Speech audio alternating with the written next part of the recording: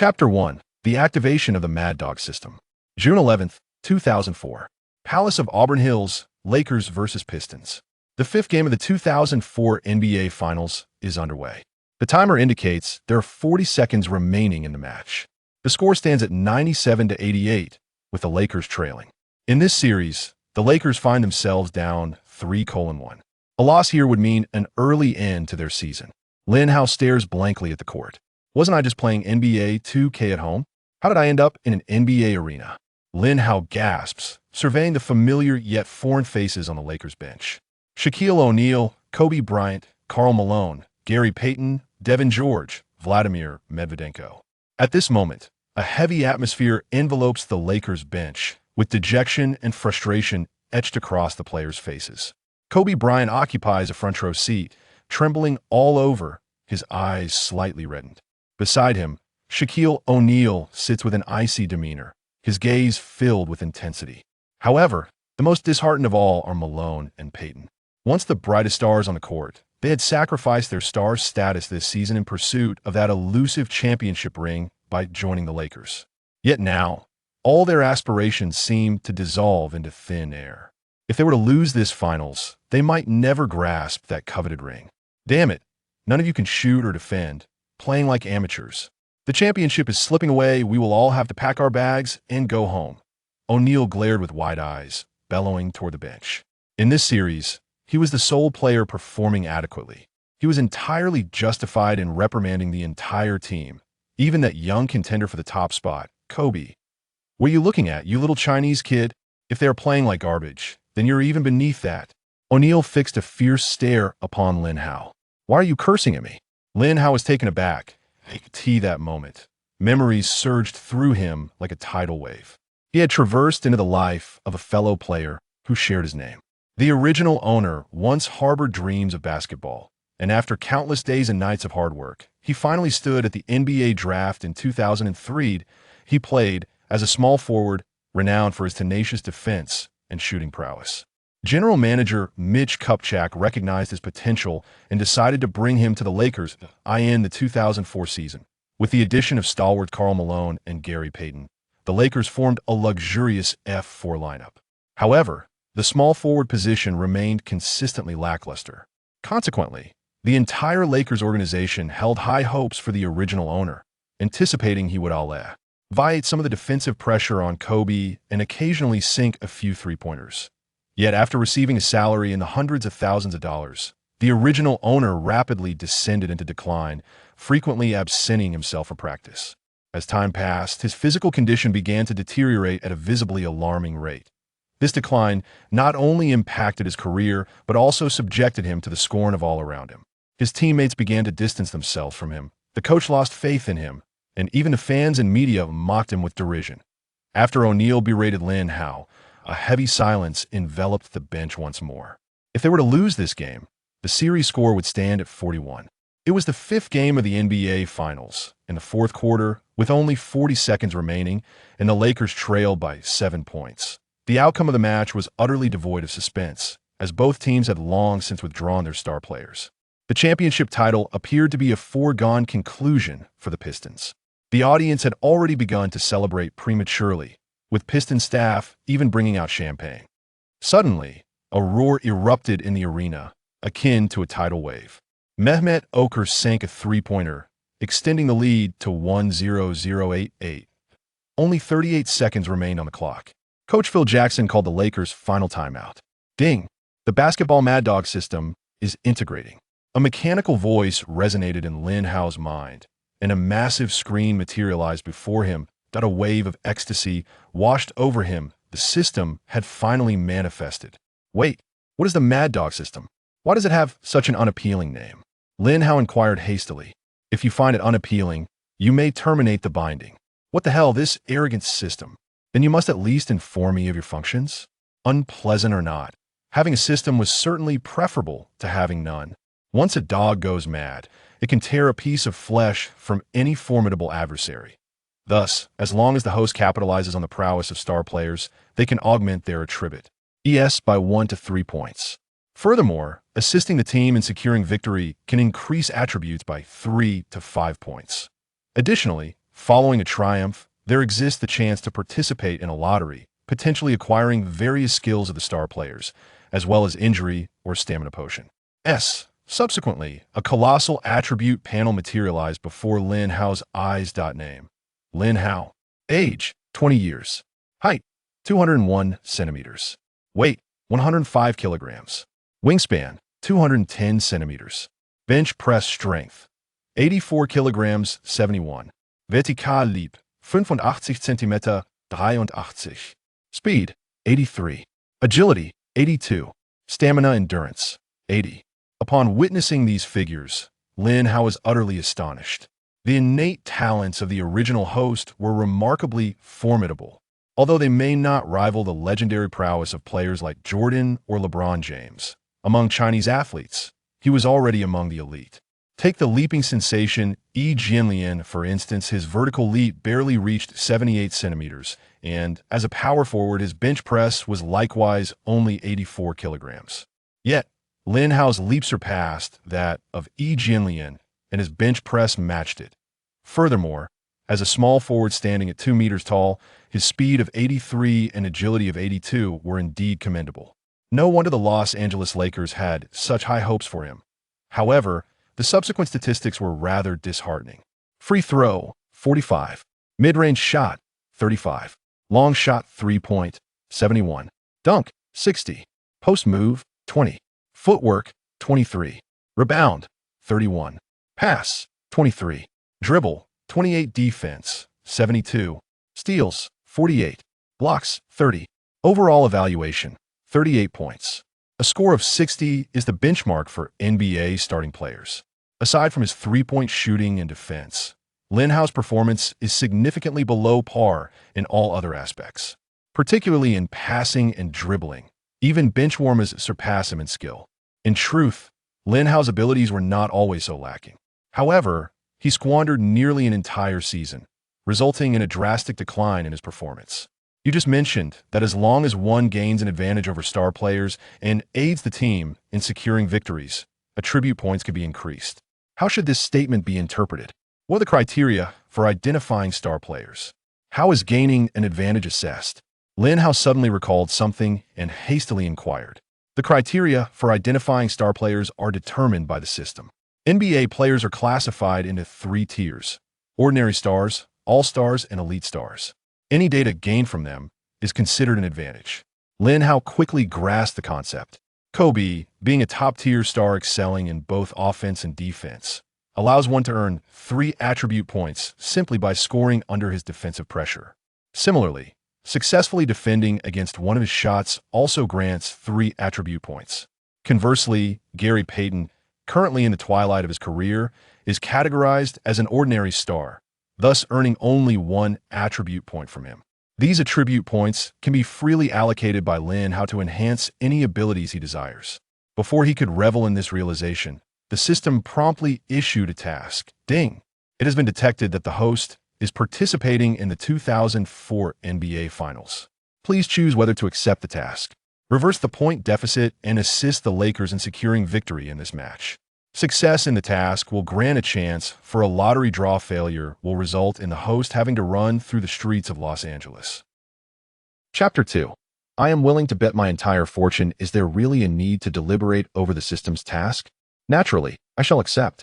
Once Lin Hao clicked the acceptance button, he was suddenly taken aback. Wait a moment. In a mere half-minute, with a gap of merely a few points, you expect me to assist the Lakers in securing victory? Moreover, should I fail the task, I must run naked on the streets? Host has confirmed acceptance of the task. Please collect your novice gift pack. 1 Tracy McGrady 35-second 13-point experience card. The cold, mechanical voice of the system now resonated like a celestial melody. Lin Hao was utterly exhilarated. In that fateful encounter against the Spurs, McGrady had astonishingly scored 13 points in just 35 seconds, turning the tide for the Rockets. Such a miracle is a tale worthy of a lifetime of boasting, even for a superstar like McGrady. With this experience card in hand, was victory not already assured in this match? Coach, I want to play, Lin Hao exclaimed excitedly to Phil Jackson. The surrounding individuals were left in stunned silence. Clearly, you just want to pad your stats during garbage time, huh? Came the scornful laughter of Payton. This remark instantly provoked a chorus of laughter from the crowd. You think you can just waltz in without proper training and expect to play in the finals? Dream on. I've seen plenty of slackers like you. Now that your contract is nearing its end, you wish to rack up some points for a renewal, right? Unfortunately, with your pathetic skills, even in garbage time, you won't score. If Kupchak were to renew your contract, it would be sheer folly. Coach, I don't want to pad my stats. I want to win. Lin Hao's desperation surged forth, his voice quivering with emotion. However, his defense only incited even more raucous laughter from the players on the bench, as if they were witnessing a farcical performance. With merely half a minute remaining and trailing by more than 10 points, even Michael Jordan could not secure a victory. This fellow dares to claim he wishes to win? This is, without a doubt, the most ludicrous joke I have ever encountered. Phil Jackson refrained from joining the ridicule, casting a cold glance at Lin Hao instead. The opportunity for Lin Hao to play during garbage time was inconsequential. The Zen master held him in utter disdain. When he first joined the team, Jackson had immense hopes for him. Yet now, his disappointment matched that initial expectation. Missing practices, being distracted during games, and exhibiting a reclusive personality, he was, quite simply, a cancer to the team. The Lakers required individuals genuinely willing to dedicate themselves and strive for victory. Did this fool truly envision himself gracing the stage of the finals? Dream on. After his one-year contract expires, he ought to leave post-haste. Lin Hao's heart plummeted to the depths of despair. If he couldn't even secure a chance to play, he would forever be the subject of ridicule. And in just a few days, he would be forced to return home in disgrace. What to do? Coach, I'm willing to wager $3,000 and a plane ticket home for just a single opportunity to step onto the court. Just as Phil Jackson turned to engage in quiet conversation with Shaquille O'Neal, Lin Hao's resolute declaration echoed from behind. The room fell silent for a moment, only to erupt into hearty laughter. Was this fellow merely a jester? If you are going to place a bet, make it substantial. What does $3,000 even signify? For these NBA players, $3,000 was a mere pittance, hardly enough to cover their expenses for a single night. The Zen master felt a surge of irritation. His mood was already far from pleasant.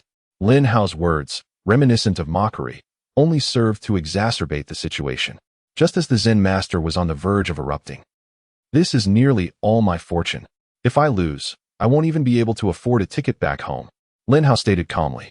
Upon hearing this, the bench fell into a profound silence. A flicker of intrigue crossed Kobe's eyes. This kid truly possesses audacity.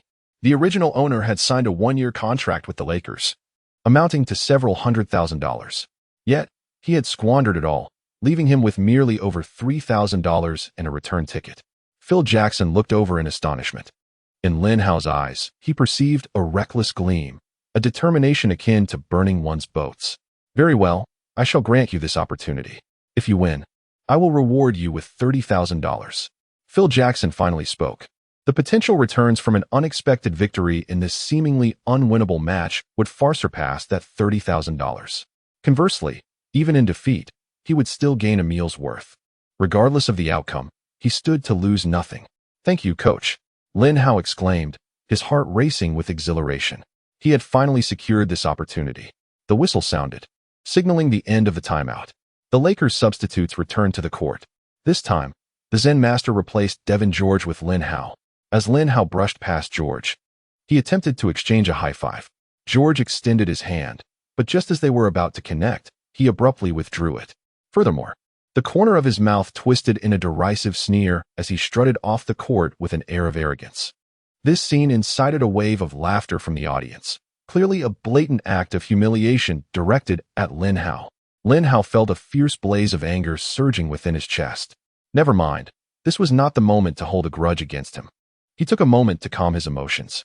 Oh, the Lakers substituted George, bringing in. Barkley's commentary abruptly halted as he frantically searched for information on the Lakers. A player like Lin Hao, often relegated to the sidelines, would hardly expend energy on memorization. His name was Lin Hao. His partner, Kenny Smith, reminded him. Ah, Lin Hao.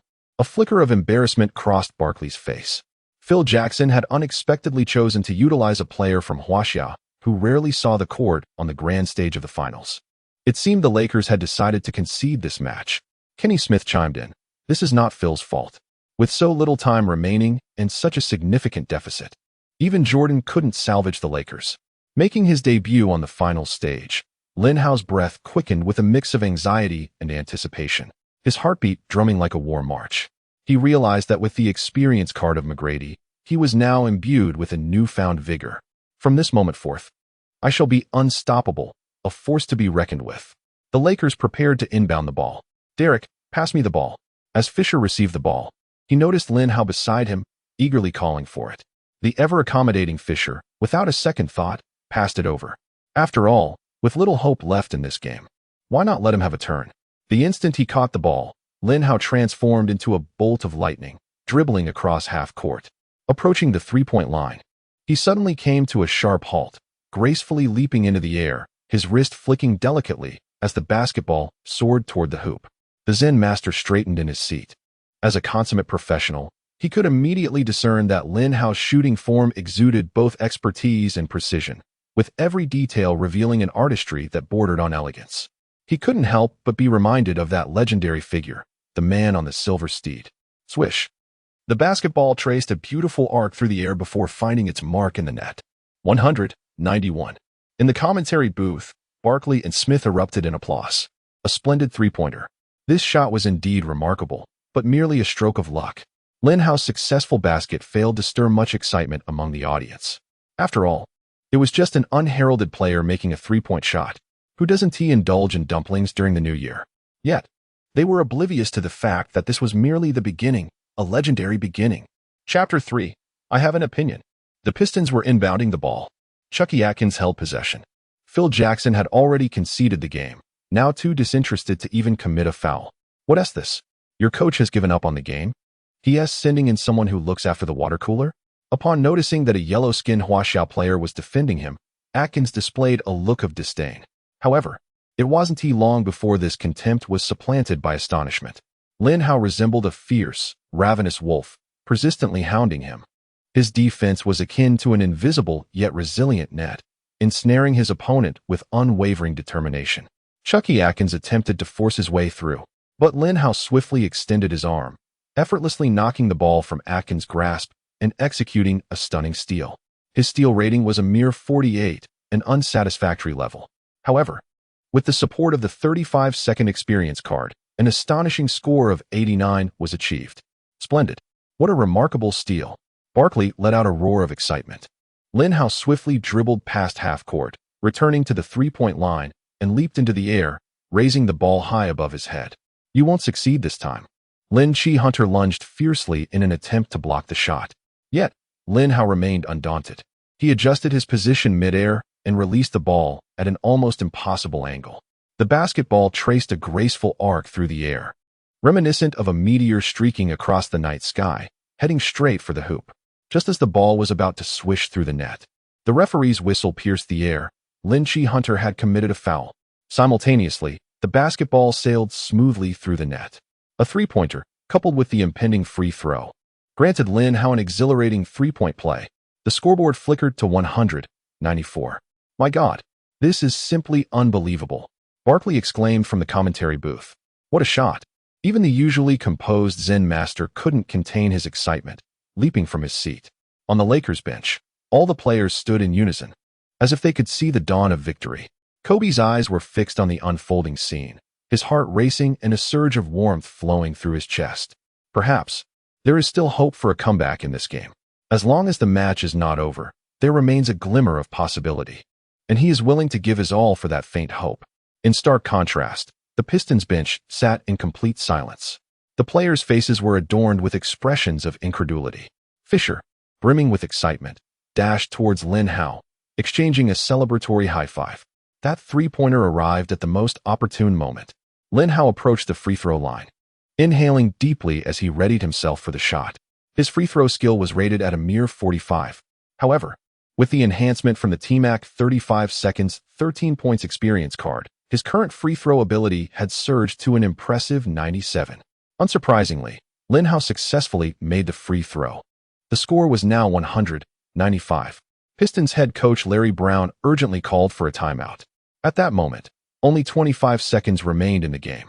In just 10 seconds, Lin Hao had narrowed the deficit to 5 points. You are incredible, Huaxia kid. I apologize for my earlier words.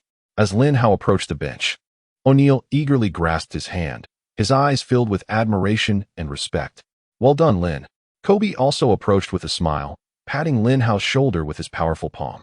It was only at this moment that Lin Hao truly felt the warmth of acceptance. When he was merely the water boy, his teammates rarely acknowledged his presence, as if he were invisible.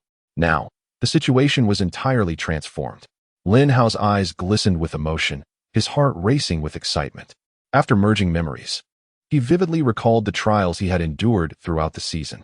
The coach's incessant disdain pierced him like a dagger, and the relentless mockery from his teammates felt like sharp barbs embedded in his soul. The hardships of those days could scarcely be encapsulated in mere words. Enough of the trivialities. Phil Jackson spoke in a low voice. Shaq, Kobe, Gary, and Medvedenko, you will take the court shortly. We are implementing a strategy of fouling. Note: Karl Malone is injured and unable to play. Gary, once you acquire the ball, pass it to whoever has the best opportunity to shoot between Kobe and Lin Hao. Shaq, Medvedenko, give your utmost to protect the rebounds. Does anyone have any objections? No objections. Shaquille O'Neal and Kobe nodded in agreement. I have an objection. At that moment, an untimely voice interrupted. Everyone turned in astonishment. Once we get the ball, pass it directly to me, Lin Hao declared resolutely. Kid, you hit 2 shots and now you think you're the star, huh? Kobe snapped back fiercely. I'm just joking. If it weren't for the fact that you made those 2 shots, you wouldn't even have the right to be on the court. You want to compete with me for the crucial shots? At this moment, the Zen master furrowed his brow. This kid seems rather ungrateful. I'm giving you a few shooting opportunities. Isn't that enough? And you want them all? I'm in great form right now. The hoop feels as wide as the ocean to me. Hand the ball over, and I'll lead you all to victory, Lin Hao retorted defiantly, surveying the others with determination. This matter must be contested. The Pistons' main players will certainly take the court soon, and most of them are star athletes. With the experience card of Tracy McGrady's 35 points in 13 seconds, every shot he makes is a guaranteed score. Additionally, the odds of winning this match are significantly high. Thus, by the end of this game, he could potentially earn at least 10 attribute points. This rare opportunity is one that Lin Hao would never let slip away. Kid, stop boasting. If you can't score, the consequences are yours to bear, Kobe said with a tone laced with sarcasm. Shaquille O'Neal chuckled alongside, enjoying the spectacle. Although he held a certain disdain for Lin Hao's arrogance, he found himself even less fond of Kobe, the schemer with ulterior motives. I'll wager $135, which constitutes my entire wealth. If I lose this match, I shall be reduced to begging on the streets, Lin Hao stated nonchalantly. A collective gasp echoed among the crowd. This kid is truly audacious. All right, if we win this match, I shall pay you $10,000. But should we lose, the loss will be more than mere money. It will be the trust of us all. Kobe fixed his gaze intently upon him. Lin Hao replied calmly, no problem. At that moment, he had no path of retreat. It was a matter of life or death. As the timeout concluded, the game resumed with the entire Pistons squad on the court. The Pistons initiated the ball. Peyton committed a foul, and Billups converted both free throws. 102-95, with merely 23 seconds remaining.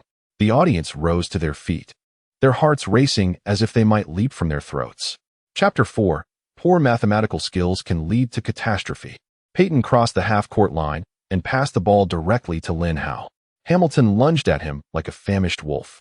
Kid, you've managed to compel our starters onto the court, I'll grant you that. However, this match is as good as over. You shall have no further opportunities. Lin Hao cast him a disdainful glance before swiftly dribbling the ball and breaking to the right. His dribbling ability was merely rated at 28. Yet with the enhancement of the experience card, it soared to an astonishing 96. Hamilton hurriedly darted to the left, but his swift advance collided with a veritable mountain of muscle. Goodness, it is simply unbelievable. Shaquille O'Neal has actually set a screen for this unassuming young man from China, Kenny Smith exclaimed. This, of course, was not out of a newfound sense of camaraderie from O'Neal. Firstly, he wished to secure victory in this match, and secondly, he was eager to witness that infuriating young man, Kobe, suffer a loss. Lin Hao seized this rare opportunity, leaping high and releasing the ball with remarkable speed. The sphere traced a beautiful arc, flawlessly sinking through the net. What a splendid shot! The Lakers bench erupted in jubilation. The players, who had almost resigned themselves to defeat, suddenly felt a surge of hope. A glimmer of excitement flickered in the eyes of the Zen master. Unbelievable. Simply astounding. That young man from China has scored yet another three-pointer. Barkley exclaimed in awe. Hamilton gazed at Lin Hao in disbelief. Hitting one three-pointer might be attributed to luck. Two could be mere coincidence, but three? Is this young man possessed by Reggie Miller? The score stood at 102-98, narrowing the gap to 4 points with just 19 seconds remaining. There was indeed a glimmer of hope for victory. Beep. Pistons head coach Larry Brown called for another timeout. You bunch of fools, have you exhausted all your strength on the women? In a mere span of seconds, that young man managed to sink three three-pointers? If you're not interested in winning, get off the court now. Larry Brown roared furiously at the Pistons' five. Boss, this time it was my blunder. I never anticipated that Shaq would actually come out to set a screen for that kid. Grant me another opportunity, and I assure you I shall not err again. Hamilton declared with unwavering conviction. As the whistle for the timeout echoed, the players returned to the court, and the game resumed once more. Billups once again received the basketball, while Payton swiftly approached him, intent on executing a tactical foul. Billups aimed to consume as much time as possible, so he flung the ball toward Prince. At the very instant he made the pass, his peripheral vision caught a glimpse of a purple and gold figure. Lin Hao appeared like a bolt of lightning on the passing trajectory, his reaction speed astonishing, successfully intercepting Billups' pass. Gasps erupted among the spectators and commentators. Goodness, that young lad from Huadua has executed another steal. Unbelievable, that is his second steal. Barkley and Kenny Smith exclaimed simultaneously. Billups, taken aback by Lin Hao's sudden interception, immediately sprinted after him, attempting to reclaim possession. Concurrently, Hamilton emerged in front of Lin Hao, creating a double-team scenario. Damn it, you should be guarding Payton. Coach Larry Brown shouted furiously at Billups from the sidelines. In his view, a mere water-cooler player did not warrant such stringent defense. However, the subsequent scene transformed his mood from despair to elation. Undeterred by the double-team defense, Lin Hao leaped high, confronting the defender's block, and attempted another shot. Magnificent. This lad is on fire. With two defenders, I refuse to believe you can still score. Larry Brown exclaimed excitedly from the sidelines. Phil Jackson, however, grew impatient, urging, pass to Payton. Payton is open, shooting a three-pointer while being guarded by two. Do you think you are Reggie Miller? Yet, in the next moment, their expressions were replaced by sheer astonishment. Lin Hao's shot was nothing short of miraculous. The ball traced a graceful arc before flawlessly sinking into the hoop. At that moment, the players on the Lakers bench could no longer contain their exhilaration, leaping up in delight.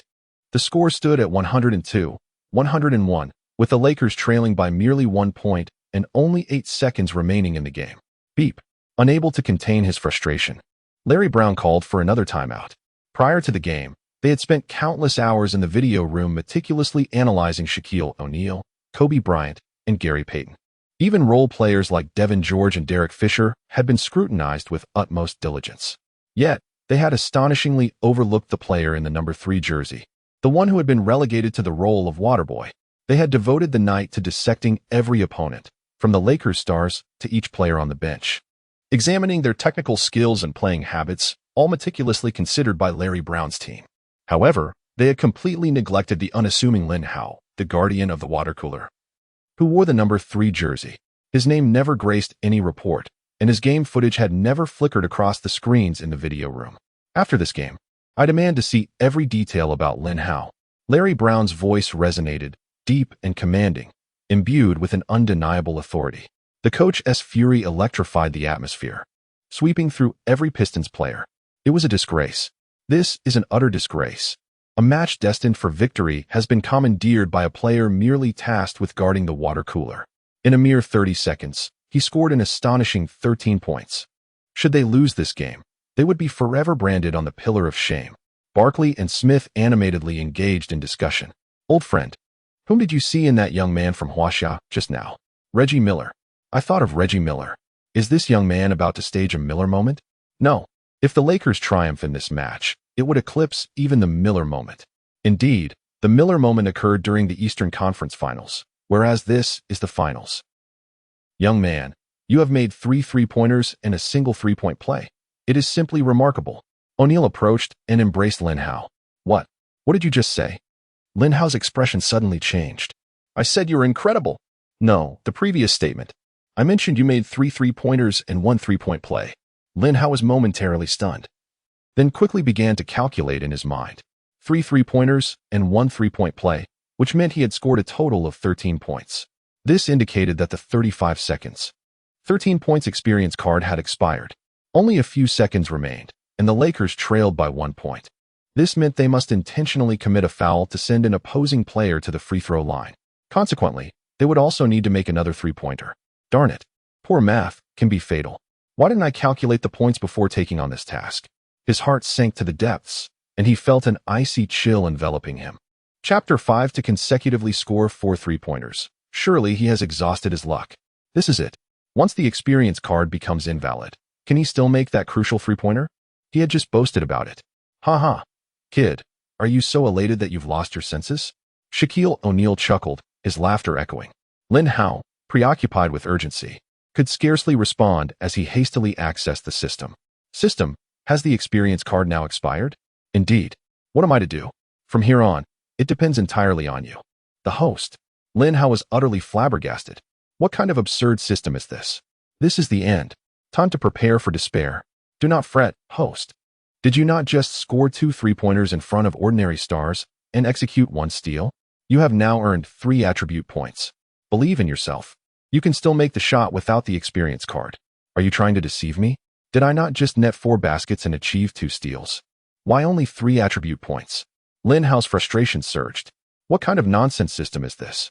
Is it actually withholding rewards?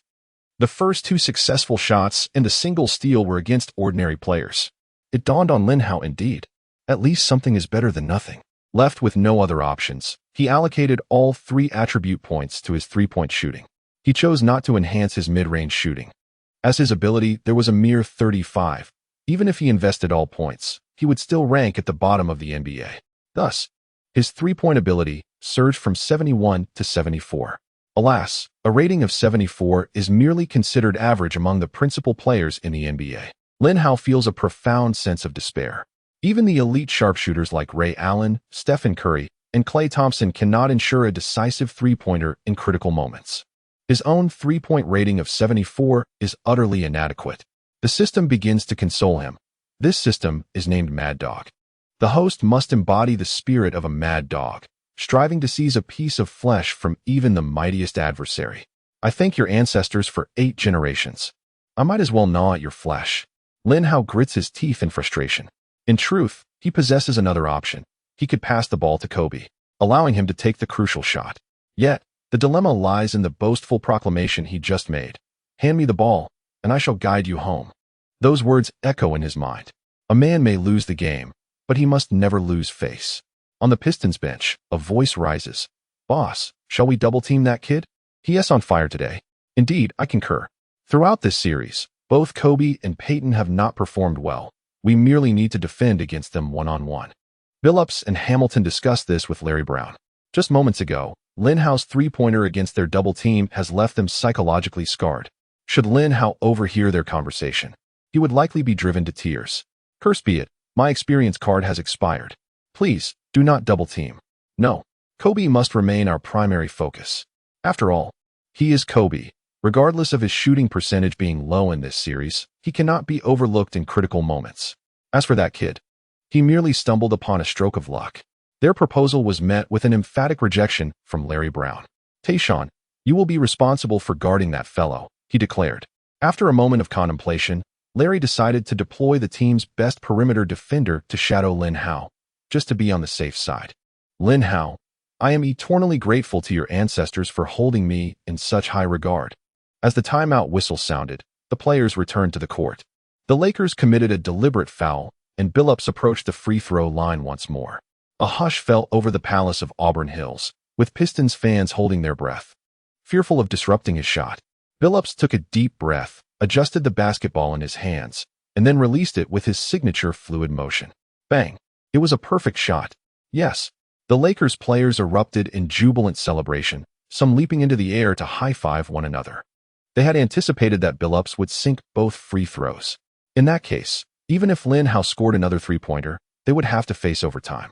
Unexpectedly, however, this clutch player faltered at a critical moment. Billups finally made the second free throw. 103, 101. Only 6 seconds remained in the game, and the Pistons regained a 2-point lead. Damn it, I'm going all out this time. I refuse to believe that without an experience card, I can't make the shot. Deep within Lin Hao, an indomitable flame blazed fiercely. The advantage conferred by the experience card had vanished. He would have to rely solely on his inherent skills to confront the impending challenge. He needed to prove to himself that he was not merely a useless being dependent on the system. Plus, ya kid, receive the ball. At that moment, Peyton had already passed the ball over. At the moment Lin Hao's fingers made contact with the basketball, Prince emerged like a shadow, closely adhering to him. He resembled a poised serpent, encircling Lin Hao with an air of menace. His long arms flailed in front of Lin Hao, attempting to disrupt his vision and rhythm. This man, a 4-time selection for the NBA All-Defensive Second Team, demonstrated through his defensive prowess why his name would indelibly mark the annals of the league's history. His defense was suffocating. Lin Hao made several attempts to shake off his relentless guard, but with a mere dribbling skill rating of 28, his efforts were in vain. Prince refrained from stealing the ball. If he chose to, it would have been a simple task. He understood that a steal could lead to a positional lapse. At this pivotal moment, he could not afford the slightest risk. By maintaining this pressure, Lin Hao's mistakes were merely a matter of time. The atmosphere on the court grew increasingly tense, with the audience's gaze fixated upon him.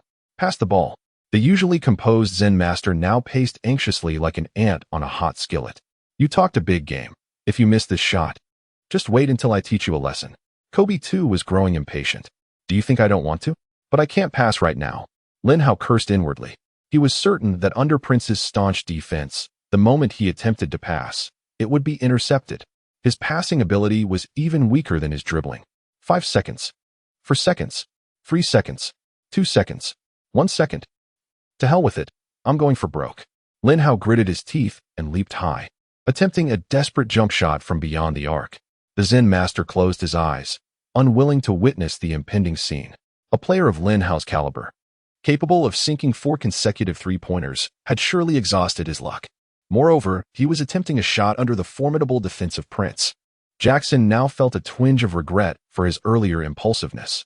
Perhaps if this moment had been entrusted to Kobe, the odds would have been more favorable. Yet, at this juncture, he could only place his faith in Lin Hao. Prince reacted immediately, leaping high and extending his long arms in an attempt to block the shot. However, Lin Hao's abilities had reached their zenith at this moment. With an 85 centimeters vertical leap and a wingspan of 210 centimeters, he was not easily thwarted by Prince. Just as Prince's fingertips were about to graze the basketball, it soared through the air in a graceful arc, heading straight for the hoop. Chapter 6. Since there is no turning back, why not give it your all? The audience held their breath, their gaze fixed on the ball suspended in midair. As time seemed to stand still, after releasing the shot, Lin Hao closed his eyes, unable to face the outcome that awaited. The arena was enveloped in silence. Had he indeed failed? A chill ran through Lin Hao. Yet, suddenly, the ball swished through the net. An eruption of deafening cheers filled the arena as his teammates rushed towards him, encircling him in jubilant elation. What? Lin Hao, startled by the sudden roar of celebration, opened his eyes. He looked up at the scoreboard, which clearly displayed 103, 104. Only 0.1 seconds remained on the clock. In such circumstances, not even a deity could salvage the Pistons. Lin Hao's heart raced with disbelief as an overwhelming wave of joy surged within him. His teammates around him radiated with elation and excitement, embracing one another and exchanging high fives in celebration. I did it. I truly did it. Lin Hao leapt into the air, his hands raised triumphantly above his head, as if declaring his victory to the world. O'Neal charged towards him with exuberance, delivering a playful punch. I knew you could sink that damn ball. That shot was effortless, my friend. Lin Hao shrugged with a slight smile. The moment of triumph had finally arrived. You've performed a miracle, buddy. In the final 30 seconds, he had scored 4 three-pointers and a 3-point play. Tomorrow, you'll be on the front page. Gary Payton approached, shaking Lin Hao's shoulder with excitement. However, amidst the cheers, a massive wave of boos erupted from the home crowd. Their initial shock transformed into disappointment and anger. The cacophony of jeers crashed over the court like relentless waves, drowning out the sounds of celebration. What on earth is happening? How can such a significant lead be overturned? You can all go to hell. My grandmother could perform better than you. A bunch of pathetic losers. Some furious spectators hurled insults at the Pistons players, with some even tossing cans and donuts in their direction. The players of the Pistons wore varied expressions, yet they all bowed their heads in silent acknowledgement of their profound disappointment and frustration. Children, do not lose heart. In this game, the heavens favored the Lakers. However, it matters not. We shall reclaim victory in the next match. The usually stern Larry Brown appeared remarkably benevolent at this moment. Indeed, the Pistons players lifted their heads, rejuvenated with renewed spirit. The score now stood at 3-2. In the forthcoming match, a single victory would secure the championship. The advantage still lay with us. Lin, do not leave just yet. Join me for the press conference.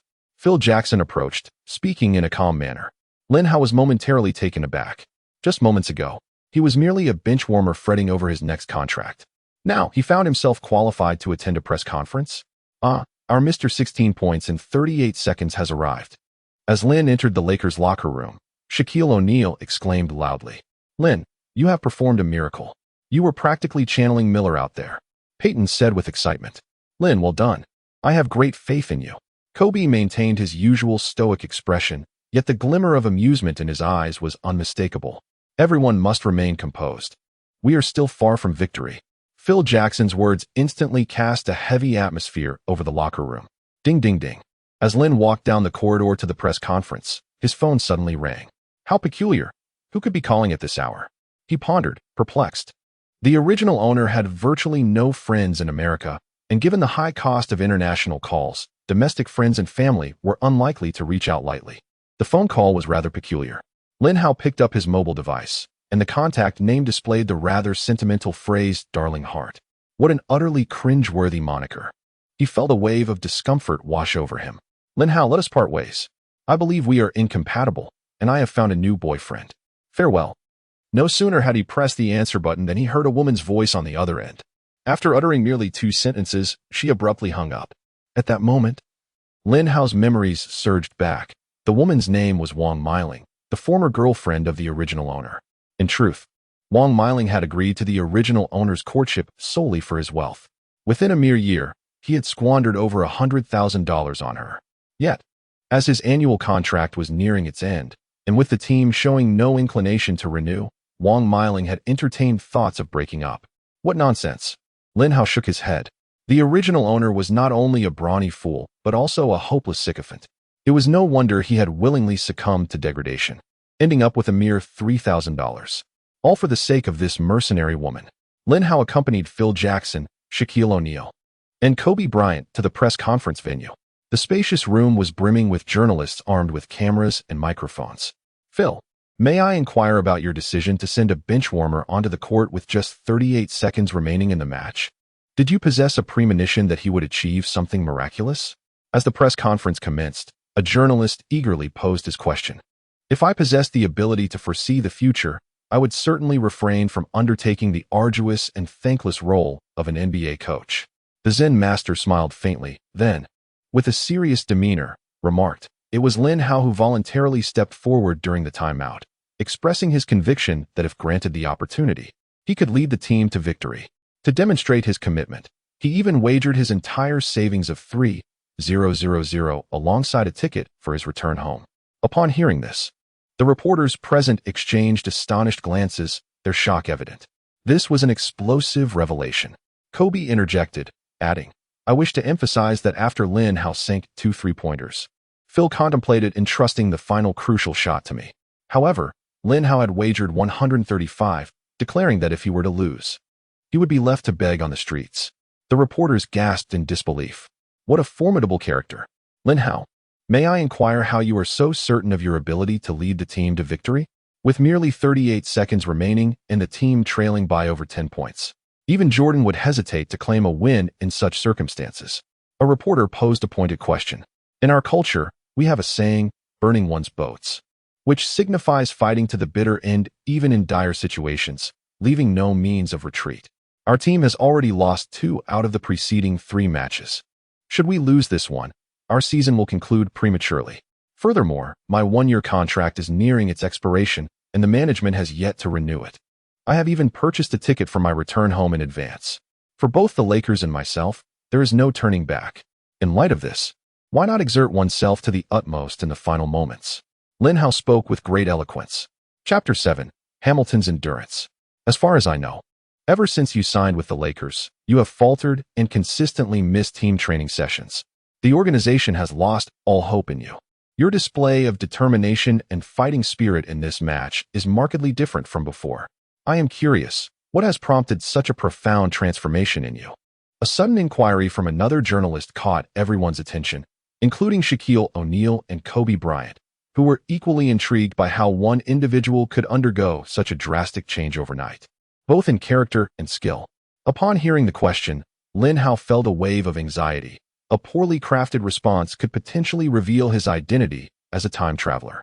Suddenly, he recalled the phone call he had just received, and a thought emerged. A year ago, I fell deeply in love with a girl, and we quickly became enamored with each other. I spent over $100,000 on her. For her sake, I often missed team training sessions to be by her side. Lin Hao's voice resonated with a somber tone. The hundreds of people present fell into a stunned silence. Hey, this is a post-game press conference, not a forum for your romantic escapades. Yet, it became evident that she valued my wealth far more than my person. Just before the game, she called to inform me that she had found a wealthier new boyfriend. At that moment, I lost faith in love. The only thing that propels me forward is basketball. Lin Hao's subsequent words ignited excitement among the journalists. This is indeed a treasure of a boy. This narrative transcends mere basketball. It is a tale of love and aspiration. The headlines for tomorrow have already gathered an abundance of material. Lin Hao has overnight become the focal point of major media outlets in the United States. Yet, he is oblivious to this attention, even declining Shaquille O'Neal's invitation to celebrate. At this moment, he finds solace in his solitary apartment, for the system has commenced the distribution of rewards. Ding. The system has detected that the host has successfully made a three-point shot over the ordinary star player, Prince, awarding 1 attribute point. Ding. The system has detected that the host has aided the Lakers in securing victory in the 5th game of the NBA Finals, awarding 5 attribute points. Ding. The system has detected that the host has assisted the Lakers in winning the 5th game of the NBA Finals, granting a chance to draw a lottery. Lin Hao's excitement surges. He can finally partake in the lottery. However, he must first contemplate how to allocate these 6 attribute points. Currently, his 2 most commendable abilities are shooting from beyond the arc and defense, which are also the 2 qualities most valued by the Lakers, with ratings of 74 and 72, respectively. After much deliberation, he ultimately resolves to invest all 6 attribute points into his 3-point shooting. Consequently, his shooting capability escalates to 80, placing him in the upper echelon of the NBA. Should he have allocated the points solely to defense, he would merely achieve a middling status.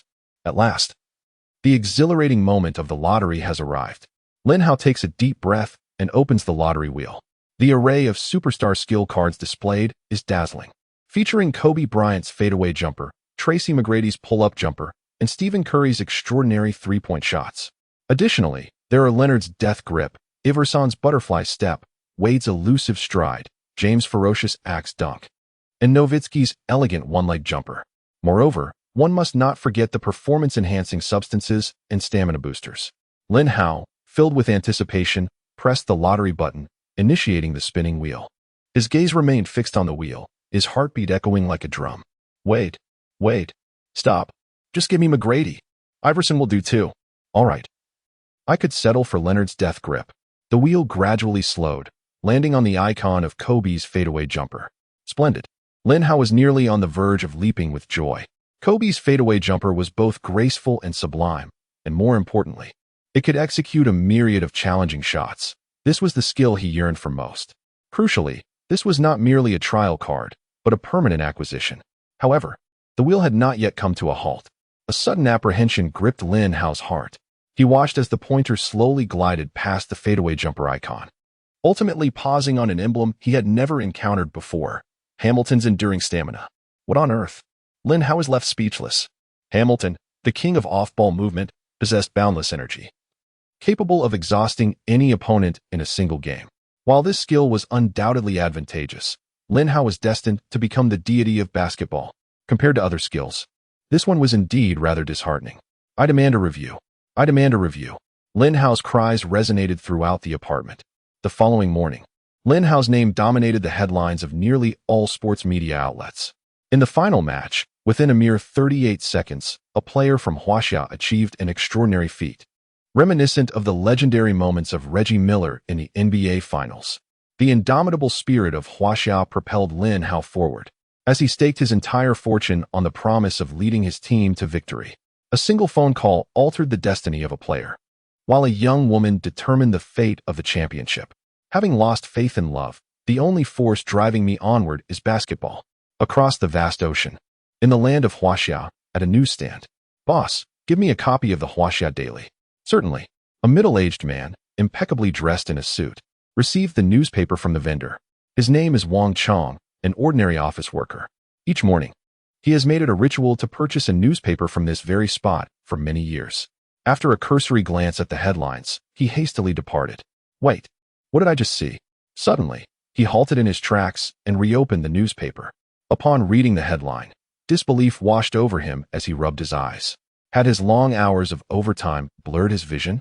The headline proclaimed, NBA Finals witnesses a miraculous 38 seconds and 16 points. Lin Hao of Huaxia crafts a legend. In his youth, Wang Chong had a passion for basketball and an admiration for the NBA. He fully comprehended the magnitude of achieving 16 points in 38 seconds, an almost unfathomable miracle. To date, no one has accomplished such a feat, not even the basketball deity, Michael Jordan. And now, you tell me that an obscure player from Huaxia has achieved this, and in the finals no less. Wang Chong stood by the roadside, engrossed in reading a newspaper, oblivious to the approaching time for work. Gradually, a look of excitement intensified in his eyes, and the fervor within him began to surge. Subsequently, he retrieved his mobile phone and dialed a friend. Old Zhang, are you up for a game of basketball tonight?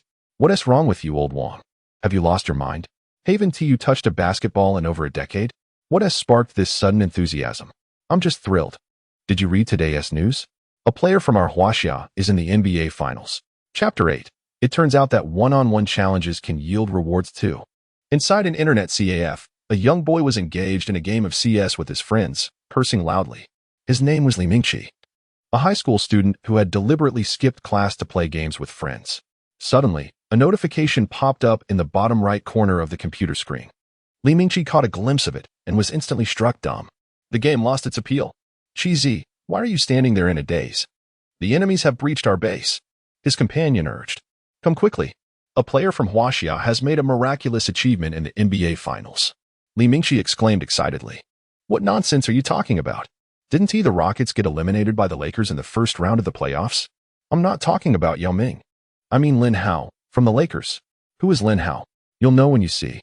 At that moment, several of his companions set aside their games and gathered around. What? Lin Hao scored 16 points in the final 38 seconds of the championship match? Incredible. Lin Hao is truly formidable. Not merely incredible. This is akin to the embodiment of Jordan himself. TCH. Even Jordan never displayed such astonishing prowess. After reading the news, Li Mingqi and the others were still filled with fervor. They had lost all desire to play CS and instead fervently debated on the forum. Overnight, Lin Hao transformed into a legend of Chinese basketball, a hero in the hearts of the people of Huaxia. Hey, let's have a one-on-one. Lin Hao arrived at the training facility early in the morning, only to have a basketball come soaring towards him, followed by Peyton's indifferent voice. What is happening? Lin Hao caught the ball, momentarily dazed. I just woke up. I haven't even brushed my teeth, and you want to challenge me? Are you afraid, kid? Was your performance yesterday merely luck? Have you exhausted your fortune and now shun the challenge? Peyton regarded him with disdain. What is going on? Lin Hao was taken aback. Wasn't this guy rather enthusiastic yesterday? Why does he seem like a different person today? It seems I struck a nerve, didn't I? Just because you sank a few three-pointers by chance, you think you're something special? Peyton continued his scornful mockery. Damn it, if you want to compete, then let's compete. Lin Hao's anger flared as he picked up the basketball and strode to the center of the court, beckoning Peyton with a subtle gesture of his pinky. Come on. If you're a man, let's settle this one-on-one. At this moment, players such as O'Neal, Kobe, and Fisher entered the training facility, only to be rendered speechless by the scene before them. What was happening? How had a conflict arisen between these two?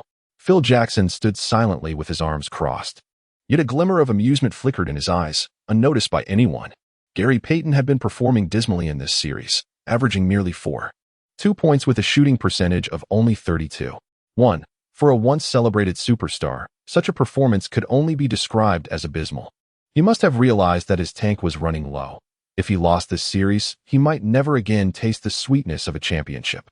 Pippen was surely eager to use this one-on-one confrontation to impart wisdom to the rising star, Lin Hao.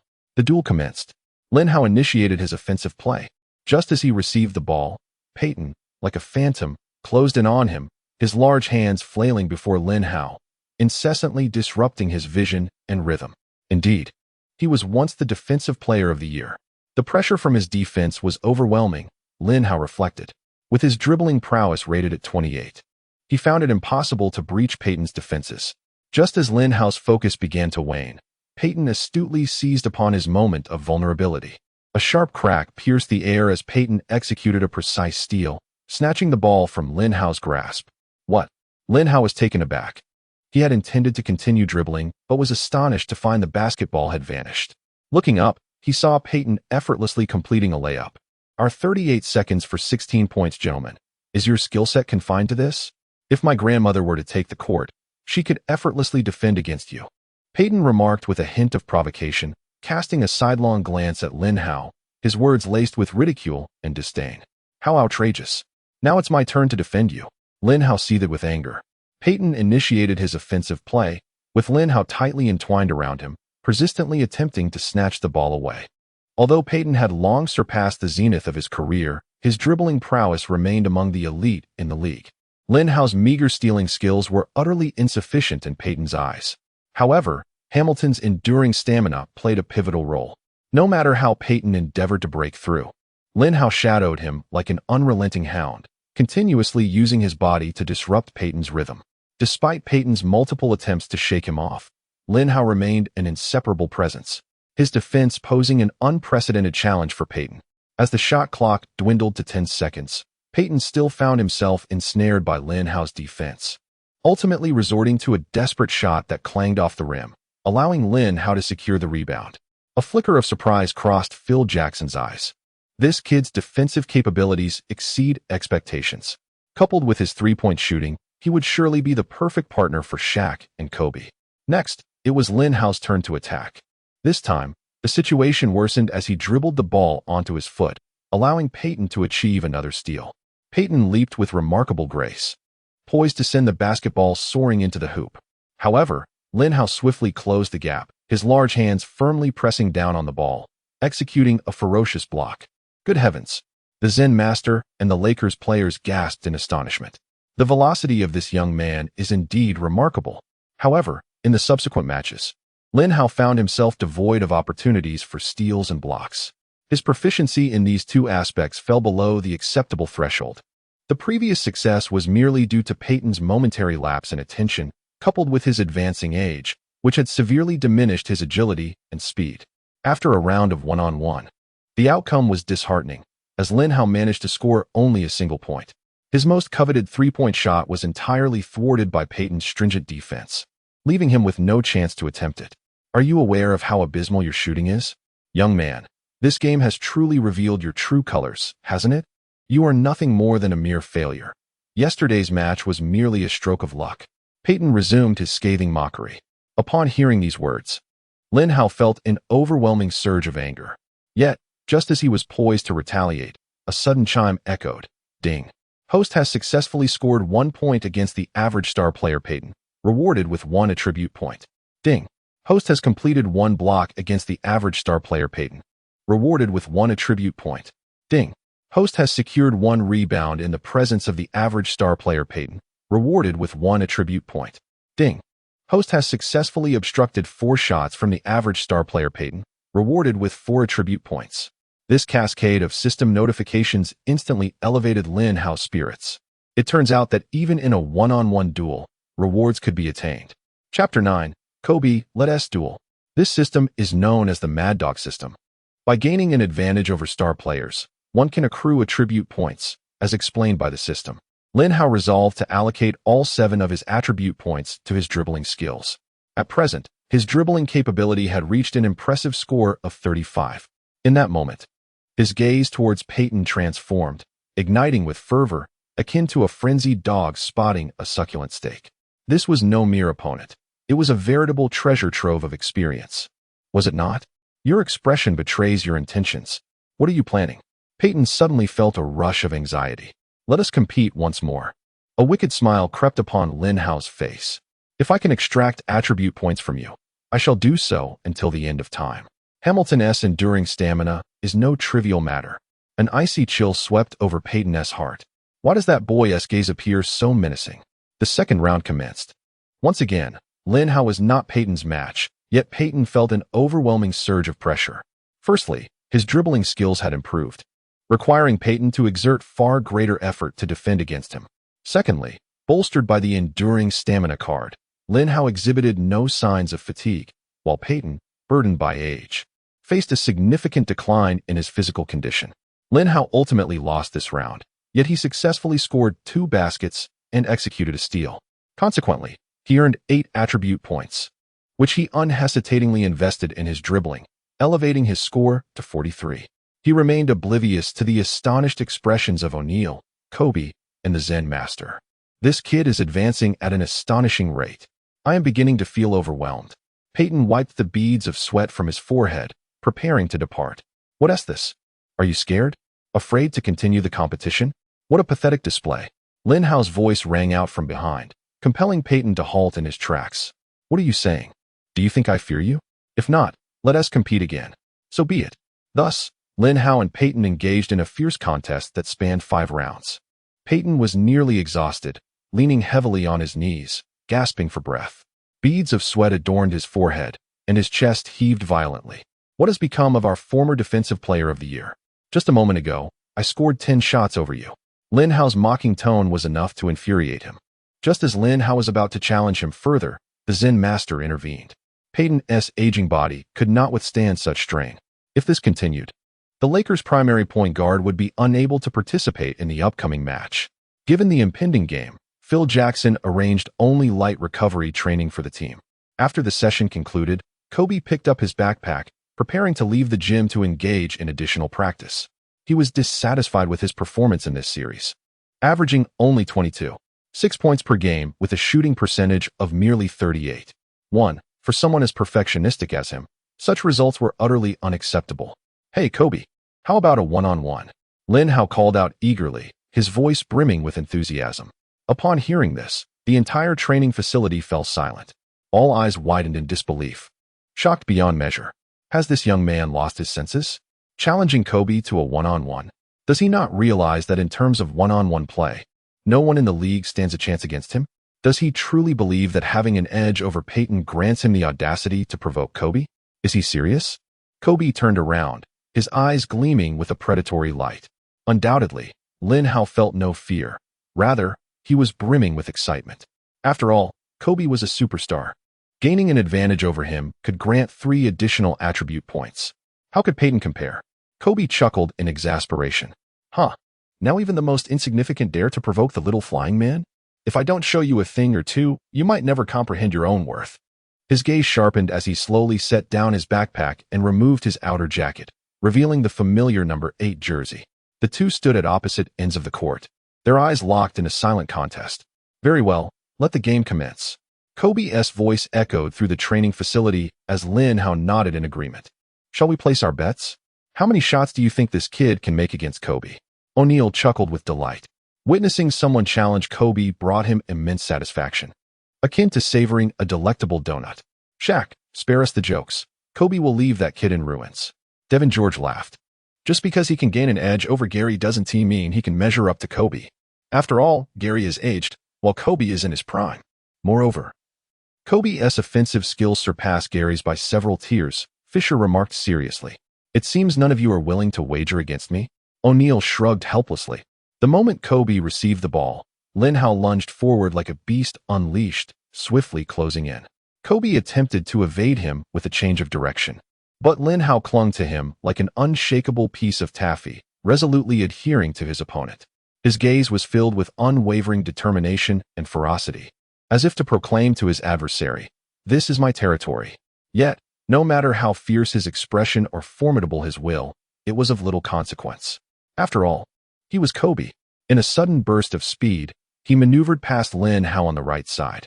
Lin Hao closely pursued him, despite being half a step behind. He desperately reached out to interfere. Kobe executed a sudden stop and launched a jump shot, the basketball tracing a beautiful arc through the air before swishing through the net with precision. He sneered, "Kid, did you really think you were that impressive? With such a level of skill, you dare to challenge me?" Lin Hao retrieved the ball, took a deep breath, and initiated his offensive play. He attempted to confound Kobe with changes of direction and feints, yet narrowly avoided a steal. His dribbling skills seemed to pale in comparison to the prowess of the flying guard, akin to his CBA level. In desperation, he forced a jump shot. But Kobe soared high, swatting the ball away with a resounding block. The disparity was staggering. Shaquille O'Neal could not help but shake his head in dismay. In the ensuing plays, Kobe showcased his kaleidoscopic offensive techniques and elite defensive capabilities. Whether it was driving to the basket, shooting, or passing, he left Lin Hao utterly bewildered. Nevertheless, Lin Hao's gaze remained resolute. He poured his heart and soul into every defensive and offensive effort. Even when knocked off balance by his opponent, he swiftly regained his footing, charging back into the fray with relentless tenacity. This kid was indeed fearless, almost reckless. What if he were to injure himself with such fervor? Watching him play instilled a sense of trepidation within me. The onlookers were profoundly moved by Lin Hao's dogged determination, reminiscent of a rabid dog, as he threw himself into the game without reservation. Nevertheless, sheer willpower can never compensate for the disparity in skill. The score quickly widened, with Lin Hao failing to score while Kobe effortlessly racked up over 10 points. "Kid, perhaps it's best you return home and practice," Kobe remarked with a cold chuckle as he picked up his backpack, ready to leave. Chapter 10. Am I now among the league's elite 3D players? Lin Hao, however, was not one to concede defeat. The sixth game of the finals was just 2 days away, and he could not possibly let such an experienced player as Kobe slip through his fingers. This was merely the beginning. Dare to play one more game? Lin Hao fixed his gaze intently upon Kobe. "You truly have some guts. I shall oblige," Kobe replied, his tone indifferent. Yet a glimmer of admiration for Lin Hao shone in his eyes. He held a particular disdain for players who lacked diligence. Though Lin Hao's abilities were lacking, his tenacity was sufficient to earn Kobe's respect. Thus, the two engaged in a fierce one-on-one battle for 5 rounds. Shaquille O'Neal, Phil Jackson, and others soon grew weary of the spectacle and departed. Hamilton's enduring stamina card gradually began to take effect. After numerous confrontations, Kobe was left gasping for breath, while Lin Hao appeared utterly tireless. With the advantage of physical endurance, Lin Hao seemed to be propelled by some unseen force. At 7 p.m., Phil Jackson drove to the Staples Center, preparing to confer with a few assistants about the upcoming game. The mere thought of the impending match caused him a headache. The Lakers' lineup appeared formidable at first glance, yet was, in reality, fragile. The team was plagued by discord, with each player fighting their own battles, and the performance of the stars had significantly declined. The third core player, Malone, was out due to injury, and Peyton had become a severely overvalued liability. Kobe's performance has been lackluster, his mindset rather obstinate, as he averages only 22 shots for a meager 22.6 points. The burden rests solely on Shaquille to sustain the team. In stark contrast, the Pistons exhibit formidable defense, high tactical acumen, and a remarkable synergy among their players, complemented by a balanced and deep roster. Were it not for Lin Hao's extraordinary display in Game 5, the Lakers would have already been packing their bags to head home. However, relying on such performances from him in every game is evidently unrealistic. As the Zen Master approached the entrance of the arena, the sounds of basketballs pounding against the floor and the squeaking of sneakers caught his attention. Upon entering, he was taken aback. Kobe and Lin Hao were engaged in a one-on-one battle. It was astonishing to note that when the Zen Master had left the arena at 4 p.m., it was now 7 p.m. Subtracting the time spent dining, it was clear they had been competing for a full 4 hours. Had the sixth game of the finals not been scheduled for the day after tomorrow, the Zen Master would have certainly intervened. Just then, a scene on the court captured Phil's attention. Kobe leaped into the air with the ferocity of a war axe, poised to slam the basketball into the hoop. Yet, Lin Hao closely trailed behind, soaring high, and firmly pressed his right hand against the ball, swiftly seizing it. What a remarkable block. My heavens. Did I just witness a role player deliver a rejection to Kobe? The Zen Master cradled his head, engulfed in profound astonishment. But the spectacle was not over. Lin Hao soared once more, navigating Kobe's defense, and forcefully smashed the basketball towards the rim. An alley-oop. Unbelievable. This is sheer madness. The Zen Master's mind buzzed with disbelief, his face a canvas of shock. However, Lin Hao's subsequent remark deepened the astonishment on his face. Kobe, I blocked you once, stole the ball once, and scored 5 times. Kobe, unwilling to concede defeat, retorted coldly, if it weren't for my lack of stamina, do you think you could have gained the upper hand? The moment he uttered those words, regret washed over him. Indeed, Lin Hao's next statement rendered him speechless. A true champion never makes excuses for defeat. It is true that stamina is also a facet of ability, and a loss is a loss, devoid of further justification. Moreover, do not entertain thoughts of slacking off. We shall continue tomorrow. With that, Lin Hao turned to leave, casting one last remark over his shoulder. Given Lin Hao's stamina, he could easily endure another dozen matches. But what if he were Kobe out? The experience must be preserved for continued use. Kobe gritted his teeth in frustration. Damn it, isn't that my line? In the past, he had always been the one urging others to train, yet now he found himself being motivated by someone else. Suddenly, the Zen Master's eyes lit up.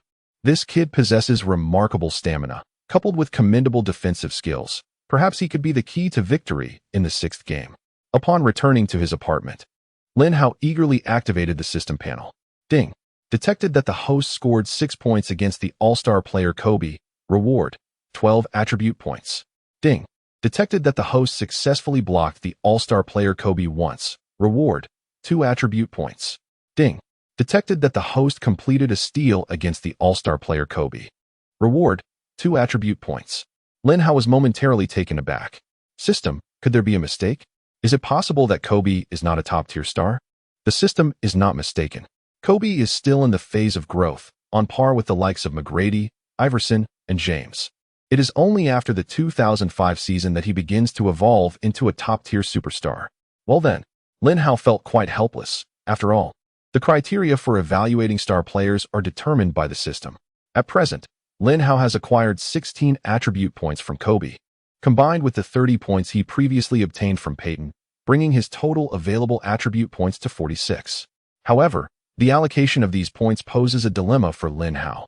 Logically, he should invest them entirely in dribbling and mid-range shooting, thereby compensating for his weaknesses and gaining an advantage in the upcoming one-on-one against Kobe.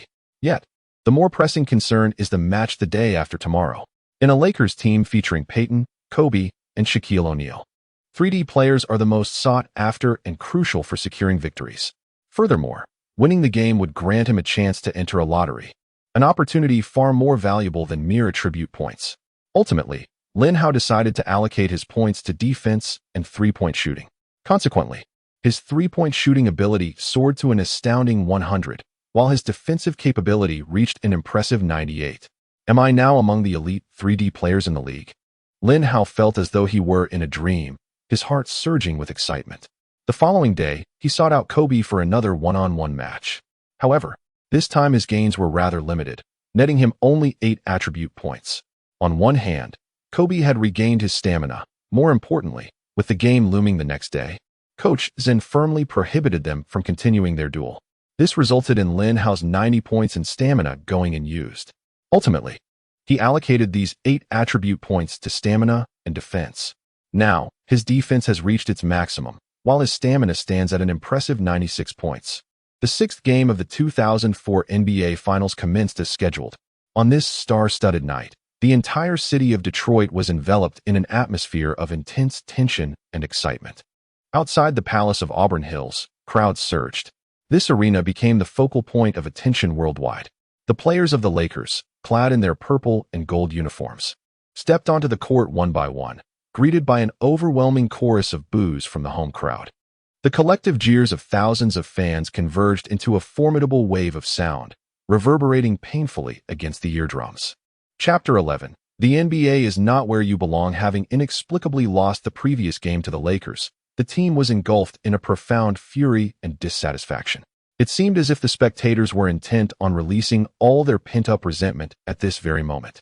Kobe, accustomed to various scenarios, found himself slightly furrowing his brow in response. Shaquille O'Neal, the king of the basketball court, inhaled deeply amidst the cacophony of boos, his expression notably grave. Even Gary Payton, the seasoned veteran, felt the weight of immense pressure, a flicker of confusion crossing his gaze. However, Lin Hao displayed no signs of anxiety. Instead, he appeared remarkably exhilarated. Tonight, I shall astonish the entire league and shake the world with my three-point shooting, defense, and endurance. Currently, all three of these abilities have reached their zenith. In other words, in terms of these three capabilities, there is no one in the league who can rival him. This lad truly possesses a remarkable heart. It is no wonder he delivered an extraordinary performance with a time of 35.16 seconds. Observing Lin Hao's exceptional display, a flicker of intrigue crossed the Zen master's eyes. Contemplating this, he leaned towards his assistant and murmured a few words. "Phil, you must ponder this carefully. This is the championship finals." The assistant's face reflected astonishment. "I have made my decision," the Zen master affirmed with a nod of conviction. Due to Lin Hao's presence, Huaxia Television broadcasted the match live. Su Kun remarked, "In the previous match, our player Lin Hao scored 16 points in just 38 seconds. What is your perspective, Teacher Zhang?" Zhang Heli responded, "Since Lin Hao entered the NBA, I have been closely monitoring his progress. His strengths lie in three-point shooting and defense. However, he has not showcased his advantages during the regular season. For a considerable period, his performance could even be described as dismal. His display in the last match was indeed astonishing, verging on miraculous. While Lin Hao is our compatriot, I must assert that a sporadic outburst does not signify anything substantial. There have been countless role players in NBA history who have delivered one or two remarkable performances." Su Kun countered, "Yet Lin Hao's 16 points in 38 seconds established an NBA record, surpassing even the renowned Miller time." Zhang Heli concurred, "Indeed. This undeniably demonstrates that Lin Hao is more than qualified to be an outstanding NBA player." Su Kun inquired, "Do you believe Lin Hao will secure a starting position in this game?" Zhang Lia resolutely stated, "It is unlikely to happen in a short time." In the last match, he made 5 three-pointers, 2 of which were against the opposing team's bench players. If he were to be placed directly in a starting position, it is very probable that he would not be able to replicate such astounding performances. Although Zhang Liha does not hold high hopes for Lin Hao, the netizens from Huaxia hold a different opinion. They eagerly anticipate Lin Hao to work his magic in the upcoming game.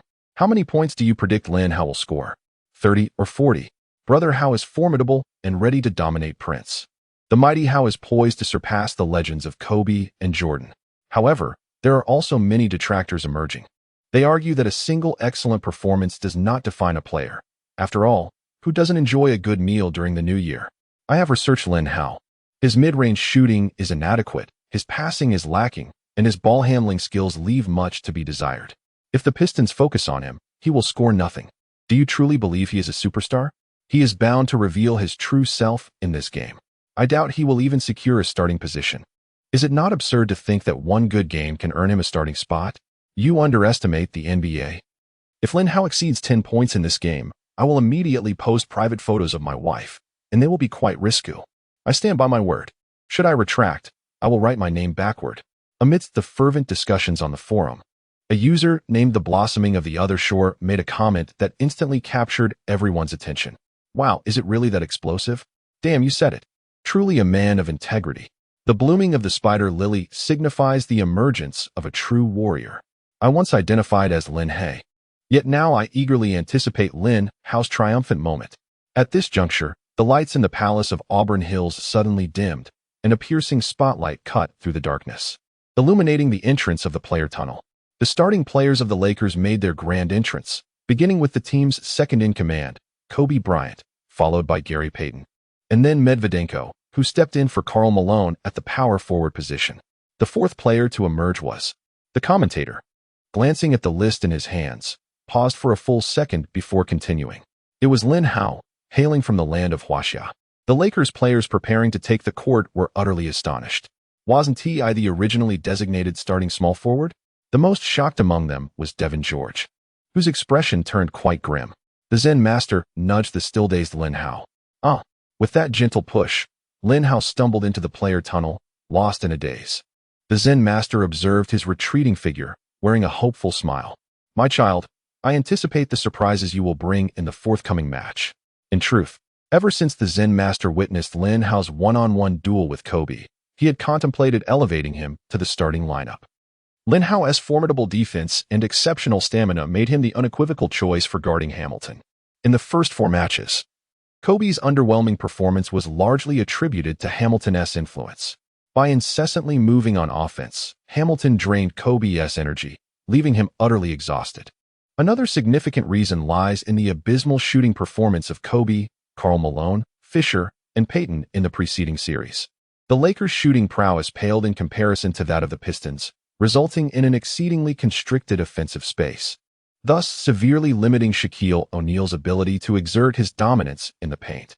In this context, Lin Hao's precise three-point shooting effectively compensated for this deficiency. From this perspective, Lin Hao emerges as the unequivocal choice for the Lakers' starting small forward. The sole drawback is his insufficient integration into the team's triangle offense. However, this is not a grave concern. Even during the Bulls' three-peat, Dennis Rodman never truly grasped the triangle offense. As long as Lin Hao can maintain solid defense and sporadically sink a few three-pointers, he will serve his purpose well. Ultimately, the more pressing issue is the inadequacy of the Lakers' small forward position. Devin George simply does not qualify as a competent starter. Upon witnessing this development, Zhang Heili in the studio exhibited a notably animated expression. Phil Jackson's audacity to employ a newcomer is truly commendable, and he quickly masked his awkwardness with a smile. This indeed signifies that Lin Hao has gained the trust of the Zen master. Su Kun promptly interjected to support him in this moment. The online community was instantly abuzz, with fans expressing their exuberance. Who was it that claimed I, the god of basketball, could not secure a starting position? Step forward. I am destined to be the deity of basketball. How could I possibly be relegated to the bench? I say, why do you still care about such trivial matters? What truly deserves our attention are the private photos of the enchanting flower blooming on the other side. Ah, indeed, you reminded me. If Lin Hao were to take on a leading role, the likelihood of scoring 10 points would be exponentially increased. The game officially commenced. The Pistons' starting lineup featured Billups, Hamilton, Prince, Rasheed Wallace, and Ben Wallace.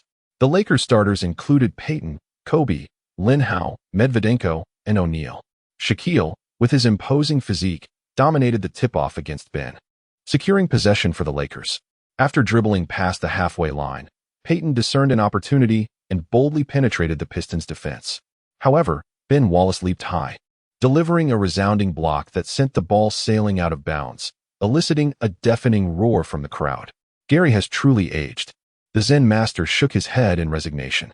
Had Pippen still been in his prime, that block would surely have been futile. The Pistons initiated their offense. Upon noticing Lin Hao closely guarding him, Hamilton gestured for the ball. Billups, understanding his intent, swiftly passed it. Initially, Kobe was tasked with guarding Hamilton. Thus, he had to rely on off-ball movement to create scoring opportunities. However, with a yellow-skinned rookie now defending him, Hamilton felt no need for subtleties and opted for a direct assault. Hey, rookie, don't think just because you've made a few three-pointers, you truly belong here. The NBA is not your domain. Return to Huaxia. A smirk of derision graced Hamilton's lips as he launched into his drive. Chapter 12. He dares to shoot, and indeed, he scores. It is well known that Hamilton excels at playing off the ball. Yet, few recognize that his ball-handling skills are grossly underestimated, and his ability to create his own shot ranks among the league's elite. Regrettably, his adversary is Lin Hao. No matter how formidable Hamilton's breakthrough may be, it pales in comparison to Kobe's prowess. Even Kobe found it challenging to easily surpass Lin Hao. Lin Hao's defense resembled a fierce python, coiling tightly around Hamilton. Suddenly, Lin Hao swiftly darted to the other side, seemingly granting Hamilton an opportunity to advance. Hamilton immediately accelerated, striving to evade Lin Hao's defense. The previously impenetrable defense had nearly suffocated him. However, at the very moment he attempted to break through, Lin Hao deftly snatched the ball from his grasp from behind. Though Lin Hao's stealing ability rated a mere 55 points, his defense, boasting a perfect score of 100, combined with an impressive 90 for speed and agility, facilitated his effortless interception. Hamilton erupted in fury, chasing after him with unbridled rage. How could he be robbed by a rookie player from Huaxia? His anger reached its zenith, and he was solely intent on delivering a brutal and humiliating rejection. Yet, Lin Hao abruptly halted at the arc of the three-point line. What was he doing? This question echoed not only in Hamilton's mind, but also in the thoughts of all the other players and spectators present. Just when confusion enveloped the crowd, Lin Hao leaped high and launched a three-point shot. Goodness! Even the usually composed Zen master couldn't help but exclaim a curse. You crazy kid. The last game was filled with wild three-point attempts merely to close the gap, but the match has only just begun. Do you really think you're Reggie Miller? Regardless of whether it was a breakthrough or a pass, the success rate was undeniably higher than that of a three-point shot. Then, the ball traced an exquisite arc, soaring directly into the basket. The Zen master sprang to his feet in astonishment. This play was truly unexpected. The commentator onside exclaimed with excitement. To be able to thwart Hamilton, even for just a single round, is quite remarkable. Clearly, we have all underestimated Lin's defensive prowess. A splendid three-pointer. Exceptional defense as well. This is precisely what the Lakers urgently require at present. He is an exemplary partner to the team's two core players. The Lakers should seriously contemplate offering him a guaranteed contract. In the studio of Huaxia Television, Su Kun asked, "What is Teacher Zhang's perspective on Lin Hao's recent play?" Zhang Heli responded, "It was unreasonable. That play was simply illogical. Yet it went in. Sometimes when the rhythm is right, everything seems to flow effortlessly." During the Pistons' second offensive, Billups dribbled past half-court. "Who is defending me, you rookie? Shouldn't it be Kobe?" Hamilton inquired with curiosity. "Kobe thinks you're too weak. This weakling is left for me to guard." Lin Hao shrugged. The rookie's trash talk is quite impressive. A glint of determination flickered in Hamilton's eyes. "That shot you made was merely luck. Do you truly believe in your own abilities? Now, let me show you my true strength." He then accelerated, darting left and right, attempting to shake off the defense with rapid changes in direction and bursts of speed. "Kid, this is real skill." True to his reputation as a fast runner, he sprinted while continuing to engage in banter. However, Lin Hao remained unfazed, his footwork steady and composed. With each of Hamilton's maneuvers, he managed to keep pace, as if he had anticipated his opponent's movements. Well done. The Zen master's eyes gleamed with realization. Lin Hao's defense moments ago was nothing short of textbook perfection, flawless to the extent that he could hardly find a single flaw. As long as they successfully contained Hamilton, the Pistons' outside shooting threat would be significantly diminished. Meanwhile, Prince found himself devoid of any opportunities under Kobe's stringent defense. As the seconds of the shot clock dwindled, Billups finally seized a moment to pass the ball to Rasheed Wallace. In haste, Wallace took his shot, but the ball failed to find its mark, allowing O'Neal to secure the rebound. "Hey, buddy, is that all you've got? Guarding you seems easier than defending against O'Neal's grandmother." Lin Hao's irritating taunt reached Hamilton's ears, igniting his fury. "Kid, I rather enjoy what you just said. My grandmother is indeed superior to him." O'Neal erupted into laughter at the sidelines. The Lakers launched their offensive. Pippen once again penetrated the paint, but the Pistons' interior defense was impenetrable, offering him no opportunities. If he were to force the play, the Zen master would likely unleash his wrath, especially considering Peyton's shooting percentage in this series was a mere 32.1. At that moment, Lin Hao stood beyond the three-point line, signaling for the ball, which Pippen promptly delivered. In truth, Pippen did not hold complete faith in Lin Hao. However, with Kobe and Shaq tightly guarded, there were no passing options available. After passing the ball, Pippen immediately commenced a movement without the ball, running and calling for it simultaneously. Yet, as he turned to signal for the ball, he was taken aback to see Lin Hao, who had just received the pass, launch a shot. "What?" Peyton's expression was one of utter bewilderment. Kobe and Shaq mirrored his confusion. "He shot it like that? You haven't even fully shaken off Hamilton's defense." However, the basketball went straight into the hoop. My goodness. Pippen was about to scold the rookie, yet he unexpectedly scored again. "This is simply astonishing." In the Huaxia Television studio, Su Kun remarked, "That shot by Lin Hao seemed rather unreasonable, didn't it?" Zhang Heli responded, "Ahem, indeed. He truly dares to shoot, and it remarkably goes in." In the realm of basketball, prowess reigns supreme. After Lin Hao made 2 consecutive three-pointers, Kobe, who has always admired strength, approached him and exchanged a high five. Pippen and O'Neal also patted Lin Hao on the back, acknowledging the beauty of his shot. "What is wrong with you?" I extended my hand. Lin Hao thought in disbelief. Is a man's backside something to be touched so casually? Larry Brown immediately called for a timeout. "What in the world are you doing? Being outplayed by a rookie on both ends." He glared at Hamilton, who looked equally helpless. He had exerted all his effort. Yet this kid seemed like he had taken a performance-enhancing drug. The forums in Huaxia erupted with excitement. Lin Hao is incredible. In just a few minutes, he scored 2 3-pointers and made a steal. Truly a beacon of hope for Huaxia. Those who claimed Lin Hao would soon show his true colors come forth. Hold on. These are minor details. What truly deserves attention is Lin Hao's scoring. Indeed, you reminded me. If Lin Hao scores 10 points, we can enjoy the highlight reel. In the ensuing match, neither Kobe nor Lin Hao found further opportunities to shine, as the big shark finally unleashed his prowess. O'Neal resembled a colossal beast from primordial times, wreaking havoc beneath the basket, relentlessly tormenting the opposition's interior defense. Rasheed Wallace, Ben Wallace, and even Prince attempted to converge upon him, yet they remained powerless to halt this formidable shark. Chapter 13. My wife is stunningly beautiful. You shall not be disappointed. This shark is indeed terrifying. Lin Hao observed up close as O'Neal used his robust arms to fend off defenders, abruptly pivoting and, with the force of 2 opposing players, slammed the ball into the hoop. The scene was undeniably intimidating. The score now stood at 12-5, with the Lakers in the lead. Larry Brown promptly called a timeout. If this continued, the Pistons would surely falter. Following the timeout, O'Neal's opportunities dwindled significantly. The physical confrontation intensified, circumvention, double-teaming, fouling, and disrupting passes. The Pistons employed every tactic at their disposal. Consequently, chances for Kobe and Lin Hao emerged. Upon receiving the ball, Kobe darted past Prince's defense like lightning, racing toward the basket. Down low, the formidable Ben Wallace stood ready. Simultaneously, Hamilton decisively abandoned his defense of Lin Hao to rush in for support. With a formidable wall of defense ahead and a speedy opponent behind, Lin Hao exclaimed loudly, "I'm open." Perhaps passing to that young man would also be a prudent choice. Historically, Kobe would have opted for a solo play against a double team, but this time, he hesitated. "Pass it to me," O'Neal bellowed from beneath the basket, waving his arms. "Huh, you think I'll pass to you? Dream on." Upon hearing this, Kobe unhesitatingly passed the ball to Lin Hao.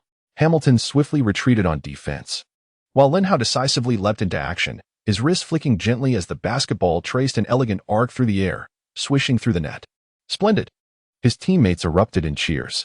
Kobe approached, patting his shoulder with eyes brimming with admiration. However, Zen Master furrowed his brow, harboring a hint of displeasure. Passing to Shaq had indeed been a more prudent choice due to a higher shooting percentage, yet he refrained from voicing his thoughts. After all, 3 points were certainly preferable to 2. "Hey, my friend, leaving me open is undoubtedly your gravest mistake."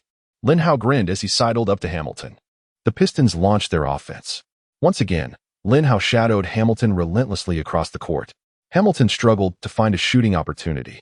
"Buddy, have you skipped breakfast? Even Grandma O'Neal runs faster than you." Lin Hao's mocking words echoed once more. Grinding his teeth, Hamilton suddenly surged forward. Lin Hao kept pace, only to collide with a mountain of muscle. Big Ben had come forward to set a screen. After shaking off Lin Hao, Hamilton and Billups exchanged knowing glances. The basketball soared towards Hamilton's hands like a precision-guided missile. Without hesitation, he took the jump shot. He shot. Hamilton released the ball. It was a splendid opportunity. The commentator exclaimed with excitement, and the fans in attendance joined in the jubilation. Hamilton's open mid-range shot had a remarkably favorable shooting percentage. But wait, just as they celebrated, a shadow darted across the court. Clad in the Lakers' number 3 jersey, Lin Hao burst forth like a swift cheetah. Bang! He leapt high into the air, letting out a fierce roar, and astonishingly swatted away the basketball that Hamilton had just thrown. Unbelievable. A magnificent block that obscured the sky. The entire crowd erupted in astonishment, their faces reflecting sheer shock. How did he accomplish such a feat? This was a question shared by all. The replay clearly depicted Lin Hao nearly losing his balance after colliding with Ben Wallace. Yet, before he could regain his footing, he deftly maneuvered around and charged directly at Hamilton. The expression on Pistons coach Larry Brown's face turned grave. This block was of monumental significance. It underscored Lin Hao's defensive awareness, agility, speed, and leaping ability, all of which had reached all-star caliber. Richard was in for a challenging time. He sighed deeply. Subsequently, Lin Hao seized an opportunity and landed a 3-pointer, piercing through the Pistons' defense and helping the Lakers establish a 10-point lead. Once again, Larry Brown called for a timeout. With a stern expression, he addressed Hamilton. "Richard, do not double-team Shaq next time. Do not give that kid an easy scoring chance." The forum in Huaxiao was bustling more than during the New Year celebrations. With the first quarter not yet concluded, Lin Hao had already scored 9 points. Just one more basket would push his score past 10. The other shore flower blooms. "You must not run away. Everyone is watching you. Do not even think about escaping. I am a doctoral student in computer science at Tsinghua University, and I have already traced your IP address." Wow, there are experts in the forum. The other shore flower must surely be cowering in a corner, regretting their careless words. What are you all arguing about? When did I ever say I was going to run away? Laozi is a true gentleman, a man of his word. Very well, we shall wait and see. Have you ever contemplated a question? What if his wife is exceedingly unattractive, a sight most distressing? Rest assured, my wife is stunningly beautiful, sure to exceed your expectations. As the next match progressed, under Hamilton's staunch defense, Lin Hao found himself bereft of opportunities to shoot. In truth, his three-point shooting capability had reached a perfect score of 100. Even amidst interference, his accuracy remained remarkably high. However, the crux of the matter lay in his teammates' failure to pass the ball to him. Furthermore, the Shark remained effectively contained, and Kobe struggled to find his rhythm. As the scales of victory gradually tipped in favor of the Pistons, by the end of the first quarter, the score stood at 17-20, with the Pistons leading. "Well done, young man," the Zen master said, his face radiating warmth as he patted Lin Hao on the shoulder. Yet, Lin Hao could find no joy in this moment. In the first quarter, he had only amassed 9 points, 1 rebound, 1 steal, and 1 block, merely a handful of attribute points. After toiling so hard, he had not gained more attribute points than he had in a one-on-one against Peyton. His expression darkened, and he remained silent. Though Lin Hao had acquired Hamilton's enduring stamina, he lacked the ability to move without the ball, leaving him with no opportunities to shoot. This young man truly possesses a remarkable perspective. For him, the victory of the team holds greater significance than personal accolades. The Zen master felt immense satisfaction with Lin Hao. He found him increasingly agreeable. As the second quarter commenced, it wasn't long before Lin Hao once again received the opportunity to take the court. The live commentator expressed astonishment, noting Phil's evident admiration for the Chinese player, who returned to the court after a mere 3-minute respite. "I observed that the Lakers' former starting small forward, George, had played a mere 4 minutes thus far." With a sullen expression, Devin George fixated on Lin Hao on the court. "How infuriating. Not only has he usurped my starting position, but now my playing time is nearly comparable to that of a role player." His contract was on the verge of expiration, and if he could not secure adequate playing time in the finals, his next contract would undoubtedly suffer significant reductions. Disrupting one's financial prospects is akin to threatening one's very existence. A glimmer of resentment flickered in George's eyes. In the ensuing match, Lin Hao was granted yet another opportunity to shoot, successfully landing his 4th three-pointer. The commentator erupted in exclamation, "My goodness! This is simply unbelievable. Lin Hao has yet to miss a single three-pointer. Hitting 4 consecutive three-pointers is an extraordinary feat in the history of the finals. With three-pointers, defensive prowess, and without monopolizing the ball, it is astonishing that such a remarkable player has been discovered by Phil. This is indeed the perfect piece of the championship puzzle." Meanwhile, the atmosphere on the Huaxiao Forum reached a fever pitch. "The other shore blooms, come forth to fulfill your promise. Hurry, we are waiting. Do not even think about playing tricks. We have your IP address. Why are you all making such a fuss? Did I ever say I would play tricks? Just wait a moment. I will post it right now." Amidst the anticipation of the masses, the other shore finally made an appearance. With these words spoken, an abrupt silence enveloped the forum. Everyone held their breath, incessantly refreshing the page, eager to witness the unveiling of the photo. The moment the image appeared, eyes widened and mouths gaped in astonishment. Indeed, the promise of the elusive Bianhua Kai had been fulfilled. It was a genuine private photo, an authentic image, unpixelated. However, Bianhua Kai, are you jesting? Did you not claim it was a photo of your wife? What, then, is the meaning of this female husky? Clearly, it is nothing but a ruse. Resend. Resend. Is there anything inappropriate about marrying a female husky? Does the law prohibit such a union? Upon hearing this, the multitude of netizens fell into a stunned silence. In the ensuing match, Lin Hao entirely neutralized Hamilton. He transformed into an insurmountable barrier, akin to a rabid dog, granting the opposing team no respite. During a tussle for a rebound, Lin Hao was knocked to the ground by Big Ben. Yet he sprang back to his feet like a coiled spring, ready to rejoin the fray. In a defensive sprint, Lin Hao raced with astonishing speed, successfully curtailing the Pistons' fast break. By the time the first half concluded, Lin Hao had amassed 12 points, 2 rebounds, 1 steal, and 1 block. While the statistics may not have been particularly dazzling, those who witnessed the game sensed his omnipresence on the defensive end. Yet, he found no joy in this, for the Lakers remained at a disadvantage. In truth, with Lin Hao, the three-point sharpshooter, stretching the defense and alleviating some of Kobe's burdens, the Lakers should not have been struggling this much. Yet, the fierce rivalry between Kobe and Shaquille was undeniable. They preferred to pass the ball to Lin Hao rather than to each other. Consequently, the potency of the formidable duo was significantly diminished. Lin Hao was nearly beside himself with worry. If they failed to secure a victory in this match, where would he go to redeem his rewards? Relying solely on a few attribute points, how long would it take for him to ascend to the status of a basketball deity? As the whistle blew, signaling the end of the first half, the score stood at 37-42. "Child, you performed admirably." The Zen master beamed as he embraced Lin Hao, visibly impressed by his relentless defensive efforts during the first half. However, Lin Hao paid no heed to the master's goodwill. "You two rascals. Look at what you have done to the team. If you continue this way, you might as well return home and suckle." He approached Kobe and Shaquille with a dark expression, pointing an accusatory finger at them. His words struck like thunder, plunging the locker room into a profound silence. The Zen master's tactical board clattered to the ground. The players gaped, their eyes wide as saucers. "Are you speaking to me?" Kobe and Shaquille pointed to themselves in unison. "Of course. Who else would I be addressing?" Lin Hao retorted fiercely. "This is the finals, not a petty squabble among children. Gary and Carl have set aside their superstar dignity to support you, and this is how you choose to repay them? The two old fellows have run out of fuel in their tanks. Should they fail this time, they might find themselves devoid of any championships for life. If you still consider yourselves men, then play the second half with vigor and unity, and secure victory in this match." The locker room was once again enveloped in an eerie silence. "Young man, this is the first time in my life someone has spoken to me in such a manner. You are challenging the leader of the team."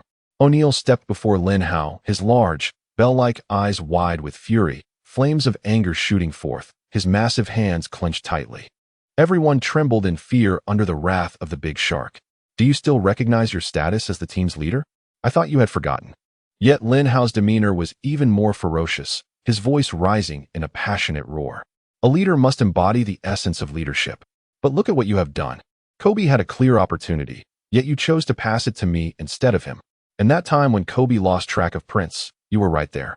Yet you refused to provide the necessary defense. Kobe, you are not exempt." Lin Hao then turned his intense gaze upon Kobe. "Shaq had countless golden opportunities. Why did you not pass to him?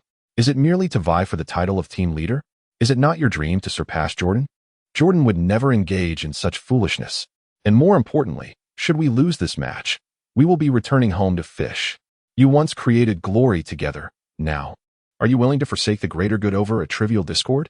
Do you truly honor the trust bestowed by your coach, the sacrifices made by your teammates, and the expectations held by your fans? Awaken to reality and suppress those chaotic emotions. Focus on the game and strive for the championship." The fury etched on the faces of Kobe and Shaquille gradually morphed into astonishment. Is the status of the team leader truly that paramount? For the sake of the championship, can one not set aside animosity? They began to introspect. "For the championship," the Zen master shouted, extending his right hand. "For the championship." Peyton also reached out, placing his hand atop the Zen master's. "For the championship." Medvedenko, Fisher, George, and Walton all joined in, extending their right hands. Kobe and Shaquille exchanged glances, the camaraderie of former comrades flooding their hearts. "For the championship." They simultaneously extended their hands. The atmosphere in the Lakers' locker room shifted to an unprecedented harmony.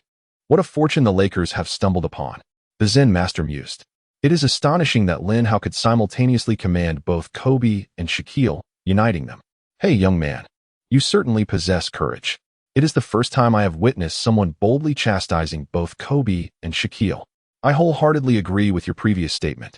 But your remark about me riding coattails and running out of fuel is something we must thoroughly discuss."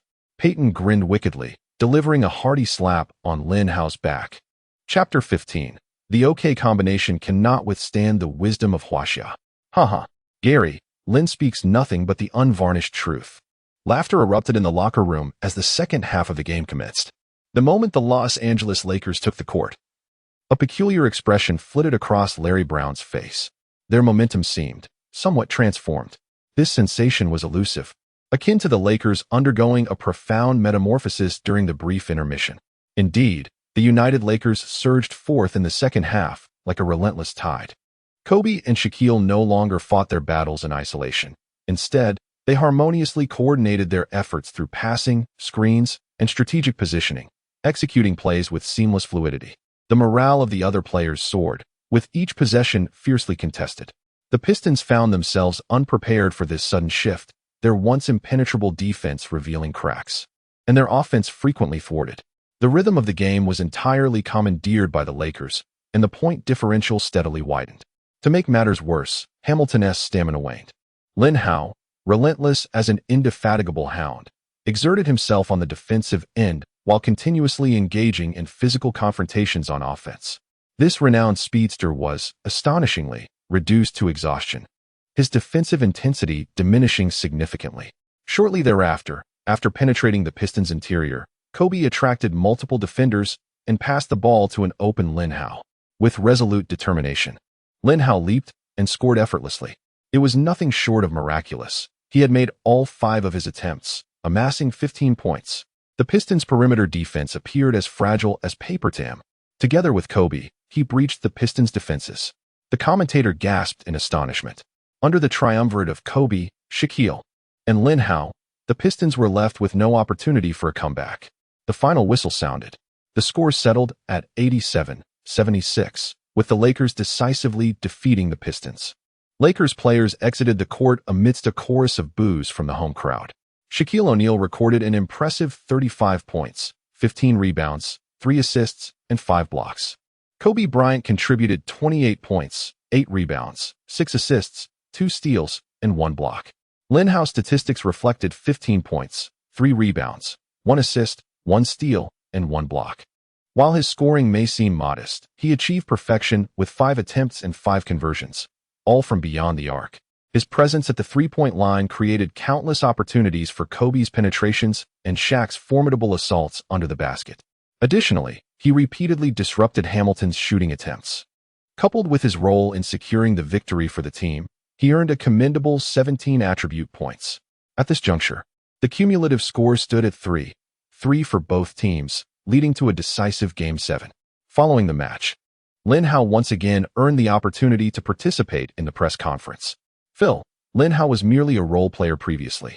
What prompted you to elevate him to the starting lineup in such a critical finals match? A reporter inquired with curiosity. The boy's indomitable spirit, fierce defense, precise three-point shooting, and immense composure touched me. I am convinced he is the perfect piece to complete our championship puzzle. Coach Zen Master replied with conviction.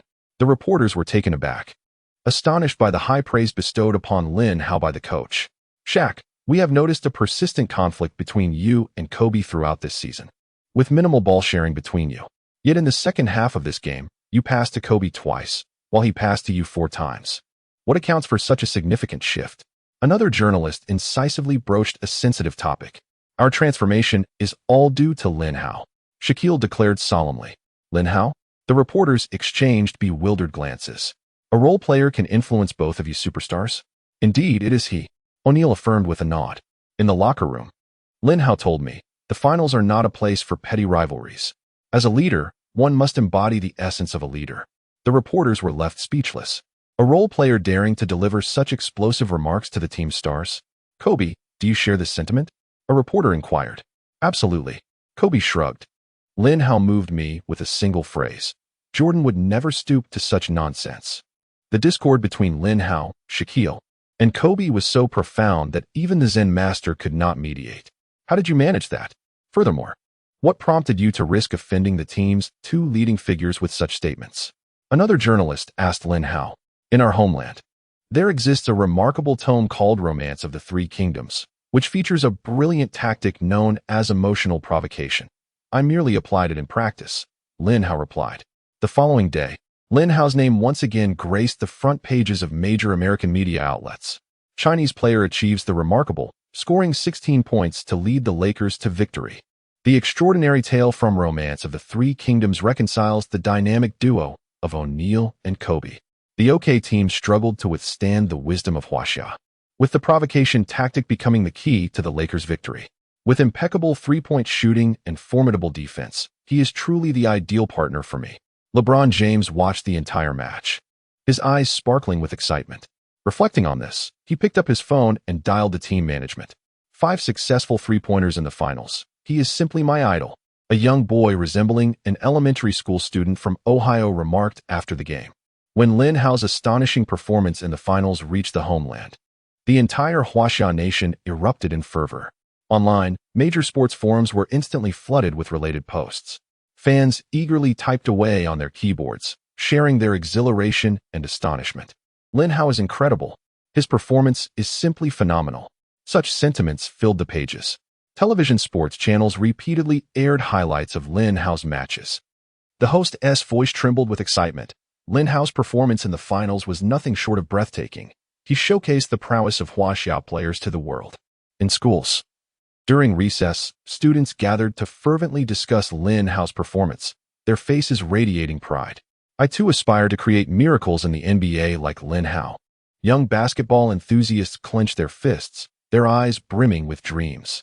Even the elderly in the streets were conversing about Lin Hao. Although they may not fully grasp the intricacies of basketball, they could feel the honor from the excitement around them. The child has flourished. He is a source of pride for our nation. The entire Lakers team, unable to revel in their victory, swiftly boarded a plane back to Los Angeles. The decisive Game 7 will be held at home, as the Lakers return to Los Angeles, basking in the glory of triumph. The streets of the city remain ablaze with enthusiasm despite the late hour. Chapter 16. No matter the cost, he must be retained for the next season. Outside the airport, throngs of fans congregate, waving Lakers flags and banners, their eyes shimmering with excitement and anticipation. As the players emerge from the airport terminal, the crowd erupts into a deafening roar of cheers. Fans call out the names of the players, their voices echoing through the night sky. Lin Hao raised an eyebrow, surprised to hear fans chanting his name. Just days ago, as he departed from Los Angeles, he was but an obscure figure. Now, he has become a star. He reflected inwardly. Disembarking from the bus, Lin Hao hurried to his apartment, eager to participate in the lottery. Before engaging in the lottery, he decided to contemplate how to allocate the 16 attribute points earned from the game. After much deliberation, he resolved not to aim for the stars just yet. The most crucial step was to solidify his position as a starter on the team and aid in securing the championship. To this end, he recognized the need to become a true top-tier 3D player. Consequently, Lin Hao allocated 15 attribute points to speed and agility, elevating both attributes to an impressive score of 90. Placing him at the level of elite stars.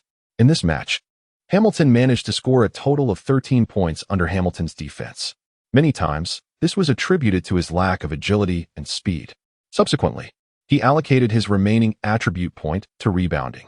Throughout the game, Lin Hao secured only 5 rebounds. While this may seem commendable, the truth is otherwise.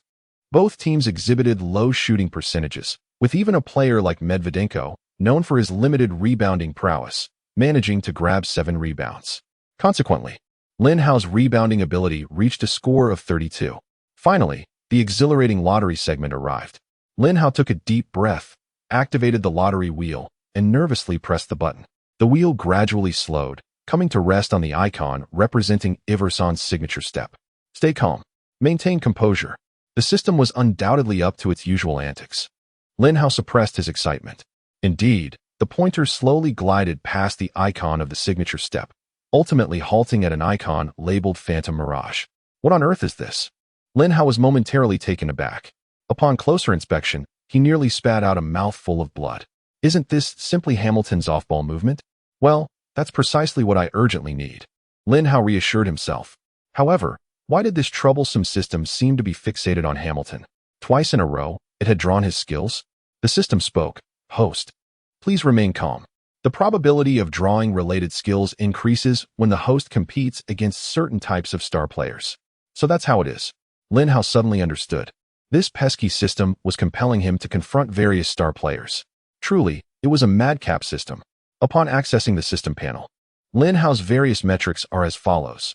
Bench press, strength 84 kilograms, 71, vertical jump, 85 centimeters, 83, speed, 90, agility, 90, stamina, endurance 96, confrontation, 71, free throw, 45, mid-range shot, 35, long-range shot, three-pointer 100, dunk, 60, back to the basket, 20, footwork, 23, rebounding, 32, passing, 23, dribbling, 43, defense, 100, stealing, 55, blocking, 30, overall evaluation, 49 points. Acquired skills, Hamilton's endurance, Hamilton's phantom mirage. Lin Hao spat out a mouthful of blood in frustration. As a premier 3D player in the league, how could my overall evaluation still be failing? The system then spoke. Host, please remain calm. This is primarily due to the host's other abilities being considerably lacking, which has adversely affected the overall score. Please strive harder. Within the training facility, the Lakers commenced an intra-team scrimmage. This was supposed to be an ordinary match, with everyone initially adopting a relatively relaxed attitude. Lin Hao also participated with a nonchalant mindset. After all, his opposing player was merely the average Devin George, and even if he were to dominate him, it would be difficult to earn attribute points. However, Lin Hao soon perceptively sensed an unusual aura. As the match began, George's piercing gaze, akin to a venomous arrow, relentlessly locked onto Lin Hao. The moment Lin Hao received the ball, George charged at him with the ferocity of a starving wolf that had spotted its prey. His elbow crashed mercilessly into Lin Hao's ribs, delivering an excruciating blow that sent waves of pain through him. Initially, Lin Hao clung to a glimmer of hope, believing this to be a mere coincidence. However, he soon realized the folly of his assumption. During an intense battle for the rebound, Devin George revealed his treacherous nature, forcefully shoving Lin Hao backwards while cursing, "You little bastard, this rebound belongs to me." Lin Hao stumbled, nearly losing his footing. Ever since the previous game, when he discovered his playing time had been significantly reduced, a seed of jealousy had taken root in George's heart. He was resolute in his determination to utterly dismantle Lin Hao in this training match, intent on proving that his prowess was far beyond that of any nameless contender. In his eyes, although Lin Hao displayed ferocity on defense, he was merely capable of shooting open three-pointers on offense. Thus, by bolstering his defense, he believed he could render Lin Hao scoreless. Observing this, Lin Hao's lips curled into a cold, resolute smile. "If you insist on challenging me, then I shall crush you completely." This will serve as a perfect opportunity to test Hamilton's elusive shadow. With that, Lin Hao began to dart around the court with lightning speed, with George hot on his heels. As Lin Hao approached O'Neal, he suddenly executed a swift retreat, catching George off guard, who collided heavily with the formidable figure. Unperturbed, Lin Hao moved to the three-point line, where Kobe, sensing the moment, delivered the ball with pinpoint accuracy. He leapt effortlessly, the basketball swishing through the net, securing a flawless score. This is merely the beginning. Subsequently, Lin Hao vividly demonstrated his textbook-level movement techniques. Backdoor cuts, cross runs, utilizing screens, baseline maneuvers, and off-ball cuts. His scoring surged like a rocket. 15 points, 18 points, 21 points. On the defensive end, George was utterly overwhelmed, with Lin Hao not even granting him a chance to touch the ball. How could this young man's off-ball movement skills have become so formidable in just one day? Masters like Zen, O'Neal, and Kobe watched in astonishment at Lin Hao's spectacular display. Zen was even convinced that had Lin Hao showcased such prowess at the beginning of the season, the Lakers might have shattered the Bulls' legendary record of 72 wins and 10 losses during the regular season. This child must be retained, no matter the cost. He must be kept for the next season. Zen's heart raced with excitement. If Lin Hao were only capable of shooting open three-pointers and playing defense, he would merely be a piece in the championship puzzle. However, now that he has developed off-ball movement, he possesses the potential to become the team's third scoring option. Chapter 17. The King of Los Angeles. As the training match concluded, Lin Hao amassed an impressive 35 points, outscoring the second highest scorer on his team, Kobe, by a full 10 points. With a casual flick, Lin Hao tossed the basketball beside George and remarked nonchalantly, "You lost. Next time we compete, remember to consider your own weight." The sound of the ball hitting the floor echoed like a heavy hammer, shattering the last glimmer of hope in George's heart. He stood there, frozen like a statue, his face etched with an expression of utter bewilderment. In this match, he failed to score, rendering him utterly powerless.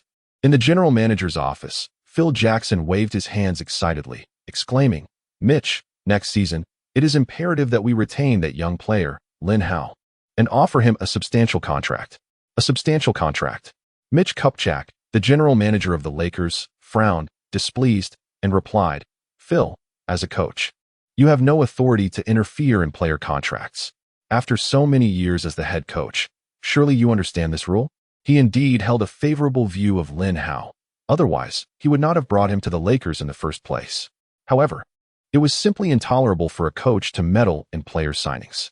I understand all of that," Phil Jackson insisted passionately, "but that young man, Lin Hao, is exceptionally talented. His defense is fierce, his three-point shooting precise, and he does not demand ball dominance. Moreover, I see in him the shadow of Richard Hamilton. He has already developed the skill of off-ball movement. He would be the perfect complement to Shaq and Kobe." Kupchak poured a cup of coffee for the Zen master, saying, "Phil, you need to calm down. Lin Hao is indeed remarkable. But you know, we are facing the impending re-signing of Shaq and Kobe at the end of this season, which is the paramount priority for the team." Suddenly, there was a knock at the door. "Kobe?" Kupchak exclaimed, surprised. "What brings you here? The esteemed individual rarely graces us with his presence." "Mickey, you must retain Lin Hao next season and offer him a long-term contract," Kobe remarked with a smile. His optimism regarding Lin Hao stemmed from the resemblance he perceived to Scottie Pippen. Kobe firmly believed that with Lin Hao's support, even in the absence of that detestable shark, he could forge a second Lakers dynasty. This year's championship was almost a certainty. Should they secure a third consecutive title, he would possess 7 championship rings, leaving Jordan far behind. He smiled. The typically stoic Black Mamba was indeed smiling. Kupchak was taken aback. When had Kobe ever displayed such a warm expression? "Did you hear what I said, Mickey?" Kobe maintained his smile. "Kobe, listen closely." Kupchak regained his composure and replied sternly, "No matter how special your status, you are merely a player. Contract negotiations are not your concern." Upon hearing this, Kobe's amiable demeanor swiftly transformed into anger.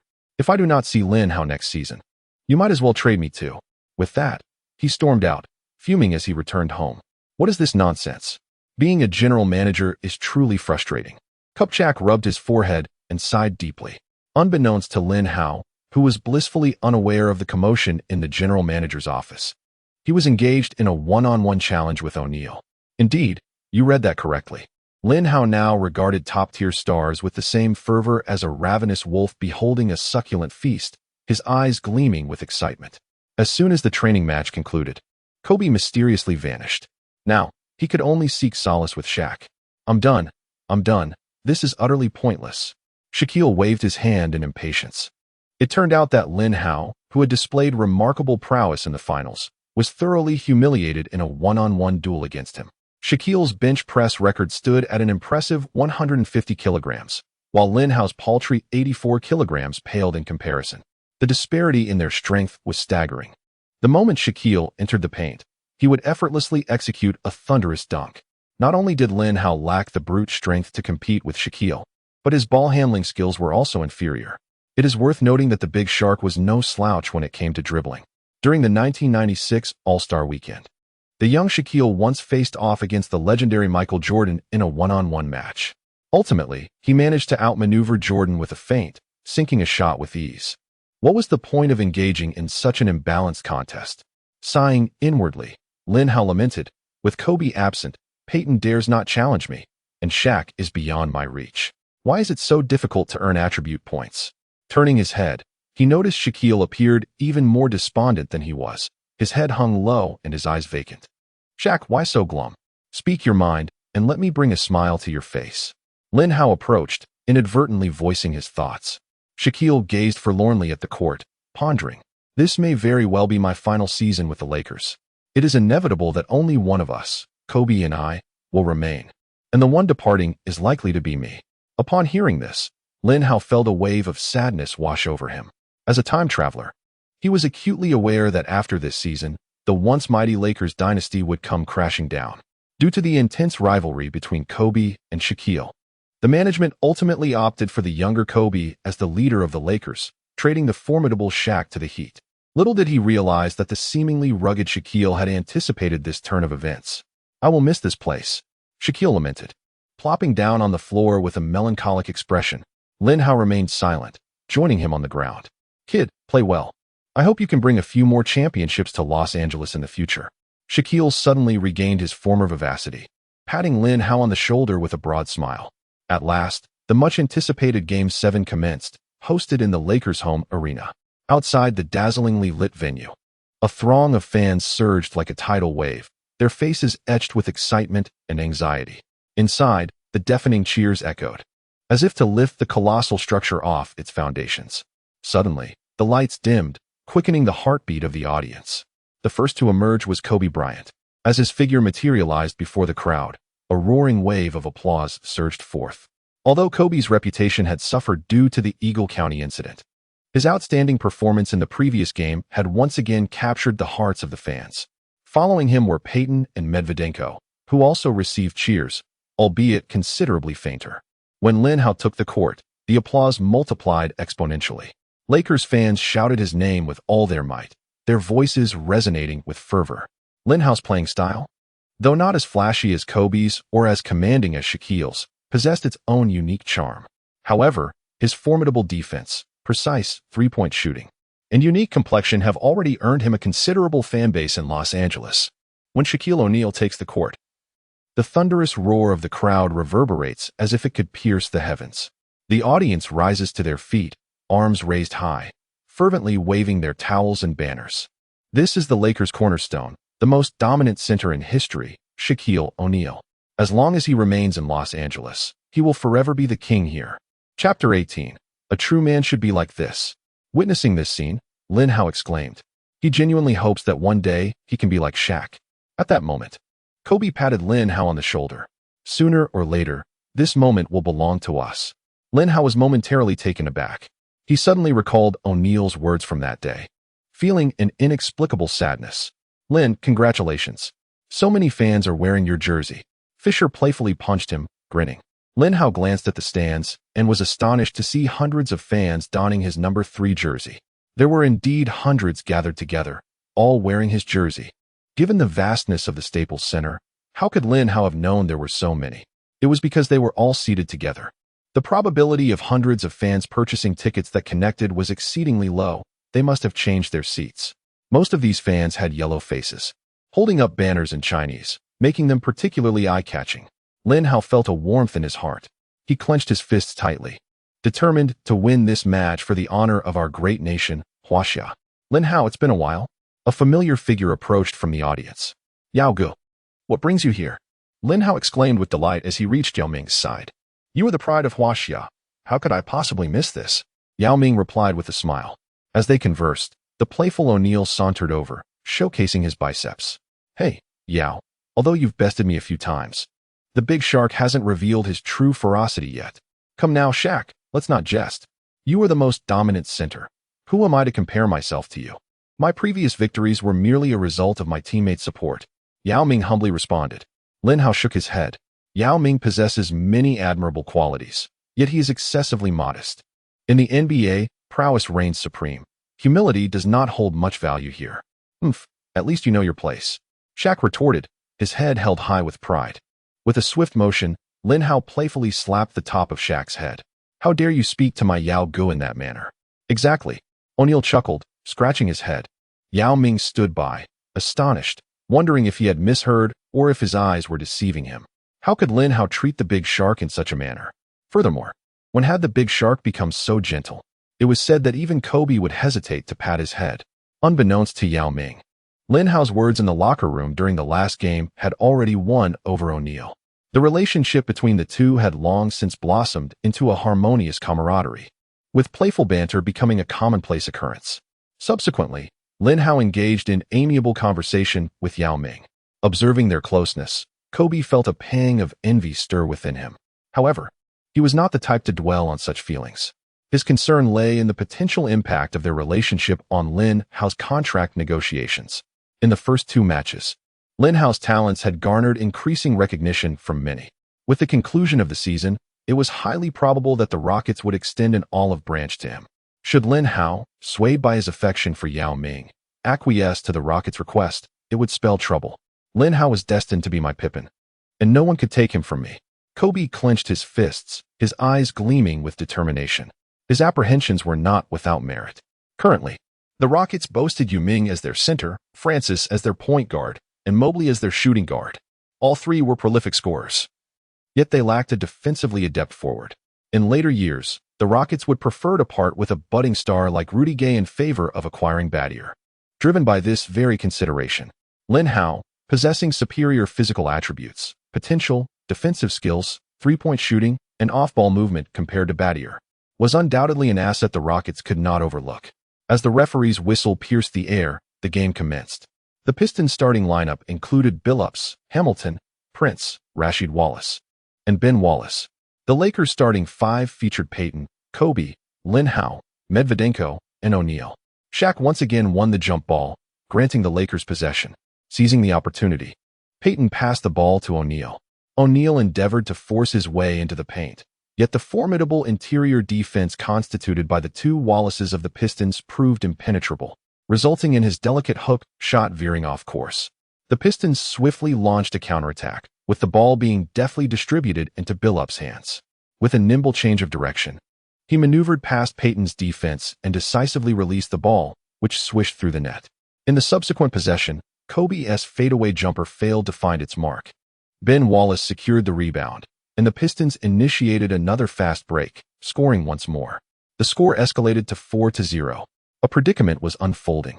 On the sidelines, Zen Master Jackson furrowed his brow, acutely aware that the Pistons' defensive intensity and tactical execution had significantly improved from the previous game. Their rotations were timely, their movements rapid, resembling an invisible net of defense. Furthermore, Payton struggled to keep pace with Billups, adding to the concerns. Should this scenario persist, it would spell trouble for the Lakers. However, the Zen Master did not dwell on his worries for long, as Lin Hao began to showcase his astonishing off-ball movement skills. Utilizing a teammate's screen, he deftly evaded Hamilton and surged towards the basket. Kobe promptly delivered the ball, allowing Lin Hao to effortlessly score. Soon after, he was seen darting around the three-point line, rendering Hamilton exhausted. He received the ball once more and, without hesitation, launched a three-pointer that found its target. His remarkable performance gradually narrowed the deficit. Wasn't this Richard's signature move? How had this young man mastered it so quickly? Moreover, it appeared he surpassed Richard in prowess. The Pistons players were left in utter astonishment. How had Lin Hao's off-ball movement ability become so formidable? Even the Lakers fans present were left utterly astonished. Sensing the gravity of the situation, Larry Brown decisively called for a timeout. With a grave expression, he remarked, "It appears we have underestimated Lin Hao. We must afford him no space whatsoever. When he utilizes a screen, we must swiftly switch our defense to avoid any lapses." As he spoke, he illustrated his strategy on the tactical board. The ensuing match descended into a fierce stalemate, with the numbers on the scoreboard alternating ascents. Each basket struck like a dagger to the opponent's heart while simultaneously invigorating their own team. The battle within the paint was incredibly intense, with the resonant thuds of muscle collisions echoing throughout. Every contested rebound felt akin to a life-and-death struggle.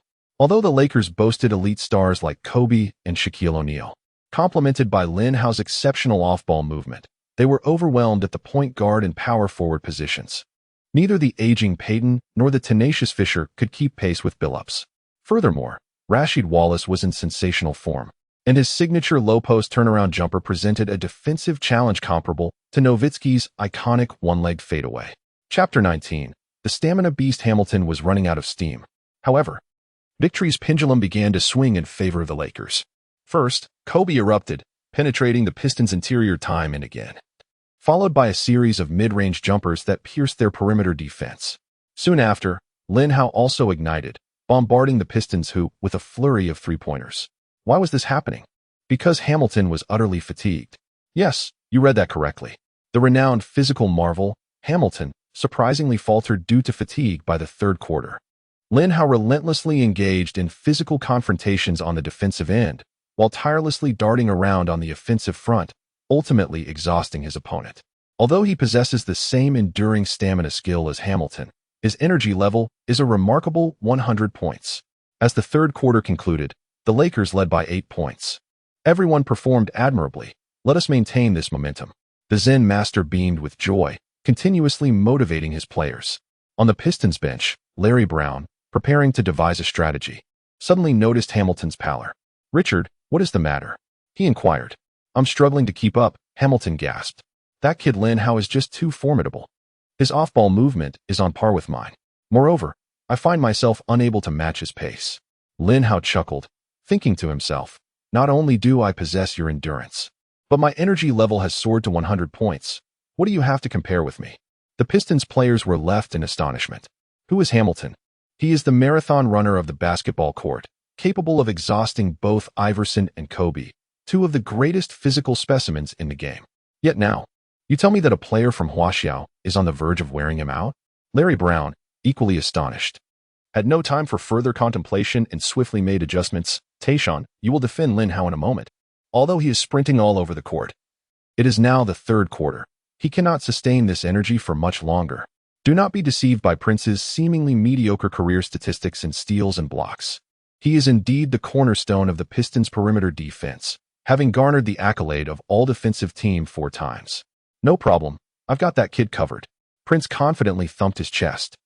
"Moreover, have you noticed something peculiar?" Larry Brown suddenly said, feigning mystery. "That Lin Hao has yet to make a single mid-range jumper." Indeed, it was true. The Pistons players pondered this for a moment, their eyes lighting up in realization. At that moment, the assistant coach produced a dossier, exclaiming with excitement, "I noticed it too. That kid is astonishingly accurate from beyond the arc. He achieved a remarkable 100 in Game 5 of the Finals, scoring 16 points in just 35 seconds. In Game 6, while his accuracy dipped slightly, he still managed an impressive 60. However, his mid-range shooting is abysmal, akin to a complete disaster. Up to now, he has attempted 3 shots, all of which have gone awry. Furthermore, he is not adept at penetrating defenses. He has yet to make a single layup." Larry Brown smiled at Prince. "So, Tayshaun, you know what to do later?" Prince nodded emphatically. The reason Larry Brown only recalled this strategy midway through the game was not due to a lack of preparation prior. On the contrary, he and his assistants had spent the night meticulously analyzing the Lakers' tactics and players. However, the previous game's connection between the dynamic duo was so formidable that they had devoted the majority of their focus to Shaquille O'Neal and Kobe Bryant. Additionally, Lin Hao's emergence had been too recent, with insufficient data available for reference. "What about Kobe?" Hamilton inquired. "We'll have Chauncey defend him." Larry Brown replied solemnly. "Billups possesses not only remarkable speed, but also considerable strength, making him exceptionally suited for guarding formidable opposing guards." Larry Brown, a 2-time NBA Coach of the Year, undoubtedly devised a strategy that proved effective. As the fourth quarter commenced, both Kobe and Lin Hao found themselves unable to score, leaving Shaq to carry the burden in the paint. Kobe's fatigue rendered him incapable of outpacing Billups, and he lacked the physicality to dominate his adversaries, resulting in a significant decline in his shooting percentage. Meanwhile, Prince, with his wingspan and height, excelled in guarding shooters, focusing solely on perimeter defense while neglecting drives. Under his watchful eye, Lin Hao struggled to find his rhythm. The likes of Kobe and McGrady are challenging to defend due to their triple threat capability. They can drive, pass, or shoot. In contrast, Lin Hao posed only a singular threat from beyond the arc. Subsequently, Big Ben leveraged a screen to create an open opportunity. The ball in Billups' hands soared like a precision-guided missile, swiftly landing in Ben's grasp.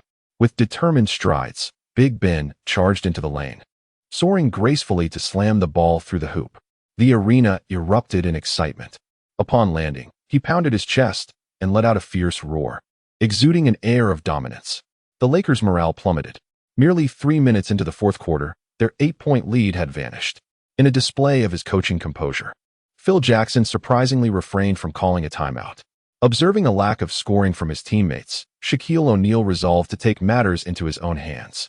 He firmly established himself in the paint, backing down against the twin Wallaces, relentlessly using his robust physique to create space. Finally, he managed to carve out an opening.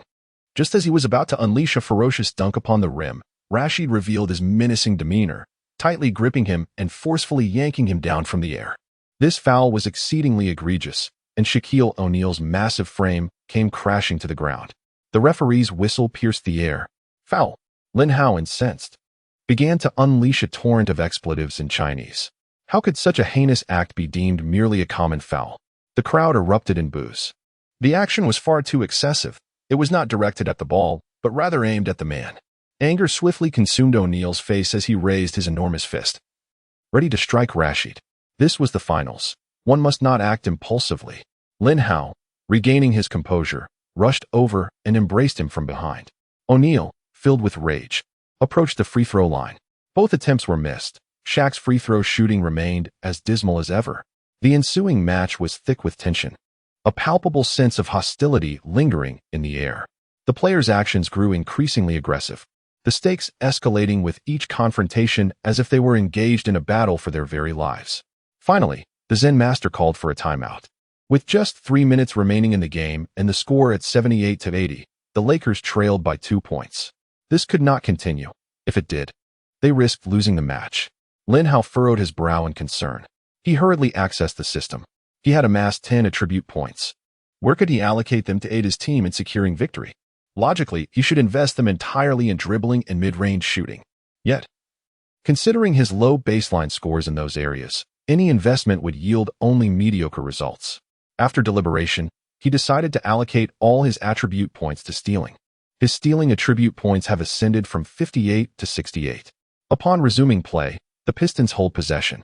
Rashid has settled into the low post, with Shaquille O'Neal behind him, his eyes blazing with fury as he applies relentless pressure. The previous foul has stoked O'Neal's anger, and now he channels all that rage into his defense. Rashid finds himself with no opportunity, preparing to pass to Billups. However, at the moment the ball is released, a figure clad in the No. 3 purple and gold jersey intercepts the passing lane. Chapter 20. A significant portion of the credit for this play belongs to Lin Hao. Successfully executing the steal, Lin Hao immediately initiates a fast break. Magnificent. On the sidelines, Zen master Phil Jackson springs to his feet, his face alight with astonishment. The players on the Lakers bench rise in unison, ready to celebrate Lin Hao's spectacular fast break. The Lakers fans in attendance are filled with eager anticipation, hoping to witness a resounding dunk. Yet, Hamilton suddenly appears in front, tightly ensnaring Lin Hao. This is dire. Lin Hao's heart races, given his dribbling prowess. Evading Prince seems an impossible task, and he might even risk a steal. Just then, a purple and gold figure hurtles toward the basket. It's Kobe. Just as he is on the brink of being stripped of the ball, Lin Hao catches a glimpse of Kobe zipping past him.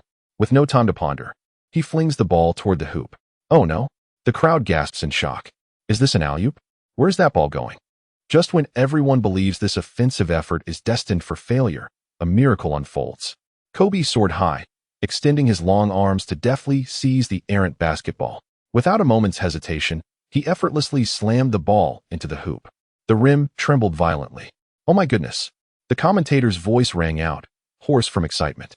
The arena erupted into a cacophony of deafening cheers and applause, reaching a euphoric climax. Fortunately, it was I who made the play. Otherwise, the alley-oop would have been a failure, Kobe stated coldly. Lin Hao's face flushed with embarrassment. It seemed imperative to enhance his passing skills. The Pistons were now on the offensive. Under Lin Hao's stringent defense, Hamilton attempted a shot, but the ball ricocheted off the rim. O'Neal leapt high, securing the defensive rebound with vigor. He intended to pass the ball to Payton to orchestrate the offense, but in that fleeting moment, his gaze captured a figure darting down the court like an arrow released from a bow. It was Lin Hao again. From the instant Hamilton took his shot, he knew it would not succeed and sprinted towards the left corner of the front court. Observing this, O'Neal decisively hurled the ball forward with great force. Lin Hao dashed ahead like lightning. Goodness, here we go again. The Zen master felt his heart racing. With such poor ball handling skills, how could he be so enamored with fast breaks, completely unaware of his limitations? To make matters worse, O'Neal's throw was excessively powerful. Upon receiving the ball, Lin Hao found himself unable to halt his momentum, nearly careening out of bounds. In a moment of lost balance, he instinctively pushed the ball towards the hoop. My word! The Zen master once again uttered an expletive. He incessantly caressed his heart with his left hand while his right hand rummaged through his pocket for the fast-acting heart-saving pills. The boy's actions were utterly incomprehensible. If you cannot catch the ball, simply return it directly. Wasn't Kobe right behind you? Such a forced shot was simply swoosh. Amidst the astonished gazes of the crowd, the basketball soared accurately into the hoop. Lin Hao's three-point prowess, rated at a staggering 100, was no trivial matter. The venue was instantly enveloped in a profound silence. It was simply unbelievable. Amazing. Lin Hao. At that moment, the commentator was the first to react. Shouting hoarsely with fervor, the atmosphere surged to a fever pitch. With a steal, an assist, and a three-pointer, Lin Hao had dramatically narrowed the score to 85-86, leaving the Lakers only 1 point behind. With just over a minute remaining in the match, the tension in the air was palpable. As the seventh game of the finals reached its most exhilarating moment, the audience held their breath, fearful of disturbing the players' performance. With 50 seconds left on the clock, Billups executed a crucial mid-range shot, pushing the Lakers to the brink of despair. The score now stood at 85-88, with the Lakers trailing by 3 points. After a timeout, Kobe, like a bolt of lightning, drove to the basket to net 2 points, bringing the score within 1 point. Tom was running short, and the Pistons controlled the ball. With 14 seconds left on the shot clock, Billups passed the ball to Rasheed Wallace. After gathering the ball, he dribbled a few times, preparing to unleash his signature low-post turnaround jump shot. Yet Lin Hao, like a cheetah, abandoned his assignment on Hamilton. In the fleeting moment when Billups made the pass, he silently maneuvered behind Rasheed. With a swift motion, he extended his large hand, producing a resounding clap as the basketball hit the floor. Rasheed, astonished, fell to the ground in a desperate attempt to recover, but it was too late. The ball was firmly in Lin Hao's grasp. The audience held their breath, their gazes riveted upon him.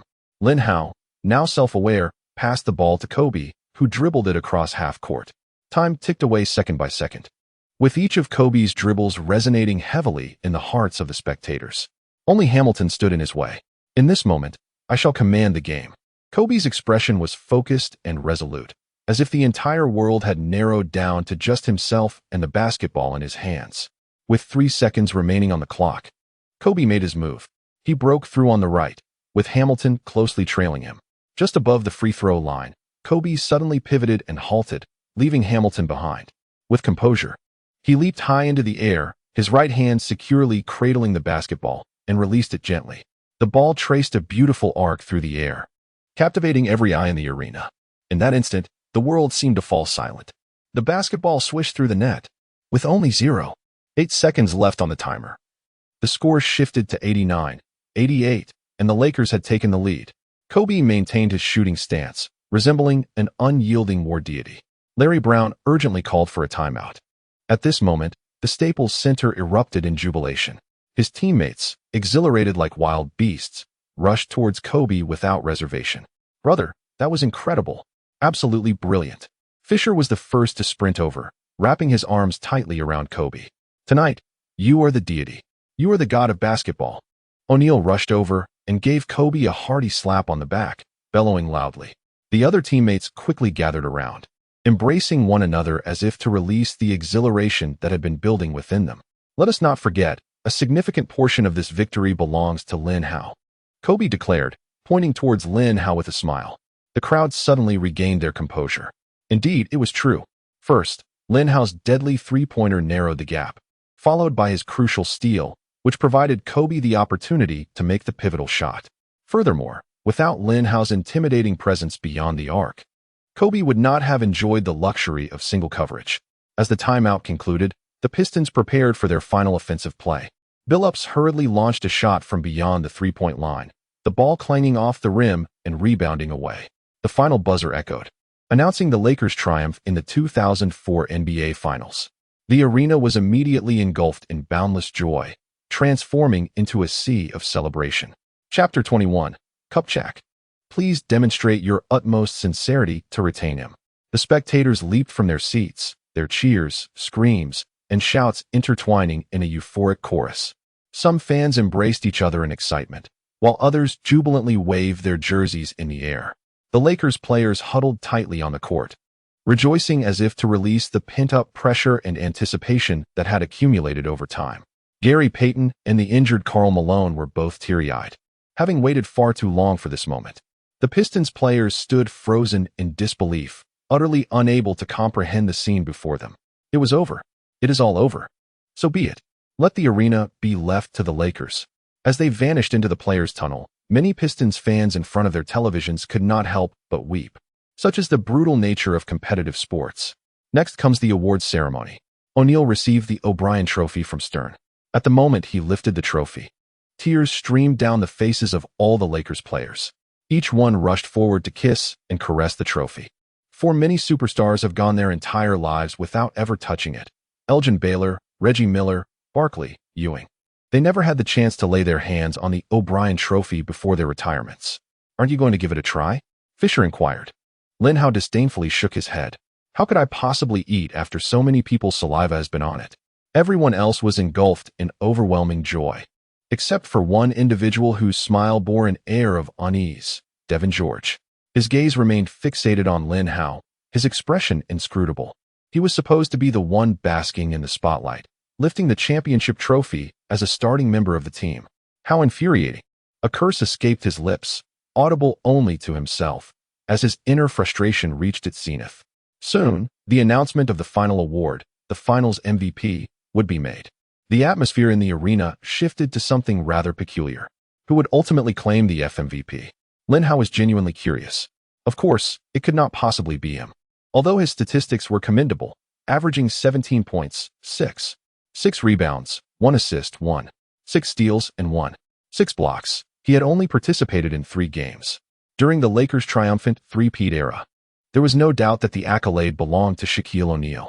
However, this time, Kobe showcased remarkable performances in both the 6th and 7th games, particularly with his decisive shot that extinguished the Pistons' dreams of championship glory. This undoubtedly cast a shadow of uncertainty over the MVP award. The most valuable player of the 2003 to 2004 NBA Finals is Shaquille O'Neal, number 34 of the Lakers. Upon hearing this proclamation from Stern, Lin Hao distinctly sensed a tremor in Kobe's body. He pressed his lips tightly together, remaining silent. O'Neal delivered his acceptance speech, expressing gratitude to the coaching staff, his family, and every teammate. Notably, he paid special homage to Kobe and Lin Hao, stating, "Kobe is my dear brother. Together we have brought 4 championships to this city. He is a remarkable player destined to stand at the pinnacle of the NBA. Without him, I could not have attained this MVP award." His crucial game-winning shot in the 7th game is nearly on par with Michael Jordan's last shot in the 6th game of 1998. At this juncture, O'Neal became somewhat emotional, prompting Kobe to approach him for an embrace. Witnessing this scene, the Staples Center erupted in thunderous applause, with Lakers fans displaying palpable excitement. Currently, the dynamic between the Shaq-Kobe duo is fraught with tension, and rumors abound regarding their imminent separation after this season, with many speculating that Shaquille is the likely candidate to depart. O'Neal's heartfelt words rekindled hope for the continuation of their partnership. Regarding Lin Hao, Shaquille O'Neal expressed remarkable admiration. "I am fortunate to be Lin Hao's teammate. His defense is tenacious, his three-point shooting precise, and his indomitable spirit foretells his destiny as a king in the NBA." Kupchak noted, "Lin Hao's contract is set to expire this season. Please extend your utmost sincerity to retain him." After the celebratory ceremony, Lin Hao intended to return to his apartment to prepare for a lottery, but O'Neal insisted he join the party. This exuberant group of spirited individuals reveled throughout the night. The following day, the streets of Los Angeles teemed with people clad in Lakers jerseys, brandishing flags and banners, their jubilant shouts echoing through the air. The Lakers players rode atop an open-top bus, leisurely parading through the city. Fans eagerly trailed behind the bus, running and leaping as if fatigue were a foreign concept. Alongside the streets, buildings displayed grand screens showcasing the Lakers' championship triumphs, each basket igniting waves of cheers from the crowd.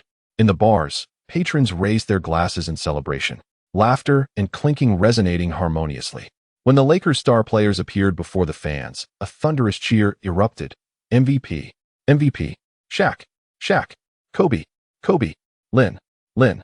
The police struggled to maintain order amidst the throng, yet the fervor of the fans remained unstoppable. At that moment, Someone in the crowd shouted, "Shaq, don't leave. The Lakers need you. We need you." Followed by another voice proclaiming, "Lin, you are our hero. Stay with the Lakers and create even more glory." Suddenly, more fans began to chant in unison, "Stay, let us fight together for more championships." O'Neal smiled wryly. He too wished to remain. Yet, could the discord between him and Kobe truly be reconciled? More importantly, would the management truly choose him? Lin Hao also felt a sense of helplessness. The team had yet to approach him regarding a contract renewal. What good would it do if I merely promised you? "Lin, stay please. This is the wish of the fans, and it is my wish too." At that moment, Kobe firmly patted his shoulder. Lin Hao turned to see the sincerity in Kobe's eyes. In the capital, at a CAF, several young girls were gathered around a table, their phones clutched tightly in their hands, their eyes fixated on the laptop before them, their expressions focused and tense. "Nyo, what position is our Chi-Chi in now? Let me check." "First place. She's in first place. How wonderful." "Of course, our Chi-Chi deserves to be first. Her popularity is off the charts. But it's not enough. We must continue to rally votes for her. That Zhang Hanyun is gaining momentum too quickly. Xiao Jing is right. We cannot afford to relax for a moment." A bespectacled girl furrowed her brow. "Simply this is not enough. We must also go to the forums and rally more people to vote for our Chi-Chi." "That makes sense. Let us divide our tasks. I'll head to the Supergirl forum. Xiao Jing, you go to Mango TV." It turns out these young girls were fans of the Mango TV Supergirl competition, fervently campaigning for their beloved idol. As they opened the forum page, their eyes widened in astonishment. The Supergirl forum, Mango TV forum, music forum. Every section had succumbed entirely. The name Lin Hao nearly filled the entire page. Chapter 22. Pippen's precise connection. This must be cheating. Surely, some nefarious means were employed. I shall report this. I am eager to uncover the true identity of this Lin Hao. What a disgraceful method to manipulate the rankings. They casually clicked on a post titled "Chinese player Lin Hao aids the Lakers in securing the championship." Wow, what a handsome young man. He is so muscular. I can't help but wish to lick the screen. What is that golden trophy he is holding? The curiosity of several young girls towards Lin Hao intensified, leading them to click on the second, third, and fourth posts. At this moment, they had completely forgotten the original purpose of their visit to the CAF. The poor fan of Supergirl had already defected. Meanwhile, Lin Hao's name had nearly taken over the entire internet. News and discussions regarding him flooded websites, forums, and group chats.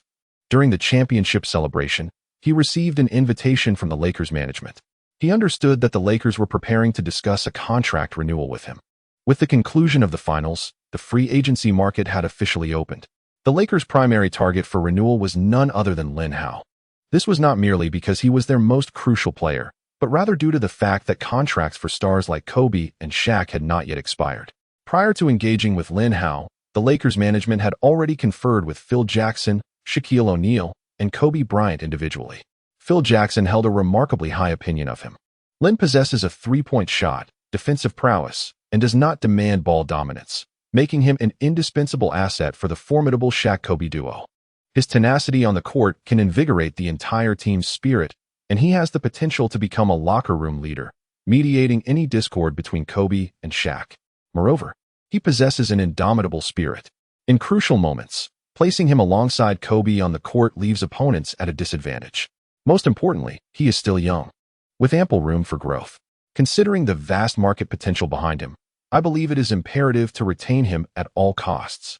Shaquille O'Neal's assessment was simply, playing with him is an absolute delight. He is destined to become the new king of Los Angeles. The sentiment remains, Mitch Kupchak. Please demonstrate your utmost sincerity and keep him. Kobe's evaluation was succinct yet profoundly impactful. He is my Pippen. If we cannot retain him, then trade me instead. In a previous life, Kobe cherished Derek Fisher, winning several championships together. Precisely because Fisher was an excellent three-point shooter and a commendable defender, at the very least in terms of attitude. Lin Hao, in these aspects, far surpasses him. One must wonder, how could Kobe not admire Lin Hao? In the general manager's office, Kupchak gazed at Lin Hao seated before him, a warm smile gracing his face. "Lin, you have brought us immense joy this season. It appears my initial judgment was indeed astute. The team is now looking to renew your contract, and here is the offer. You currently do not have an agent, but you may take your time to review it and consult with a lawyer for advice. It is perfectly acceptable to respond to me in a few days. As Lin Hao gazed at the total salary outlined in the contract, he felt a swell of emotion. A 7-year contract worth $42 million. Clearly, the Lakers hold him in high regard. While it may not appear substantial, one must remember that he has only played 3 commendable games throughout the entire season. Moreover, Sean Battier's contract with the Grizzlies amounts to only 6 years and $37 million. He was the 6th overall pick in the 2001 draft. Additionally, in his 4th season, he averaged 9 points, 2 rebounds, and 6 assists per game. In stark contrast, Lin Hao's averages this season are far from impressive. What is more significant is that they are offering a 7-year contract. What does this signify? Such terms are typically reserved for superstars. Both Kobe and Shaquille signed 7-year deals. Upon exiting the general manager's office, Lin Hao hurried straight to his apartment, eager to prepare for the lottery. This time, he does not intend to allocate attribute points just yet. With the conclusion of the finals marking the onset of an extended offseason, there is no need for haste. Lin Hao eagerly inquired, "System, not only did I win this game, but I also claimed the championship. Shouldn't I have 2 chances for the lottery?" Ding. It has been detected that the host assisted the Lakers in securing victory in Game 7 of the NBA Finals, granting 1 lottery opportunity. Ding. It has been detected that the host helped the Lakers win the NBA Finals championship in 2004, earning an additional lottery opportunity. Splendid. Lin Hao took a deep breath and nervously pressed the lottery button, causing the wheel to spin. Ultimately, the pointer of the wheel halted at the icon of Leonard's death grip. To his astonishment, Lin Hao exclaimed, "What on earth? A defensive skill?" While Leonard's death grip was indeed formidable, Lin Hao aspired to become a basketball deity. Reliance solely on defense without offense was simply inadequate. "Stay calm, host," the system reiterated. The likelihood of drawing a particular skill correlates with the type of superstar you face in the match. In this game, Prince has been your primary defender. And as a defensive player, the probability of acquiring a defensive skill card is naturally heightened. Moreover, consider this. Even if you were to draw a top-tier dribbling or shooting skill, given your mediocre ball handling and mid-range shooting abilities, how much of that skill could you truly harness? Lin Hao suddenly understood. However, he pondered, my defensive rating has already reached a perfect score of 100. Wouldn't this skill be rendered redundant? Note that ability ratings and skills are distinctly different entities. Possessing mere ability without accompanying skills prevents you from fully unleashing your potential. Thus, it dawned on Lin Hao. This was quite comprehensible. His 3-point attribute had already soared to 100, potentially surpassing even Curry from the future. Yet, his intimidation from beyond the arc paled in comparison to Curry's. The reason was clear. He lacked the requisite 3-point shooting skill. No wonder Hamilton scored 15 points in this match. It was because Lin Hao had yet to fully exploit his defensive capabilities. Fortunately, Hamilton remains merely an ordinary star. Had he been tasked with defending against top-tier legends such as Iverson or McGrady, he would likely have been utterly overwhelmed. Nevertheless, there remains another opportunity for a draw. Lin Hao pressed the draw button once more, fervently wishing for an offensive skill this time. The pointer of the roulette wheel came to a halt, and indeed, it was an offensive skill. However, Lin Hao couldn't help but exclaim in frustration. This time, it was Pippen's precise connection. Pippen's organizational skills are undeniably exceptional, and they are particularly needed. Yet, wouldn't Nash, Paul, or Kidd's passing skills be far more desirable? More importantly, is the system truly compelling him to play Pippen to Kobe's role? Why does he keep receiving these auxiliary skills? The system's final declaration stated that the type of skills the host would draw is influenced by the caliber of stars faced in matchups. In this competition, you have frequently matched up with Billups, a master of passing, hence the acquisition of an organizational skill card is hardly surprising. Very well, Pippen it is. Chapter 23. Received offers from 8 teams. Lin Hao glanced at his attribute panel, noting that his passing and dribbling abilities had reached 65 and 72, respectively. Not too shabby. His initial values had been rather dismal, and Pippen's precise connection had its limitations. The following day, Lin Hao indulged in a leisurely slumber, finally rising at 10 a.m. Upon picking up his phone, he was astonished to find dozens of missed calls. Most of them were from Kobe, with a few from Yao Ming.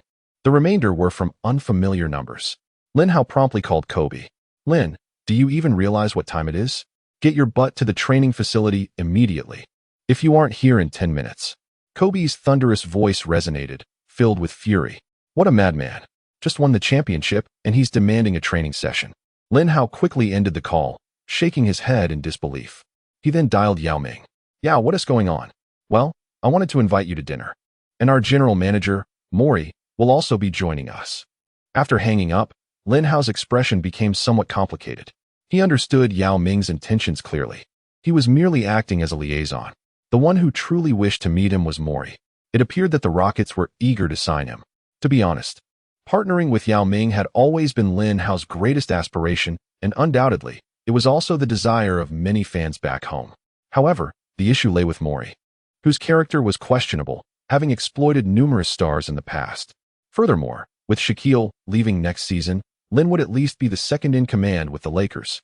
And with Tracy McGrady soon joining the Rockets, would Lin still be content playing third fiddle? He chose to ignore the other missed calls, assuming they were from teams wishing to negotiate contracts with him. If he were to return every call, when would he find the time to practice? It seemed the moment had come to seek out an agent. Riding a second-hand bicycle, Lin Hao took half an hour to reach the training facility. "I called you at 10, and you waltz in at 10:30? As soon as he entered the gym, Kobe unleashed a torrent of reprimands. "Dude, I rode a bicycle." Lin Hao sighed in resignation. He had yet to sign a contract, and his total funds amounted to a mere $43,000. This fortune was the result of a wager lost to the Zen Master and Kobe. Although used cars in the United States were relatively inexpensive, they still required several $1,000s. If he were to purchase a vehicle, how would he manage in the days to come? Here, without a moment's hesitation, Kobe tossed him a set of keys. "This is a gift for you. The license plate number is XXXX. As Lin Hao caught a glimpse of the keys, he realized they belonged to a Ferrari. He observed the cold expression on Kobe's face, and a warm current surged within him. "Don't get too emotional. I'm merely concerned that you might hinder the team next season." Kobe replied nonchalantly. "What if I sign with another team? Aren't you worried it would be a fruitless endeavor?" Lin Hao inquired with curiosity. "Regardless, this car was a gift from a sponsor, and it holds no value to me," Kobe remarked, his next words causing Lin Hao to spit out a mouthful of blood as the earlier warmth dissipated entirely. "Moreover, I've already informed Mitch Kupchak that if we fail to sign you, I expect to be traded." With that, Kobe turned away, retrieving a basketball and striding toward the three-point line. Lin Hao fixated on Kobe's retreating figure, suddenly feeling a twinge of sorrow in his eyes. As the ancient said, a gentleman would lay down his life for a confidant. Could Kobe be considered such a confidant? "Kobe, shall we engage in a one-on-one match?" Lin Hao eagerly proposed. Kobe was an unrivaled treasure trove of experience. He would be essential for Lin Hao's development during the off-season. "No." Kobe resolutely shook his head. "Why not?" Lin Hao was left dumbfounded.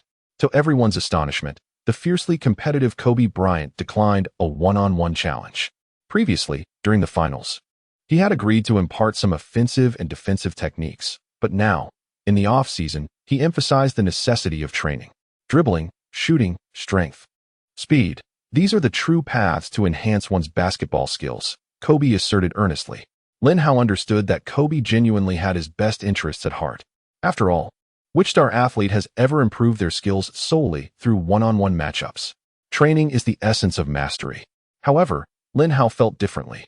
He implored persistently, employing every tactic imaginable: provocation, self-deprecation, cunning deception, and strategic distraction, until Kobe reluctantly consented to a match. Once the game concluded, sheer astonishment flickered in Kobe's eyes.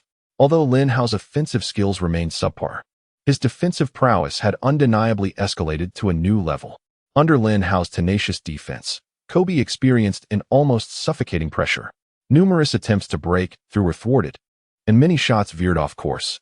It compelled him to exert 7/10 of his strength, relying on an exquisitely executed fadeaway jumper to claim victory. "How has your defense suddenly become so formidable?" Kobe gazed at Lin Hao as if he were a marvel. "My defense has always been robust. I simply lacked experience before," Lin Hao replied with pride. With a perfect defensive rating and Leonard's tenacious grip, even Kobe felt a twinge of fear. "Let's go again." Kobe gritted his teeth, his earlier counsel to Lin Hao now a distant memory. This challenge was precisely what Lin Hao had been hoping for. Their one-on-one duel endured from 10:30 in the morning until 5 in the afternoon, with Hamilton's enduring stamina bolstering him. Kobe found himself increasingly burdened while Lin Hao capitalized on the advantage. You're nothing short of a freak. If those damned reporters aren't blind next season, the Defensive Player of the Year will undoubtedly belong to you." With that remark, Kobe turned and departed. Continuing the contest might leave him devoid of the energy even for intimate moments with Vanessa. After taking a shower and having dinner, Lin Hao received a call from Robert Pelinka. Pelinka, Kobe's agent, had now also taken on Lin Hao as a client, sharing the same representation. "Lin, let us meet up tonight. I've received offers from a total of 8 teams." At 8 in the evening, Pelinka arrived at Lin Hao's modest abode. Upon entering, he glanced around the cramped apartment and frowned. "Lin, shall I find you a more suitable place to stay? This apartment is unbefitting of you." "All right," Pelinka continued. "Currently, there are 8 teams that have made offers for you." He wandered around the room for a while, struggling to find a place to sit.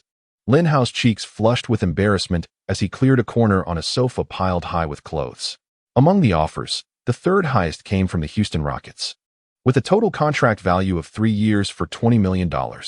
Lin Hao raised an eyebrow. The Rockets were indeed sincere. The second highest offer was from the Cleveland Cavaliers, totaling 4 years for $28 million. Lin Hao was filled with confusion. Why were the Cavaliers so interested in him? The highest offer came from the New York Knicks, amounting to 6 years for $45 million.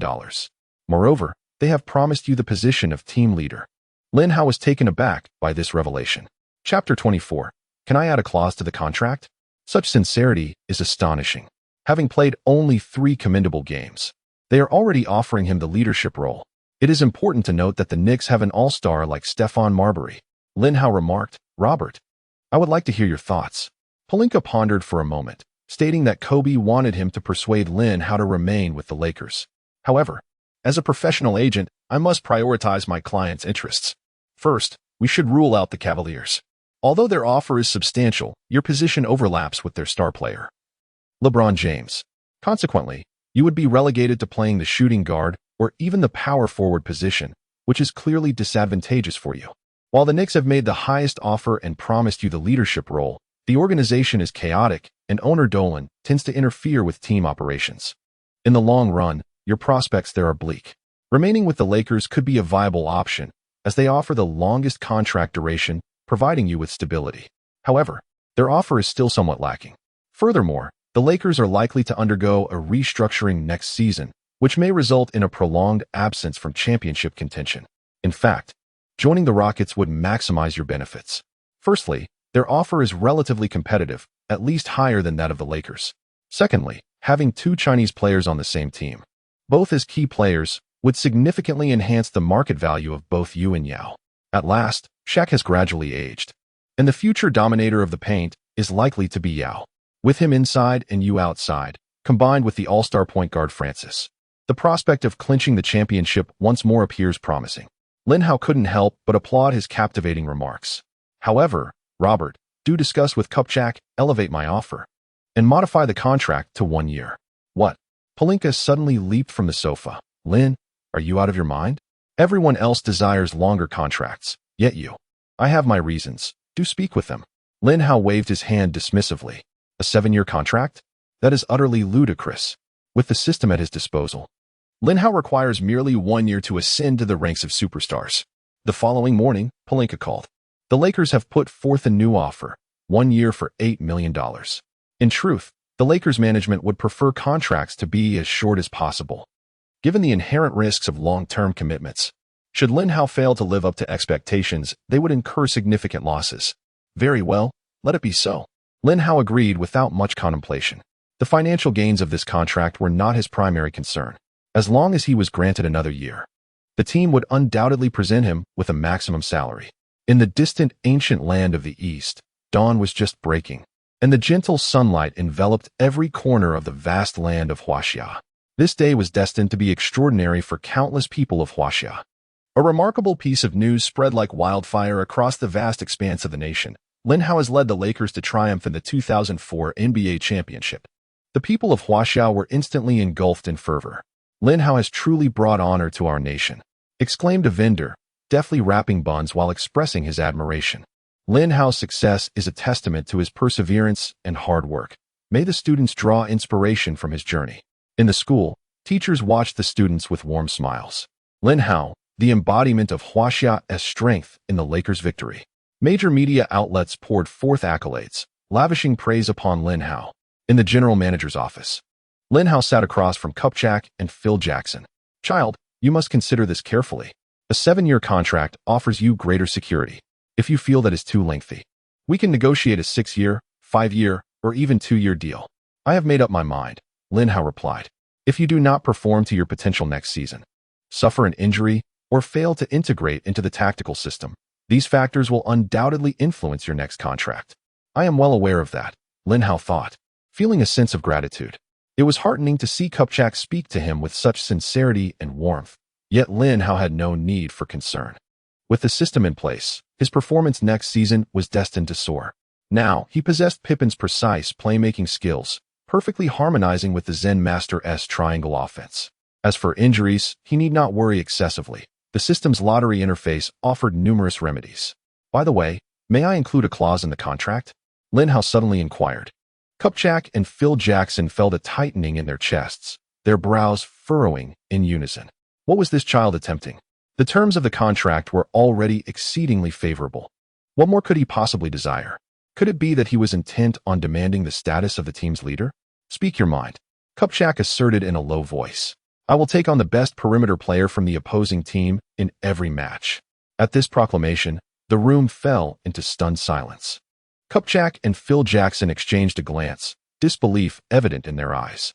Generally speaking, the majority of players in the league are reluctant to guard their opponent's star athletes. The rationale is straightforward. It necessitates a significant expenditure of energy on the defensive end, leaving little for offense, which consequently hinders the ability to post impressive statistics. Without commendable data, securing a lucrative contract becomes a daunting task. Thus, it is typically role players or blue-collar workers who take on the responsibility of defending the opposing stars, save for that extraordinary Kobe. "Phil, as the head coach, what is your perspective on this matter?" Kupchak inquired. "In principle, I concur," the Zen master replied, "but we must seek Kobe's input. Under normal circumstances, a teammate's voluntary offer to guard an opposing star would be a source of joy for the designated leader. However, Kobe, with his fierce competitive spirit and constant emulation of Jordan, always aspired to dominate his adversaries on both ends of the court. There was no need for concern on that front. I have discussed this with Kobe, and he is in agreement," Lin Hao remarked. Indeed, during a training break, he had broached the subject with Kobe. Initially, Kobe had been hesitant, but one statement from Lin Hao shifted his perspective. "Our objective for the next season is to win the championship, not merely to indulge in rivalry. I will take on the opposing team's key player, allowing you to conserve your energy for the offense. This will significantly enhance our chances of victory," Phil Jackson remarked nonchalantly. "If that is the case, I have no objections. However, should any extraordinary circumstances arise, you must still adhere to the coach's directives." Lin Hao nodded in understanding. In the training facility, someone exclaimed, "Lin, have you lost your senses? Why would you forsake a 7-year contract in favor of a 1-year deal? Should an unforeseen incident occur, you might find yourself departing from the NBA altogether. I truly wonder where your confidence stems from." Observing Kobe's passionate outburst, Lin Hao felt deeply moved. He recognized that Kobe's intentions were genuinely for his benefit. Chapter 25. This lineup appears rather meager. If you wish to discern the source of my confidence, a one-on-one match will reveal it. Don't even think about it.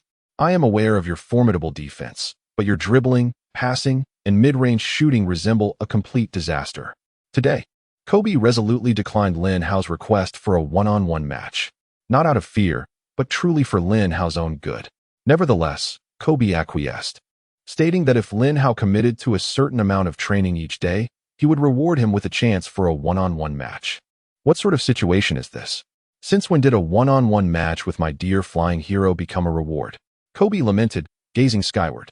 Others feared facing him in a one-on-one match, yet Lin Hao, the anomaly, eagerly sought the opportunity. To earn the chance to compete against Kobe, Lin Hao devoted himself wholeheartedly to his training, which proved exceedingly monotonous. Long-distance running, sprinting, equipment training, and confrontational drills, stationary shooting, dynamic shooting, and competitive shooting. Passing drills, dribbling exercises. Naturally, the physical trainers and skill coaches are merely riding on Kobe's coattails. A miser like him could hardly afford their services. To make matters worse, Lin Hao must endure an unending barrage of insults from Kobe. It is clear that Kobe is not deranged. He is merely emulating Jordan.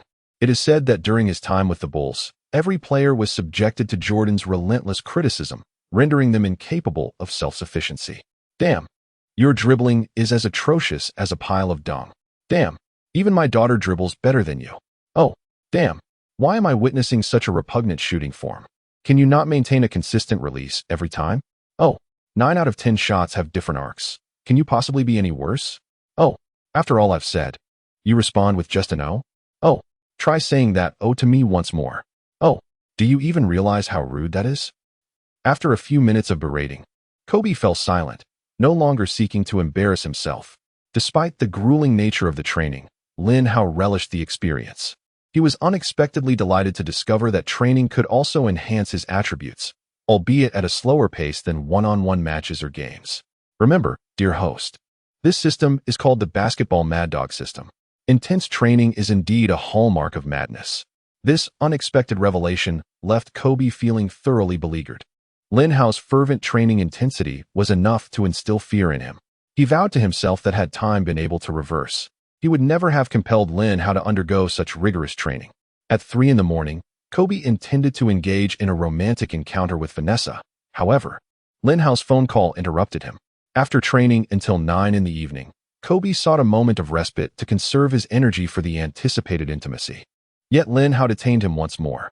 On Vanessa's birthday, Kobe planned to surprise her with a romantic candlelit dinner, followed by their intimate moments. But yet again, Lin Hao's urgent call interrupted his plans. It turned out that Kobe had noticed Lin Hao still resided in a cramped apartment and had contemplated inviting him to stay at his own home. However, he had since reconsidered. If he had proceeded, he feared that he would lose the last vestiges of privacy with Vanessa. At that moment, the doors of the off-season trade market swung open. The first piece of monumental news arrived. On June 29th, the Magic completed a trade with the Rockets. The Magic sent T-Mac, Juwan Howard, Tyronn Lue, and Reece Gaines in exchange for Francis, Mobley, and Kevin Cato. The Yao McGrady duo was officially established. This announcement sent shockwaves throughout the league, yet Lakers fans remained unfazed. Their sole concern was the fate of the Big Shark. Soon, a piece of news shattered the hearts of all Lakers fans. On July 14th, the Lakers traded Shaquille O'Neal to the Heat, acquiring Lamar Odom, Karen Butler, Brian Grant, and a first-round draft pick in return. Lakers fans were engulfed in profound shock and disbelief. How could this be? Why would they part with Shaq? What was the management thinking? O'Neal was our cornerstone. This marks a dark hour for the Lakers, as the loss of Shaquille O'Neal feels akin to the collapse of our world. Is this truly the end of our dynasty? Soon, whispers began to circulate, questioning whether Kobe was the architect behind it all. Surely, it must be Kobe who drove Shaq away. That's selfish, QJ. We desire Shaq, not Kobe. As time progressed, more individuals came to embrace this narrative, casting Kobe into the tempest of public scrutiny. Even Lamar Odom, who had yet to don the Lakers jersey, found himself unjustly vilified. What is Odom, that he could possibly replace Shaq?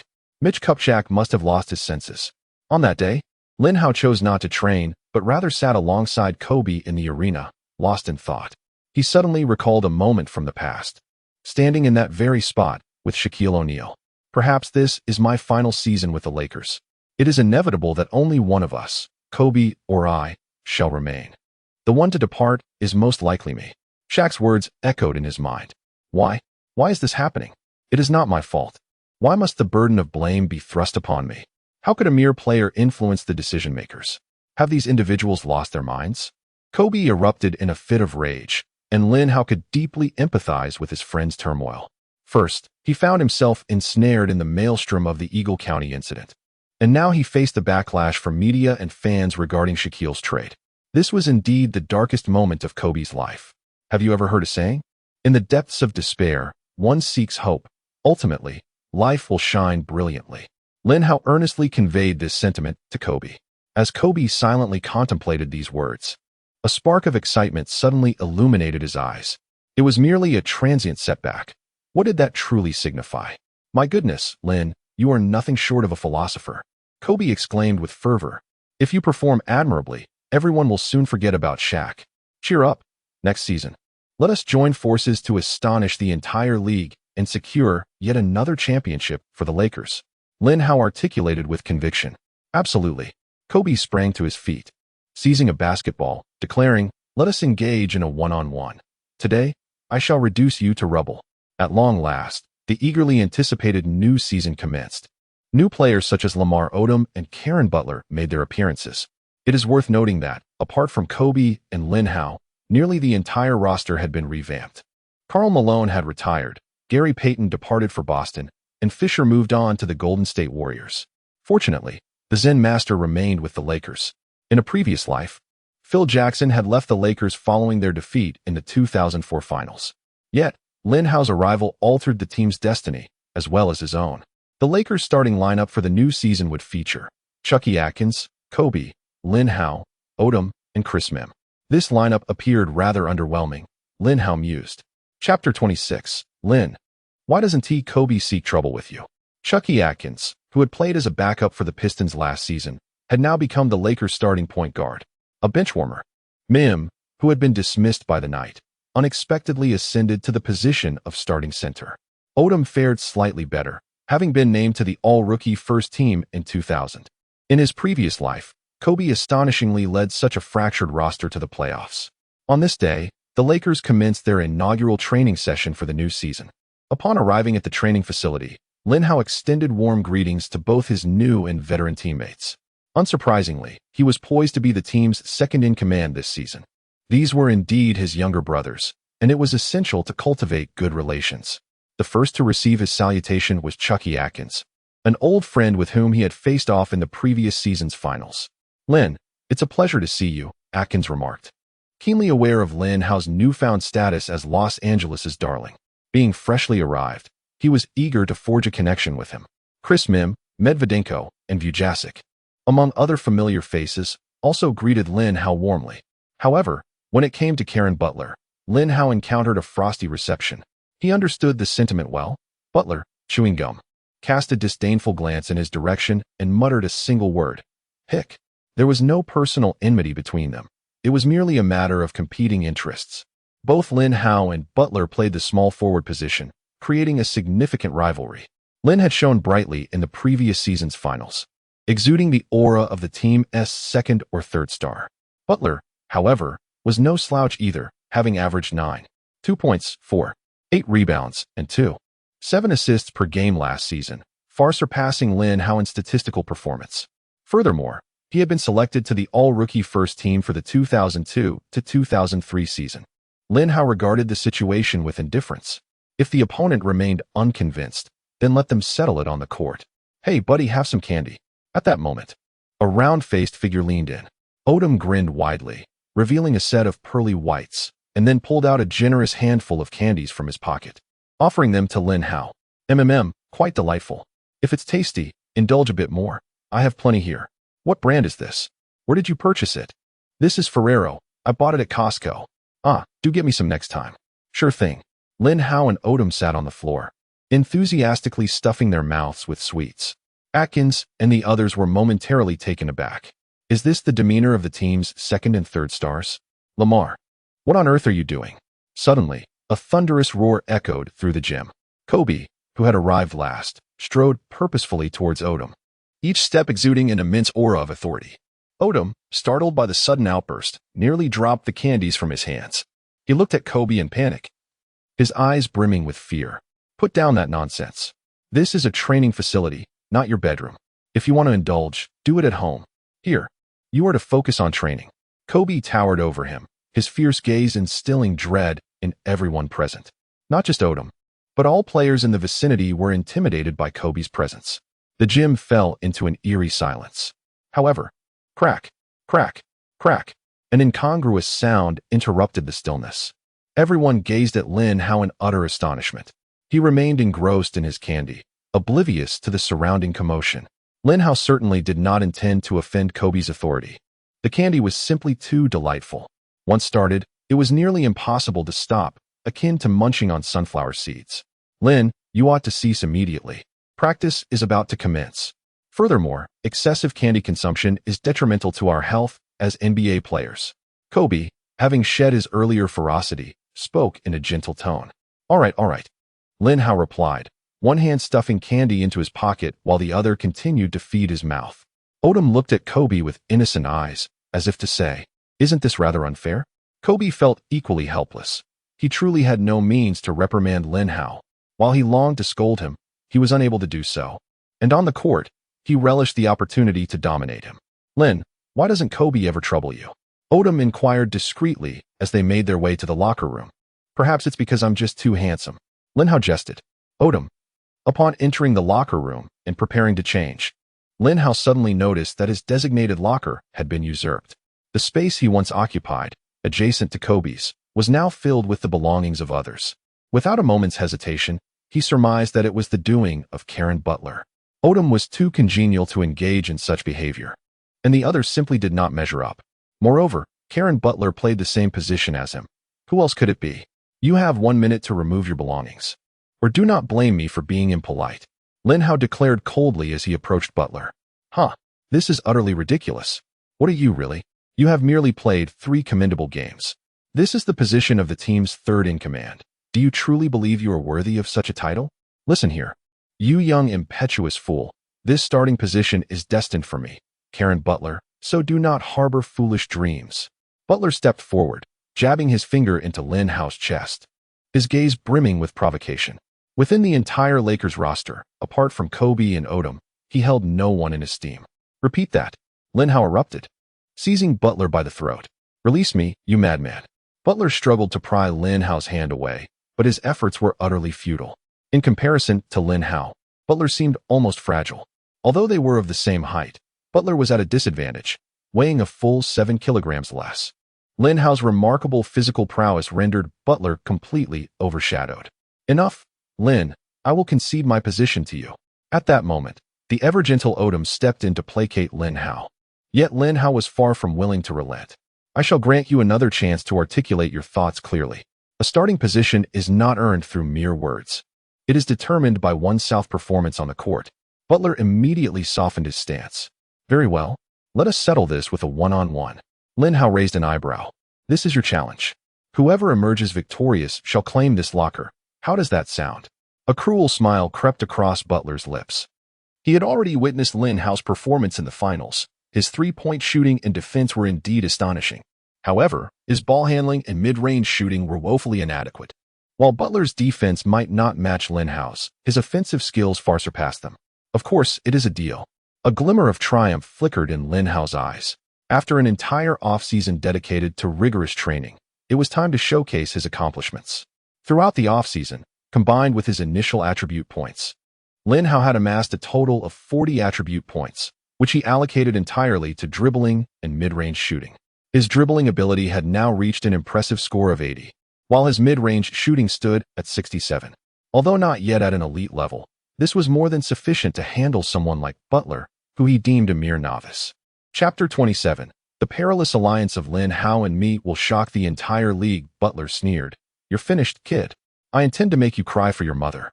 Kobe observed silently from the sidelines, his expression indifferent. In truth, if he chose to speak, he could easily command Butler to yield his position to Lin Hao, and the matter would be settled immediately. No one on the team would dare to defy him. However, Lin Hao understood that his standing within the team had to be earned through his own efforts. The one-on-one duel commenced, and the Lakers players gathered around in eager anticipation. In a display of veteran courtesy, Butler allowed Lin Hao to initiate the play. With a swift change of direction, Lin Hao effortlessly maneuvered past him, then leaped high into the air, executing a powerful dunk that sent the ball crashing into the hoop. The crowd was momentarily stunned. They had anticipated a closely matched contest, only to witness a one-sided affair. "It was merely a moment of carelessness on my part," Butler exclaimed, his face flushing with embarrassment. The ease with which he had been bypassed was a testament not only to his less-than-stellar defense, but also to his own oversight. He had never expected Lin Hao's dribbling skills to have improved so significantly. Kobe, watching from the side, couldn't help but smirk. Lin Hao dedicated an entire offseason to training, achieving a remarkable level of improvement that even he found astonishing. To think one could defeat him is utterly preposterous. What followed was the most tragic moment in Butler's life. Lin Hao's defense was nothing short of suffocating. He consumed the entirety of the offensive clock, leaving no opportunity for a shot. A mocking smile crept across Kobe's face. Even he feared Lin Hao's defense, let alone the likes of you, little Camila. Everyone present was captivated by Lin Hao's exceptional defensive awareness and his deft skills. Phil Jackson had long since arrived at the training facility, standing quietly to observe. Witnessing this scene, a satisfied glint appeared in his eyes. If this young man could maintain such form throughout the season, a place on the all-defensive first team was undoubtedly his to claim. Should he partner with Kobe? The entire league would tremble before this formidable perimeter defensive duo. Next came Lin Hao's offensive play. This time, Butler was intensely focused, making it difficult for Lin Hao to penetrate. Aha, the real you has finally shown, Butler thought. I was careless just now. He spread his legs, his left hand firmly tracking his opponent, continuously spewing trash talk. Suddenly, Lin Hao made his move. He slammed the ball through Butler's legs and surged forward with explosive speed. He had successfully executed a between-the-legs maneuver. Gasps of astonishment erupted from the onlookers. While this method of dribbling may not have been harmful, it was undeniably humiliating. Butler had just experienced a significant embarrassment. With a swift layup, the ball swished through the net. I passed you as easily as crossing a morning street, Lin Hao said with a subtle smile, shaking his finger at Butler. This time, Butler did not underestimate Lin Hao's dribbling, but he certainly overestimated his own capabilities. In the NBA, few individuals possess the extraordinary tenacity exhibited by Lin Hao, who maintains the same rigorous training regimen during the off-season as he does in the regular season. His stamina, speed, and agility not only remain at peak levels, but have even surpassed those of the previous season. This particular one-on-one matchup concluded with a resounding defeat for Butler, who failed to score a single point. An utter humiliation, indeed. Hey, buddy, you got shut out today, teased Chalky Atkins. Weren't you the one claiming you would make him cry for his mother? Yet it seems you are the one crying for help, laughed Devin George. This season, Lin Hao successfully retained his position with the Lakers, buoyed by a positive spirit. Phil Jackson quickly intervened to halt the teasing, initiating the day's training session. Following this one-on-one contest, Lin Hao effectively established his authority, subtly emerging as a potential second-in-command on the team.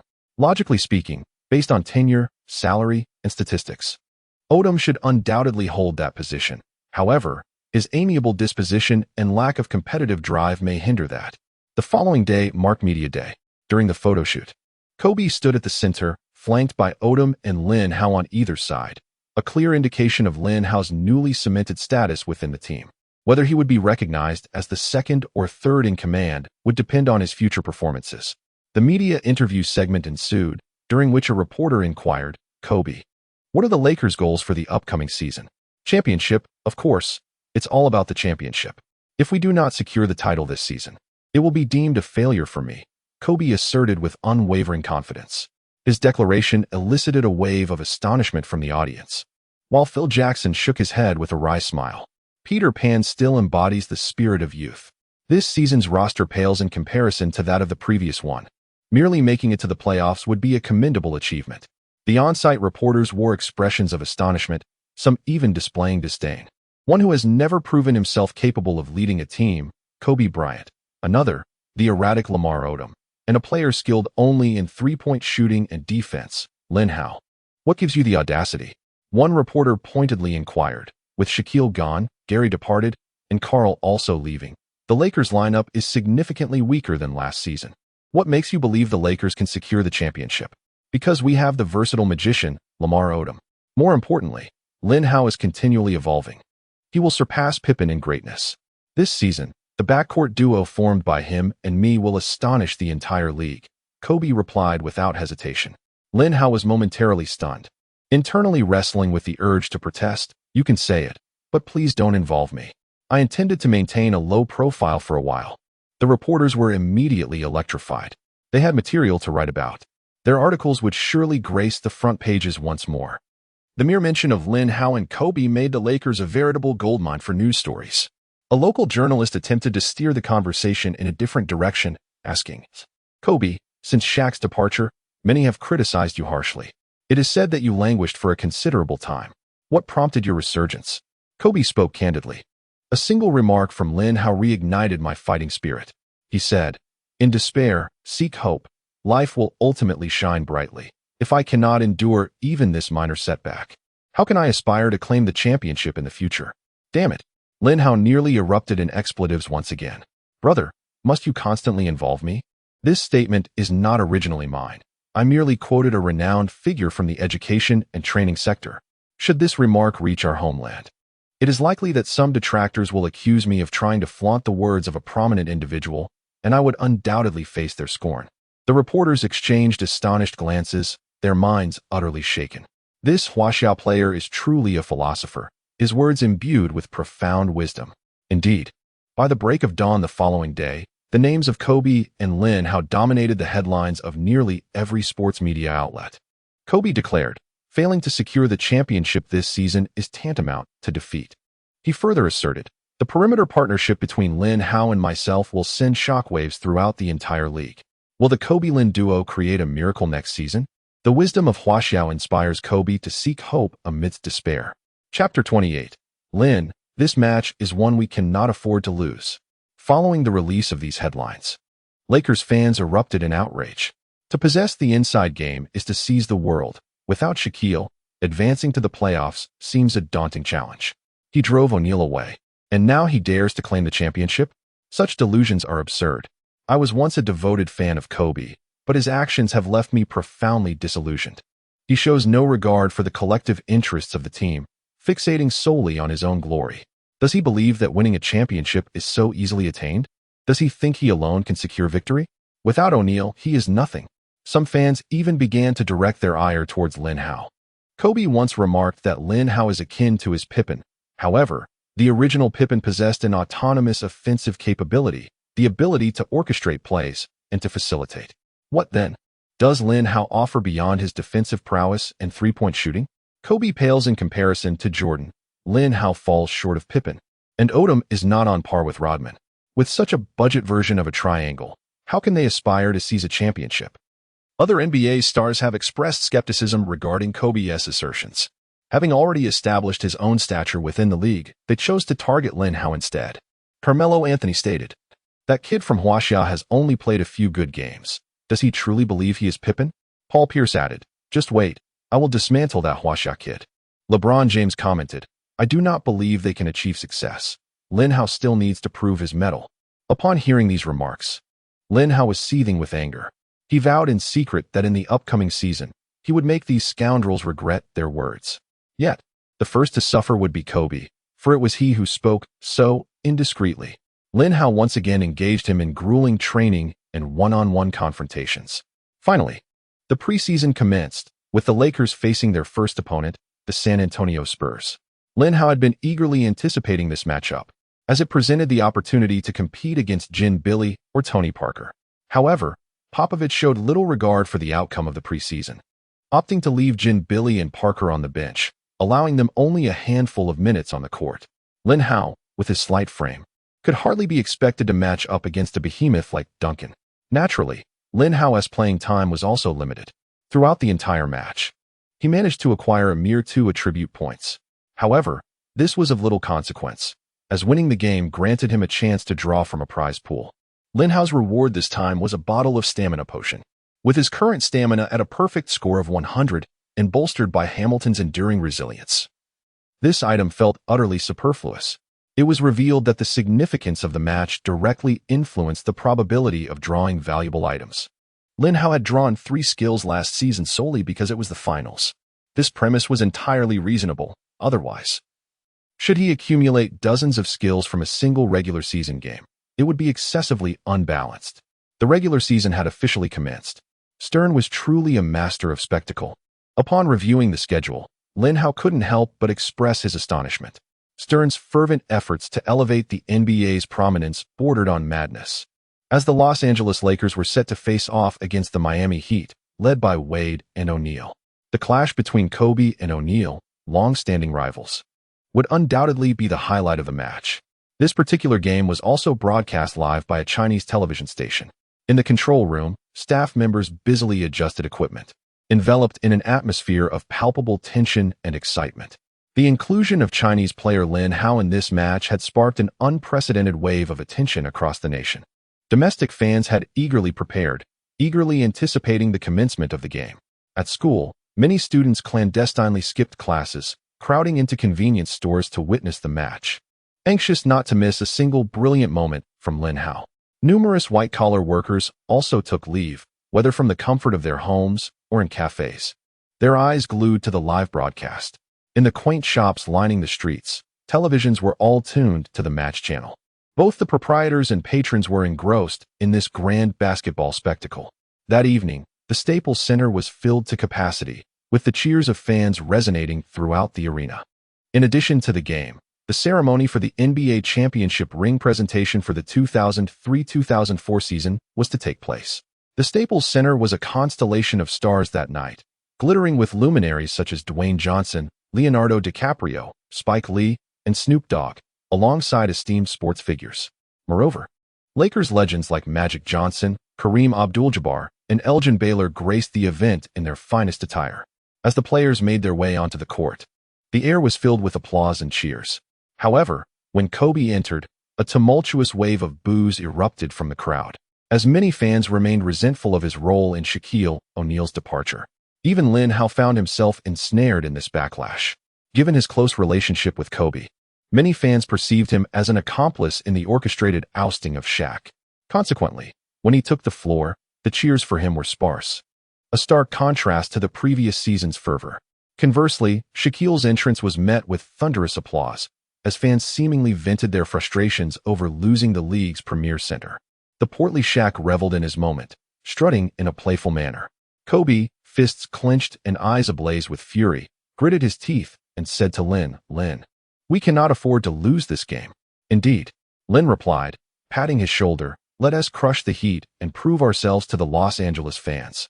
At the award ceremony, Kobe displayed a distinct lack of enthusiasm, delivering only a few brief remarks before hastily concluding his participation. In stark contrast, the portly Shaquille engaged in an extensive oration. "I am profoundly grateful to my teammates from the Lakers, with whom I shared countless moments of sweat and toil on the court. Those days of camaraderie will forever remain etched in my memory. Now, as I embark on a new chapter with the Heat, I am presented with fresh teammates and challenges, and I am fully prepared to forge new triumphs together." He expressed his gratitude to everyone, even mentioning role players like Fox and Samaki Walker, yet conspicuously omitted the name of his most significant partner, Kobe. He went on to elaborate extensively on his experiences with the Heat and his aspirations for a championship, implying that even in Kobe's absence, he could still claim the coveted title. "Lin, we must seize our own championship." The tension in Kobe's chest was palpable. "It is essential." Lin Hao's own chest heaved in response. As the award ceremony concluded, the competition commenced. The venue's lights dimmed suddenly as the visiting Heat team made their entrance: Dwayne Wade, Damon Jones, Eddie Jones, Udonis Haslem, and Shaquille O'Neal. This constituted the Heat's starting lineup for the season. Conversely, the Lakers' starting five comprised Atkins, Kobe, Lin Hao, Odom, and Mim. Chapter 29. Being guarded by me is not a shame. The first to take the court was Odom, typically the second in command of any team. Despite Lin Hao's remarkable performance in the previous season's finals, he had yet to usurp Odom's established position, with the referee's whistle signaling the commencement of the match. The Lakers' starting lineup took the court: Atkins, Kobe, Lin Hao, Odom, and Mim. As Wade dribbled past the half-court line, Lin Hao swiftly positioned himself, poised and ready to defend against him. What was happening? Wasn't he typically Kobe who guarded the opposing star player? Was I imagining things? Wade was a top-tier guard, and having Lin defend him could lead to a devastating outcome. One swift change of direction from Wade could leave Lin utterly outclassed. The subsequent scene would likely be etched in Lin Hao's memory for a lifetime. He would forever recall the terror that Wade instilled. The commentators, witnessing the unfolding drama, expressed their astonishment. As Wade recognized Lin Hao before him, a surge of indignation welled up within him. How dare they deny me the challenge of Kobe? This was a blatant disrespect. Thus, he resolved to employ his most formidable scoring technique, an accelerated drive following a change of direction, to teach Lin Hao a lesson.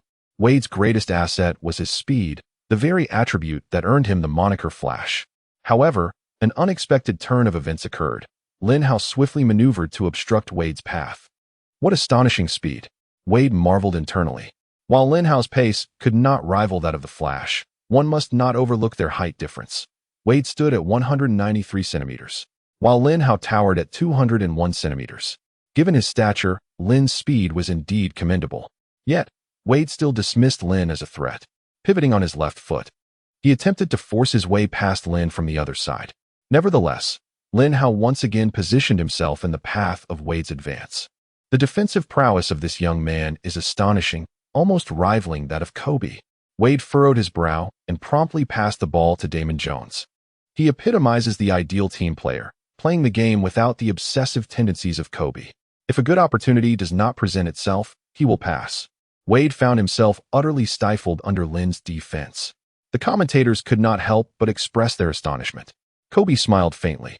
He had been tormented by this young man throughout the off-season, and now it was your turn to experience this sensation. This marked the first smile he had displayed that evening. Dwayne, is this the extent of your abilities? Are you so disheartened by the struggle that you refuse to shoot? Lin Hao expressed his dissatisfaction. If you do not attack, from whom shall I seek my attribute points? This is what I call not being ball-hungry, understand? Wade's frustration boiled over, his cheeks puffed out in indignation. What a fine excuse, but it's merely cowardice. Lin Hao scoffed. Next play, I shall utterly dismantle you. I will obliterate you. Wade was thoroughly incensed. As an elite NBA guard, he could not fathom being mocked by a mere rookie from China. At that moment, Shaquille O'Neal had established position down low, effortlessly dunking after receiving a pass from Damon Jones. The Staples Center erupted in a thunderous cheer. Although Shaq had become a player for another team, he remained an icon among Lakers fans. It was a source of embarrassment for both Kobe and Lin Hao that the home crowd cheered for the opposing player. As the Lakers prepared for their next offensive play, it was Wade who found himself defending Lin Hao. You have successfully provoked me, young man. I shall annihilate you on both ends of the court. Wade puffed out his cheeks, speaking with a tone of disdain. Lin Hao raised an eyebrow, pleasantly surprised. Indeed, this was an unexpected delight. Originally, it should have been Eddie Jones defending Lin Hao.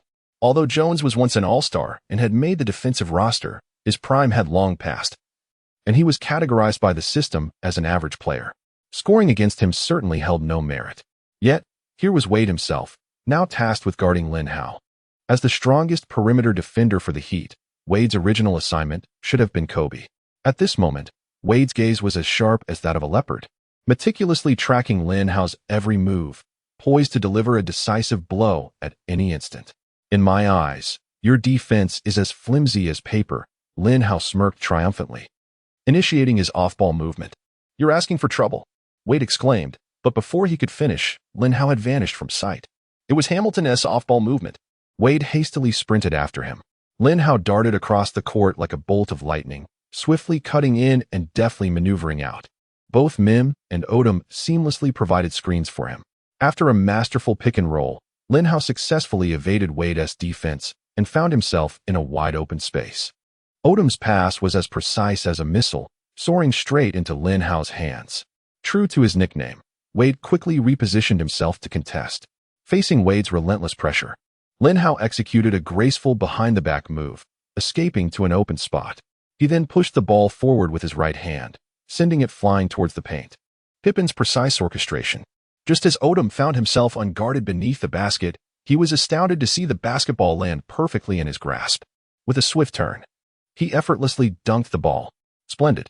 Odom approached Lin Hao with a cheerful demeanor, exchanging a high five. A flicker of intrigue crossed Zen Master's eyes. The boy's passing ability was indeed impressive. Initially, Lin Hao was merely envisioned as a shooter and perimeter defender in his strategy. The ideal player to orchestrate the triangle offense and connect the interior and exterior play was Odom. However, if Lin Hao could sustain this level of passing, he would undoubtedly emerge as the finest candidate to fill Pippen's shoes in Zen Master's estimation. In the subsequent play, Wade executed a sudden change of direction, followed by a swift acceleration aimed at employing his speed to outpace Lin Hao, just as he had done countless times against opponents in the past. Yet, at the very moment he began to surge forward, Lin Hao gracefully sidestepped and positioned himself perfectly to obstruct Wade's path. Lin Hao's speed attribute had reached an impressive 90, nearly rivaling Wade's own. Confronted with Lin Hao's tenacious defense, Wade felt akin to a fish ensnared in a net, futilely struggling to find an escape. Don't waste your energy, you can't shake me off, Lin Hao murmured provocatively in Wade's ear, insinuating that being thwarted by him was hardly a source of shame. Best to relinquish your resistance. Lin Hao's repeated taunts utterly unhinged Wade, prompting him to dribble back and forth in a frenzy. Meanwhile, on the Heat's bench at the Staples Center, Pat Riley wore an increasingly grim expression. Renowned for his composure and strategic acumen, he now exhibited a flicker of discontent in his gaze. Wade had been dribbling for over 10 seconds, a clear deviation from his tactical principles. At this moment, Wade executed a dazzling crossover, feigning a leftward drive, followed by a swift pivot, his body gliding to the right as he leaped to shoot. Lin Hao remained steadfastly close, maintaining an impeccable distance. Just as Wade turned and jumped, Lin Hao instinctively sprang into action, his long arms extending perfectly, timing impeccable as the basketball slipped through his fingertips. Alas, Wade thought, sensing impending doom. Indeed, the shot clanged off the rim. Chapter 30. The Kobe-Lin duo. Lin Hao felt a twinge of regret. If only his shot-blocking prowess were a tad greater, he could have secured a block just now. Odom snatched the rebound and immediately passed the ball to Lin Hao. Without a moment's hesitation, Lin Hao propelled the basketball forward. Kobe had already discerned the dynamics on the court and sprinted toward the front court like a gust of wind. Upon receiving the pass, he seemed to defy the very force of gravity, soaring high into the air. Boom. Kobe executed a slam dunk that embodied both power and grace. Kobe, Lin. At that moment, the Staples Center erupted with thunderous cheers. The Kobe-Lin duo. This is our Lakers Kobe-Lin duo. A fan shouted excitedly, unaware that from this instant, the name Kobe-Lin duo would resonate throughout the entire league. In merely a few exchanges, Kobe and Lin Hao had captivated the audience.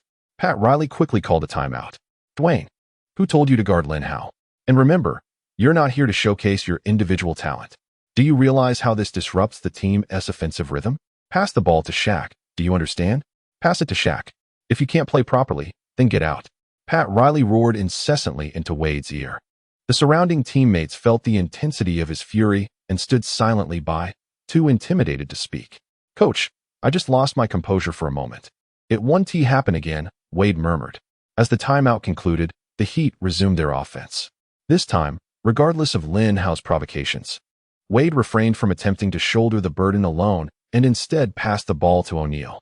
Shaq, still at the tail end of his prime, effortlessly executed a soft hook shot amidst the double team from Odom and Mim. The ball swished through the net. Phil Jackson's brow furrowed. If Shaq could not be contained, this game would prove challenging. However, the Lakers' formidable trio soon began to assert their dominance.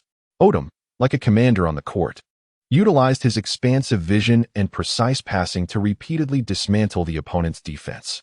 Kobe assumed the mantle of the team's primary scorer, and with Lin Hao alleviating some of the defensive pressure, he fully unleashed his offensive prowess. Lin Hao, on the other hand, was tasked with providing the team's perimeter firepower. He operated like a stealthy sniper, poised to deliver a lethal blow at any moment. The synergy among the three was seamless, an impeccable collaboration that unfolded like a masterful symphony of basketball. Phil Jackson's expression finally relaxed. The coordination of these three was nothing short of exquisite. The audience erupted in exhilaration, as the fluid interplay alone was worth the price of admission. As the first quarter concluded, the Lakers held a 5-point lead. The two commentators glanced at the statistics and suddenly gasped. Hey, did you notice?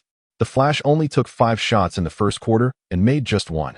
A player capable of consistently containing Wade for an entire quarter is indeed a rarity within this league. It appears we have underestimated Lin's defensive prowess. He is undoubtedly the most significant asset acquired by the Lakers this year. For both Kobe and Lin, this was a game they could not afford to lose.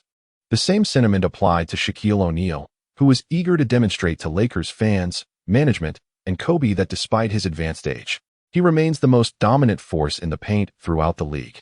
Whenever he chooses to, he can overpower any team's interior defense. Thus, Shaq unleashed his fury, hook shots, dunks, post-ups, and layups, like a beast breaking free, bulldozing through the Lakers' paint with his imposing physique. Odom and Mim appeared diminutive and powerless in his presence. As their interior defense crumbled before him, the score steadily widened, with the Lakers trailing the Heat by 21 points, leaving the fans on the edge of their seats. Phil Jackson promptly called for a timeout. Kobe glanced at Lin, their eyes meeting, silently establishing a rapport. Coach, I suggest we implement high-pressure defense and rapid rotations to compensate for our interior defense weaknesses, Lin suddenly proposed. The Zen master was momentarily taken aback. The high-pressure defense and quick rotations Lin referred to were tactics frequently employed during the Bulls' three-peat era. It is well known that the Bulls' center during that time was Luke Longley, while Dennis Rodman played power forward. Their offensive contributions were nearly negligible, but in terms of defense, Rodman won the Defensive Player of the Year award twice, was selected to the All-Defensive First Team 7 times, and claimed the title of Rebounding Champion 7 times. However, his height is insufficient, and his ability to protect the rim is lacking, rendering him incapable of sustaining the Bulls' interior defensive framework. As for Luke Longley, he is merely a mere bulk, nothing more.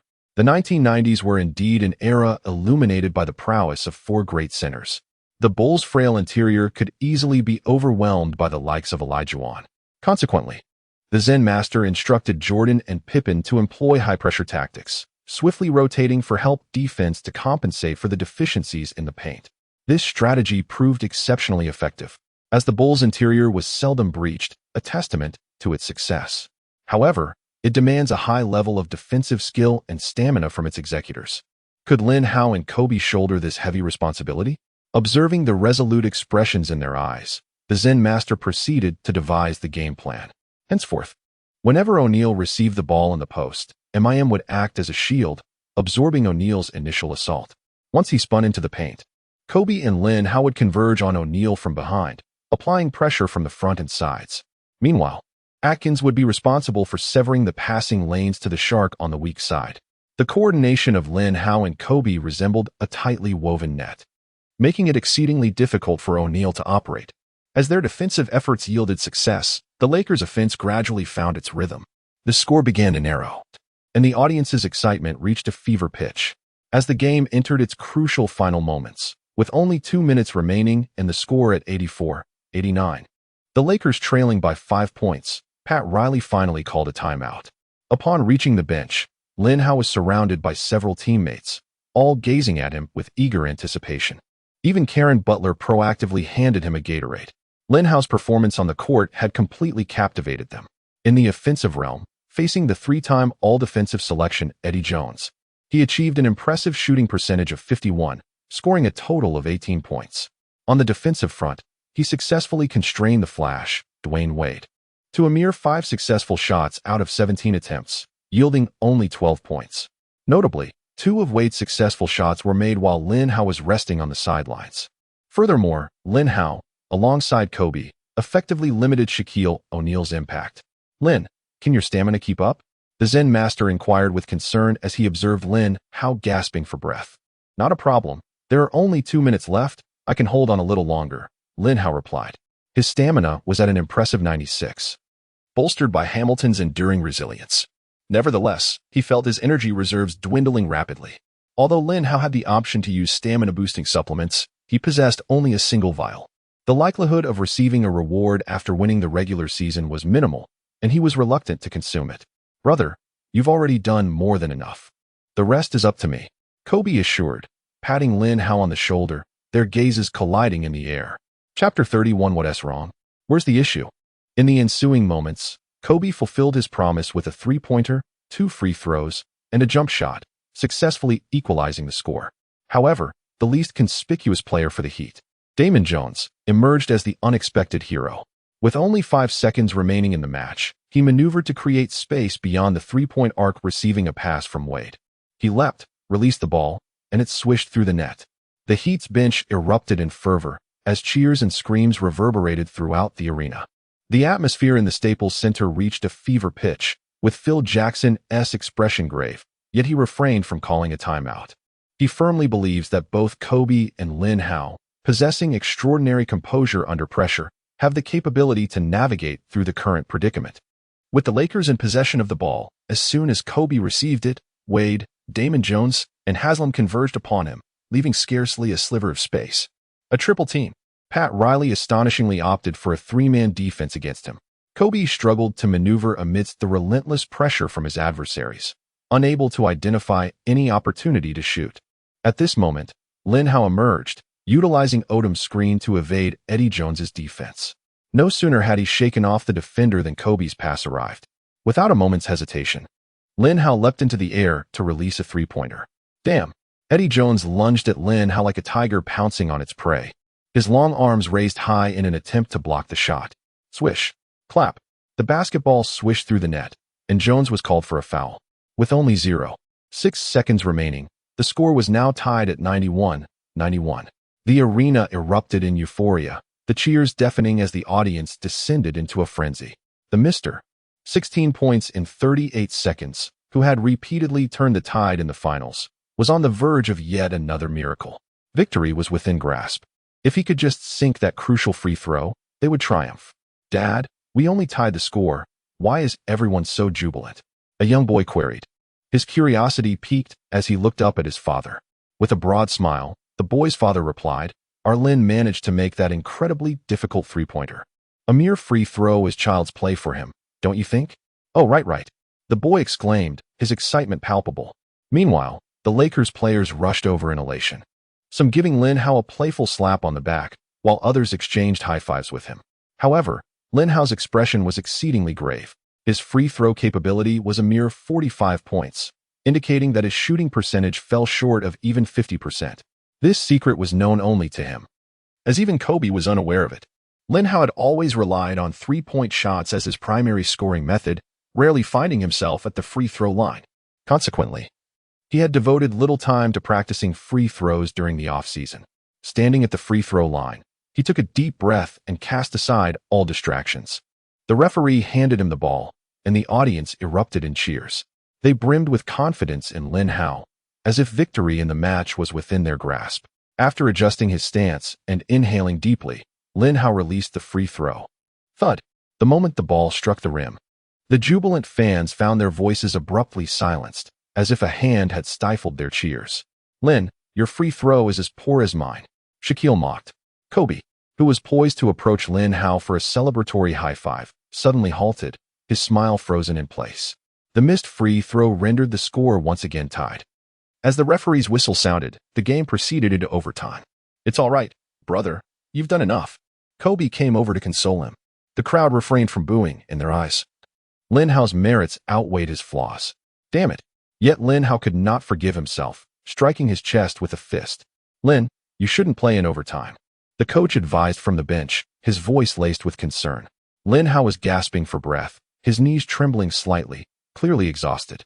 "You've already done more than enough. Now, let me take over."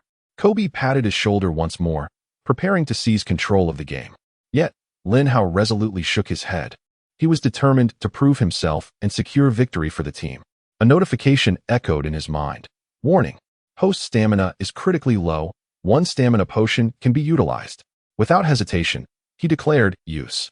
As the break came to an end, Lin Hao felt rejuvenated, stepping back onto the court with renewed vigor. This fellow was nothing short of extraordinary. Zen Master and Kobe, along with others, gazed in astonishment at Lin Hao's performance. "Your struggles end here. From now on, I shall ensure you score not a single point." Lin Hao flashed a cruel smile at Wade. "Stop boasting. Let us see how you intend to defend against me." Wade's brow furrowed slightly, a surge of frustration igniting within him. Without a moment's hesitation, he charged the ball and attempted a forceful drive past Lin Hao on his left. However, as he initiated his move, Lin Hao swiftly sidestepped, positioning himself directly in Wade's path. Taken aback, Wade collided with Lin Hao, feeling as though he had crashed into a brick wall. His balance wavered, and he nearly toppled over. Lin Hao effortlessly swiped the ball away from behind him. "Amazing. Lin has successfully stolen the ball from the Flash," the commentator exclaimed with exuberance. After claiming the ball, Lin Hao surged forward with great strides. Just 2 steps from the free throw line, he suddenly leapt into the air, his body arching like a bow, and with tremendous force, he slammed the basketball into the hoop. Bang! The rim reverberated with a thunderous sound as the net swayed. At that moment, it felt as though the entire arena had been frozen in time. The expressions of the fans were momentarily frozen, their mouths agape and eyes wide with disbelief. They gazed at the scene unfolding before them. After a few seconds, an ear-splitting chorus of astonishment erupted. Kobe offered a subtle smile, gesturing for the audience's cheers to grow even more fervent. The surprises brought by this young brother were simply overwhelming. The large screen at the venue replayed, time and again, the entire sequence from Lin Hao's steal to his thunderous dunk. The commentator exclaimed with delight, a successful steal from the Flash, coupled with a ferocious axe-like dunk, is truly astonishing. In this match, Wade has been thoroughly outperformed by Lin. So far, he has only scored 12 points. Lin is undoubtedly deserving of a spot on the all-defensive team this season. Could Lin be a superhero? How could he possibly execute such an explosive dunk at this stage of the game? Unwilling to be overshadowed, Kobe was determined to showcase his prowess as well. With his younger counterpart making waves, could the veteran be left behind? Lin, Kobe called out, signaling for the ball. Without hesitation, Lin passed it over. It was evident that Kobe was about to unleash his picturesque fadeaway jump shot. He leaned tightly against Wade, slightly bent his knees, and lowered his center of gravity, resembling a poised cheetah ready to pounce. Suddenly, Kobe propelled himself off the ground with his left foot, soaring high into the air. Wade leapt desperately, attempting to interfere. But Kobe's body arched back at an impressive angle, rendering the shorter Wade unable to reach him. At the pinnacle of his leap, Kobe flicked his fingers gently, sending the basketball soaring toward the hoop like a shooting star. The form was exceptionally graceful, akin to a beautiful poem or painting. However, it clanged off the rim. Shaquille O'Neal secured the rebound and swiftly passed it to Wade. As soon as Wade received the ball, he sprinted forward with unmatched fervor. The Lakers' hoop loomed ever closer, and his excitement surged. Throughout the match, he had struggled under Lin Hao's relentless defense, but now, an opportunity to unleash a thunderous dunk had finally arrived. Alas, Wade, propelled by his momentum, heard a teammate's warning from behind. What could possibly be wrong? Am I not performing splendidly? Chapter 32. If the god of Lin and Yao Ming joined forces, would the national team secure a medal? While pondering this, Wade leaped high into the air. Bang! A resounding crack echoed throughout the arena. Wade's face was a canvas of confusion. What just transpired? Did someone block me? Oh my goodness. The rookie Lin Hao delivered an astonishing block against Wade. This was a remarkable chase-down rejection executed by the towering 2-meter giant against the Flash. Incredulous. Absolutely unbelievable. The commentator's voice brimmed with shock and exhilaration. The one responsible for the block was none other than Lin Hao. Although he lacked Wade's speed, it is essential to remember that Wade was dribbling. With impeccable defense and relentless pressure, coupled with a mere 5 centimeters height advantage, executing the block was a trivial task. Are you all right? Lin Hao approached, patting Wade on the back. You're in for it. I'm going to kick your backside. Wade panted defiantly, cheeks puffed out in fatigue. Lin Hao replied, Don't be so upset. It's not disgraceful to be blocked by me. It was evident that Wade was merely posturing. He had been trailing Lin Hao throughout the game, utterly exhausted, while Lin Hao, fueled by performance enhancers, brimmed with energy. In the ensuing match, he utterly dominated Wade. Moreover, O'Neal's vigorous confrontations beneath the basket depleted a significant amount of his energy. The overtime period exhibited a decidedly one-sided trend, culminating in a score of 118-109. When the final buzzer echoed, the Lakers triumphed effortlessly with a substantial lead. The Staples Center transformed into a jubilant sea, with the cheers of the fans resonating for an extended duration. The Lakers supporters have been utterly captivated by the dynamic duo of Kobe and Lin. In this match, Kobe amassed 35 points, 9 rebounds, 5 assists, and 2 steals, indisputably earning the title of the game's most valuable player. Meanwhile, Lin achieved 25 points, 3 rebounds, 7 assists, 1 steal, and 1 block. Inside the Lakers' locker room, Kobe exclaimed, "So cool, Lin," as he doused Lin with a bottle of champagne. The most exhilarated individual following this victory was undoubtedly him. There is no greater sense of accomplishment than triumphing over that hefty opponent. During the post-game interview, Heat head coach Pat Riley remarked, "In this game, our primary downfall was our stamina. If Dwayne and Shaquille had possessed more energy, we would undoubtedly have emerged victorious. Moving forward, we will intensify our physical training." Upon hearing this, Lin felt a profound sympathy for Wade and O'Neal. Riley is notoriously known for his rigorous training regimen. It is said that he once pushed the big shark to the point of vomiting during training camp. The implication of further intensifying their physical training indicates the arduous ordeal that Wade and O'Neal will soon endure. As soon as the game concluded, Lin retreated to his single apartment to allocate attribute points and engage in a lottery. In this match, he had faced Eddie Jones on the offensive end. a player who hardly qualified as a mere star. On the defensive end, he found himself up against Wade, yet the system merely recognized Wade as an all-star. Consequently, despite amassing impressive statistics, he only garnered 24 attribute points. Lin Hao pondered for a moment and resolved to allocate all his attribute points to mid-range shooting. Although his atrocious free throw performance led to the game extending into overtime, he deemed the mid-range shot to be of greater significance. In this era, mid-range shooting is an essential scoring method for superstars. While it is well known that three-point shots boast high efficiency, they require a modicum of space. Even Curry struggles to make contested attempts. Similarly, while shots near the basket are efficient, they are often met with centers and double teams, without substantial skill. One might not even manage a shot at the rim.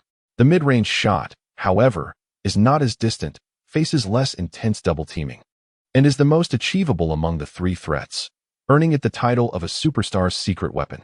With the addition of his attribute points, Lin Hao's mid-range shooting ability has astonishingly reached a remarkable score of 91. In terms of precision, he is now on par with Kobe. However, lacking skills such as the fadeaway jumper, he cannot replicate Kobe's ability to make difficult shots. Next, he began the lottery. This time, the prize was a vial of injury medicine. To win such a valuable item from a mere regular season game left Lin Hao thoroughly satisfied. The following day, the coverage of the Lakers versus Heat showdown dominated the front pages. Kobe and Lin combined for 60 points, defeating the Heat. Lin, the Jordan and Pippen of the Lakers. Chinese player Lin Hao explodes against the Flash.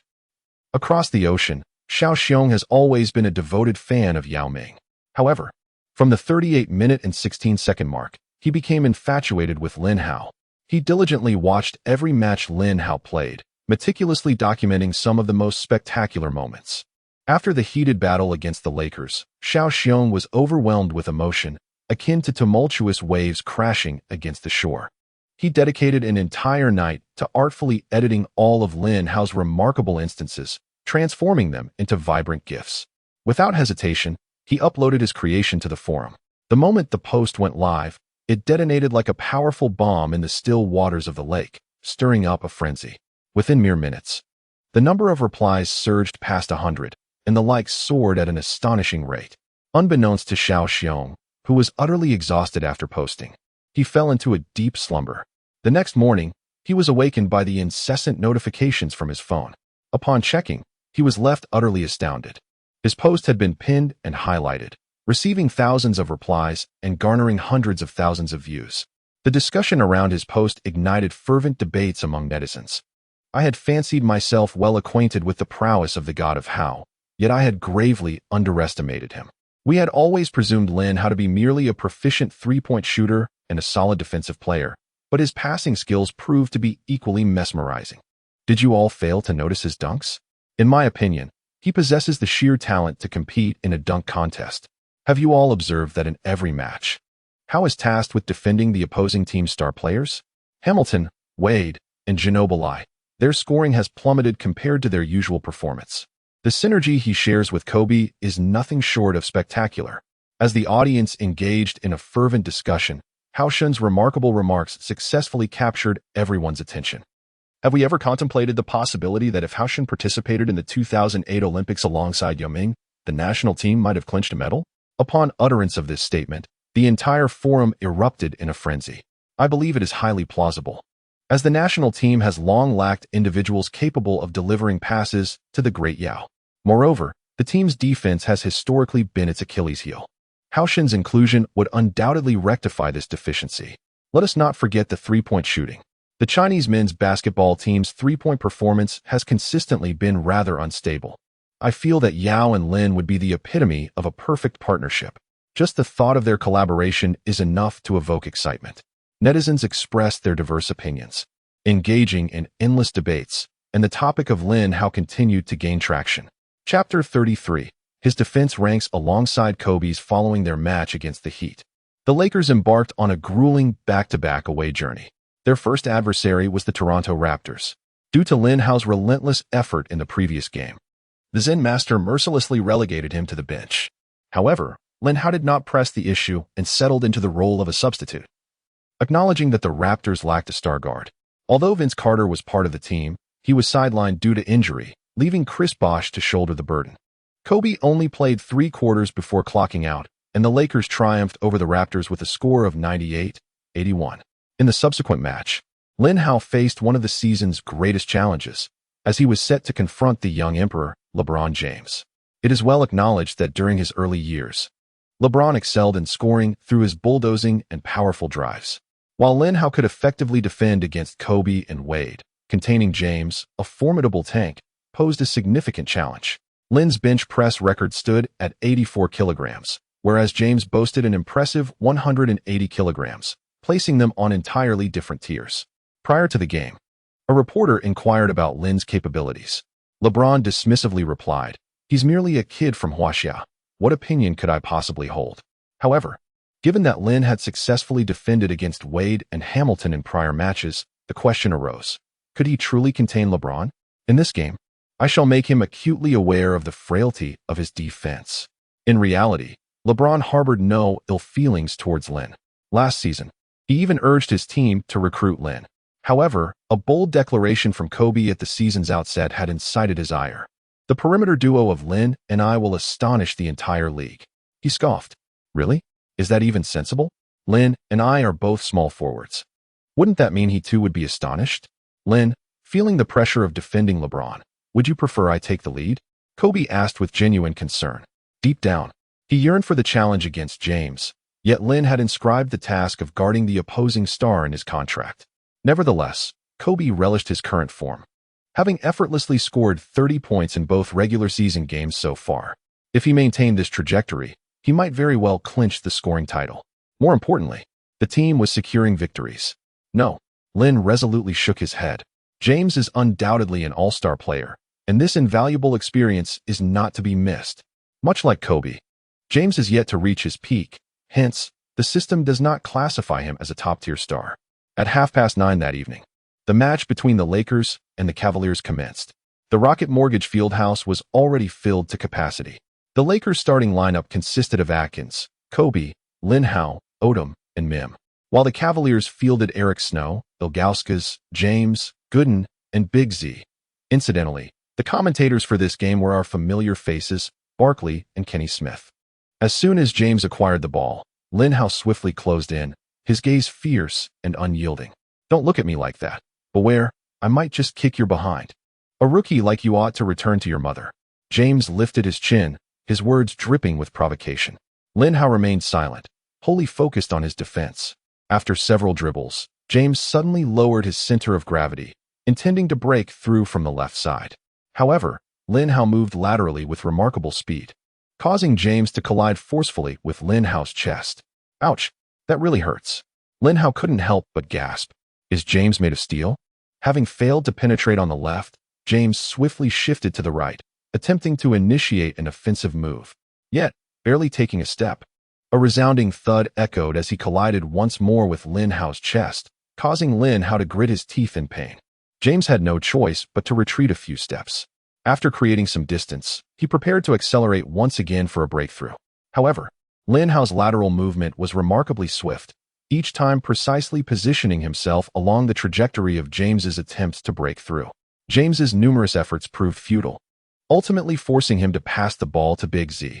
Barkley exclaimed with enthusiasm, "Did you see Lin's defense this time? Impeccable and without flaw." Kenny Smith also gasped, "His defense is truly on par with Kobe."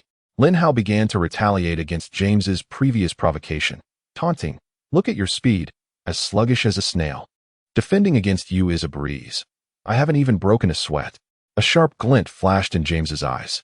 How could the authority of the young emperor be tarnished by a novice? In the first round, Lin Hao successfully thwarted James, but the subsequent moments proved more challenging. This was due to James's prior breakthrough not being accompanied by a screen or a bulldozing charge. In the next round, Big Z swiftly moved in to set a screen for James, temporarily obstructing Lin Hao's vision. Seizing the moment, James dashed forward like lightning. Lin Hao reacted quickly, positioning himself once more in front of him. Yet, having breached the initial defense, James surged toward the basket like a runaway stallion. Lin Hao attempted to withstand the onslaught, but was forced back repeatedly by James's formidable force. Facing the interior defenders, James soared high into the air, His nearly rim-level dunk ignited a fervor among the audience. Getting past you is as easy as crossing a street in the morning. After slamming the ball through the hoop, James fixed a piercing gaze upon Lin Hao. Damn it, this is getting tough. Lin Hao gritted his teeth, acknowledging the undeniable physical prowess of James. To confine him, there exists but a singular approach: to rely on a formidable interior presence. Thus, James's team harbors an inherent trepidation towards the Spurs, the Magic, and the Celtics. However, the predicament lies in the fact that the Lakers currently lack the likes of Duncan, Howard, and Garnett. Furthermore, it is an unfortunate reality that Lin Hao struggles defensively and finds the offensive end equally burdensome. The audacity of James, astonishingly opting not to guard Kobe, but rather to defend against his own teammate, is truly remarkable. His physical prowess is indeed extraordinary. Not only is he strong, but his speed eclipses that of his opponents. Despite Lin Hao's speed rating soaring to an impressive 90, he remains unable to evade James through off-ball movement. Although his three-point shooting prowess is rated at a perfect 100, allowing for a potential barrage of shots, the complication arises from James's height and his extended wingspan, leaving Lin Hao with scant opportunities to release his shot. Yet, in this moment, his mid-range shooting ability comes into play, having attained a commendable rating of 91, which proves adequate.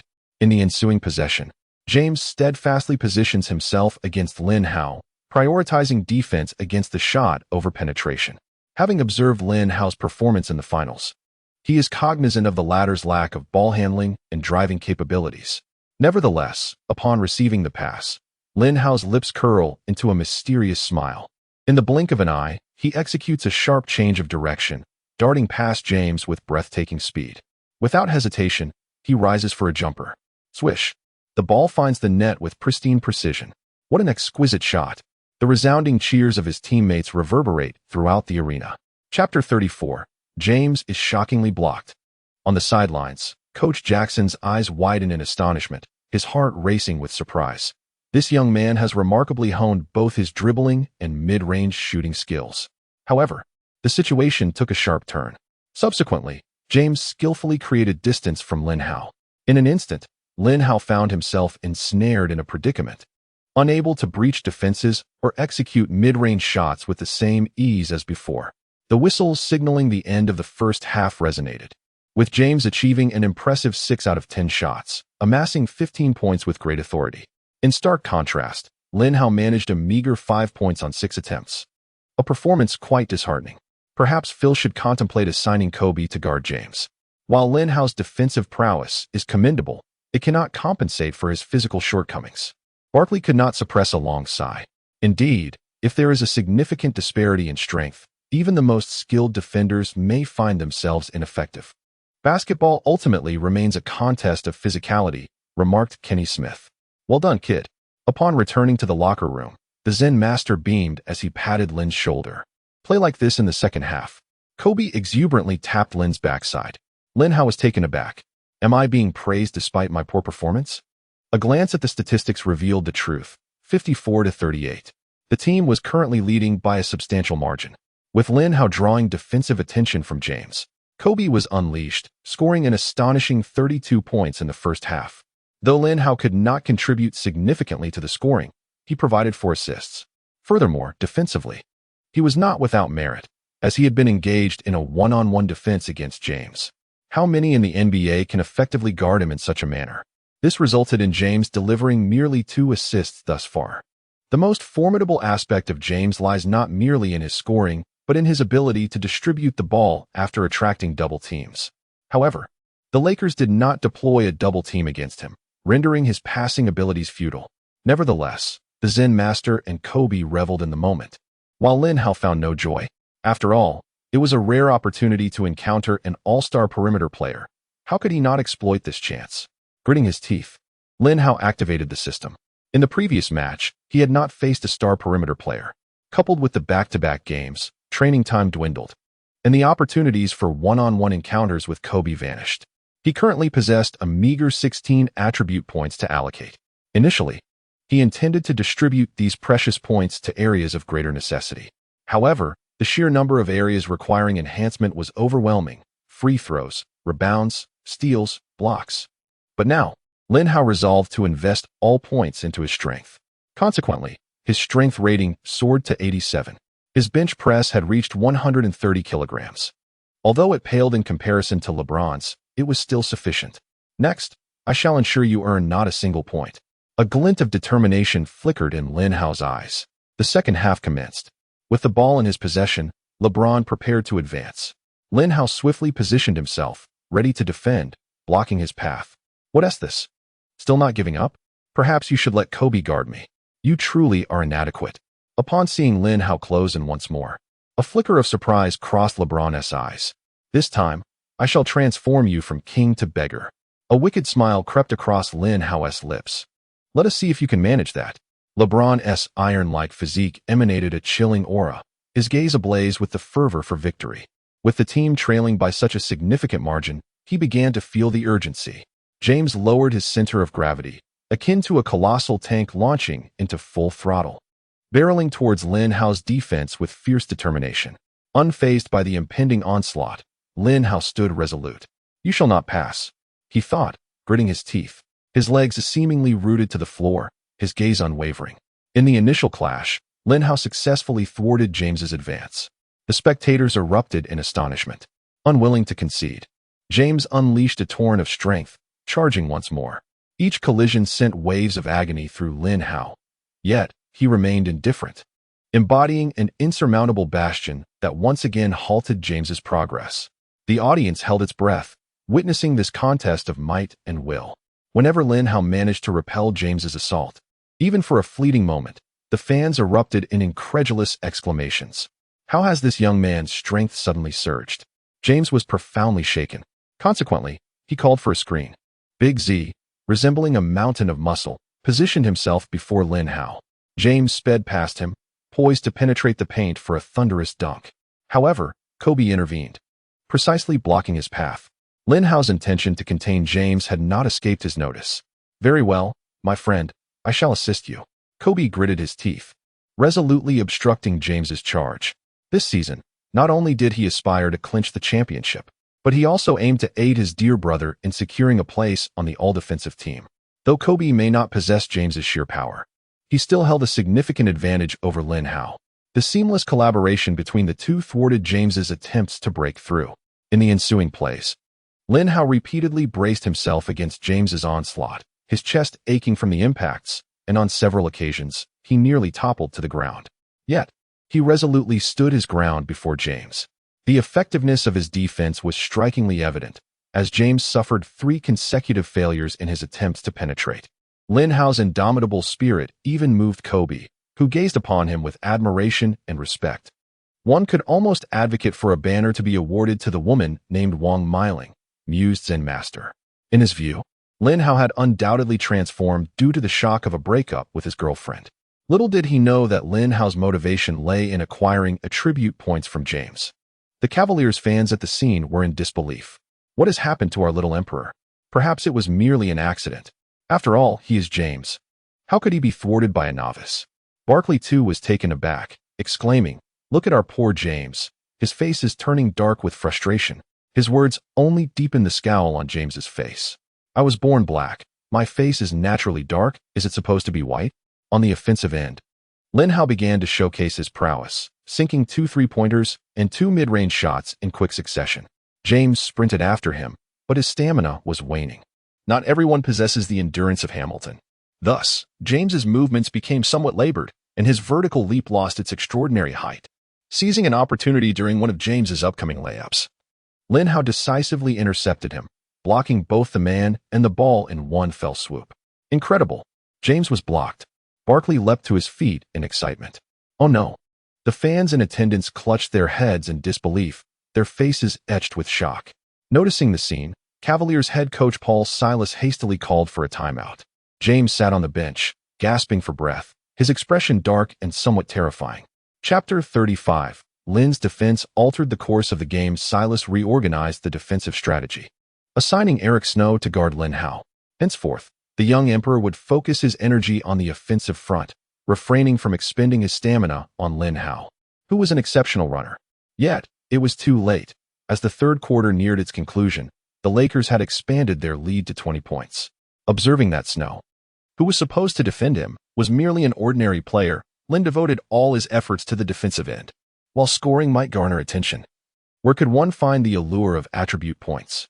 His perfect defensive capability, combined with Leonard's tenacious grip and an impressive strength rating of 87, rendered James scoreless in the third quarter. Barkley was elated. In this match, Lin's defense truly transformed the trajectory of the game. No other player in the league could match the feat of keeping the young emperor from scoring. Lin certainly deserved the title of Defensive Player of the Year this season. Kenny Smith mocked him, saying, "Didn't you claim to have overestimated Lin's defense?" On the Cavaliers bench, the players appeared somewhat disheartened. Their star, James, had lost all semblance of his usual leadership. He sat with a towel draped over his head, enveloped in silence, while tumultuous emotions surged within him. What a humiliating experience. It is nothing short of a disgrace. The illustrious young emperor, the future star of the NBA, has been surprisingly restrained by a mere rookie. Coach Paul Silas clapped his hands fervently, urging his team to rally their spirits. "We cannot surrender so easily. Our fans expect us to fight until the very last moment. Do you wish to exit the court in disgrace, ridiculed by the crowd?" His words acted as a potent tonic, reigniting the players' determination. Silas turned to Snow and James. "Snow, you will take on the task of closely guarding Kobe, while James, you will provide support. We shall employ a double-team strategy." James nodded, a flicker of resolve igniting in his eyes. He understood that this was not the time for pride. He must step up. Kobe had already scored 51 points. If he continued to score, he would shatter the record for the most points in a single regular season game. That would bring shame upon the entire team. Silas then directed his gaze towards Ilyinubal. "We need you to give your all, to stop Lin Hao at any cost. Remember, use all means necessary." Ilyinubal responded with an affirmative gesture, indicating, "Leave that Huaxia kid to me." As the fourth quarter commenced, the Lakers initiated their offense. Lin Hao noticed that his defender was an unremarkable role player and paid him little mind. He continued as usual, weaving through screens to receive the ball beyond the arc. However, Ilyinubal seized the moment when the referee was distracted, suddenly charging forward and delivering a brutal elbow strike to Lin Hao's body. The swift-moving Lin Hao lost his balance, crashing heavily to the ground, writhing in pain. Nubal fell to the ground in a dramatic fashion. He had committed a foul. "He accused me of wrongdoing." Nubal, the villain, complained to the referee. With the officials focused primarily on James and Kobe, he failed to notice the actions of the two players. The referee signaled for the game to continue. Lin Hao was nearly beside himself with rage, yet he understood that this was not the time for retaliation. Subsequently, Lin Hao broke free to find an open space and received a pass from Atkins. Just as he was about to take his shot, Nubal suddenly charged at him, leaping high and crashing his elbow into Lin Hao's body. Lin Hao's balance faltered, and he fell heavily to the ground. A jarring pain radiated through his body. Nubal's intentions were unmistakable. "Even if I cannot stop you, I will ensure you do not have an easy shot." Lin Hao's anger surged, and he forcefully shoved Nubal, attempting to throw a punch at his face. Nubal, however, did not retaliate. He was not simply aware of his guilt. He was deliberately provoking Lin Hao. Odom hurried over to restrain Lin Hao. "Hey, Lin, that guy is just trying to get under your skin. Don't fall for it. You are a star player. Don't let the coach penalize you." Lin Hao immediately regained his composure.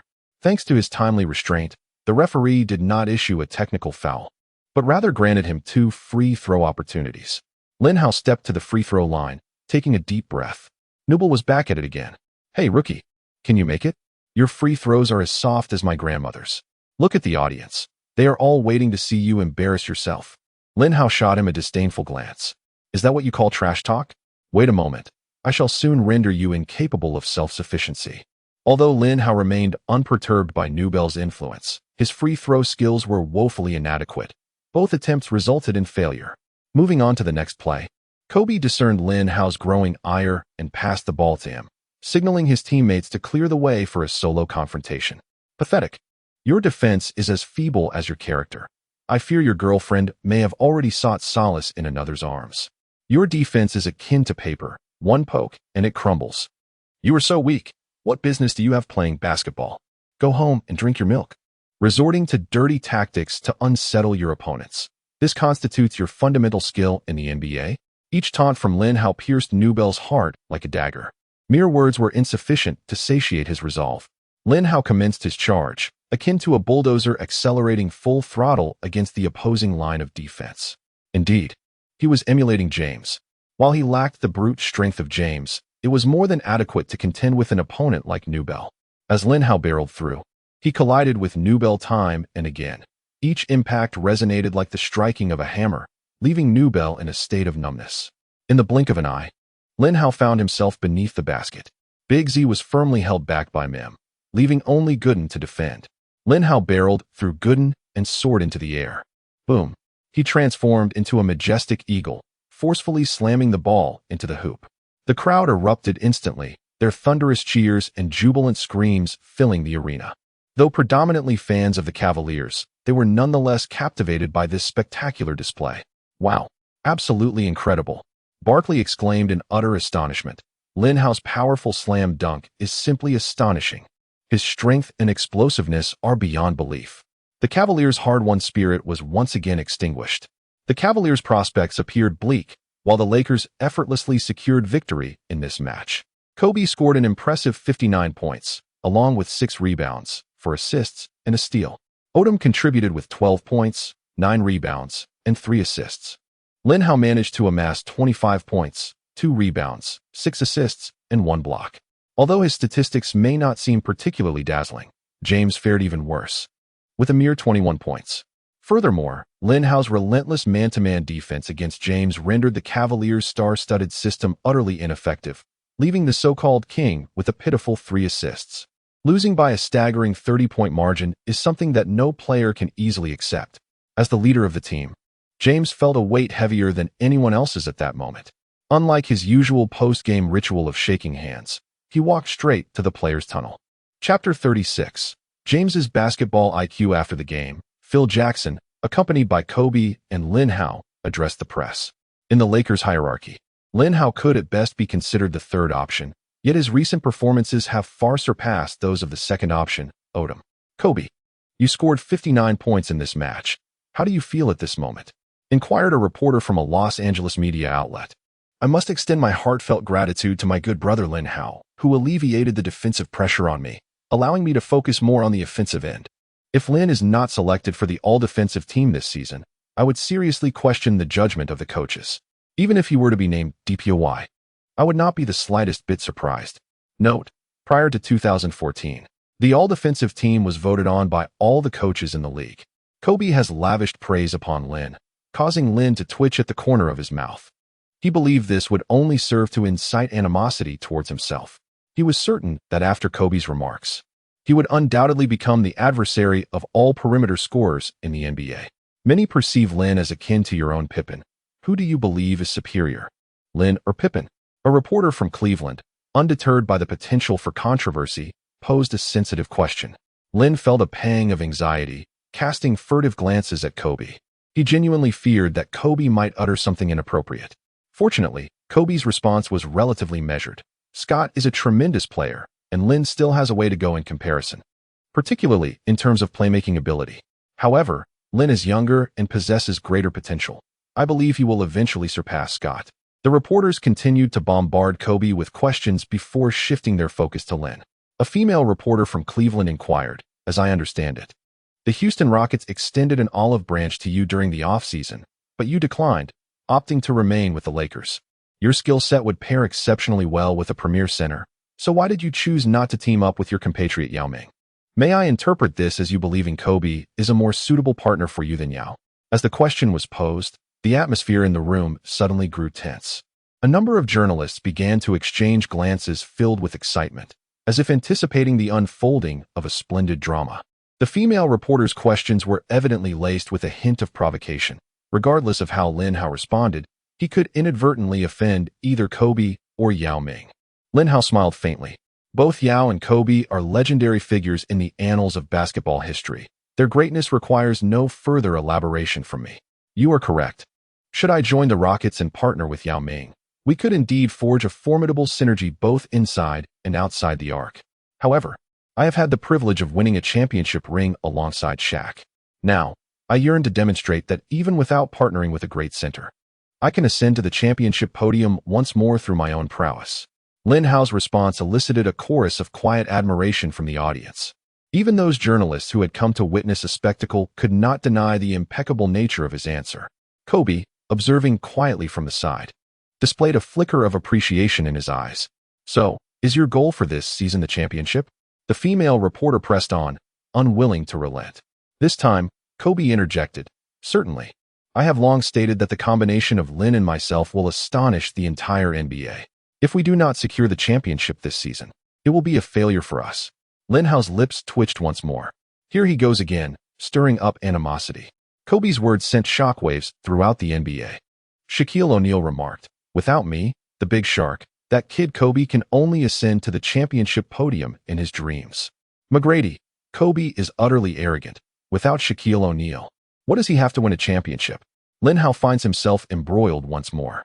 Ron Artest, "I hear that Lin Hao intends to make the all-defensive team this season. It's high time we had a showdown." Paul Pierce, "I could score 50 points over Lin Hao." Iverson, "I have never been one for racking up high scores. If I were to, it would be in front of those so-called DPOYs." Lin Hao, however, pays no heed to these remarks. Upon returning to the hotel, he accesses the system. In this match, he garnered a total of 20 attribute points, all of which he allocated to passing. Now, his passing ability has reached 85, placing him on par with the average star-level point guards. He then casually pressed the lottery button, having long since abandoned hope for the regular season draws. To his astonishment, as the pointer came to a halt, he could scarcely contain his exclamation. This time, he had drawn a skill, and it was an exceptionally impressive one. LeBron James basketball IQ. What use is this basketball IQ, one might wonder. It can be understood as a blend of intelligence and emotional quotient on the court. Those with high basketball IQ can better read the game, grasp the dynamics on the floor, and thereby make advantageous decisions. Furthermore, it facilitates integration into the team's tactical framework and accelerates the absorption of on-court experience. This is simply marvelous. Lin Hao was overjoyed. Although he did not acquire any of LeBron's other more dazzling skills, obtaining basketball IQ was a delightful surprise. At that moment, a surge of potent energy coursed through Lin Hao's mind. Currently, Lin Hao possesses the remarkable ability to perceive every corner of the basketball court. Even events transpiring behind him remain within his sight. This is an enviable skill coveted by every orchestrator of a team. Following a back-to-back game, the Lakers boarded a plane early the next morning after spending the night at the hotel. Fortunately, their upcoming opponents are relatively weak teams: the Milwaukee Bucks, New York Knicks, and Toronto Raptors. The standout perimeter players for these teams are Michael Redd, Steve Francis, and LeBron James, respectively. The first two have been classified as ordinary stars by the system, while the latter does not even qualify as a star. Lin and his teammates secured effortless victories with minimal effort. Next, they are set to face their final opponent on this road trip, a formidable challenge, the Boston Celtics. Lin Hao has eagerly anticipated a showdown with their leading star, Paul Pierce. The latter has repeatedly mocked him in the media, and Lin has reached his limit of tolerance. At the pregame press conference for the Lakers vs. Celtics matchup, a reporter immediately directed a question to Celtics star Pierce. In previous games, Redd and Francis struggled under Lin's defense. You claimed last time that you would score 50 points over Lin Hao. Do you still hold that belief? Pierce, known for his thoughtless remarks, boldly responded, "What is it worth to contain Redd and Francis? In this game, I intend to give that young man from Huaxia a thorough lesson." The reporter then followed up, "When you say lesson, do you mean scoring 50 points over him?" Pierce held his head high. "Indeed, without a doubt. I am determined to utterly dismantle him. Tonight will be a nightmare for that young man. I hope he manages not to soil himself during the game.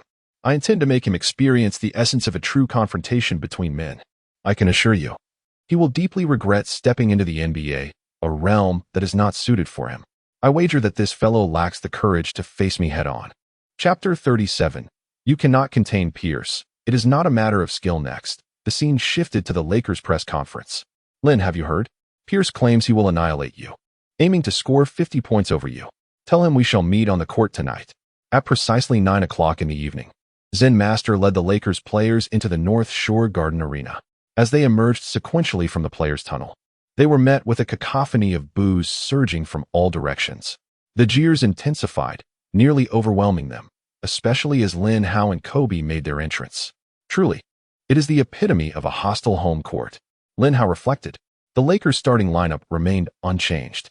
As for the Celtics, their starters were point guard Gary Payton, shooting guard Ricky Davis, small forward Pierce, power forward Antoine Walker, and center Mark Blount. Encountering the familiar face of Gary Payton brought a wave of nostalgia to Lin Hao and Kobe. This old-timer is already 37 years of age. Last season, they believed he had run out of fuel, yet he continues to thrive on the NBA stage. To date, he averages an impressive 11 points and 6 assists for the Celtics. He is indeed a remarkable phenomenon. Chris Mihm successfully won the jump ball, initiating an offensive play for the Lakers. As Lin Hao crossed the half-court line, he was immediately shadowed by Ricky Davis. Lin furrowed his brow, feeling a twinge of annoyance. The player assigned to defend him was not Paul Pierce. However, upon reflection, it made sense. Pierce was the Celtics' most formidable perimeter defender, and he naturally had to focus on Kobe. "Welcome to the NBA, rookie." Davis incessantly spewed trash talk. Lin couldn't help but twitch at the corner of his mouth. The banter from these players was perpetually cliché. He remained silent and sprinted forward, executing Hamilton's off-ball movement. Davis quickly matched his pace. Utilizing a screen, Lin found himself open. Kobe's pass arrived in an instant. Faced with Davis's aggressive defense, Lin effortlessly dodged him. With a swift motion of his right hand, the basketball soared toward Mihm in the paint. Mihm turned and executed a smooth dunk. "Lin, that was a fantastic pass," he exclaimed, pumping his fist in the air. That previous assist had been exceedingly gratifying. A faint smile graced Lin's lips. His passing ability, rated at 85, was truly exceptional. Phil Jackson observed this scene with a look of astonishment in his eyes. It seemed this young player's passing skills had significantly improved. The trajectory of that pass had navigated through at least 3 Celtics defenders. Any slight deviation would have prevented the ball from reaching Mihm's hands. "It appears I should entrust the playmaking responsibilities to Lin," Phil Jackson contemplated. Currently, the burden of orchestrating the triangle offense fell upon Lamar Odom, who was renowned as the left-handed magician for his ability to deliver spectacular passes. However, he possesses a significant flaw: his lack of focus, which renders him incapable of shouldering great responsibilities during critical moments. Should Lin Hao continue on this path, the Zen master has resolved to elevate him to the status of a true Pippen. Next, it was the Celtics' turn to mount an offensive. Receiving a pass from Gary Payton, Pierce eagerly locked his gaze onto Lin Hao. "Are you ready to be overwhelmed?" Lin Hao remained silent, his attention unwavering as he observed Pierce's every move. Pierce is notoriously known as an offensive kaleidoscope, proficient in three-point shots, mid-range jumpers, drives, and post-ups. He excels in nearly every offensive technique. Even Kobe has remarked that Pierce is the most challenging player to defend against. Lin Hao dared not lose his concentration for a moment. Pierce surged forward, swiftly breaking to the left. Lin Hao closely trailed him, adeptly obstructing his path. Yet, Pierce swiftly altered his footwork and drove to the right. Lin Hao again pursued him, but it was merely a feint. Suddenly, Pierce came to a sharp halt and prepared to shoot. Lin Hao's tenacious defense was formidable. He instinctively reacted, attempting to block the shot. Alas, it was yet another deception. Pierce gracefully maneuvered in midair, evading Lin Hao's attempt and, with a flick of his wrist, released the ball. The basketball swished through the net. The score was valid. The North Shore Garden erupted in fervent applause and cheers. "Your defense is utterly feeble. Aspiring to be the Defensive Player of the Year? Perhaps in your next life." Pierce scoffed derisively. Lin Hao clenched his fists, gritting his teeth.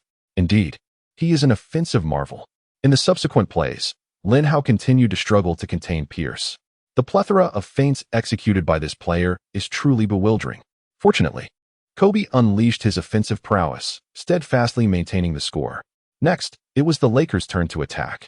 Kobe, living up to his moniker as the Black Mamba, sliced through Pierce's defense with the swiftness of lightning, driving towards the paint. At that moment, Mark Blount stood guard beneath the basket, while Pierce closely followed Kobe. Meanwhile, Ricky Davis trailed behind as well. This evening, Kobe's impact was formidable. The Celtics had no choice but to deploy 3 defenders to contain him. Just as Davis entered the key, Kobe made a pass. Oh no! Davis was startled, turning to charge at Lin Hao. Yet, it was too late. Lin Hao received Kobe's pass and took his shot. Davis felt a pang of regret. What if Kobe had scored? It would have merely been 2 points. However, Lin Hao's three-point shooting was renowned for its precision. Yet, his expression shifted from hopeful to dismay. That shot was a miss. The Celtics players collectively exhaled in relief. However, the rebound was secured by Odom. At that moment, Lin Hao had once again found an open position. Without hesitation, Odom passed the ball to him. Disaster. Everyone's hearts raced.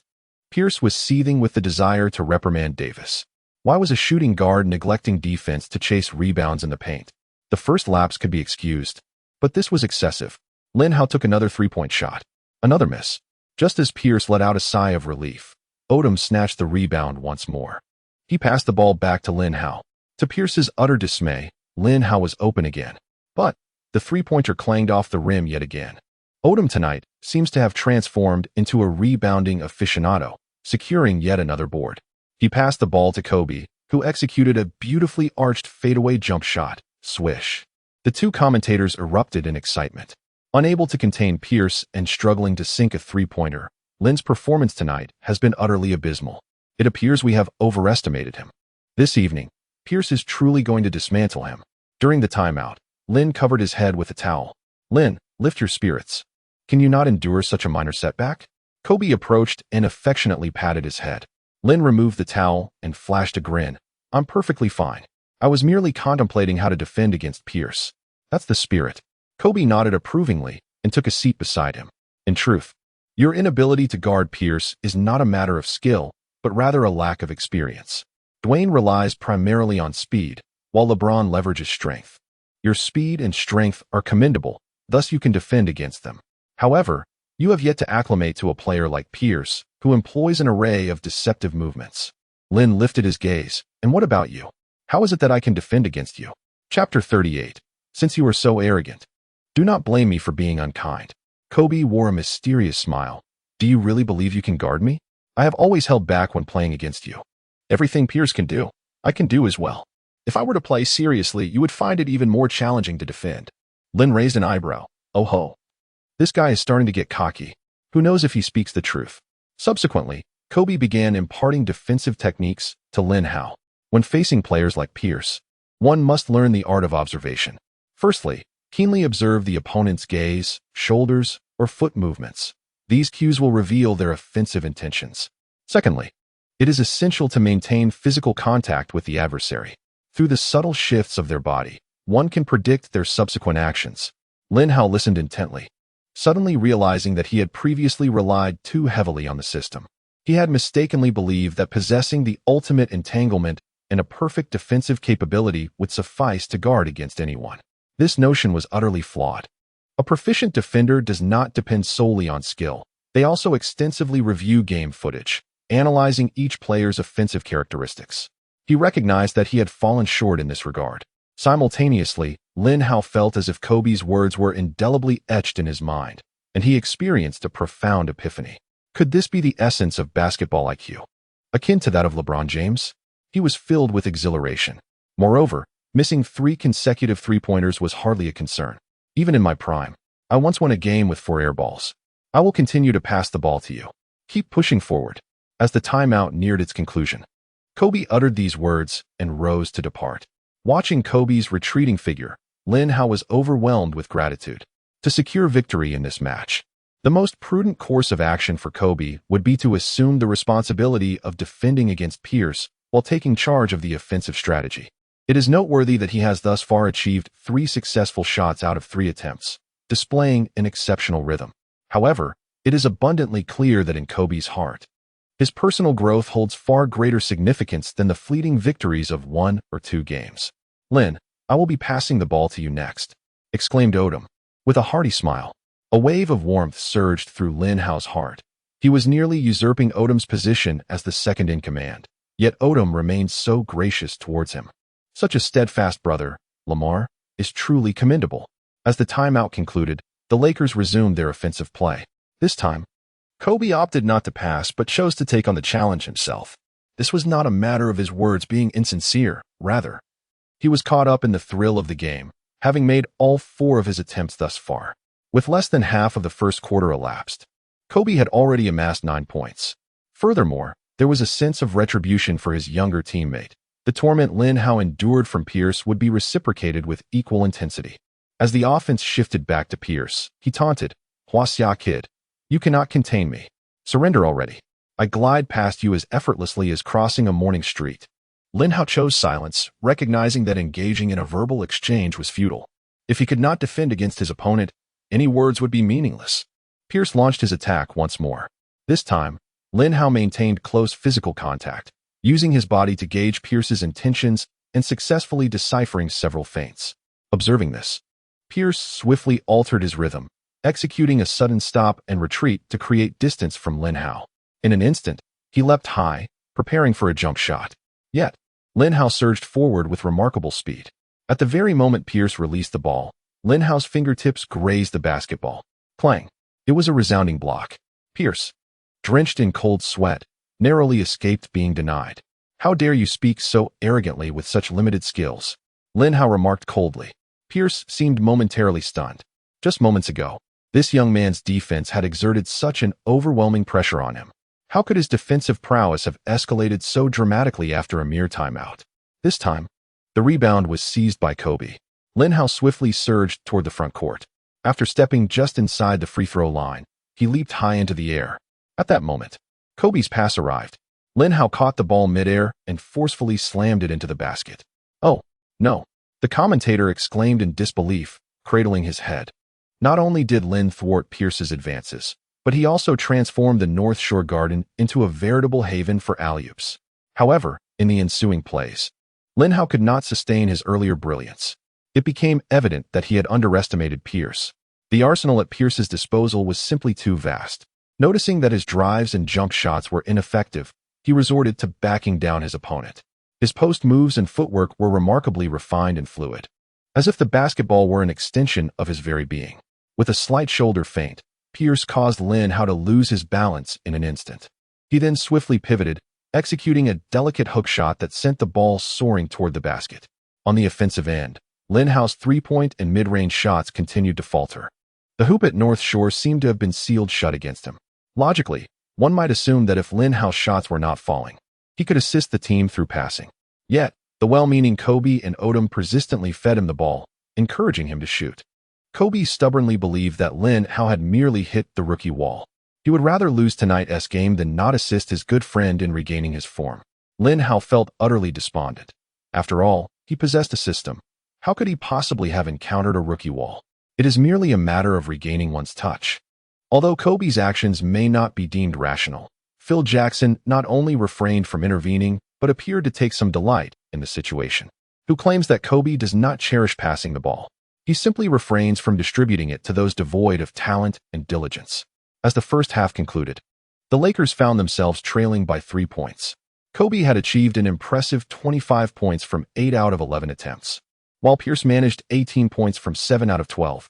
Lin Hao, however, struggled with a mere 6 points, having shot 2 out of 7 from the field and 1 out of 3 from the free throw line. In the Lakers' locker room, the Zen master looked at Lin Hao with a benevolent expression and said, "Well done, young man." Lin Hao felt a twinge of confusion. How could he be deemed satisfactory when Pierce had performed so exceptionally?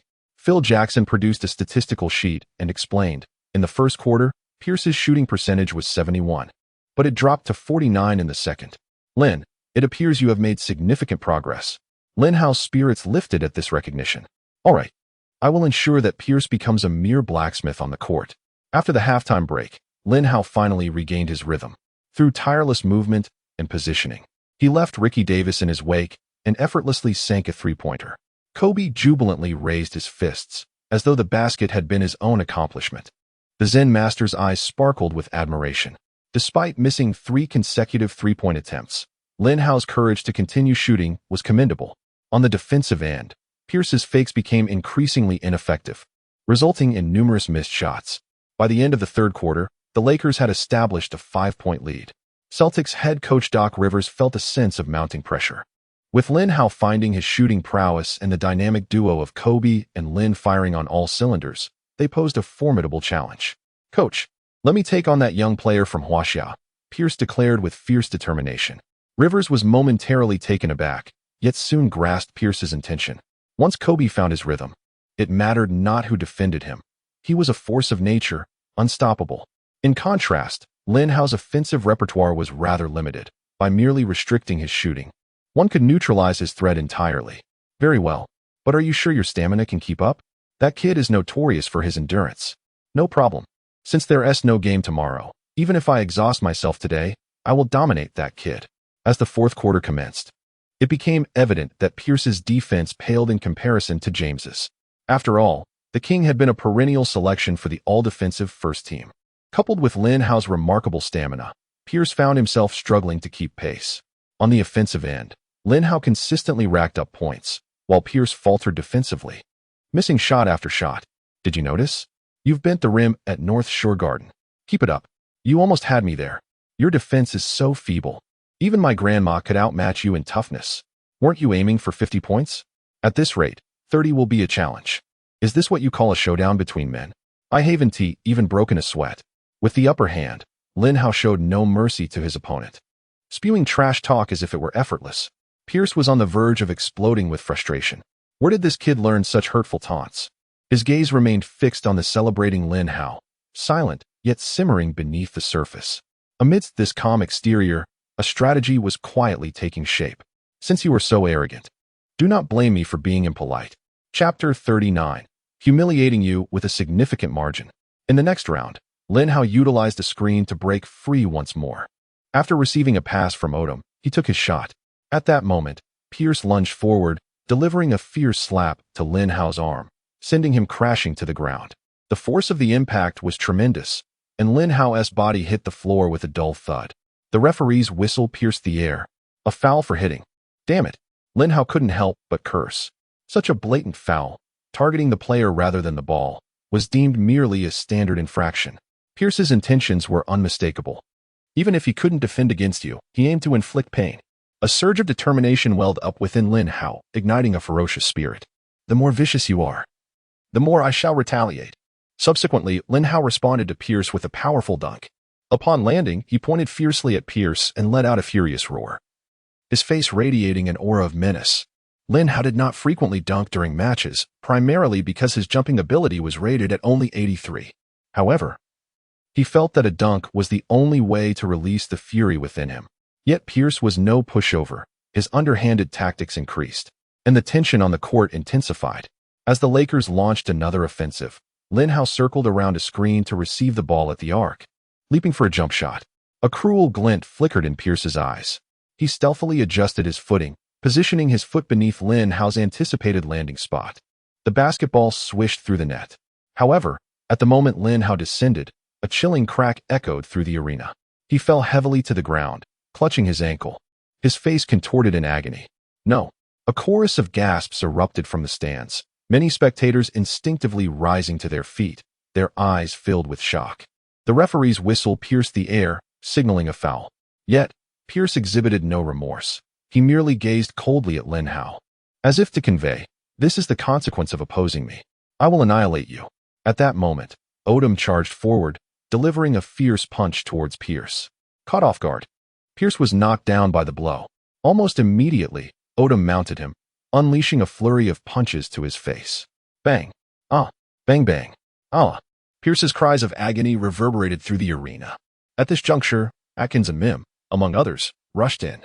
The other Celtics players also surged forward, tensions escalating, a clash imminent. Meanwhile, Kobe crouched down to assess Lin Hao's injuries, his eyes brimming with concern and urgency. Fortunately, the referee intervened in a timely manner, separating the two factions. The team doctor swiftly entered the scene, using a stretcher to carry Lin Hao off the court. Soon, the doctor relayed the news that Lin Hao's injuries were severe and he would require further observation. He would not return for the remainder of the match. This revelation cast a pall over the entire Lakers team. Stepping on someone's foot is an atrocious act, one that could jeopardize a player's entire career. Despite Pierce's egregious behavior, the referee only issued him a technical foul. Moreover, due to Odom's assault, he was promptly ejected from the game. Phil Jackson was nearing a boiling point, arguing vehemently with the referee to no avail. The game continued unabated. The Lakers players were holding their breath, eager to avenge Lin Hao. The atmosphere on the court grew increasingly tense. In Lin Hao's absence, Kobe took it upon himself to bear the offensive burden.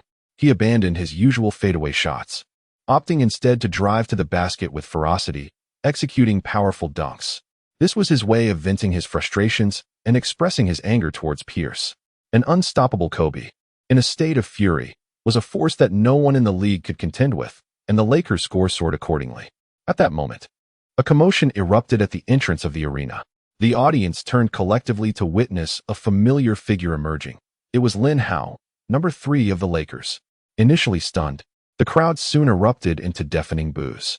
Their star player had committed a flagrant foul against Lin Hao, yet they responded with such hostility. Truly, this was the essence of a hostile home court. "Lin, I command you not to step onto the court. Go back and rest," Phil Jackson stated sternly. Lin Hao, with a smile, replied, "The team doctor has just examined me. I am perfectly fine." He then leaped to demonstrate that his ankle was indeed unscathed. The Zen master furrowed his brow, filled with confusion. Hadn't the doctor just declared that Lin Hao would not play in this game?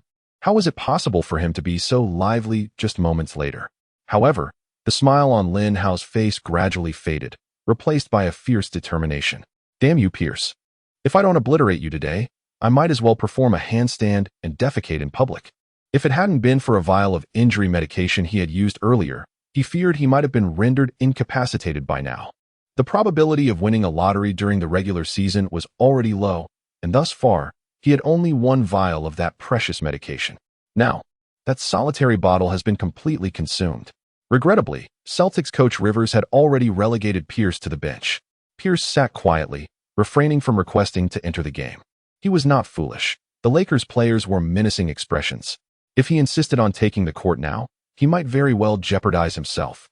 Lin Hao re-entered the game.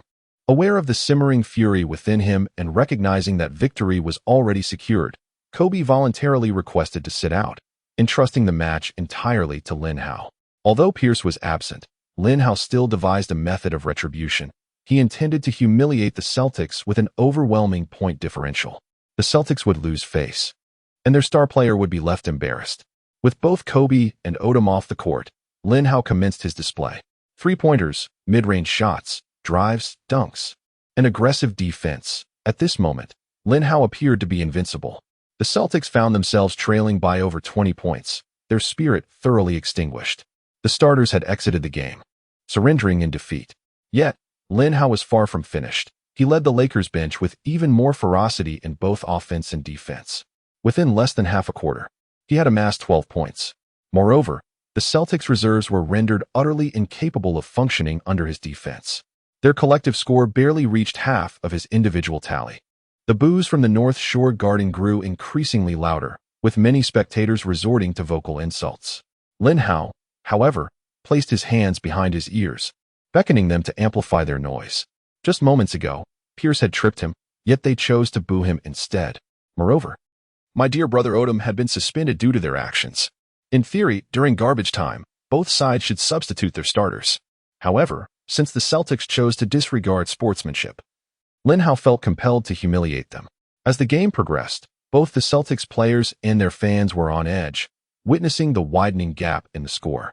When the final whistle blew, the score was set at 78-109, with the Lakers triumphing by an impressive 31-point margin. Chapter 40. A mere 31-point lead. I believe that is far from sufficient.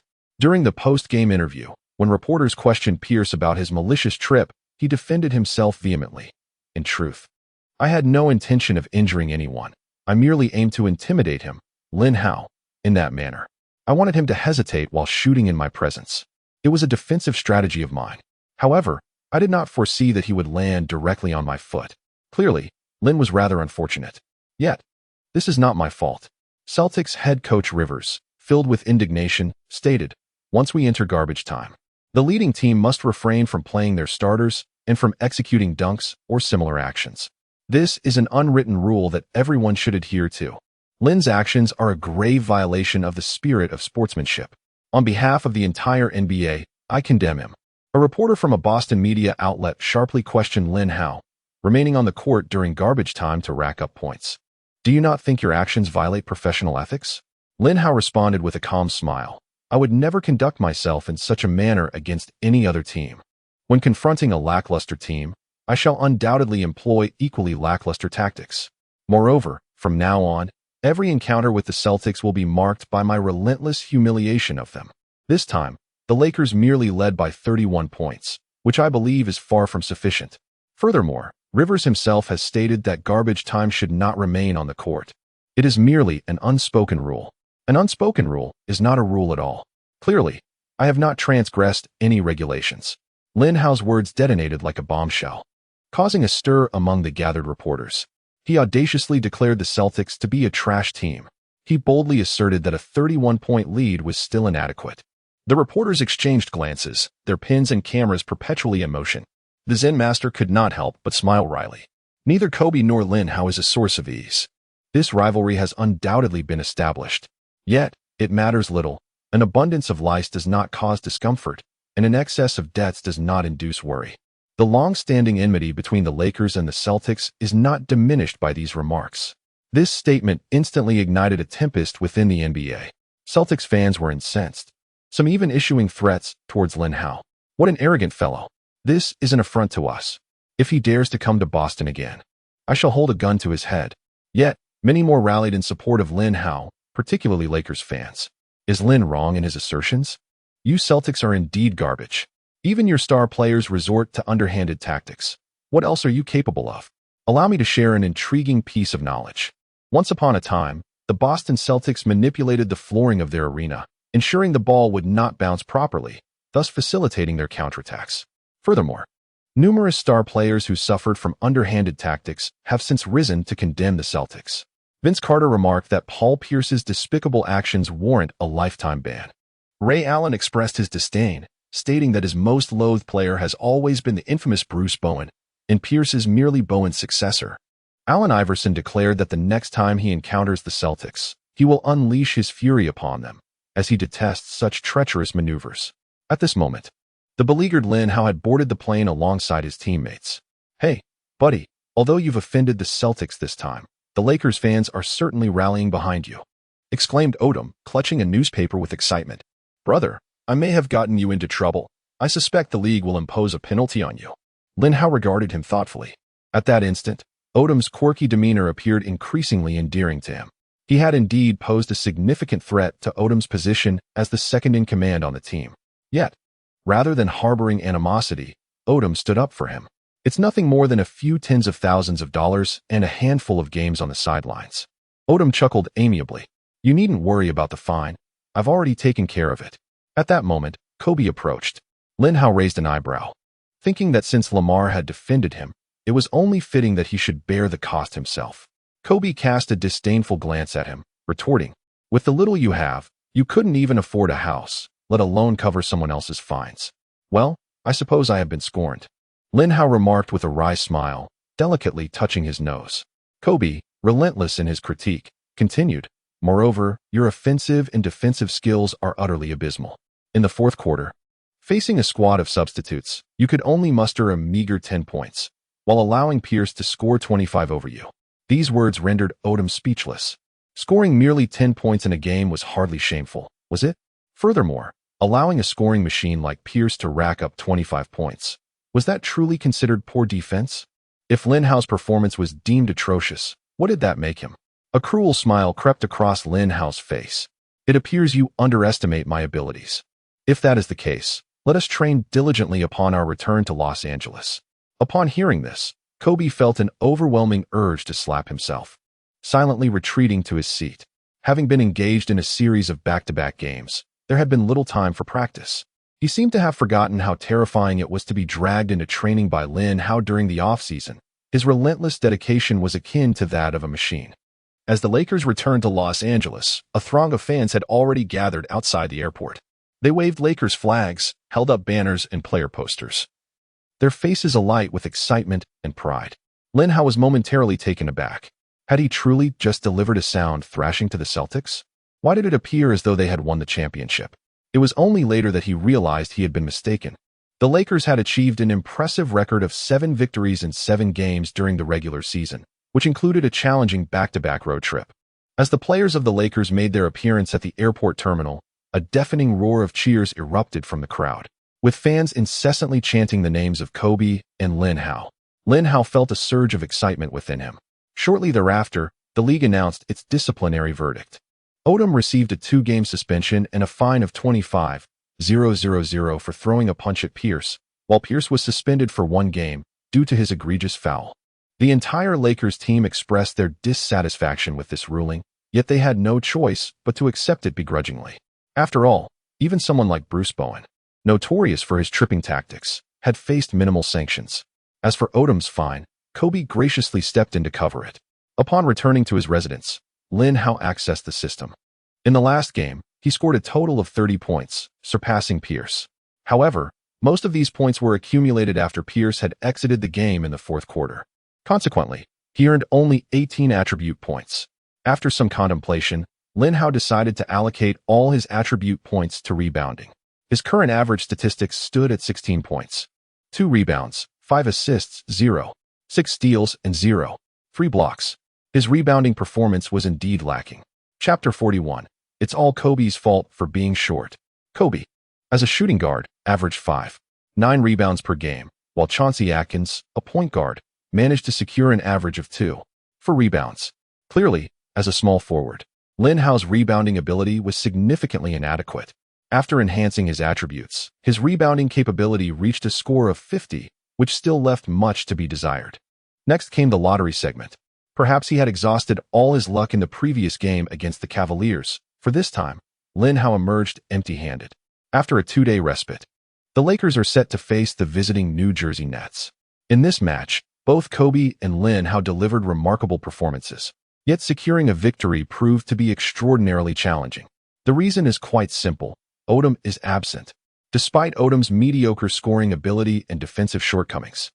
Not to mention that his organizational skills are only marginally better than Lin Hao's. He possesses a knack for rebounding, averaging 12 rebounds per game. He is the team's rebounding king. In contrast, the starting center Chris Mim averages a mere 5.3 rebounds, falling short even of Kobe's numbers.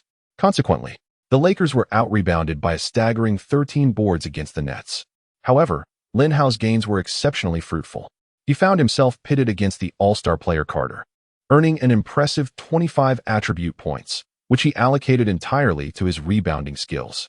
Thus, Lin Hao's rebounding ability surged to a commendable 75 points, placing him in the upper echelon of the league. Subsequently, he pressed the lottery button.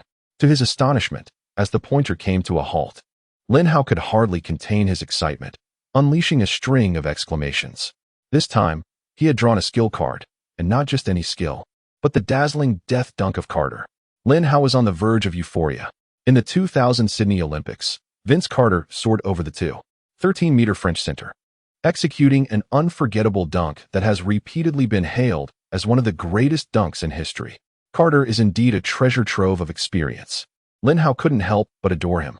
Following the match against the New Jersey Nets, the Lakers are set to face the Minnesota Timberwolves, yet another struggling team.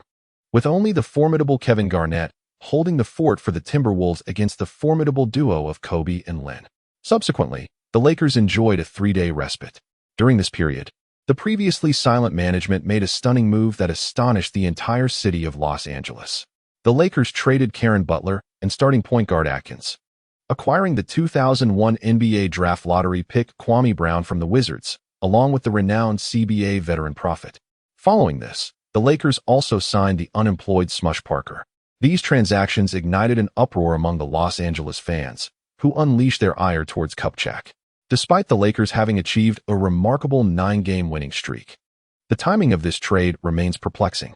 It is truly incomprehensible what Kupchak, with his seemingly misguided judgment, was contemplating. Sacrificing a starting point guard and a crucial bench player merely to obtain the underwhelming Kwame Brown. What value do Prophet and Smush Parker even possess? With other teams disregarding them, Kupchak treats them as treasures. I had believed that the Lakers were poised to secure a playoff spot this season, perhaps even advancing to the Western Conference Finals. Now, it all appears to be in jeopardy. Upon hearing this news, Lin Hao was taken aback. However, it is worth noting that these trades significantly impact Lin Hao. Initially, the Lakers intended for Karen Butler to serve as the team's second scoring option. Yet, due to Lin Hao's presence, Butler was relegated to a bench role. It is certainly displeasing for Kupchak, a penny pincher, to have a player earning nearly $10 million sitting on the bench. To alleviate this burden, the Lakers had no choice but to include Atkins in the trade. Without Atkins, the Lakers were compelled to scour the free market for the enigmatic Parker. In truth, Kwame Brown is quite commendable. At the very least, He can bolster our interior defense. Observing Lin Hao's apparent dissatisfaction with this trade, Kobe sought to console him with comforting words. Lin Hao offered a wry smile. As a time traveler, he comprehended more than any Lakers fan how utterly foolish Kupchak's trade was. Kwame Brown is arguably one of the most underwhelming first overall picks in history. In his previous life, he struggled to secure a starting position even with the Lakers. Moreover, the infamous Smush Parker was deemed by Kobe as the worst player in the world. Profit was even more lamentable. It is likely that even the most devoted Lakers fans have forgotten him. Prior to joining the Wizards, he served as a substitute for the Guangdong Southern Tigers, where he couldn't even earn a starting role in the CBA. Yet, it matters little if other players are lacking, as long as we continuously strengthen ourselves. That is what counts. Kobe patted Lin Hao on the shoulder, prompting a nod from Lin Hao in agreement. Indeed, with the system in place, whether it takes a month or half a year, he could ascend to become a top-tier star in the league. Joining forces with Kobe, capturing a championship would not be a formidable challenge. While Lin Hao and Kobe felt uplifted, Karen Butler was engulfed in sorrow. In truth, from the moment Lin Hao secured his position as a starter, Butler sensed that his days with the Lakers were numbered. However, he had not anticipated that this day would arrive so swiftly. Witnessing Butler's distress stirred some discomfort in Lin Hao's heart as well. Ever since their one-on-one duel, they had reconciled. Through deeper interactions, Lin Hao discovered that Butler was, in fact, quite a decent person. Yet, there was no escaping the reality that the NBA is ultimately a commercial league, where profits invariably take precedence. Kalen, trust me, once you arrive in Washington, you will embark on a remarkable journey, Lin Hao said earnestly, gazing at Butler. In his previous life, after Butler joined the Wizards, all his statistics soared to new heights, and he earned a spot in the All-Star lineup. Thank you, Lin. When I get to Washington, we must definitely catch up. Butler observed the sincerity in Lin Hao's expression and felt a touch of gratitude. With the arrival of new players and the departure of veterans, the Lakers faced the Seattle Supersonics, now known as the Oklahoma City Thunder. Lin Hao felt an exhilarating thrill. The reason was simple. The Supersonic star player, Ray Allen, was an exceptional sharpshooter. Lin Hao excelled at defending against players like Allen, who thrived without the ball. Moreover, the system had deemed him an all-star. Lin Hao was determined to showcase his skills and capitalize on Allen's weaknesses. Additionally, the Supersonics lacked formidable defensive players. Lin Hao anticipated scoring high in this match, thus earning more attribute points. However, his joy was short-lived. A decision from the Zen master nearly infuriated him. In this game, his defensive assignment would be Rashard Lewis. What on earth? The contract clearly stated that each team's perimeter star was to be defended by oneself. How could he be assigned to guard the opponent's second-in-command? Yet, a single remark from the Zen master extinguished his frustration. Rashard Lewis stands at 2.08 meters. Do you really expect Kobe to guard him? Sighing, Lin Hao realized that being tall could indeed be a burden. It is all the fault of that diminutive Kobe. Chapter 42, Dunking on Ray Allen. The match has officially commenced. Due to Kupchak's 2 trades, the Lakers' starting lineup has undergone significant transformation. The starting point guard, the Grim Reaper Parker, shooting guard Kobe, small forward Lin Hao, power forward Odom, and center Chris Mim. This lineup is so abysmal it could induce nausea. With Kwame Brown just arriving and yet to integrate into the team, the Zen master still opts for Mim as the starter. As for the Grim Reaper, his starting position is a testament to Kupchak's decisions. Currently, apart from Parker, the Lakers lack a true point guard. Who else could possibly fill that role? Naturally, the Supersonic starting lineup is hardly any better. PG Luke Ridnour, SG Ray Allen, SF Rashard Lewis, PF Reggie Evans, C Jerome James. Faced with this feeble Supersonics team, the Lakers are inexplicably struggling. Initially, Parker falters. He shows off his street ball skills, only to have Ridnour easily snatch the ball for a score. Subsequently, he fails to find his rhythm. Odom, frequently lost in the game tonight, misses several rebounds, leading to multiple fast breaks against them. On the defensive end, he often falters, with Ridnour transforming into a Kobe-like figure, scoring effortlessly. Parker's lackluster performance could be overlooked, thanks to Kobe covering for him. However, once Kwame Brown enters the fray, the audience is finally treated to the true meaning of abysmal. There is always a possibility for worse. Not only is his skill lacking, but he also exhibits a softness in his play. Jerome James, his counterpart, seems to have morphed into Shaquille O'Neal. repeatedly bulldozing through the Lakers' interior defense as if it were his own backyard. Halfway through the first quarter, the Lakers find themselves trailing by 13 points. Indeed, you are not mistaken. The current score stands at 4-17, with the Lakers in the lead. Reed has impressively scored 6 points, while Jerome James has dominated with 7 points. These two role players have astonishingly taken control of the match. Lin, from now on, refrain from passing to others. We shall handle this ourselves. Kobe solemnly instructed Lin Hao. At this moment, he had even lost trust in Odom. Lin Hao nodded in agreement. Oh, everyone claims Kobe is reluctant to share the ball, yet he has been compelled into this stance. In the next play, as Parker crossed the half-court line, Kobe promptly demanded the ball.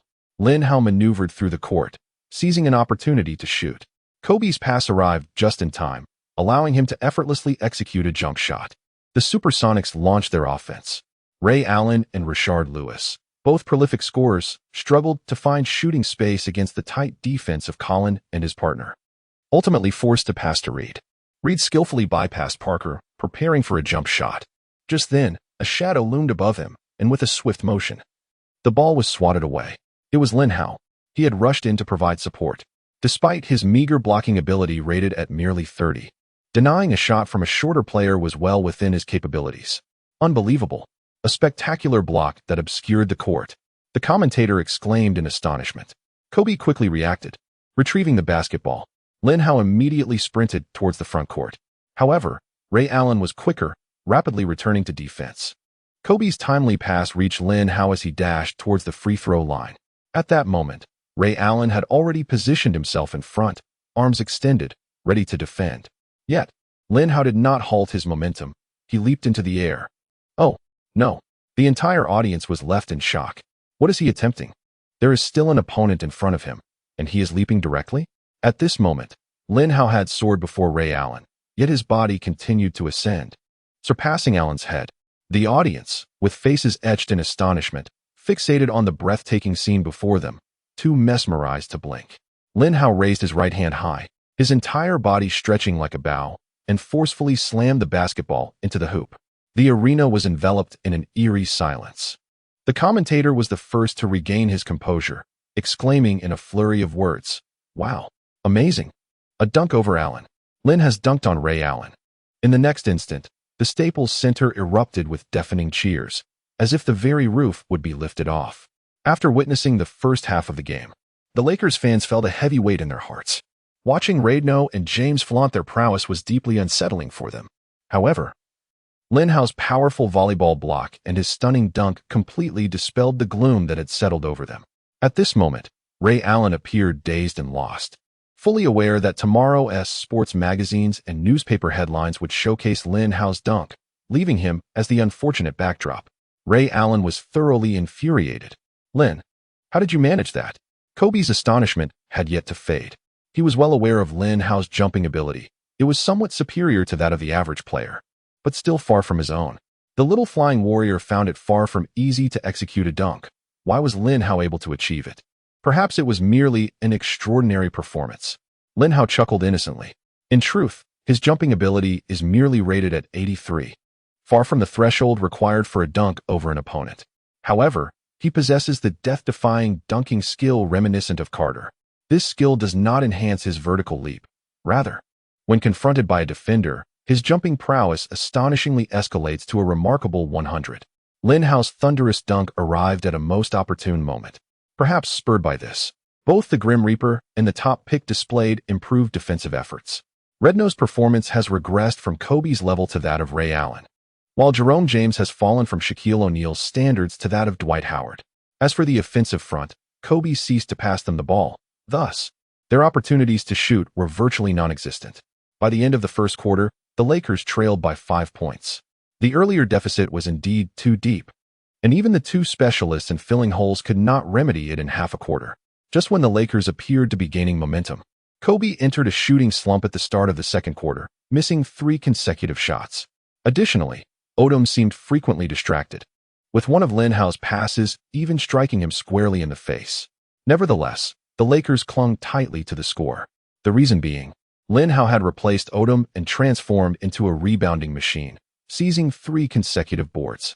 The two commentators wore expressions of astonishment. "Oh, Lin has indeed snatched numerous rebounds tonight. Let me check the statistics. Goodness, the second quarter isn't even over, and he has already amassed 6 rebounds. It appears Lin is on track to secure his first career double-double." A flicker of intrigue crossed Phil Jackson's face. It seems this young man truly possesses the potential to become a Pippen. Lin Hao's most significant shortcoming in aspiring to emulate Pippen has always been in rebounding. It seems he is continuously seeking to rectify his shortcomings. However, it wasn't too long before Ray Allen erupted, scoring effortlessly from every angle. Even with Kobe's hand in his face, he still managed to find the net. The point gap between the two teams began to widen. "Lin, it's your turn to guard Ray Allen," the Zen master instructed during a timeout. This was not to imply that Lin's defense was superior to Kobe's, but rather it was due to his height and wingspan. Phil Jackson hoped to contain Ray Allen's performance by utilizing a taller player. This adjustment proved to be effective. Ray Allen's scoring suddenly dwindled. Under Lin's imposing 210 centimeters wingspan, he could no longer execute his shots with ease. On several occasions, Lin's fingertips nearly grazed the ball. By the end of the third quarter, the Lakers trailed by 8 points. Although the deficit was not insurmountable, the Zen master remained furrowed in concern, as the Lakers were left without a true point guard.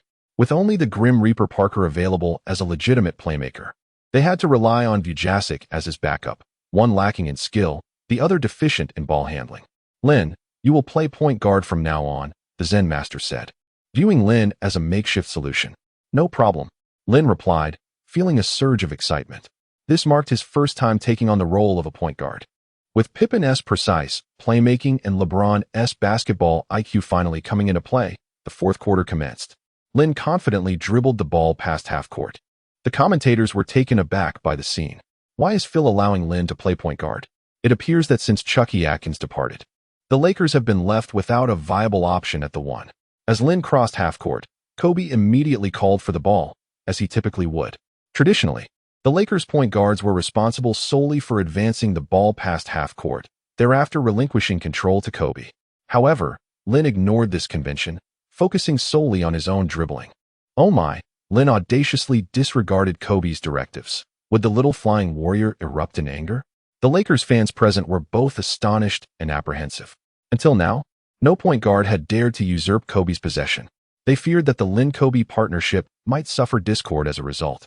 At that moment, Lin felt as though his mind operated like a high-speed computer, swiftly analyzing the dynamics on the court. With the Supersonics' defensive efforts concentrated on Kobe, who was struggling to find his rhythm, passing to him would likely result in a missed shot. Conversely, if he attempted to take on the defense himself, his chances were slim. The defender assigned to him was not the diminutive Ridnour, but rather Ray Allen. Meanwhile, the Supersonics were somewhat lax in their defense against the other Lakers players. Thus, Lin made a gesture with his left hand. His teammates instantly understood and began to move according to his instructions. Lin passed the ball to Parker on the left side and quickly cut towards the basket. Simultaneously, Odom on the right began to shift left, forming a triangular alignment. Lin executed a pick and roll with Mim in the low post, successfully drawing the attention of two defenders. Parker swiftly delivered the ball back to Lin, who then passed it to Odom, waiting for an opportunity on the weak side. Odom leaped with poise, and the ball swished through the net. Splendid. Phil Jackson was elated, involuntarily whistling in delight. It was a successful execution of the triangle offense, and he could hardly believe that Lin had performed so admirably. This set of tactics appears deceptively simple. However, neither the former Atkins nor Parker could execute it. The reason lies in their inability to disregard Kobe's demand for the ball, even when Kobe refrained from calling for it. They lacked the dribbling prowess to attract the opposing defense, as well as the exceptional court vision to make decisive passes. The only shortcoming was that the team's star, Kobe, seemed to be merely a bystander throughout the game. Wouldn't he feel disheartened? The Zen master glanced at Kobe with concern, only to find him beaming and exchanging high-fives with Lin Hao. The Zen master smiled with relief, realizing that perhaps he had been overly anxious. Although Lin Hao's transition to the point guard position posed some challenges, the Supersonics coach remained unperturbed. Historical footage indicated that this young player from Huaxia, while occasionally showcasing moments of brilliance in passing, was not a significant threat. However, it soon became evident that Coach Bob Hill was mistaken. In the ensuing 2 possessions, Lin Hao's passes sliced through the Supersonics' defense like a sharp dagger. A long pass found Kobe waiting beyond the three-point line, who effortlessly sank a three-pointer. Following that, Lin Hao delivered a precise assist to the cutting Odom for a layup. He then passed to Mim under the basket, who executed a thunderous dunk. 3 consecutive possessions. 3 assists. The Lakers' offense flowed seamlessly, significantly bolstering the players' confidence and morale.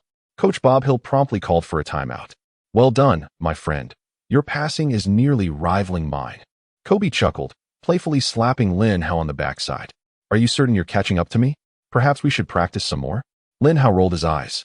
Kobe smirked, silently walking away. It seems that the time has come to formally elevate Lin to the position of the second-in-command.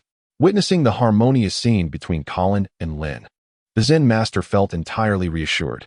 Subsequently, Supersonic began to rigorously guard against Lin Hao's passes. Their strategy was undeniably sound, for it was widely acknowledged that Lin Hao lacked the ability to initiate his own offensive plays. As long as they effectively contained his teammates, the Lakers would inevitably find themselves in a situation dominated by star one-on-one plays. However, they overlooked a crucial detail. Rashard Lewis, tasked with defending Lin, was now fatigued from chasing him across the court, while Lin remained as vigorous as ever. Therefore, Lin opted for a direct breakthrough. Utilizing his speed, he evaded Lewis, and with sheer strength, he barreled past Ray Allen. Oh, no. Lin was preparing for yet another dunk. This time, he aimed to dunk over the center. The commentator's voice rose in excitement. As Lin charged towards the paint, center Jerome James faltered. The recent dunk over Ray Allen had left an indelible impression on him. Consequently, James, cradling his head, sidestepped in fear. At that moment, the Staples Center erupted in a cacophony of boos. Jerome was too timid. A spectacular dunk over the center was about to go awry. Wait, why was there still a bald man standing in the paint? Goodness, that man was Odom. How could Odom be standing in the key? The audience widened their eyes, astonished by the bizarre scene unfolding before them. Lin Hao, in the midst of his rapid advance, was also taken aback. Shouldn't Lamar have moved aside as he broke through? Why was he still standing there? It was too late to reconsider. He could no longer halt his momentum. Odom, at that moment, was simply grinning at Lin Hao. He is a professionally trained athlete, rarely seen smiling, except when encountering the Kardashians. Just moments ago, while engaged in a fierce confrontation with Jerome James in the paint, he inadvertently caught a glimpse of the tumultuous Kardashians in the stands. By the time he regained his focus, Lin Hao was charging towards him with the ball in hand. "This girl is remarkably proactive. She actually approached me." He laughed so heartily that saliva dripped from his mouth. "Wait, why is the ball yellow? Oh my." By the time Odom fully registered the situation, Lin Hao had already leaped onto his shoulders, executing a breathtaking dunk. The arena fell silent for a full 5 seconds, as everyone gazed in disbelief at this pair of clowns before them. Dunking over someone in the NBA is not particularly rare, and soaring above a 2.8-meter giant is also not extraordinary. However, dunking over one's own teammate on the court is utterly astonishing. One might say it is a first in NBA history, if not in the annals of basketball itself. Chapter 44. You shall be the protagonist of my MV. The only person likely enjoying this spectacle was Ray Allen. He had initially thought that being dunked on by Lin Hao would become the focal point of the entire NBA. Now he needn't worry, for Lin Hao's dunk over Odom would undoubtedly capture everyone's attention. Despite this minor incident, the Lakers ultimately managed to narrowly defeat the Supersonics. In this match, Lin Hao achieved his first career triple-double, 19 points, 11 rebounds, and 10 assists.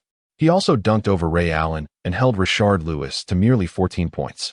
Moreover, he took on the role of point guard, performing remarkably well, rivaling that of an ordinary star playmaker. Moreover, the Lakers have currently achieved an impressive 10 consecutive victories, each of which merits extensive coverage by the media. However, the following day, the news outlets merely touched upon these accomplishments in passing, devoting considerable space instead to the spectacle of Lin Hao's dunk over a teammate. Some media sources even began to sensationalize the event. Shock. Lin Hao actually dunked over his own teammate. An astonishing blunder. Lin Hao ferociously dunked on Odom. Was Lin Hao's dunk on teammate Odom an act of friendly fire, or is there more to the story? Do not provoke Lin Hao. When he gets fierce, even his teammates are not spared. A display of ferocity, and to think the one getting dunked on was Odom. In the locker room, Kobe coldly addressed Odom. Lamar. You better not zone out again in the next game, or I'll tear you apart.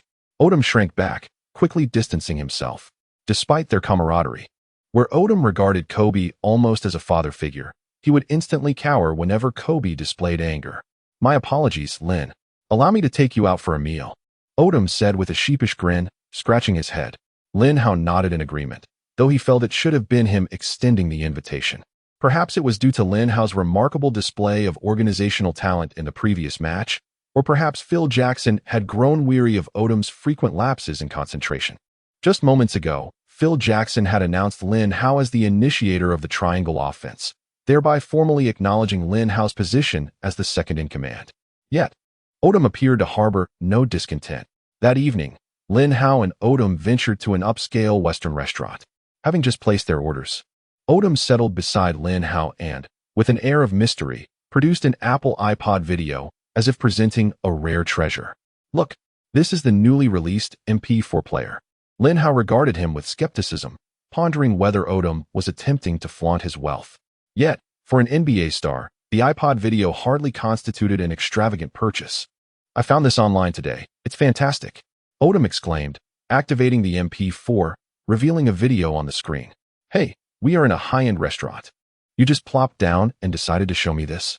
Lin Hao thought, utterly bemused. Odom rubbed his nose, stating, I spent half an hour searching for this video last night. I'm only showing it to you because I consider you a brother. I wouldn't share it with anyone else. Lin Hao's expression was one of disdain. What are you two up to? At that moment, a melodious voice rang out from behind them, startling Odom and nearly causing the MP4 to slip from his grasp. Wow, you two are quite shameless.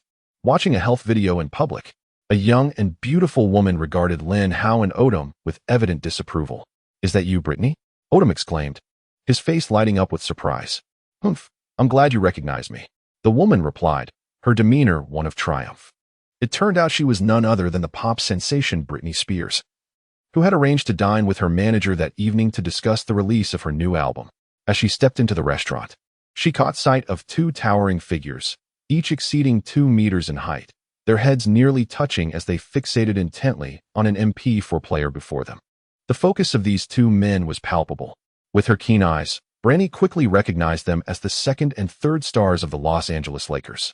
What could possibly captivate these basketball icons so deeply? Her curiosity piqued. She quietly approached for a glimpse. The moment she did, she was utterly astonished. Could I possibly have your autograph? And might I have the pleasure of a date with you tonight? Brandy, I am your devoted fan. Odom transformed into an eager admirer. Swallowing hard, his expression reminiscent of a lovesick suitor. Brandy, with a look of disdain, retorted, move aside. I only date handsome men. Dismissing him, she raised her chin and declared, I shall report to the media that 2 NBA players are gathered watching a health video.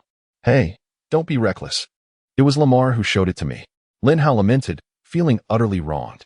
His good friend had shared a precious video with him, and he surely deserved some respect in return. In this beautiful country, watching a health video was not illegal. Yet, if it reached the media, would his reputation survive the fallout? Giggling, Brandy quipped, I could keep your secret, but it may come at a cost. What cost? Lin Hao's internal alarm bells rang loudly. I just signed with the Lakers. I'm out of cash. If you need money, go ask Lamar. Brandy's laughter abruptly ceased, her fury evident as she stomped her feet in frustration. What does this scoundrel take me for? Do I still covet his meager wealth? Bah. Odom rolled his eyes. What is Brittany's worth? And what is yours? Do you not possess even a modicum of self-awareness? The fee for a single concert of hers surpasses your annual salary. Would she truly desire your money? Even when compared to Kobe, her value can only be described as a narrow victory, not a guaranteed win. How about this? I am about to release a new album, and you could be the male lead in my music video. This matter could then be settled. What do you say? Brittany blinked her bright, expressive eyes, full of anticipation as she spoke to Lin Hao. What? Odom was instantly petrified, his eyes wide like saucers. My heavens! How many people would leap at the chance to be the male lead in a Britney music video? This is a rare opportunity to elevate one's worth. Chapter 45. The NBA's greatest vertical leap. How is it that this kid Lin Hao is so fortunate? Moreover, I, Odom, am standing right here. Why am I being completely overlooked? I am not inferior to Lin Hao in any way. Odom's inner voice was in a frenzy. Me? The male lead in a music video? Ms. Brittany, are you jesting? Lin Hao looked utterly bewildered, pointing at himself in disbelief. What? You're not interested? This opportunity is one that others would beg for. Brittany shot him a glare. Ahem. Ms. Brittany, it seems you have overlooked the fact that there is a taller and stronger man beside Lin. Odom stepped forward, puffing out his chest. Step aside. Branny pushed him away and teasingly remarked to Lin Hao, if you disagree, I might just leak that incident to the media. With no other option, Lin Hao reluctantly acquiesced. He shot a fierce glare at Odom, who seemed to be a harbinger of misfortune. Even going out to dinner with him could lead to bad luck. On the other side of the restaurant, Branny's manager furrowed his brow and expressed his displeasure. Branny, why didn't you consult me about this matter? Is there a problem? Lin Hao is handsome and athletic. I think he is quite suitable. Branny replied nonchalantly, blinking her eyes. But Caucasians may not appreciate Asian skin. Your album primarily targets the European and American markets. The manager insisted anxiously. Lin is of Chinese descent and an NBA star. He can open up the Chinese market and attract his fans.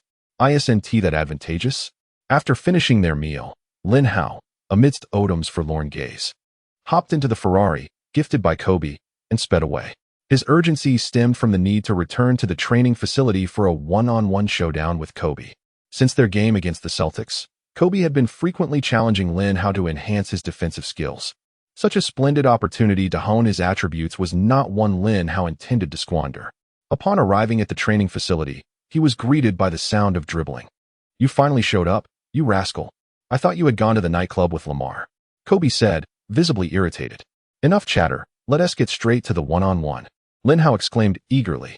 The one-on-one match came to a conclusion, and as expected, Kobe emerged victorious once again. Yet, his expression was notably grave. This young man has indeed improved. In the past, he needed to exert 70% of his strength to triumph over Lin Hao. Now, he requires at least 80. Only a select few in the league, such as Tracy McGrady, Allen Iverson, and LeBron James, can compel him to utilize such effort. How have you progressed so rapidly? Also, your vertical leap seems to surpass mine now. How did you achieve that? Kobe inquired, perplexed. With a chuckle, Lin Hao replied, there is no need for envy. My friend is destined to become the basketball deity. Although Kobe was his close brother, Lin Hao dared not disclose the existence of the system. Noticing Kobe's intent to dig deeper, Lin Hao swiftly shifted the topic. Guess whom I encountered while dining out with Lamar today? Just tell me. I can't be bothered to guess. It was Britney Spears. Oh, Lamar nearly drooled at the sight of her. Indeed, Britney even invited me to be the male lead in her new album's music video. Wait, what did you say? I said Britney invited me to star as the male lead in her music video. Upon hearing this, Kobe scrutinized Lin Hao from head to toe. I think you should consider a career change to writing Mary Sue novels. What's wrong? You have quite the imagination. Don't you believe me? Lin Hao felt somewhat bewildered. He truly did not care about Britney's affairs. He merely brought up the topic to divert Kobe's attention. Yet, Kobe's reaction was exceedingly bizarre. A pop diva would personally invite you to be the leading man? Are you dreaming? I am no less significant. After all, I am an NBA star. You are merely slightly more renowned than Lamar. Kobe disdainfully remarked, she is a top-tier diva in the entertainment industry, while you are merely a second-tier NBA celebrity. Moreover, basketball is at best the third most popular sport in our beautiful country. The number of people who recognize you may not even reach a fraction of her fans. It's laughable. If even a man of my caliber like Kobe is not invited by Britney, what makes you think she would invite you? Dream on. Due to an upcoming training match, their one-on-one encounter had to come to an end. Upon returning to his bachelor apartment, Lin Hao eagerly opened his attribute panel. Following the game against the Supersonics and his duel with Kobe, he had accumulated a total of 35 attribute points. After much contemplation, he ultimately decided to invest the points into his dribbling skills. Now, he had become the initiator of the triangle offense, making dribbling ability exceptionally vital. Consequently, Lin Hao's dribbling skill reached its maximum potential. Additionally, Kobe had been persistently inquiring about his jumping ability. To quell his doubts, Lin Hao took the opportunity to enhance his jumping as well. Currently, his jumping ability had soared to a perfect score of 100, the pinnacle of NBA standards. Even Vince Carter only boasted a score of 98. At that moment, Lin Hao felt an overwhelming surge of power in his calves, an irresistible urge to dunk. However, confined within the cramped quarters of his bachelor apartment, Leaping would result in his head colliding with the ceiling, compelling him to abandon the thought. By the way, Palinka had already found him a new place, but he had yet to find the time to view it. To Lin Hao's surprise, he drew a potion for injuries once again. Just then, his phone rang unexpectedly. Who could be calling at such a late hour? Upon glancing at the screen, he noticed it was an unfamiliar number. My dear, during our time apart, I have reflected deeply and realized that I cannot let you go. It was only after leaving you that I understood how significant you are to me. Please grant me a chance to return to the past. Without your companionship, everything seems devoid of meaning, said Wang Miling, her voice laden with sorrow. It turned out that after their breakup, she had swiftly sought solace in the embrace of a white man named Tony. However, after spending some time together, she discovered that Tony was nothing more than a penniless fraud, his wealth merely a fade. As Lin Hao's fame grew day by day, Wang Miling's regret became almost unbearable. This opportunistic woman had eagerly pursued Tony upon discovering his supposed affluence, but now, witnessing Lin Hao's rising prominence and boundless potential, she shamelessly sought to rekindle their relationship. Her intentions were clear: to bask in Lin Hao's glory and lead a glamorous life, devoid of any genuine affection. Enraged, Lin Hao promptly ended the call and contemplated blocking the number. He had previously been too occupied to do anything beyond deleting Wang Miling's contact, never anticipating that this trouble would resurface. Just then, his phone rang once more. If you call again, I swear I will report you for harassment, Lin Hao exclaimed as he answered, cursing before hanging up again and blocking the number. In a luxurious hotel, Branny gazed at her phone screen, her face flushed with indignation. How could that scoundrel treat her so rudely and even block her? Humph, this time, I shall ensure you pay for your insolence. A subtle smile graced her lips, and a mischievous glimmer sparkled in her bright eyes. Chapter 46. The twin stars of Huaxia shine on the court. On this day, the Lakers welcomed the Houston Rockets, who had traveled from afar. For Americans, it was merely an ordinary NBA regular season game. However, for the people of Huaxia, it was an event of profound significance that resonated with millions, as Lin Hao and Yao Ming would both grace the NBA court. Huaxia Television placed great importance on this match, dispatching an exceptionally distinguished commentary team: Zhang Heli, Su Kun, Su Jiqing, Yang Yi. The media coverage was overwhelming, with eye-catching headlines capturing attention. Lakers versus Rockets, a pinnacle showdown. Huaxia's twin stars illuminate the court. At NBA headquarters, David Adam Silver, the NBA's vice president, burst into Commissioner Stern's office without bothering to knock. Adam, what has you so agitated? Stern inquired in a measured tone. David, we've received news from Huaxia that the viewership for this game has reached an astonishing 90. Silver's voice quivered with excitement. What? 90? That is simply unbelievable, Stern exclaimed, his documents slipping from his grasp as he leaped from his chair. What does a 90 viewership rate signify? In the 1980s, Hong Kong's TVB drama Shanghai Bund aired in the mainland.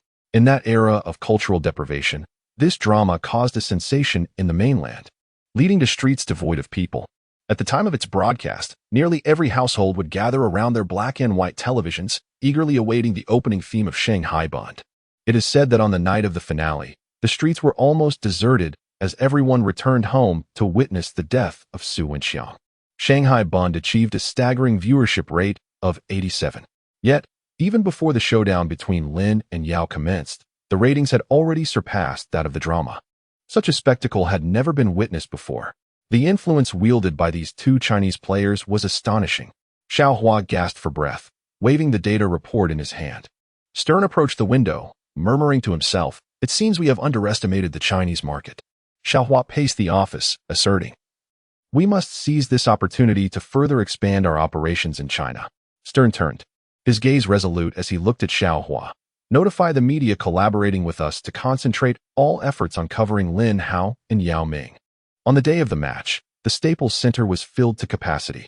Not only were there fans from Los Angeles, but also supporters from other states who had journeyed to witness the event. They donned jerseys representing either Lin Hao or Yao Ming, their faces radiant with excitement and pride. The moment Yao Ming and Lin Hao stepped onto the court, the arena erupted, the cheers crashing like a tidal wave. That night, even Kobe and Tracy McGrady became mere background figures. Zhang Heili's voice soared, brimming with uncontainable enthusiasm. Yao Ming, the giant from China, whose dominance beneath the basket is already legendary. Lin Hao, the emerging star shining on the Lakers, captivates audiences with his remarkable defense and impressive three-point shooting. Today, they meet on the grand stage of the NBA, a moment of glory for Chinese basketball. The viewers, who had settled in front of their televisions long before, fixated their gaze on the screen, their eyes brimming with anticipation and pride. Some, in their excitement, leaped from their sofas, while others joyfully embraced their family and friends in celebration. As the starting players of the Rockets and the Lakers took the court, the atmosphere reached a fever pitch. "Lin, do you need my help with McGrady in this game? Go ahead and score at will." Kobe patted Lin Hao, whose heart swelled with warmth. Such camaraderie from a good brother is truly commendable. Yet, he shook his head. He felt capable of delivering a stellar performance without assistance. More importantly, how could he let go of the opportunity to learn from a seasoned player like McGrady? At that moment, Yao Ming approached, exchanging embraces with the Lakers players. When he hugged Lin Hao, a thunderous cheer erupted from the crowd. "Big Yao, I want to go easy on you just because we are compatriots." "Neither will I." The two shared a knowing smile. Meanwhile, the commentary booth featured an illustrious lineup of announcers, including Steve Kerr, who had yet to become the head coach of the Warriors, and Reggie Miller. "Reggie, which team do you favor in today's match? The Colin duo has demonstrated formidable prowess, but I still lean towards the Rockets. After all, the age-old truth remains. He who controls the paint controls the game." Many have remarked that Lin Hao's three-point shooting is as precise as yours. What do you think? "Oh, my friend, are you asking for my opinion? I could never replicate the remarkable feat of scoring 16 points in just 38 seconds. Chapter 47. Today, I shall defend you as if you were a blacksmith. The game has officially commenced. The starting lineup for the Lakers includes PG Parker, SG Kobe, SF Lin Hao, PF Odom, and C Mim. Meanwhile, the Rockets starting five consists of PG Bob Sura, SG David Wesley, SF McGrady, PF Juwan Howard, and C Yao Ming. At this moment, Battier has yet to join the Rockets, so McGrady temporarily assumes the small forward position. With his towering height of 2.26 meters, Yao Ming effortlessly secures the jump ball. The Rockets initiate their offense. Much like the Grim Reaper, Parker, Bob Sura is also a utility point guard. As he crosses half court, he swiftly passes the ball to McGrady. Lin Hao promptly positions himself, ready to defend against McGrady with utmost diligence. In the studio of Huaxia Television, several commentators have taken note of this scenario, erupting in astonishment. What is happening? Lin Hao is actually guarding McGrady? Am I seeing things? Allow me to enlighten those who do not regularly follow basketball. McGrady is a two-time NBA scoring champion, and in terms of scoring ability, he stands on par with Kobe. Why hasn't Zen Master assigned Kobe to defend him? This could become a predicament. Regardless of Lin Hao's defensive prowess, can he truly contain a scoring champion like McGrady? Huaxia Television does not broadcast every Lakers game. Moreover, the domestic media's attention towards Lin Hao pales in comparison to that of Yao Ming. Consequently, commentators such as Zhang Heli and Su Jiqing remain unaware that Lin Hao's defensive skills have ascended to an entirely new level. In the realm of competitive spirit, young Huaxia, do not presume that I shall show leniency merely because you share a kinship with Yao. Today, I shall shatter your ambitions. McGrady, with his bleary eyes, suddenly ignited with brilliance. Enough of the grandiloquence. Today, I shall render you as ineffective as a blacksmith. Lin Hao's heart surged with exhilaration. Until now, this towering figure before him was the most illustrious star he had ever faced in competition. At this moment, McGrady had already garnered 2 scoring titles. When it came to scoring prowess, even Kobe and Wade would have to concede their positions. McGrady was incensed. He initiated a feint, attempting to shake off Lin Hao. Yet Lin remained unyielding, closely shadowing him. Determined to breach the defense, McGrady lowered his center of gravity and, with a sudden burst, lunged to the left. However, Lin swiftly adjusted his footing, staunchly obstructing McGrady's path. It seemed this young man possessed genuine skill. McGrady was taken aback. Faced with Lin Hao's staunch defense, he found himself momentarily at a loss and resorted to his signature pull-up jumper. Leaning back slightly, he stepped forward with his right foot, channeling power through his wrist as he launched the ball towards the hoop. His poise in the air was elegant, his movements fluid and natural. Yet, this exquisite tableau was abruptly marred by Lin Hao. "Here comes your rejection." Lin Hao soared into the air, unleashing a fierce roar. His elongated arms extended, coupled with extraordinary leaping ability, as he astonishingly snatched McGrady's freshly released basketball from the sky. Unbelievable. Simply astounding. Lin Hao had actually blocked McGrady. It was almost beyond belief. What was even more shocking was that it was a clean rejection. Inside the Huaxia television studio, the commentators erupted with fervent exclamations. After seizing the basketball, Lin Hao forcefully flicked the ball forward. At that moment, Kobe had already dashed to the front court like lightning, executing a graceful and effortless dunk to score. Within less than a minute of the game's commencement, the dazzling performance of the Lin-Kobe duo ignited the fervor of the entire arena. The more than 20,000 spectators present were instantly swept into a frenzy, erupting into hysterical cheers. The sound seemed as though it would shatter the dome of the stadium and soar into the heavens. In the studio, Su-kun remarked, regarding the recent performance of Lin Hao and Kobe, "What are your thoughts, Teacher Zhang?" Chapter 48. Have you ever witnessed Los Angeles at 2 a.m.? Zhang Healy excitedly responded. To be assigned to guard McGrady indicates that Lin Hao's defensive skills have garnered the recognition of Phil Jackson. Some may not grasp the significance of Lin Hao's recent block.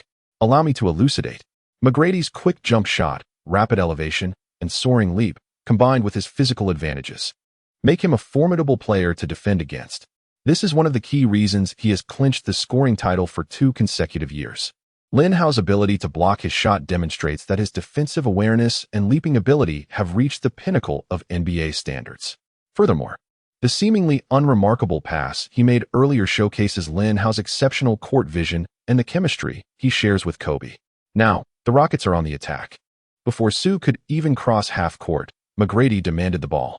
At that moment, he was seething with rage. Prior to the game, head coach Jeff Van Gundy had repeatedly instructed him to pass the ball to Yao Ming, as Yao was the focal point of this match. However, McGrady had long forgotten everything. One thought consumed him: to overpower that young player from China and reclaim his dignity as the scoring champion. This time, McGrady commenced a series of feints, attempting to shake off Lin Hao. Yet, after his encounters with Pierce and his one-on-one duel with Kobe, Lin Hao had gained experience. It seemed as if he had already discerned McGrady's intentions, adjusting his footwork with agility, leaving no opportunity for McGrady to exploit. This kid truly possessed remarkable skills. McGrady marveled inwardly. With no other option, he resorted to a jump shot once more. This time, it was not a straightforward jump but a lean-back shot. McGrady leaned back to the fullest extent, suspending himself in the air for a full second before releasing the ball. However, this played right into Lin Hao's hands. When it came to lean-back jump shots, Kobe might be second, but no one dared to claim the first position, at least not post 2003 after the old master retired. Having been relentlessly schooled by Kobe's lean-back shots, Lin Hao had already developed countermeasures. With LeBron's basketball IQ, he predicted McGrady's movement early on and leapt high into the air. In terms of vertical leap, he was undeniably the best, even surpassing Carter. The moment McGrady released the ball, Lin Hao's middle finger brushed against the basketball. This was disastrous. McGrady's heart sank. As expected, the shot clanged off the rim. The rebound was seized by Kobe, who swiftly tossed the ball forward. At this moment, Lin Hao had already sprinted to the front court. Receiving the pass ignited a surge of adrenaline within him. This was his first dunk since achieving a perfect score in vertical leap. Like a cheetah, Lin Hao charged toward the basket with thunderous strides. As he approached the free throw line, he leaped into the air, his body resembling a taut bowstring. In that instant, time seemed to stand still. What was Lin Hao about to do? How could he take off before even reaching the line? The tens of thousands of fans in the arena, along with the hundreds of millions watching from their screens, widened their eyes in anticipation. A sense of impending marvel enveloped them. They might witness a miracle. Lin Hao's body carved a graceful arc in the air. As he neared the hoop, he forcefully slammed the ball through the net. The rim emitted a pained groan, as if surrendering to a king. In that moment, time appeared to freeze. The audience was profoundly shaken by this astonishing spectacle, rendered speechless, their minds a blank slate. Subsequently, the arena erupted with deafening cheers and applause. Fans fervently shouted Lin Hao's name, their voices echoing into the heavens. "Oh, no, it's amazing. Unbelievable. My God, what did I just witness?" The commentators shouted hoarsely. This dunk would undoubtedly be etched into the annals of basketball history. In the studio, Zhang Heili's voice trembled with excitement. Lin Hao's dunk proved that we, the descendants of Huaxia, could soar like eagles. Su Kun enthusiastically pumped his fist. Ding! Jeff Van Gundy called for a timeout urgently. The Lakers' momentum had surged to its peak. If it wasn't tempered soon, disaster would ensue. Tracy, I must reiterate, pass the ball to Yao. Do not attempt to go one-on-one. He roared furiously at McGrady. The recent actions of McGrady were utterly intolerable in the eyes of the control freak Van Gundy. His insistence on passing the ball to Yao Ming was not merely a matter of rivalry. As an old-school coach, he stubbornly believed that the closer one was to the basket, the higher the shooting percentage. Thus, the two-time All-Star starter Francis and the two-time scoring champion McGrady failed to capture his attention. Yao Ming was the true linchpin of his team. Lin, your vertical leap. Kobe approached once more. Lin Hao's astonishing dunk had convincingly demonstrated that the title of Little Flying Warrior was up for grabs. This left Kobe feeling rather disgruntled. He was determined to uncover the secret behind it. Have you ever seen Los Angeles at 2 a.m.? Lin Hao replied with a faint smile. What? Kobe was momentarily taken aback. I have, Lin Hao said, patting him on the shoulder before turning to leave. So this is your secret to success. Kobe watched his retreating figure, clenching his fists. It seemed that rising at 4 a.m. for training was far from sufficient. Rest assured, I can do it too. Lin Hao's face bore a paternal smile, vividly imagining the terrifying scene of Vanessa's wrath. It seemed prudent to keep his distance from Kobe for a while.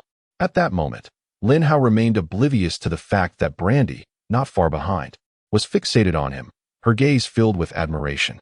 Once again, the Rockets initiated their offense. This time, McGrady dared not attempt to go solo. After several passes, he relayed the ball to Yao Ming. Yao Ming truly embodies the essence of a premier center capable of matching Shaquille O'Neal's prowess, treating his confrontation with Mims as if it were childish play. Even when Lamar Odom attempted to apply pressure, it proved futile. With effortless grace, he executed a delicate hook shot, sending the ball through the net. Now it was the Lakers' turn to mount an offense. As Death Incarnate crossed half-court, he entrusted the ball to Lin Hao. Witnessing this, Zhang and his companions were utterly astonished. Wasn't it customary for the point guard to pass the ball to Kobe after crossing half-court?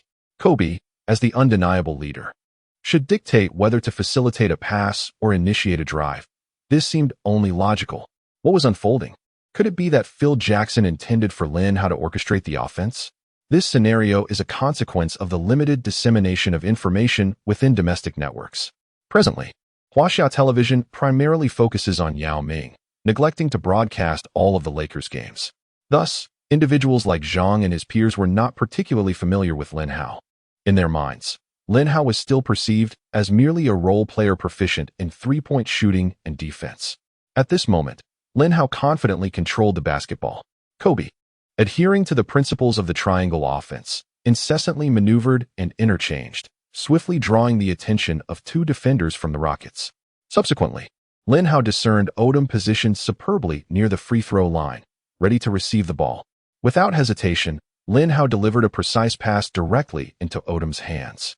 Upon receiving the ball, Odom seamlessly became the fulcrum of the triangle offense.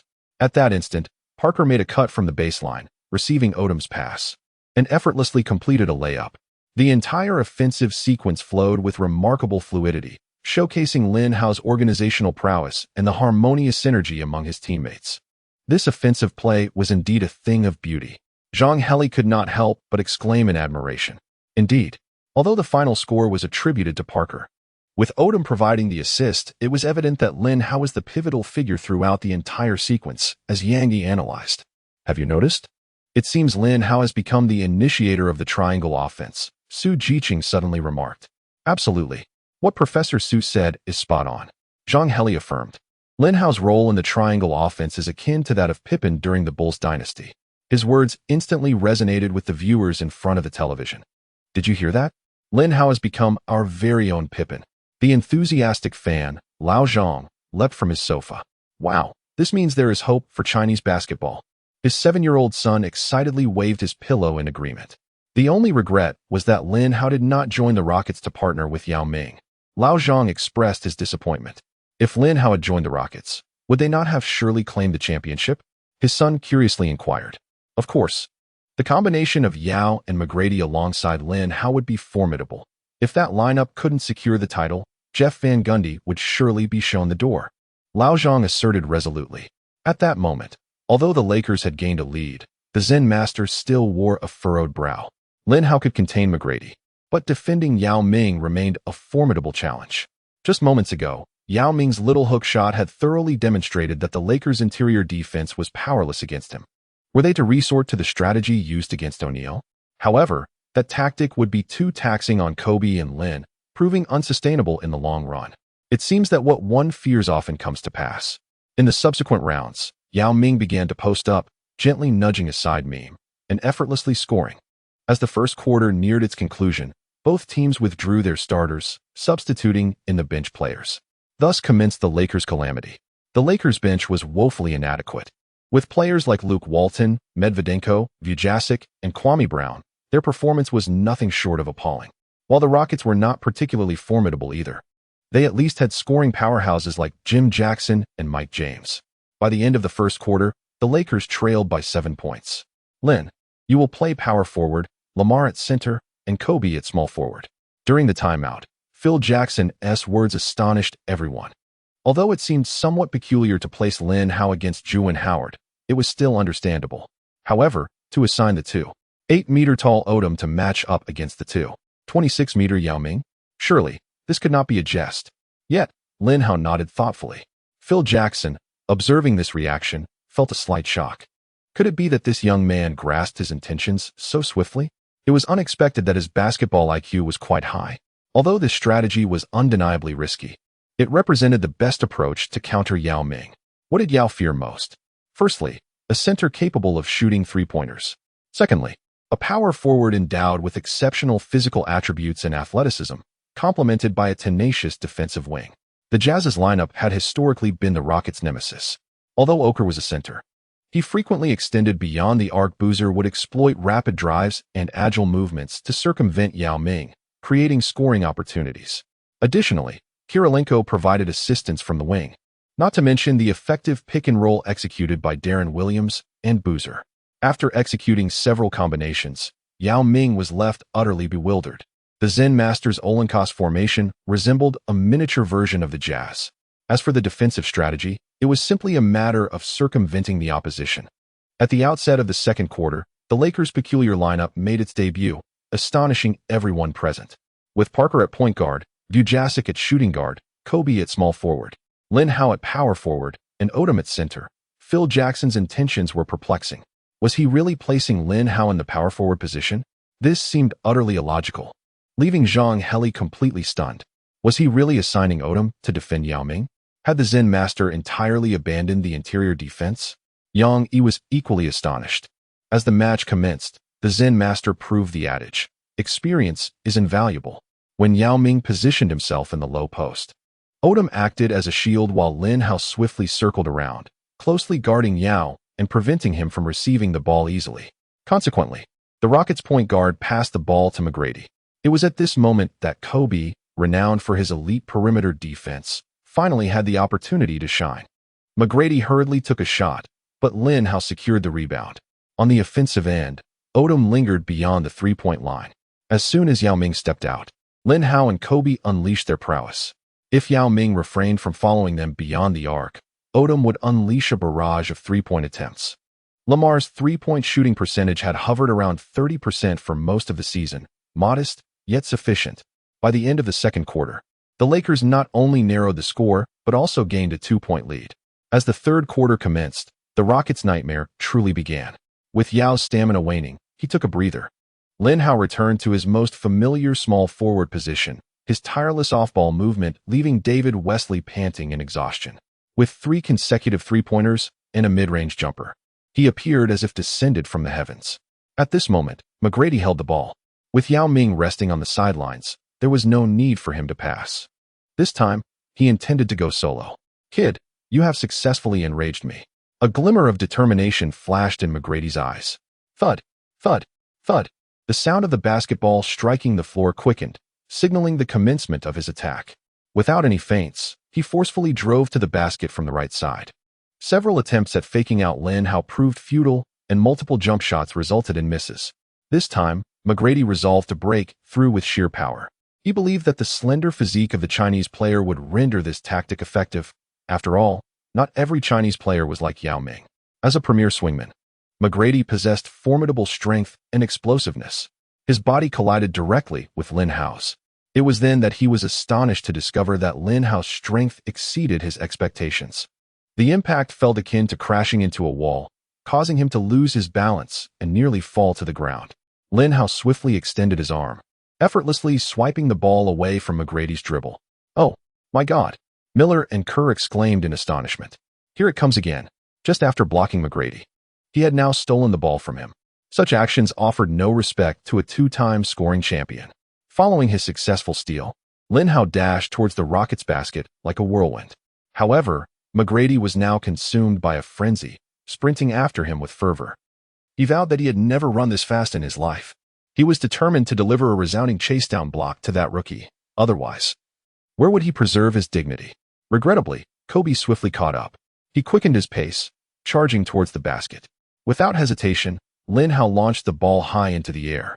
In the midst of McGrady's desperate gaze, Kobe soared, forcefully slamming the ball into the hoop. A resounding clang echoed as the rim trembled violently. The arena erupted instantaneously, with spectators unleashing deafening cheers and applause. "Oh my God, it is simply astonishing." This marks the third connection between Kobe and Lin. The city of Los Angeles has transformed into the realm of alley-oops, thanks to the Kobe-Lin duo. Miller and Kerr shouted hoarsely. Subsequently, the scorching hot Lin Hao made 2 consecutive baskets, widening the gap in the score. Head coach Jeff Van Gundy called for a timeout once more, bringing Yao Ming, who had not fully recovered, onto the court. Additionally, he assigned McGrady to defend Lin Hao. This arrangement was precisely what McGrady had hoped for. Miller astutely noticed this development. "Oh, look, McGrady has begun to defend Lin Hao. For a rookie to be defended by him is already a mark of honor." Standing before Lin Hao, McGrady's eyes glinted with ferocity. "Kid, you shall not score again this time." Having lost face on the offensive end, he resolved to reclaim it on defense. Many are unaware that McGrady's foundation was built upon defense. During his time with the Magic, he was the epitome of two-way play. Although he never made the defensive team, his long arms were undoubtedly a nightmare for many scoring machines. Hearing this, Lin Hao merely smirked, passing the ball directly to Kobe. The latter received the pass, leaned back, and the ball went in. For Kobe, the absence of double teaming signifies an open opportunity. "Do you think I am engrossed in individual plays like you?" Lin Hao remarked this before swiftly turning to defend. Whether scoring or assisting in front of McGrady, he earns the same attributes. Only a fool would opt for the more challenging approach. Jeff Van Gundy furrowed his brow, utterly perplexed by Lin Hao, a player capable of both shooting and passing. In the Huaxia television studio, the commentators noted, "Have you observed? So far, Lin Hao has managed to restrict McGrady to a mere 6 out of 15 shooting. It appears we have significantly underestimated his defensive prowess," Yang commented. "Moreover, he has excelled in orchestrating the offense, ensuring the Lakers' attack flows seamlessly," Su Kun added. "Scoring, defense, and playmaking, Lin Hao seems to be a versatile warrior," Su Jiqing exclaimed. As the fourth quarter unfolded, the Rockets executed their strategy. Yet, in Jeff Van Gundy's eyes, the so-called strategy merely revolved around relentlessly targeting Yao Ming. The towering center scored repeatedly in the paint, nearly overwhelming the Lakers' interior defense. Neither double-teaming nor fronting could curtail his impact. However, Phil Jackson refrained from any countermeasures, neglecting to deploy his previously utilized small ball lineup, for Kobe had erupted. He scored 14 consecutive points in the fourth quarter, steadfastly maintaining their lead. Jackson's philosophy was clear: if we cannot contain Yao, then let us engage in a shootout. Even if Yao tallied 50 points, it mattered not, as long as victory was secured. The match concluded without suspense, with the Lakers triumphing 98-85 in this Huaxia derby. Inside the arena, a tempestuous sea of excitement engulfed the atmosphere. The audience erupted in thunderous applause, their fervent cries of "Lin Hao, Lin Hao," resonating throughout the venue as if they might lift the very roof. The majority of the spectators were fervent fans from Huaxia, rendering Kobe and T-Mac mere supporting characters in this spectacle. Although there were several admirers of Yao Ming among the crowd, they were entirely unperturbed in their cheers for Lin Hao. After all, they were compatriots. What difference was there in applauding Lin or Yao? Under Stern's watchful eye, The arena's grand screen showcased a continuous replay of Lin Hao's remarkable moments, each frame igniting a fresh wave of screams and cheers from the audience. Congratulations, Lin Hao. You played exceptionally well today. Our Huaxiao basketball has a promising future. I hope we can join forces in the 2008 Olympics. Yao Ming stepped forward, enveloping Lin Hao in a warm embrace. There will surely be opportunities. Lin Hao replied with determination. Lin, I may have lost this time, but next time, I will outshine you. T-Mac also approached, sharing a handshake and a hug with Lin Hao. I won't give you any chances. Lin Hao smiled gently. On the court, they were rivals, yet off the court, they were friends. Although the bond was not yet fully realized, the camaraderie among T-Mac, Kobe, and Yao Ming was a matter of time. In the studio of Huaxia Television, Zhang Heli expressed his excitement. In this match, although the Rockets suffered defeat, Yao Ming did not lose. Our great Yao scored 36 points, secured 9 rebounds, provided 2 assists, and recorded 1 block. In this match, he utterly dominated the Lakers' interior defense. Presently, in the NBA, apart from Shaquille O'Neal, no one stands as his rival. Upon hearing this, the viewers in front of the television became exhilarated. Indeed, the Rockets may have lost, but our great Yao did not falter. And what of Lin Hao? How did he perform? Just then, the television suddenly fell silent. What a frustrating moment to lose connection. Many viewers assumed the television had malfunctioned and rushed to thump it vigorously. However, some astute observers realized that it was not the television that was broken, but rather Zhang Lihue, who was lost in thought. Did I not see incorrectly? Lin Hao actually scored 42 points. Zhang Lihue's voice quivered with excitement. The audience from Huaxiao was left astounded, their mouths agape. Throughout the match, we scarcely witnessed Lin Hao scoring. How could he quietly amass 42 points? I understand now.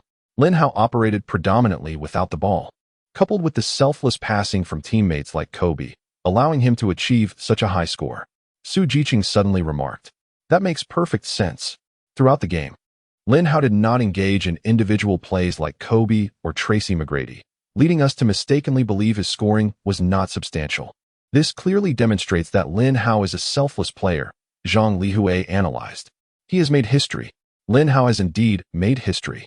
Yang Yi's excited voice resonated, ringing in the ears of the audience. Indeed, Lin Hao has created history.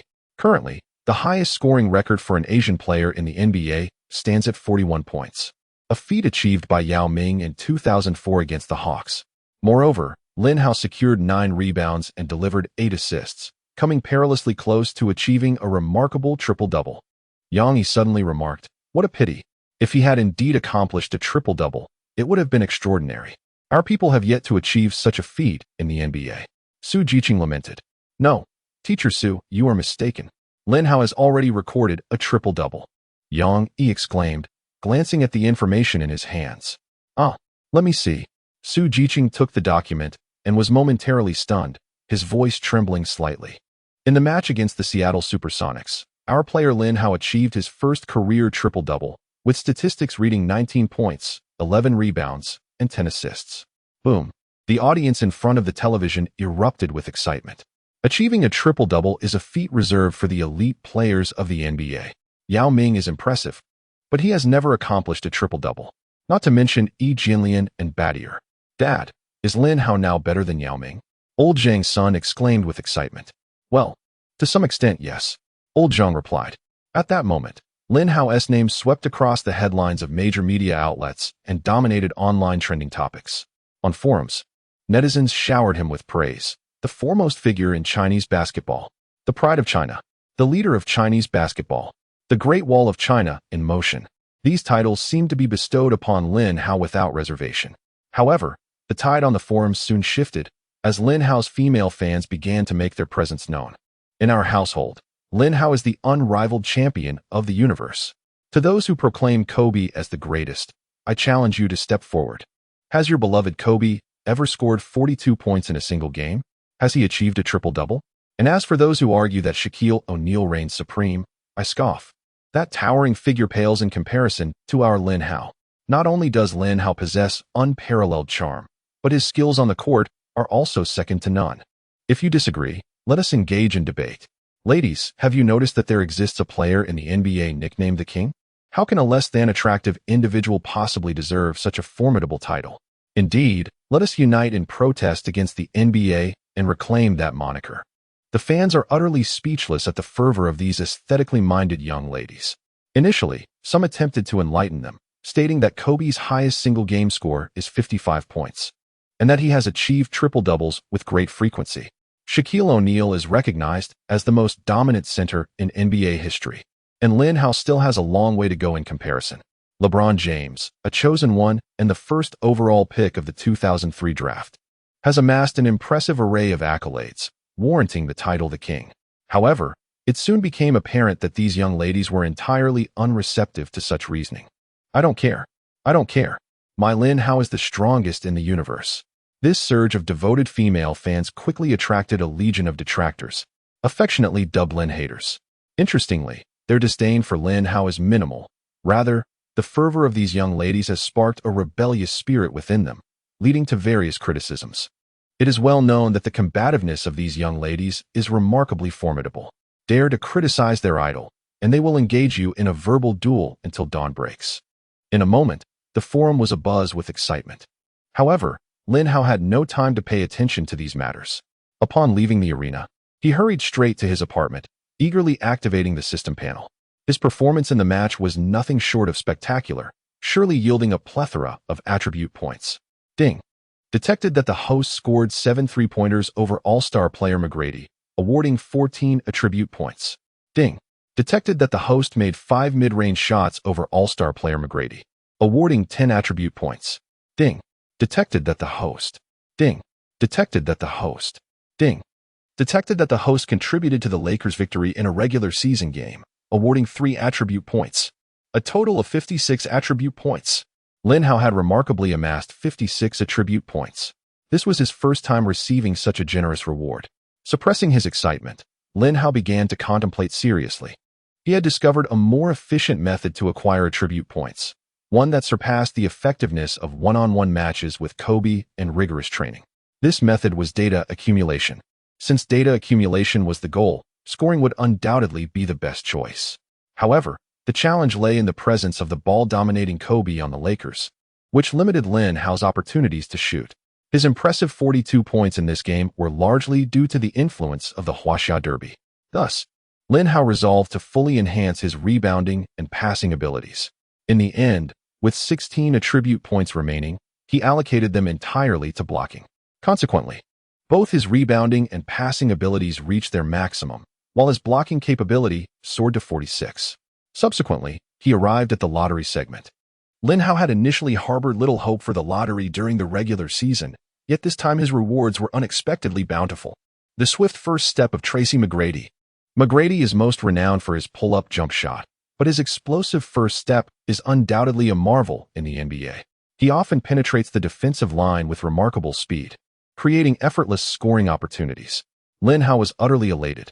His skills now included Hamilton's enduring stamina and off-ball movement, Pippen's precise playmaking, LeBron's basketball IQ, Leonard's tenacious defense, Carter's gravity-defying dunks, and McGrady's unparalleled first step. Moreover, good news continued to pour in. Chapter 52, Jordan's picture-perfect jump shot. Lin Hao's agent, Pelinka, called, Lin, numerous sports brands are eager to have you as their spokesperson. When would be a convenient time for us to meet and discuss? What brands are they? Lin Hao inquired, calming his excitement. Pelinka replied, well, since you aren't quite a top-tier star yet, the brands seeking your endorsement are primarily second-tier sports companies, such as Under Armour, Puma, and your country's Li Ning and Anta. However, they are offering very generous terms, including substantial endorsement fees, along with a range of exclusive customized products and promotional plans. After pondering for a moment, Lin Hao responded, while endorsements are indeed a positive opportunity, I would prefer to collaborate with brands that genuinely value basketball culture, rather than those merely attracted to my fame. Pelinka acknowledged his sentiments. I understand your perspective, and I will be diligent in my selection. I will compile the information and send it to your email shortly. Just as Lin Hao was about to hang up the phone, Pelinka suddenly exclaimed with excitement. There's one more thing. Britney's manager informed me that Britney intends for you to be the male lead in her new album's music video. I cannot comprehend why she would make such a reckless decision, but I believe you must accept it. This is an incredible opportunity. I understand. Just say yes to her. Lin Hao interrupted, unable to wait for Palinka to finish. The mere thought of it ignited his anger, leaving him disinclined to continue the discussion. Lin, you scoundrel. You deceived me. The following morning, as Lin Hao entered the training facility, Kobe lunged at him with ferocity. The others were taken aback. Were these two not like brothers? Had a rift formed between them? Phil Jackson furrowed his brow, feeling a sense of unease. The team's situation was splendid, having achieved an impressive 11-game winning streak. If a conflict arose between Kobe and Lin at this juncture, it would be disastrous. What did I deceive you about? Lin Hao inquired, puzzled. You claimed you woke up at 2 a.m. to train, yet you, rascal, have only just arrived at the gym, Kobe said through clenched teeth. Upon hearing this, Phil Jackson let out a sigh of relief. It appeared his concerns were unwarranted. Is it not permissible for me to rise at 2 a.m. to train and then return for a brief rest? Lin Hao raised an eyebrow. In truth, although he did not possess the eccentricity of waking at such an hour for training, he typically rose early. However, today was an exception, as he had discovered a more efficient method to enhance his attributes. Henceforth, he would not need to train with such fervor. Your training is utterly pointless. Today, I rose at 2 o'clock and practiced diligently until 8, yet I did not catch a glimpse of you, Kobe exclaimed with frustration. It was at this moment that Lin Hao noticed the prominent dark circles under his eyes and couldn't help but chuckle softly. What are you laughing about? Kobe was nearly beside himself with anger. Last night, Vanessa had been quite furious. During this period, Kobe had been too exhausted for their intimate moments, and she had begrudgingly tolerated it. Now, with his training commencing at 2 in the morning, she had lost her beauty sleep. Do you not understand how vital sleep is for a woman? Lin Hao laughed. My amusement stems from your misunderstanding. When did I ever claim to have awakened at 2 for training? He stifled his laughter. Kobe paused, seemingly taken aback. It appeared he had indeed never said such a thing. Then what did you get up for at 2? Naturally, to relieve myself. You can manage to witness Los Angeles at 2 in the morning just for that? My apartment has floor-to-ceiling windows. Subsequently, the Lakers faced off against the Seattle Supersonics once more. Although the formidable Parker continued to underperform, Kwame Brown showcased first-round pick caliber statistics, 15 points, 8 rebounds, and 2 blocks. Coupled with the solid performances of the Lakers' core trio, victory came easily to them. Lin Hao's own statistics were quite splendid, 21 points, 7 rebounds, 8 assists, and 1 steal. Upon returning to his apartment, he retreated to his room. This time, his gains were substantial, having extracted 24 attribute points from Ray Allen. After considerable deliberation on how to allocate these points, Lin Hao ultimately resolved to fully enhance his speed, agility, and stamina. As a result, he had achieved a perfect score in no less than 9 abilities. They are respectively bounce, speed, agility, stamina, three-point shooting, rebounding, passing, dribbling, and defense. It is once again time for the lottery draw. Given the low probability of winning, Lin Hao nonchalantly pressed the draw button while contemplating the upcoming match. The next opponents are the Spurs, Suns, and Hawks. Since these games are back-to-back, and considering the formidable strength of the Spurs and Suns, the Zen Master will undoubtedly choose to strategically forfeit these 2 matches to concentrate on the Hawks. Alas, how much opportunity for gain must I forfeit? Lin Hao sighed and glanced at the spinning wheel. To his astonishment, he could hardly believe his eyes when he saw the name displayed. Rubbing his eyes, he looked again. Indeed, it was true. Jordan's picturesque jump shot. This was a divine skill. This time, he was truly going to strike it rich. Oh yes, God. Lin Hao was overwhelmed with excitement, leaping around the room. He quickly composed himself. However, once calm, he suddenly sensed something amiss. The adjective picturesque preceding jump shot felt somewhat peculiar. Lin Hao hurriedly read the description beneath the icon. Upon doing so, the expression on his face froze, and his heart sank. What a futile joy. This was merely a gaudy and impractical skill, while it could greatly enhance the aesthetics of his shooting form, making it appear more stylish and imposing. In practical combat, it was utterly useless. This skill was truly subpar. Lin Hao begrudgingly walked into the bathroom, preparing for a shower and sleep. Dingling. Early the next morning, Lin Hao was awakened by the urgent ringing of his phone. Hello? Who is this? Lin Hao. I genuinely recognize my mistakes this time. Shall we start anew? I assure you. What an unfortunate turn of events. Receiving that woman's call so early in the morning, Lin Hao abruptly ended the call, immediately blocking the number. Wait, did I not block Wang Meiling's number? How could she have called again? If I did not block her, Then whose number did I block that day? Suddenly, a thought struck him, and he began rummaging through his phone. After a fruitless search, he sighed, concluding that it was probably not anyone of significance. Lin Hao turned over and fell back asleep. Ding ding ding. The phone rang once more. Well, it seems sleep is not an option now. The caller was Pilinka. Lin, you don't have a match today, do you? Brittany's agent has informed me that the MV is set to begin filming today. Are you available? That's great. At 10 o'clock. Brittany's assistant will come to pick you up. Please keep your phone on. This shoot is quite straightforward. It's just, hello, are you listening to me? Why do you sound so reluctant? This MV shoot is incredibly important for you. Chapter 53. Kobe's jump shot is nothing compared to this. Reluctant? What do you mean? Who would willingly work for free? Clearly, Brittany is trying to take advantage. Lin Hao grumbled inwardly. Nonetheless, despite his lack of enthusiasm, 10 o'clock arrived as scheduled. A striking blonde beauty, with a figure that was both slender and voluptuous, pulled up to Lin Hao's apartment in a Lamborghini. Mr. Lin, I am Michelle, Bronny's assistant. It is a pleasure to meet you. Upon observing Lin Hao's cramped apartment, the beauty was quite taken aback. Yet she concealed her surprise and extended her delicate hand. Hello, Michelle. Lin Hao replied, maintaining his composure as they shook hands. I presume Mr. Pilinka has briefed you regarding the shooting of the music video. Here is today's schedule for your perusal. Michelle handed over a notepad and then started the car. This Chinese man is remarkably handsome. I wonder how his physique is. As Michelle drove, she discreetly observed Lin Hao through the rearview mirror. After reviewing the schedule, Lin Hao could not help but lament. The shooting would indeed last the entire day. In the morning, they were to film outdoor scenes at Malibu Beach. And in the afternoon, the setting would shift to a basketball arena. Lin, you are truly a natural actor. The director exclaimed, filled with immense surprise. He had initially presumed that Lin Hao was merely a basketball star with lackluster acting skills. He had mentally prepared for a lengthy hour of filming. However, the once lethargic Lin Hao transformed entirely upon entering the filming atmosphere. If not for the presence of the camera crew, anyone would believe them to be a couple deeply in love. Lin, I believe you could enter the entertainment industry. Brittany's eyes sparkled with excitement. Let us continue. Lin Hao smiled faintly. His former girlfriend, Wang Miling, was a struggling actress in Hollywood, and he had dedicated considerable time to honing his acting skills in order to share common interests with her. Cut. Very well, that's a wrap. The director's voice resonated like celestial music to Lin Hao. He found little joy in this tedious filming, believing that the basketball court was where his passion truly ignited. Once the morning shoot concluded, Branny extended an invitation to Lin Hao for a meal, to which he graciously accepted. After all, having enjoyed a free ride, he felt compelled to indulge a bit more to recoup his losses. Following their lunch, the filming crew arrived at a basketball arena. Truly, as expected of a diva, this place is opulent. Lin Hao marveled.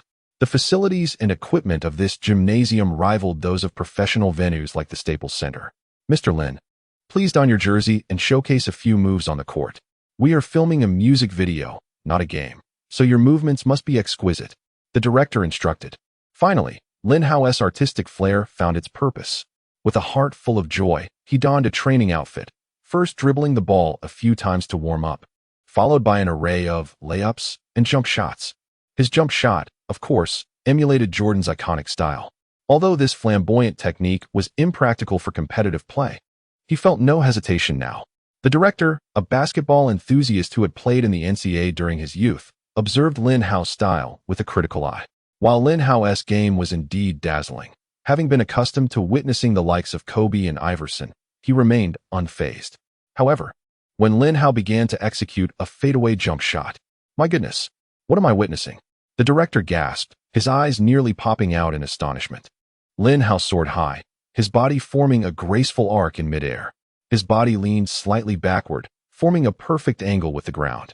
With a gentle flick of his wrist, the basketball soared forth in a graceful arc, spinning as it headed toward the hoop. It was simply exquisite. Brandy's gaze remained fixed on Lin Hao's figure, as if drawn by an invisible force. That picturesque jump shot was like magic, deeply imprinted in her heart. Mr. Lin plays so beautifully. Even Kobe would pale in comparison, Michelle exclaimed in astonishment. At that moment, even Brandy's manager displayed a hint of joy on her face. Initially, she had opposed inviting Lin Hao to shoot the MV, believing that Caucasians might not appreciate an Asian performer, and that his presence could adversely affect album sales. Yet, Lin Hao's mesmerizing jump shot made her reconsider. Perhaps the fans would indeed appreciate it, she murmured to herself. Chapter 54. The Storm of Public Opinion. Lin, thank you so much this time. Additionally, I have arranged for 100,000 to be transferred to your account. After the shoot, Brandy blinked. Huh, it's not for free? Lin Hao felt a surge of joy within. It turned out he had misunderstood her all along. It made sense. How could a grand diva like her take advantage of a mere upstart like him? No need to be polite. How about I treat you to dinner later? Upon hearing that the money had been transferred, Lin Hao's demeanor instantly warmed. Is 100,000 too much? It hardly seems excessive. His annual salary was 8 million, after all. This was just a pittance. However, it should be noted that this was merely a day's pay. Sounds good. Brandy revealed a sweet smile. The meal lasted a full hour. The Lakers were about to embark on yet another away journey. The following morning, they were set to fly to Denver to challenge the Nuggets. Subsequently, they had 3 more away games lined up, facing off against the Spurs, the Suns, and the Hawks. Once again, it was a back-to-back series. And a 4-game road trip at that. With the exception of the Hawks, all opponents were formidable, none easily dealt with. However, amidst the Lakers' intense preparations, a wave of public opinion concerning Lin Hao quietly emerged.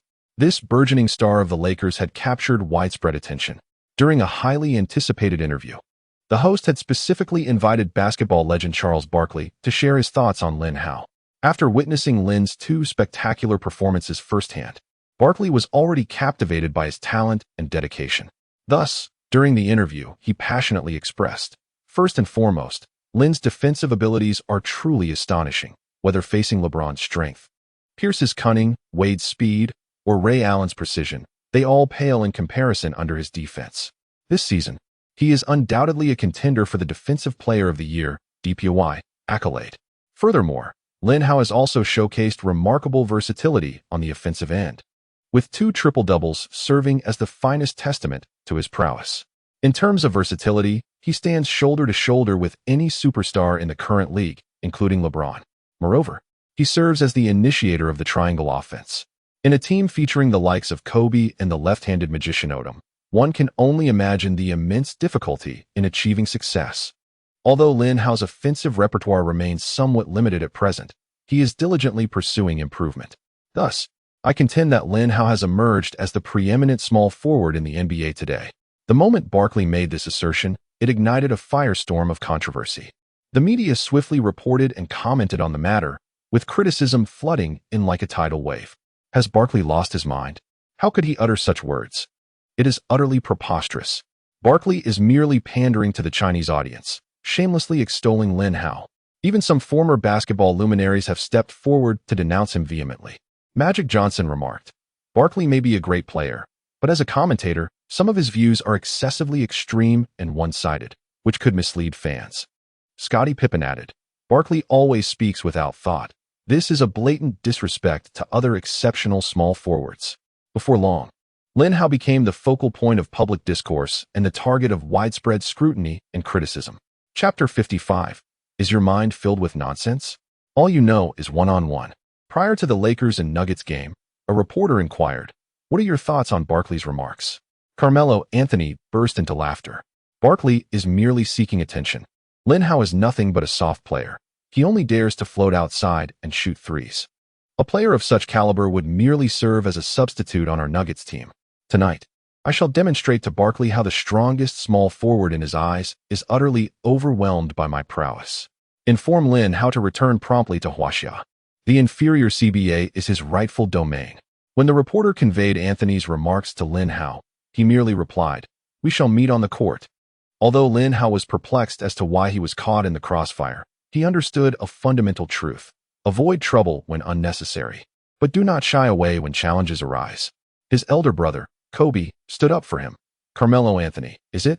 He will soon witness the true might of the DPOY. It is no jest.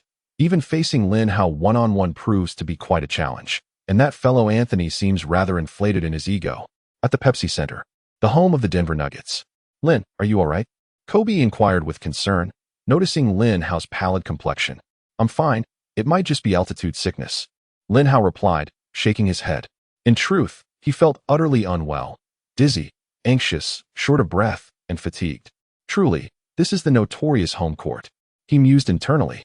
The Pepsi Center stands as the highest arena in the NBA, and visiting teams inevitably confront difficulties adjusting to the altitude when they arrive in Denver.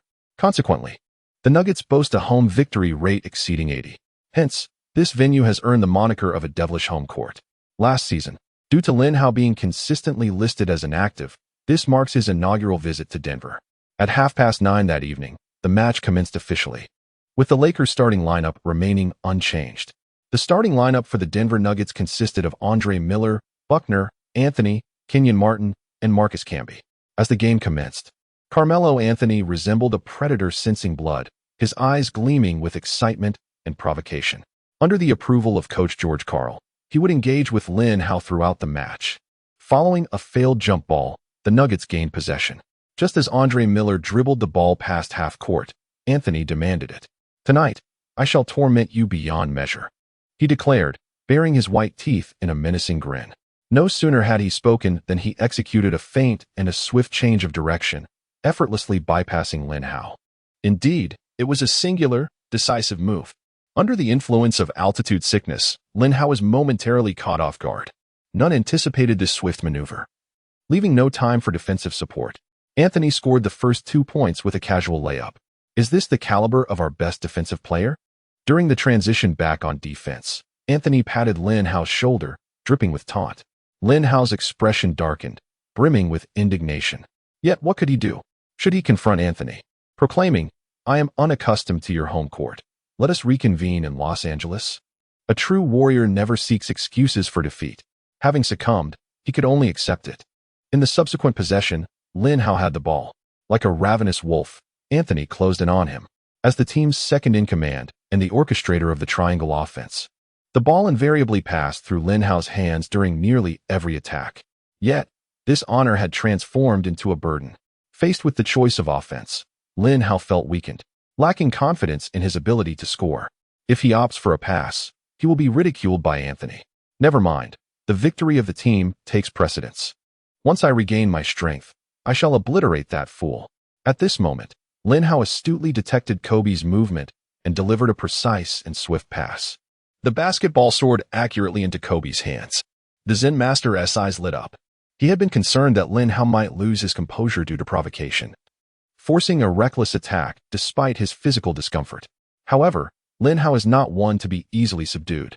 He has shouted at the OK duo, choked Butler, and overwhelmed Devin George. His temper is notoriously volatile.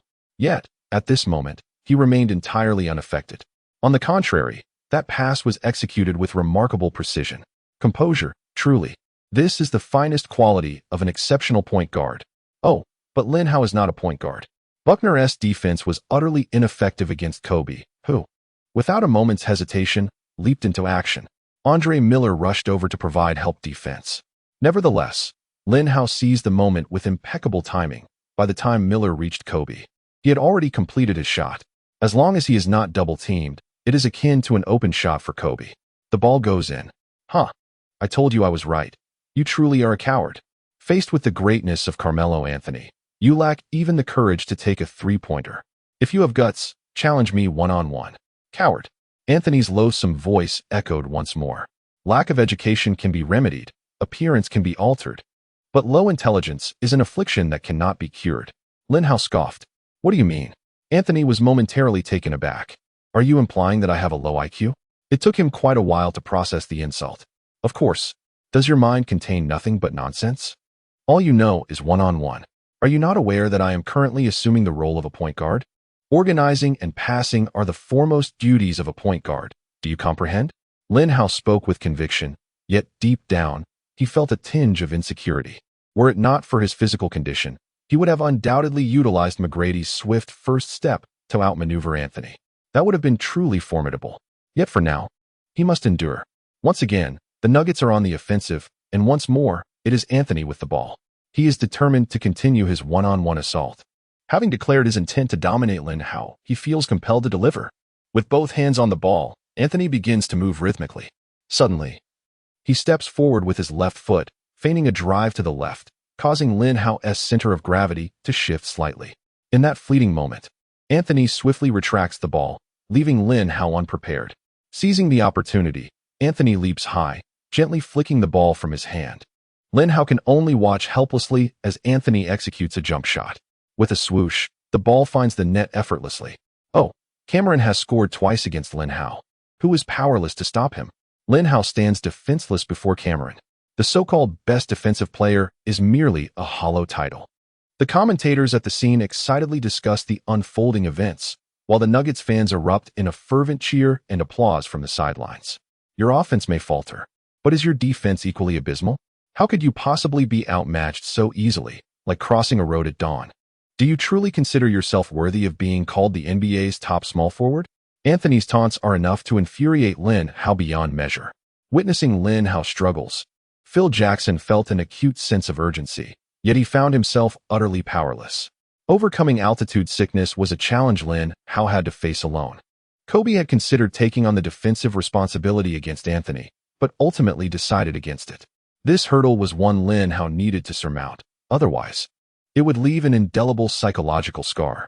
Chapter 56, Surpassing Anthony, elbowing past Miller, dunking on Camby.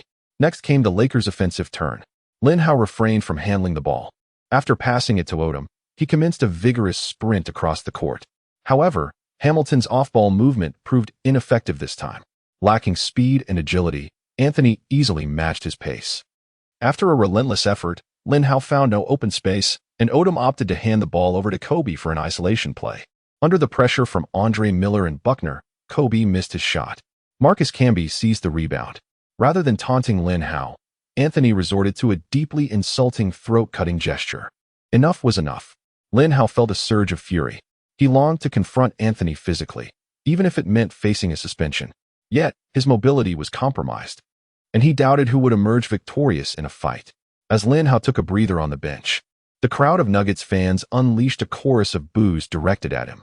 The first quarter was nearing its conclusion, with Anthony racking up 8 points over Lin Hao, who had yet to score. Was this truly the prowess of the NBA's premier small forward? With a grim expression, Lin Hao sat on the bench, guzzling Gatorade. Suddenly, an idea struck him. Could the injury potion remedy altitude sickness? This system guarantees excellence. The injury potion can heal any ailment, any affliction. Even if the host were to contract AIDS, there would be no cause for concern. Remarkable. Lin Hao felt a surge of excitement, instinctively disregarding the system's last statement. He currently possessed but a single injury potion, which he had intended to reserve for a pivotal moment. However, there was no alternative now. Anthony's arrogance was unbearable. He activated the injury potion. No sooner had he done so than the adverse effects of altitude sickness vanished without a trace. Lin Hao felt invigorated, brimming with newfound strength. Cameron, prepare to witness my humiliation. A cruel smile crept across his lips. As the second quarter commenced, Lin Hao stepped onto the court. Upon his arrival, the Nuggets fans erupted in boos.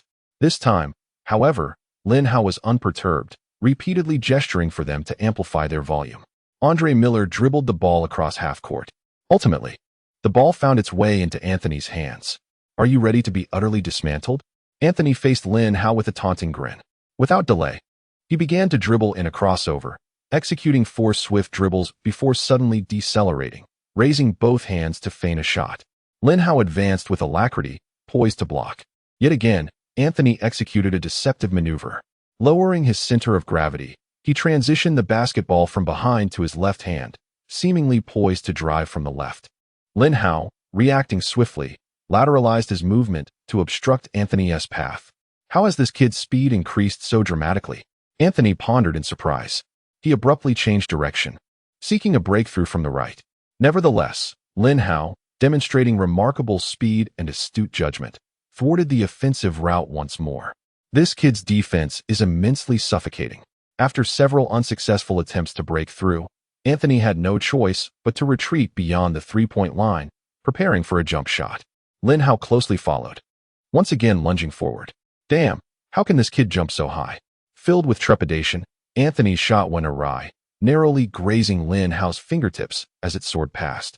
Had Lin Hao's blockability not been a mere 46, that shot would surely have been denied. The ball struck the back of the rim, and Odom seized the rebound. The commentator, astonished, remarked on Lin Hao's incredible lateral quickness. His defense was indeed formidable. Next came the Lakers' offensive play. You were merely fortunate before. This time, I shall see. Before Anthony could finish his sentence, Lin Hao opted for a swift change of direction followed by a burst of acceleration. McGrady's lightning-fast first step made its presence known. Anthony was caught off guard, failing to react as he felt a figure zip past him, successfully breaking through. Lin Hao charged into the paint.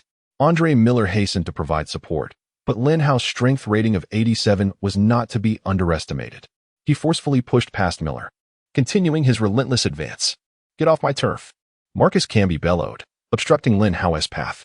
"Move aside!" Lin Hao roared, springing into the air. Camby raised his arms in an attempt to block him, his eyes ablaze with fury. "How dare you attempt to dunk over the king of shot blocking? You must be tired of living." Yet, that fury swiftly transformed into fear, for Lin Hao's head had vanished from his line of sight, leaving only his thighs visible. Could it be that he intends to? However, the spectacle was far from over. In a swift motion, Lin Hao's thigh vanished, leaving only his calf. Gasps echoed throughout the arena, as if time itself had momentarily frozen.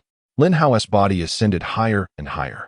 By the time Camby regained his composure, Lin Hao was already perched upon his shoulders, executing a thunderous slam dunk.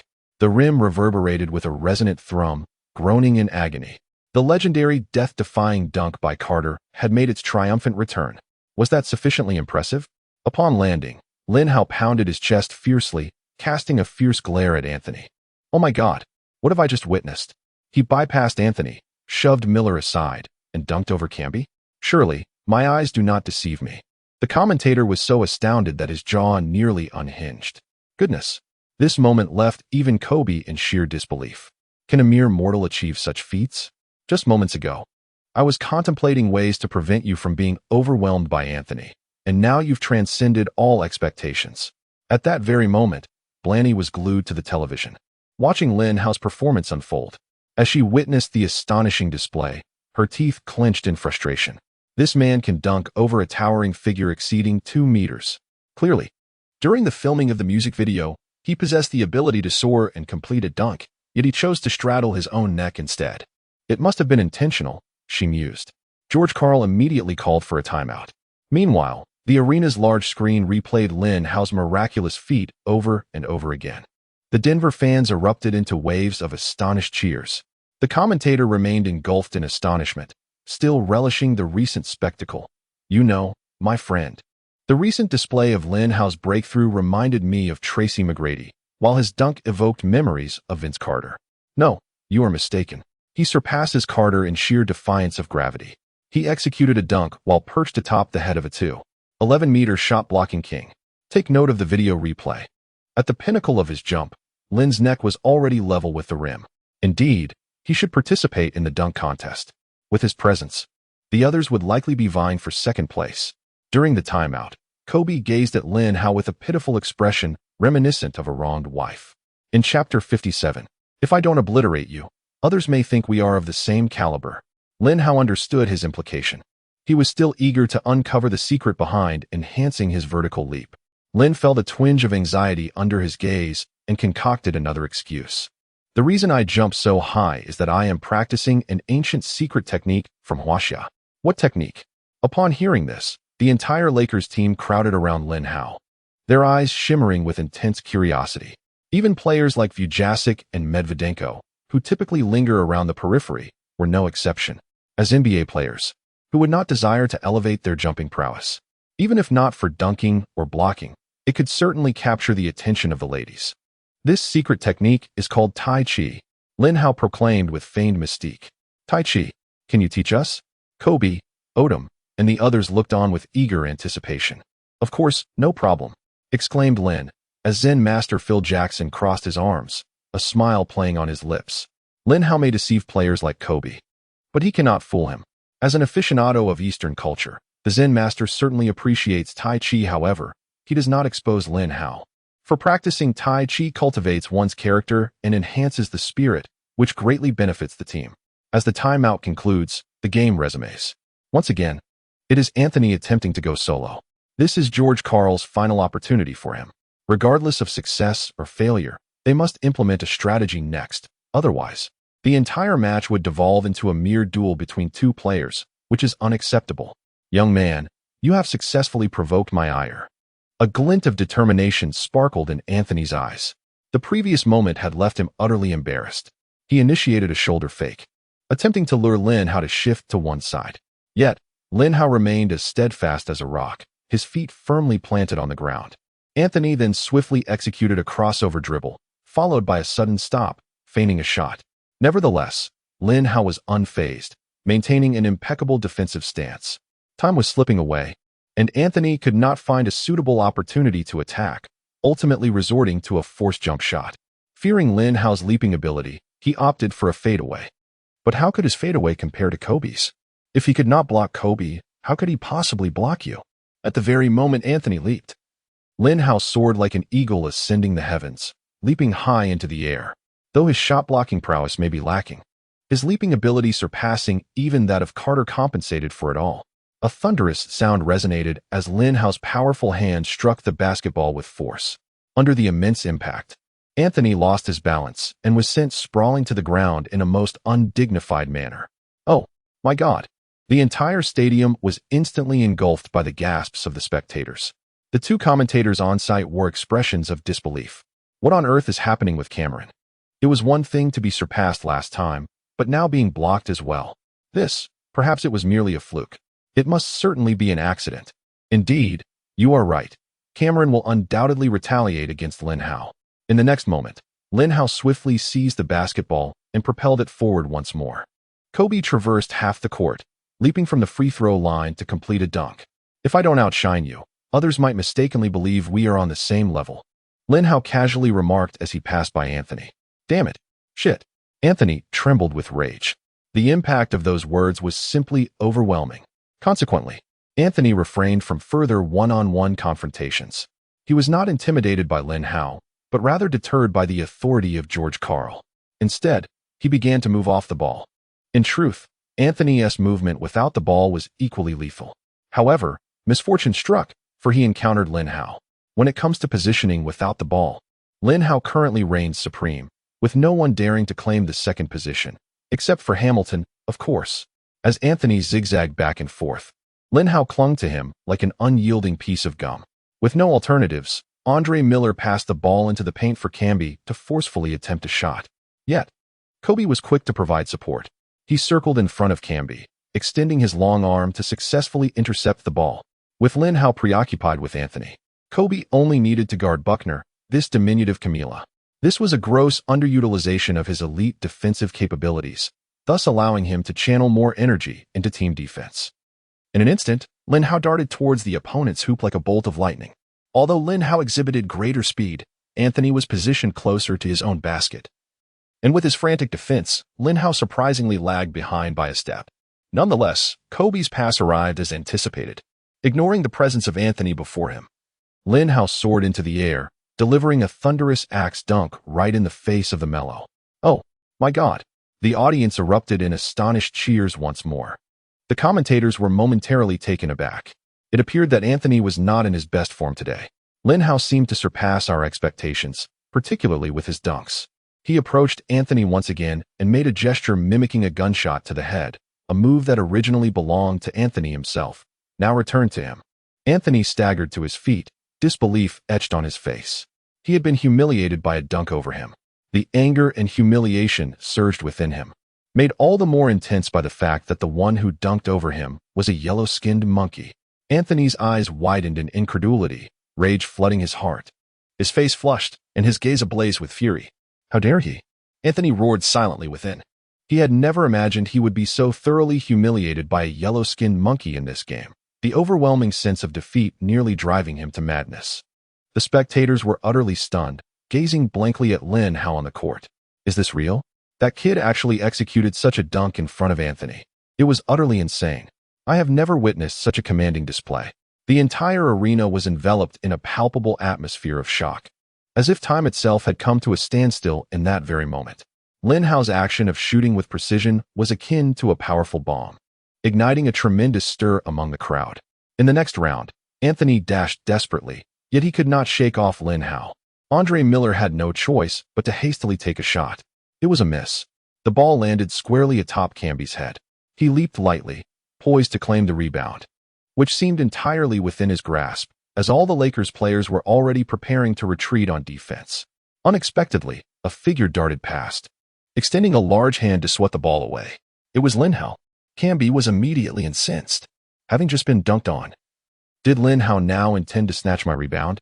As the basketball descended once more, the two clashed again in pursuit. No way, Camby bellowed, leaping once more. However, Lin Hao had already taken off ahead of him, effortlessly securing the rebound amidst the gasps of the audience. Oh man, Lin's rebound snatching just now reminded me of Dennis Rodman, one commentator exclaimed. Indeed, his leaping ability is astonishing and his speed is remarkable. The two commentators enthusiastically discussed. Chapter 58. I am rather dissatisfied with my performance in this match. After seizing the rebound, Lin Hao swiftly spotted the unguarded and secluded three-point sharpshooter, Parker, standing beyond the arc. Without hesitation, he passed the ball. Parker, brimming with excitement, seized the rare opportunity for an open three-pointer. He shot, but it was a miss. Yet again, the rebound was claimed by Lin Hao. This time, the ball found its way into Kobe's hands. With only one defender before him, he did not hesitate and took a jump shot. Another miss. The basketball struck the rim and rebounded. Lin Hao's reaction remained swift, darting towards the ball like an arrow released from a bow. Get out of my way, Camby exclaimed, attempting to shove Lin Hao aside. Yet, Lin Hao stood his ground unwaveringly. With a powerful leap, he once again secured the rebound. At that moment, Kobe had begun his run, shaking off the defender in his path. Another exquisite pass followed. Kobe soared high, decisively releasing the shot. It was a score. Oh my God. Lin Hao had secured 3 consecutive offensive rebounds. His fervor for rebounding was nothing short of astonishing. The commentator's expression was one of sheer disbelief. This time, I shall dominate you in every facet of the game. Offense, defense, assists, and rebounds. Lin Hao approached Anthony, articulating each word with precision. Yellow-skinned monkey, do not revel in your triumph. I am poised to obliterate you next. Anthony seethed in anger, clenching his teeth. I'll be waiting, don't disappoint me. Lin Hao retorted with a dismissive smile before gracefully moving away. In the next play, the Nuggets' strategy faltered, and the ball was once again handed to Anthony. Yellow-skinned monkey, this time you are finished. Anthony's expression was menacing. Finally, he could engage in a one-on-one once more. As he gazed at Anthony, a bold idea surged in Lin Hao's mind. Though risky, should it succeed, it would profoundly shatter Anthony's spirit. Anthony feigned a leftward drive, then swiftly pulled the ball back to the right, attempting to maneuver around Lin Hao. However, as Lin Hao adjusted his position to block the right path, Anthony suddenly executed a rapid change of direction, cleverly breaking through to Lin Hao's left. This was troubling. The Lakers players sensed impending doom and swiftly prepared to reinforce their defense, yet it was already too late. The area beneath the basket was devoid of any defenders. Yes, the crowd erupted with fervor, seemingly anticipating the moment the ball would find its mark. After evading Lin Hao, Anthony's lips curled into a slight, disdainful smile. In his view, this might very well be Lin Hao's true prowess, his prior success merely a stroke of luck. Like a ferocious lion, Anthony barreled unimpeded towards the Lakers' basket and leapt high into the air. The basketball soared from his hands. At that instant, everyone was convinced the shot would surely succeed, with many fans in the arena already preparing to cheer for the spectacular score. However, just as Anthony released the ball, an elongated arm, akin to a divine intervention, swiftly descended from above, forcefully pinning the basketball against the backboard. Bam! A thunderous sound echoed. The block. The previously bypassed Lin Hao reappeared like a wraith, executing a stunning chase block against Anthony. The cheers and shouts of countless fans were abruptly stifled, and the atmosphere in the arena froze, as if time itself had come to a standstill. Indeed, Lin Hao had deliberately allowed himself to be bypassed. Now, his defense, speed, vertical leap, and basketball intelligence were all among the elite in the league.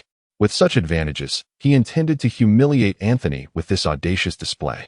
Anthony stood frozen, gaping at the scene before him, his mouth agape yet unable to utter a single word. After being blocked twice and dunked on once, the individual who had been utterly dismantled bore an uncanny resemblance to himself. It seems our Cameron has now found himself at a disadvantage. One hopes that he will perform better in the forthcoming contests. The two commentators have unwittingly altered their narratives. Evidently, their hopes have been dashed. In the ensuing match, Anthony was almost entirely subdued by Lin Hao. To exacerbate matters, Lin Hao's 2 blocks left a psychological imprint on him. Despite having several opportunities to shoot, he hesitated and opted to pass instead. Of course, Lin Hao's ambition to thoroughly dominate Anthony also fell short. It was only through sheer effort that he managed to somewhat contain this offensive virtuoso, resulting in a lackluster performance where he merely scored 17 points. As the final whistle blew, the Lakers emerged victorious with a score of 98-91. Cameron Anthony's statistics settled at 19 points, 5 rebounds, and 2 assists, with a shooting percentage of just 35. Meanwhile, Lin Hao recorded 17 points, 12 rebounds, 10 assists, 2 blocks, and 1 steal, once again achieving a triple-double. At the post-game press conference, a reporter first inquired of Kobe, "What are your thoughts on this victory?" Kobe replied, "I have always stated that the backcourt duo of Lin Hao and myself will astonish the entire league. Moreover, the championship title this season is destined to belong to us." Upon hearing this, the reporters fell silent, no longer mocking Kobe, for the reality was irrefutable. The Lakers currently boast an impressive 12-game winning streak. Kobe leads the league in average points per game. Lin Hao has consistently diminished the performance of the opposing team's star players. Subsequently, another reporter asked Lin Hao, "How do you assess your performance in this match?" "My evaluation is that it was utterly terrible." Lin Hao's words shocked everyone. "You have already achieved 3 double-doubles. Your statistics are filled to the brim. You held Cameron to just 19 points. And yet you deem it terrible? The fact that Cameron scored higher than I did leaves me profoundly dissatisfied." Lin Hao continued, "Next time the Nuggets visit Los Angeles, I shall make Cameron weep." The Zen master chuckled wryly beside him. "Well, this time the Lakers have certainly made a formidable rival. Damn it, I swear I shall make you pay." At home, Anthony happened to catch this interview, and he was infuriated. On that day, the entire nation was engulfed in a frenzy. Of course, it was not due to Lin Hao's performance against Anthony. He had outshined numerous stars before. If every achievement warranted such uproar, it would be unbearable. The commotion was ignited by the release of Britney's new album, Blackout, which was set to launch on this day, resulting in a frenzied shopping spree. Note, this album was released in 2007, and the butterfly effect caused its early launch. Christina, a devoted fan of Britney, immediately gathered several friends to her home to relish the album upon purchasing it. Wow, Britney's vocal prowess has only improved. Naturally, one must consider who her idol is. After listening to a few tracks, the girls began to chatter excitedly. Finally, when the album's lead single, Gimme More, began to play, they straightened up and ceased their discussions. Chapter 59. Jordan adorned in the Lakers' number 3 jersey. The scene opens with a dashing young man clad in swim trunks strolling along the beach. Why is he of Asian descent? The group of young girls exchanged glances. They bore no prejudice against those with yellow skin. However, his presence in a Britney album seemed rather peculiar. His physique is truly remarkable. He is undeniably handsome. As the camera zoomed in, their eyes sparkled with admiration. "Hey, don't you think he looks somewhat familiar?" one of them mused. "Indeed, I feel like I've seen him somewhere." Another chimed in. "I remember now. He is Lin Hao, a player for the Los Angeles Lakers, Kobe's teammate." Christina exclaimed, her excitement palpable. Although she was not particularly fond of basketball, she had watched a few games with her boyfriend, a devoted Lakers fan. "Yes, that's him. I've seen him on television. I hardly recognized him without his uniform. I had no idea he was in such great shape. True, he appeared so slender on TV, yet his muscles are so well defined." The girls resumed their chatter. As their conversation lingered, the scene shifted once more, transporting them into a gymnasium. Lin Hao donned a white training uniform, showcasing dazzling dribbling maneuvers. At this point, the girls began to lose interest. They were more enamored with shipping couples than with basketball itself. However, Lin Hao's graceful jump shot reignited their enthusiasm. "What a beautiful jump shot. It's nothing short of artistry." They collectively sighed. In that moment, they realized that basketball could indeed be quite captivating, especially when watching a handsome young man play. At this moment, countless Americans were at home, engrossed in Britney's new album. When the lead single Gimme More played, reactions varied widely. Some were infuriated, jumping up and down and frantically smashing their televisions. Others repeatedly marveled at Lin Hao's graceful jump shot. They believed that his shot had captured the very essence of Jordan. In summary, Lin Hao had achieved remarkable fame. This time, it was indeed a significant breakthrough. If his previous recognition was confined to the basketball realm, he had now garnered international acclaim. Fans of Britney across the globe had come to know him. As anticipated, Phil Jackson decided to forfeit the following day's game. The Lakers had already secured a 12-game winning streak, so strategically losing a few matches posed no dilemma. Kobe, feeling unwell, played merely 24 minutes, while Lin Hao's court time was even shorter, limited to a mere 18 minutes. Unsurprisingly, the Lakers lost. Notably, with the absence of pressure from defeat, Lin Hao dazzled the tens of thousands of fans present with his picturesque jump shots, leaving them in awe. His form was both elegant and natural. His movements light, yet powerful, akin to a work of art. This was Jordan. This was Jordan clad in the Lakers' number 3 jersey. The commentators shouted in sheer excitement. Even Kobe was left speechless, drooling in astonishment. In terms of posture, Lin Hao embodied Jordan even more than Kobe himself. However, despite his impressive performance, the statistics told a different story: 9 points, 6 rebounds, 5 assists, and 1 steal. This was Lin Hao's report card. It was evident that the beauty of Jordan's jump shot skills did not necessarily enhance scoring capability. On the other hand, his playing time was limited, and his attempts were few. In the upcoming match, the Lakers would face the Suns. In truth, the Lakers possessed a significant advantage over the Suns. The Suns' strategy can be succinctly summarized in 4 words: 7-second fast break, meaning that each offensive play is completed in approximately 7 seconds. However, the Lakers' lineup effectively counters their approach. Apart from Mim, nearly every starter on the Lakers is capable of running and engaging in high-scoring exchanges. Furthermore, due to Kobe's presence, the Lakers excel in half-court plays, which happens to be the Suns' most vulnerable aspect. Yet, the Lakers found themselves trailing significantly after just 3 quarters. With a wave of his hand, the Zen master benched all the starters and substituted in the reserves. This defeat saw nearly every player bearing some responsibility. Under the defensive pressure of the Kobe stopper Rajabell, Kobe struggled significantly, managing a mere 19 points. Shawn Marion, agile and athletic, along with Lin Hao, whose picturesque jump shot lost its accuracy, could only muster 10 points. Both core players faltered, and the performance of others was even less commendable. Odom fell prey to his recurring issues, frequently losing focus. Mim was thoroughly dominated by Stoudemire. The Grim Reaper Parker was toyed with by Nash. Following 2 consecutive losses, the Lakers finally regained their form, achieving a resounding victory against the Hawks. Subsequently, the team concluded their road trip and flew back to Los Angeles.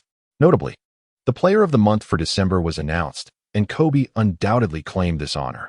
Such joyous news, coupled with the absence of a game the following day, called for a grand celebration. Kobe extravagantly reserved an entire bar for the occasion.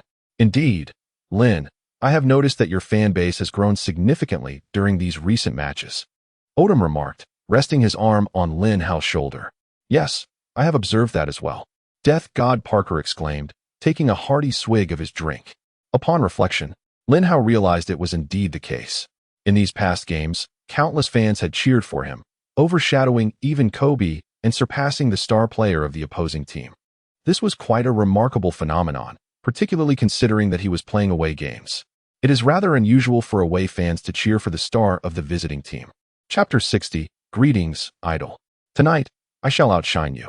Perhaps it is my flamboyant style of play and my popularity that has garnered such attention, Lin Hao said, scratching his head. He typically paid little mind to entertainment news and was unaware that many of Brandy's fans had extended their admiration to him as well. Don't flatter yourself.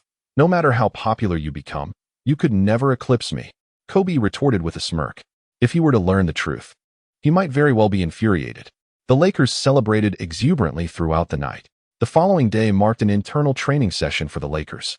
Observing the players' lackluster performance, Phil Jackson furrowed his brow. We have been on a winning streak lately, and it appears that everyone has grown complacent. During practice games, I see you all whispering and laughing amongst yourselves. Of course, this did not apply to the 2 training enthusiasts, Kobe and Lin Hao. Kwame, silence yourself. Dare to joke again, and you'll stay behind for extra practice. Lamar, are your eyes glued to your backside? If you continue to daydream, I shall throw a ball at your head. Chris, where are the rebounds? Are you a center who cannot out-rebound a point guard? Kobe exuded the commanding presence of an elder brother, his mouth incessantly spouting expletives.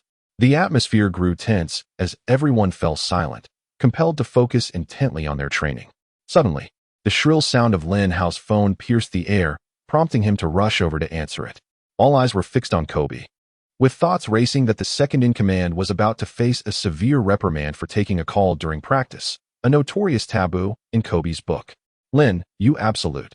It's been a grueling training session. Take a moment to rest," Kobe remarked. Kwame Brown, Lamar Odom, Chris Mim. "Hello. I've arrived in Los Angeles. Would you like to join me for a meal?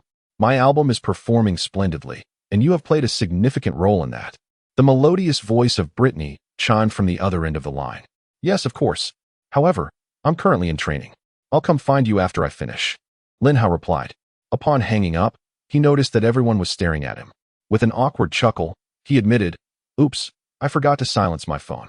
Observing this scene, Phil Jackson refrained from expressing anger. After all, a child who trains so diligently deserves a little leeway for occasional missteps. As the morning training session concluded, Phil gestured grandly, granting the players a half-day of respite. Lin Hao and Brittany swiftly hopped into her Lamborghini Hermes. He had initially intended to drive his own Ferrari, but upon seeing Brittany's Lamborghini, he felt his vehicle paled in comparison. After enjoying dinner, Lin Hao returned to the training facility, contemplating the urgent need to earn money. "It seems I must find a way to improve my fortunes," he mused as he drove, reflecting on his current state of disarray. The house is rented, and the car was gifted by Kobe. What a situation. Lin Hao sighed deeply. Pelinka had been incessantly urging him to sign the contract, yet he hesitated to finalize it, awaiting a more lucrative offer. "It's quite late, and you still have the energy to come train?" Kobe, who was practicing his shooting, was astonished to see Lin Hao return. "Enough with the small talk. Let us have a one-on-one," Lin Hao replied, for he was a man destined to earn great wealth. To achieve such fortune, one must enhance their skills. To improve his skills, he needed to challenge Kobe. As expected, the one-on-one match between Lin Hao and Kobe ended in a resounding defeat for Lin Hao. However, Kobe's expression was grave. If he didn't intensify his training, he might risk losing his position to this young talent. In the past, he needed to exert 80% of his strength to triumph over Lin Hao, but now he had to give it his all. "Let us continue. Not today. We have a game tomorrow." In truth, Kobe's refusal was not merely for this reason, but rather because he was utterly exhausted. Challenging this young man in 10 games was more strenuous than a championship match. The following day, the Lakers were set to face the visiting Philadelphia 76ers. Each encounter between Kobe and Iverson attracted immense media attention, and this occasion was no exception. The scoring duel between the two was sure to captivate the audience. Yet, this time, they were destined for disappointment. For it was Lin Hao who would be tasked with defending Iverson. Lin Hao was quite exhilarated, as Allen Iverson was his idol. In the days of yore, Allen Iverson snatched a victory from the illustrious duo of Shaquille O'Neal and Kobe Bryant in the finals, becoming a hero in the hearts of countless young admirers. "Hello, idol." Upon encountering Iverson, Lin Hao eagerly embraced him, causing the latter's smile to stretch wide with joy. To think that a rival's teammate would regard him as an idol. Kobe's face paled in anger, incredulous that his own teammate idolized his adversary. "Tonight, I shall obliterate you." Yet, Lin Hao's subsequent remark ignited a fury in Iverson while bringing delight to Kobe. Chapter 61. Odom's resurgence. The greater the idol, the more one must mercilessly challenge him. This is Lin Hao's guiding principle in life. With the sound of the whistle, the match commenced. The Philadelphia 76ers starting lineup featured PG Aaron McKie, SG Allen Iverson, SF Andre Iguodala, PF Chris Webber, and C. DeLembert. On paper, this lineup appeared resplendent, boasting a top-tier shooting guard, a sharpshooter, a versatile small forward, a former star power forward, and a defensive powerhouse. Despite his towering stature, Mim possessed neither the leaping ability nor the skill, resulting in a failed jump ball, granting possession to the 76ers. As soon as Iverson acquired the ball, Lin Hao stood resolutely in front of him. "Idol, please do not distort the rim in this match." Initially perplexed, Iverson tilted his head in contemplation, only to feel a surge of indignation as he realized Lin Hao was mocking his shooting prowess. "How dare you?" he thought. Today he was determined to showcase the might of his Defensive Player of the Year title, his eyes ablaze with fierce determination. He commenced dribbling, his body agile as a cheetah, weaving left and right in an attempt to uncover a flaw in Lin Hao's defense. Yet, despite his relentless efforts, he could not find an opening. Casting a glance at the slightly astonished Iverson, Lin Hao's lips curled upward in a smile. "Did you think my impeccable speed and agility were mere decorations?" Iverson continually altered his dribbling rhythm and direction, attempting to deceive Lin Hao with feints. However, Lin Hao remained composed, closely shadowing Iverson's every move, denying him any opportunity to break through. As time ticked away, Iverson's anxiety began to mount, beads of sweat forming on his brow. In that moment, Lin Hao suddenly discerned a flaw in Iverson's approach. Like lightning, he precisely intercepted the ball from Iverson's grasp. "Oh my God! Unbelievable! Amazing!" The crowd erupted in a deafening chorus of astonishment. Iverson, taken aback by Lin Hao's steal, swiftly rushed forward. Yet, Lin Hao had already passed the ball to Kobe, who effortlessly laid it in for a score. The audience burst into enthusiastic cheers. "Lin, splendid job." Kobe beamed, unable to contain his smile as he high-fived Lin Hao. Witnessing his rival falter before his teammate brought joy to all onlookers. However, in the next round, Iverson would prove to be a far more formidable opponent. In fact, even the peak versions of Jordan and Kobe would struggle to fully contain him. With his pronounced changes of direction and a rhythm that oscillated between rapid and slow, he nearly left Lin Hao reeling. This fleeting moment of vulnerability allowed him to successfully penetrate the lane. Lin Hao had barely steadied himself when he surged forward at full speed. This child truly exhibits remarkable tenacity on the defensive end. The Zen master smiled with satisfaction. With Mim in front and Lin Hao behind, Iverson nonetheless launched himself forcefully into the air, twisting his body like a pretzel. The ball went in, although he failed to successfully defend against that shot. No one on the court faulted Lin Hao. He had exerted himself to the utmost. Even if it were Jordan or Kobe, they could not have performed better. Finally, it was the Lakers' turn to attack. Upon crossing half-court, Lin Hao was pleasantly surprised to find that he was being defended by Iverson. While Iverson's defensive prowess was undeniable, his height rendered him a defensive liability. This was akin to a pie falling from the sky. If not now, then when would one seize such an opportunity? Of course, 76ers head coach Jim O'Brien was acutely aware of this, yet he found himself helpless.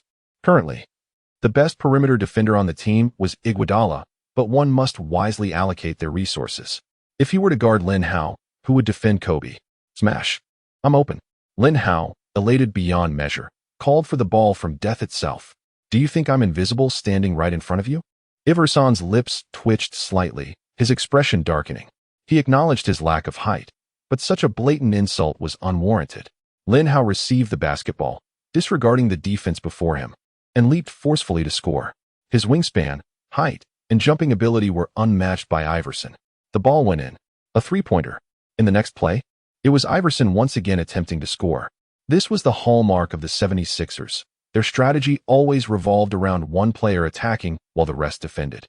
This time, however, Iverson's shot clanged off the rim, and Odom seized the rebound. Then Lin Hao once again forced a shot in front of Iverson, and the ball went in.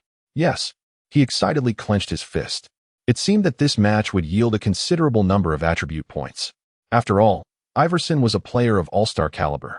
At that moment, Lin Hao felt a surge of gratitude for his decision to remain with the Lakers. Had he succumbed to impulsiveness and chosen to lead the Knicks, he would now be facing the defense of Iguodala. Of course, he was not intimidated by Iguodala. It was simply that while Iguodala's defense was formidable, he hardly qualified as an average star. He was akin to a gaunt dog. Even if it were to bite, it would barely yield a morsel of meat. Unlike Iverson, who was truly a prime target, the 76ers head coach O'Brien urgently called for a timeout. He sent Kyle Korver onto the court to play as shooting guard, while Iverson took on the role of point guard. He could only hope that the 6 feet 7 inches Korver would manage to somewhat contain Lin Hao. Unfortunately, while Korver had the height, his speed was lacking.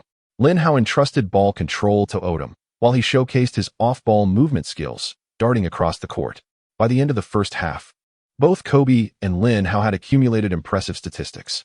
Kobe scored 15 points, with 3 rebounds, 2 assists, and 2 steals. Lin Hao contributed 10 points, 4 rebounds, 3 assists, and 1 steal. Meanwhile, Iverson struggled against Lin Hao's defense, shooting only 4 of 13 from the field for a mere 12 points. However, the Lakers had not managed to widen the score gap, primarily due to Chris Webber's outstanding performance, as he shot 6 of 8, racking up 13 points and 6 rebounds. Once a 5-time All-Star and a 5-time first-team selection, this versatile power forward has now faded from his former glory, relegated to the role of a supporting player. However, this does not preclude Webber from occasionally scoring impressively, particularly against Odom's defense. As the second half commenced, Iverson rediscovered his shooting touch, scoring consecutively. Coupled with solid performances from role players like Korver, Webber, and Mark Jackson, the momentum began to tip in favor of the 76ers.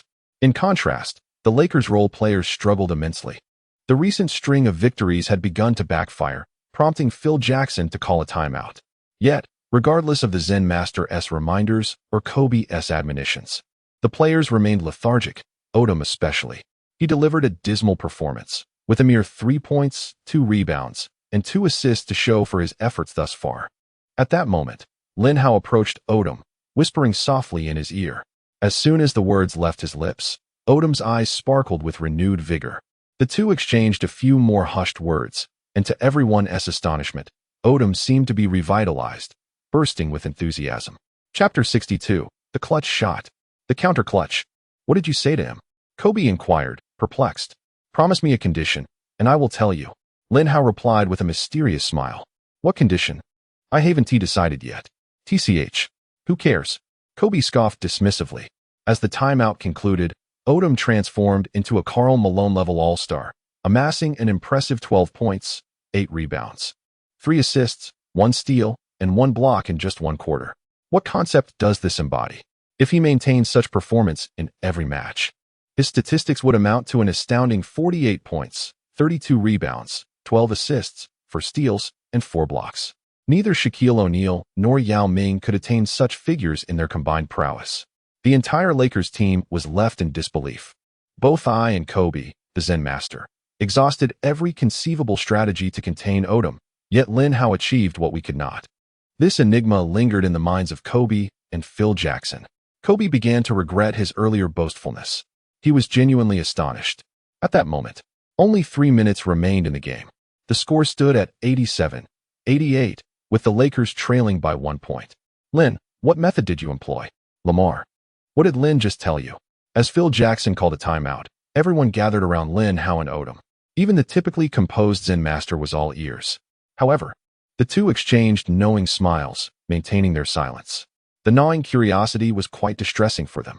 With the score so closely contested and merely 3 minutes left, it would be expected for Kobe to focus entirely on the game. Yet, his mind was elsewhere. He yearned to conclude the match swiftly to inquire about Lin Hao's conditions. The team rallied their spirits to secure victory and send the 76ers packing. Lin Hao stood, clapping his hands. Kobe, seething with frustration, thought to himself, who doesn't know that? But you have left me in this predicament. How am I supposed to play next? Odom powered through to score beneath the basket. He was unstoppable tonight. The announcer roared. The Staples Center erupted with exuberant cheers. Odom was exceptionally invigorated tonight, letting out a triumphant roar after sinking a basket. In the subsequent play, Iverson executed a successful steal from the Grim Reaper, Parker, and delivered an alley-oop that culminated in a thunderous dunk by Iguodala. Despite Odom's extraordinary performance, Iverson seemed to thrive under pressure, elevating his game to new heights. Lin Hao's defense was formidable, yet he managed to twist his body mid-air, sinking the shot effortlessly. The two teams exchanged blows, the atmosphere growing increasingly tense. The score stood at 89-88, with the Lakers holding a slender lead. 76ers head coach O'Brien had exhausted his final timeout, leaving only 17 seconds on the clock. The last shot for the 76ers was a matter of public knowledge. If Lin Hao could successfully defend this shot, victory would belong to the Lakers. The Zen Master refrained from issuing any further instructions at this moment. He could only place his trust in Lin Hao. As the timeout concluded, Iverson took possession, with Lin Hao shadowing him closely. Time ticked away, and Iverson initiated his move, executing a feint to shake off Lin Hao. However, Lin Hao was undeterred. Seizing a fleeting opening, Iverson charged towards the paint, but Lin Hao remained hot on his heels. Suddenly, Iverson came to a sharp halt, soaring into the air. Lin Hao leapt in tandem, extending his arm. In that instant, the entire arena seemed to freeze. To evade the block, Iverson arched his body backward to the utmost extent, lingering in midair for a brief moment. He intended to release the shot after Lin Hao descended. Yet, Lin Hao, possessing an extraordinary vertical leap, was not one to be easily outmaneuvered. As Iverson hovered in the air, waiting in vain for Lin Hao to land, he was left with no choice but to flick his wrist and release the ball. All eyes were fixated upon the basketball, hearts seemingly synchronized with its trajectory. Swish! The ball found its way through the net with precision. A game-winning shot. We emerged victorious. In that instant, the 76ers bench erupted into a cacophony of jubilant cheers. Lin Hao stood in a daze, scarcely able to believe his own eyes. Had I truly failed to defend against Iverson? No matter. You have performed admirably. This night, the heavens favored the 76ers. Kobe reassured him with a gentle pat on the shoulder. We still have 0.9 seconds. The game is not over yet. Phil Jackson's furious shout served as a reminder. Indeed, the contest was far from concluded. Suddenly, a shocking turn of events unfolded. Kobe sprinted to execute the inbound pass. No one could fathom what they were witnessing. A superstar of his caliber, making an inbound pass at the final moment? Shouldn't he remain on the court to counterattack? Kobe's reasoning was straightforward. His good friend Lin Hao had just lost a bit of confidence after being bested by Iverson's shot. Rise again from where one has fallen. This shot was meant for Lin Hao. Should he succeed, it would restore his confidence. If he missed, losing the game would not be a grave matter. With time of the essence, Lin Hao caught the ball, unable to make any adjustments, and launched a shot against Iguodala's defense. The trajectory was slightly off. The force was a tad excessive. Whether it succeeds now rested upon fate. Bang! Had he truly missed? Oh, my goodness. Lin executed a game winner. A last-second triumph with 0.9 seconds remaining. He concluded the match. The commentator leaped in exhilaration. It went in. It went in. The Staples Center erupted with a cacophony of cheers as a shot off the backboard found its way into the hoop.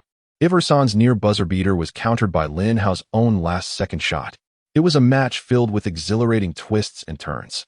My friend, you clinched the victory. Kobe embraced Lin Hao fervently, thumping his back with enthusiasm. Absolutely amazing. Incredible. Odom leaped onto Lin Hao's back. Lin, you are indeed a remarkable player. Iverson approached with a smile, wrapping Lin Hao in a hug. The true greatness lies within you. To have made the decisive shot in my presence, you are the first, and perhaps the last. Lin Hao chuckled. Iverson smirked slightly. Are you complimenting me or yourself? In this game, the Lakers' formidable trio amassed splendid statistics. Kobe with 28 points, 6 rebounds, 4 assists, 2 steals, and 1 block.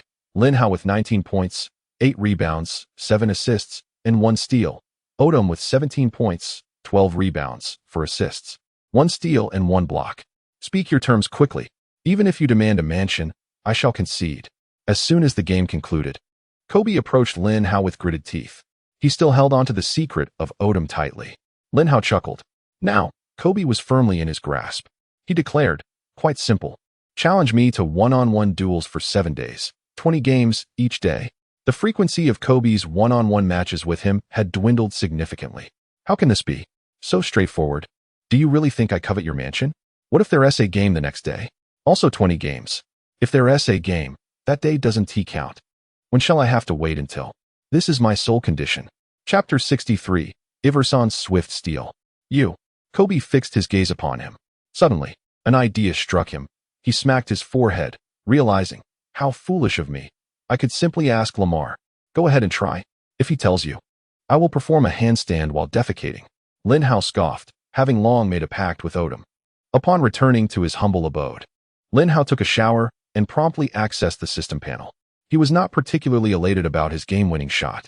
The inability to defend against Iverson's final attempt left him with a sense of defeat. It appears that my defensive skills require further enhancement, Lin Hao mused. However, the silver lining is that during this period, he had amassed significant gains. After defeating the Hawks, engaging in a one-on-one with Kobe, and this match, he had accrued a total of 35 attribute points.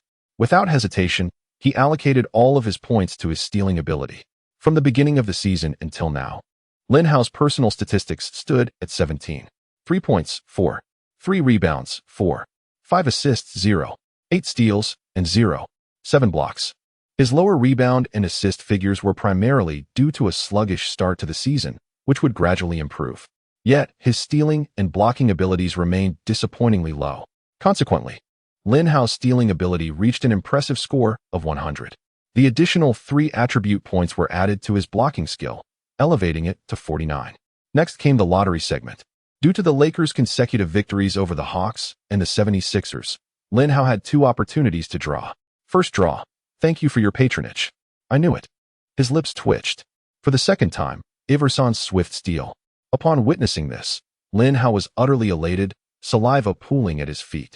This was indeed Iverson's remarkable stealing prowess. Although Iverson is often perceived as a defensive liability, his defensive skills are far from inadequate. It is merely due to his height. After all, he has claimed the title of steals champion 3 times. This skill is simply extraordinary. Consequently, Lin Hao's repertoire of skills has now expanded to 9, which include Hamilton's enduring stamina, Hamilton's off-ball movement, Pippen's precise playmaking, James's basketball IQ, Leonard's relentless defense, Carter's electrifying dunks, McGrady's lightning-quick first step, Jordan's picturesque jump shot, and Iverson's swift steal. Brother Tongzi, what if I accumulate too many skills that overlap in the future? Lin Hao suddenly pondered a question. Iverson's stealing ability is not the mightiest in the NBA. What if he later acquires the stealing skills of Pippen or Jordan? Focus on training and competing. And do not fret over trivial matters, came the response. For just 100 attribute points, this system will assist you in merging skills. The fused skills will be significantly more potent than their individual counterparts.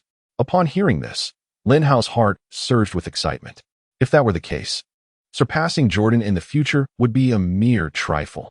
But what about the attribute points once all my abilities are maximized? Lin Hao contemplated another issue. The ability values can be increased indefinitely.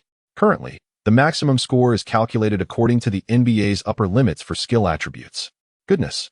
If I were to achieve a score of 200 in jumping, wouldn't that enable me to dunk from beyond the 3-point line? If my 3-point score reached 200, wouldn't that imply a shooting percentage of 100? If my steals and blocks also attained 200, wouldn't that equate to an average of 5 double-doubles per game? Goodness, this is no mere mortal. This is clearly a deity. The very thought sent shivers down Lin Hao's spine. The following day, there was no game. After participating in the team training, Kobe and Lin Hao commenced additional practice.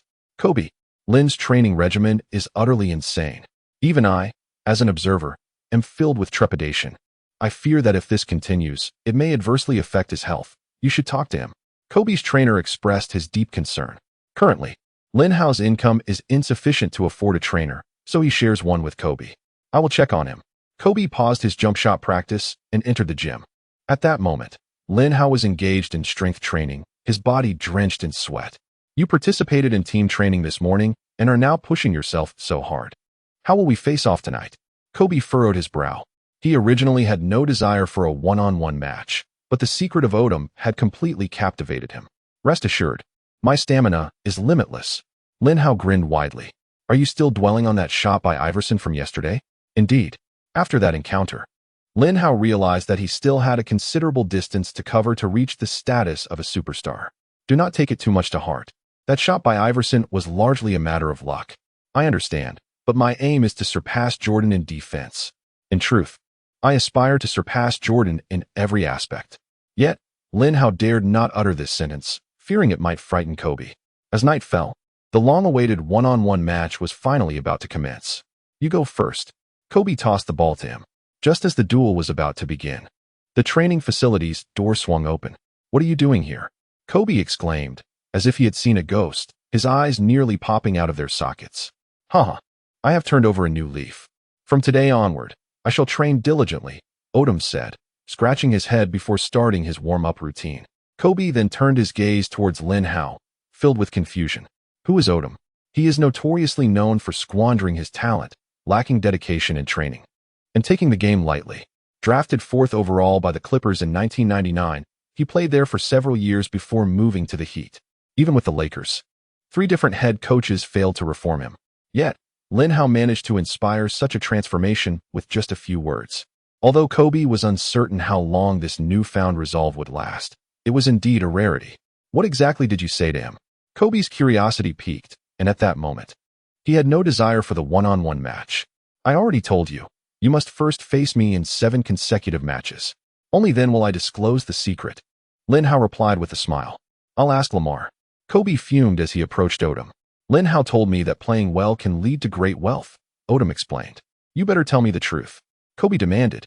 I am being truthful, Odom insisted. If you don't speak honestly, I will have you practice extra every day. All right. I am immensely fond of training. Alas, now my secret weapon has proven ineffective.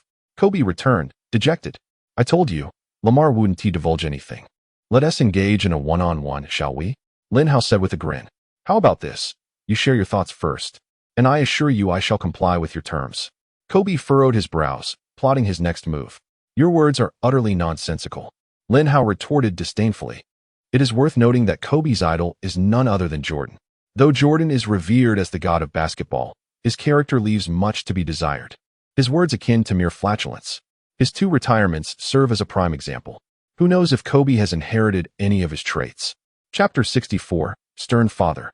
Compassionate mother. After engaging in 20 rounds of one-on-one, it was already 10 in the evening. Kobe was preparing to depart.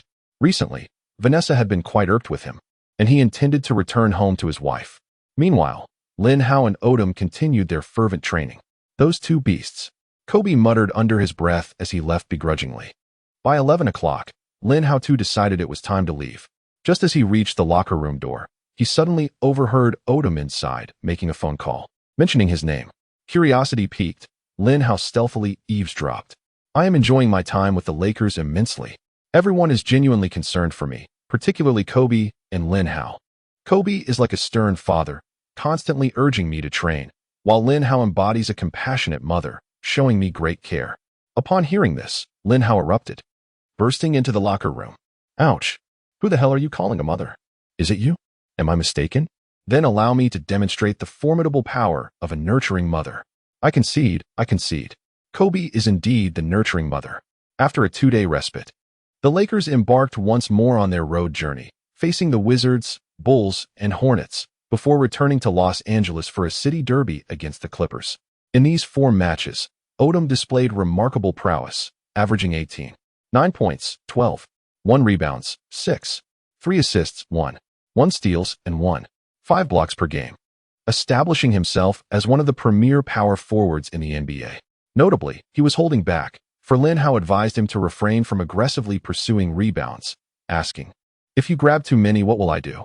He also suggested that Odom should minimize his ball handling time. Otherwise, how could he accumulate assists? Indeed, you read that correctly. Lin Hao, the stat accumulator, implored Odom to temper his intensity on the court to enhance his own attributes. Odom's outstanding performance over 5 consecutive games captured the attention of the media. Following the match against the Clippers, the Zen Master, accompanied by Kobe, Lin Hao, and Odom, attended a press conference together. Lamar, we've noticed you've seemingly transformed. Could you explain the reason behind such a significant change? A reporter inquired, voicing the sentiments of both the Zen Master and Kobe. Odom responded, "The reason for my transformation lies entirely with Lin Hao. He told me that with diligent training and commitment to the game, I could be selected for the All-Star roster, earn substantial wealth, purchase luxury cars, acquire opulent homes, and lead a fulfilling life. Thus, the person I am now is no longer the same as before." A resolute gleam shone in Odom's eyes, while the reporters collectively rolled their eyes. Do you truly believe in your own words? Such a simple truth, even if Lin Hao did not articulate it. You should have known, right? Lin, did you genuinely say that? Indeed, my words have penetrated the very essence of Lamar's soul. After hearing my counsel, he has undergone a remarkable transformation. Lin Hao nodded with a smile. The journalists fell silent, redirecting their focus towards the Zen Master and Kobe. Undoubtedly, both Lamar and Lin are correct. While a tempest of emotions raged within them, they maintained an air of composure. The journalists, too, felt a whirlwind of thoughts. Are you all here to deceive us, perhaps? Lin, how is it that you have inspired Lamar's reformation? Even Phil Jackson found himself at a loss. Does this imply that your understanding of the human heart surpasses that of the Zen Master? The uncrowned king is not to be trifled with. As a blonde female journalist posed this incisive question, a wise individual would recognize the underlying trap in her words. Not quite. The truth lies in the fact that Lamar is still a child at heart, and there has been insufficient concern for him. I, on the other hand, treat him with the tenderness of a father, and naturally, he heeds my guidance." Lin Hao elucidated with a smile, subtly taking advantage of Odom in the process. At that moment, a tempest began to brew in Odom's heart as well. This scoundrel harbors a grudge, still recalling the grievances from days past, he mused. This seemingly ordinary interview failed to capture national attention.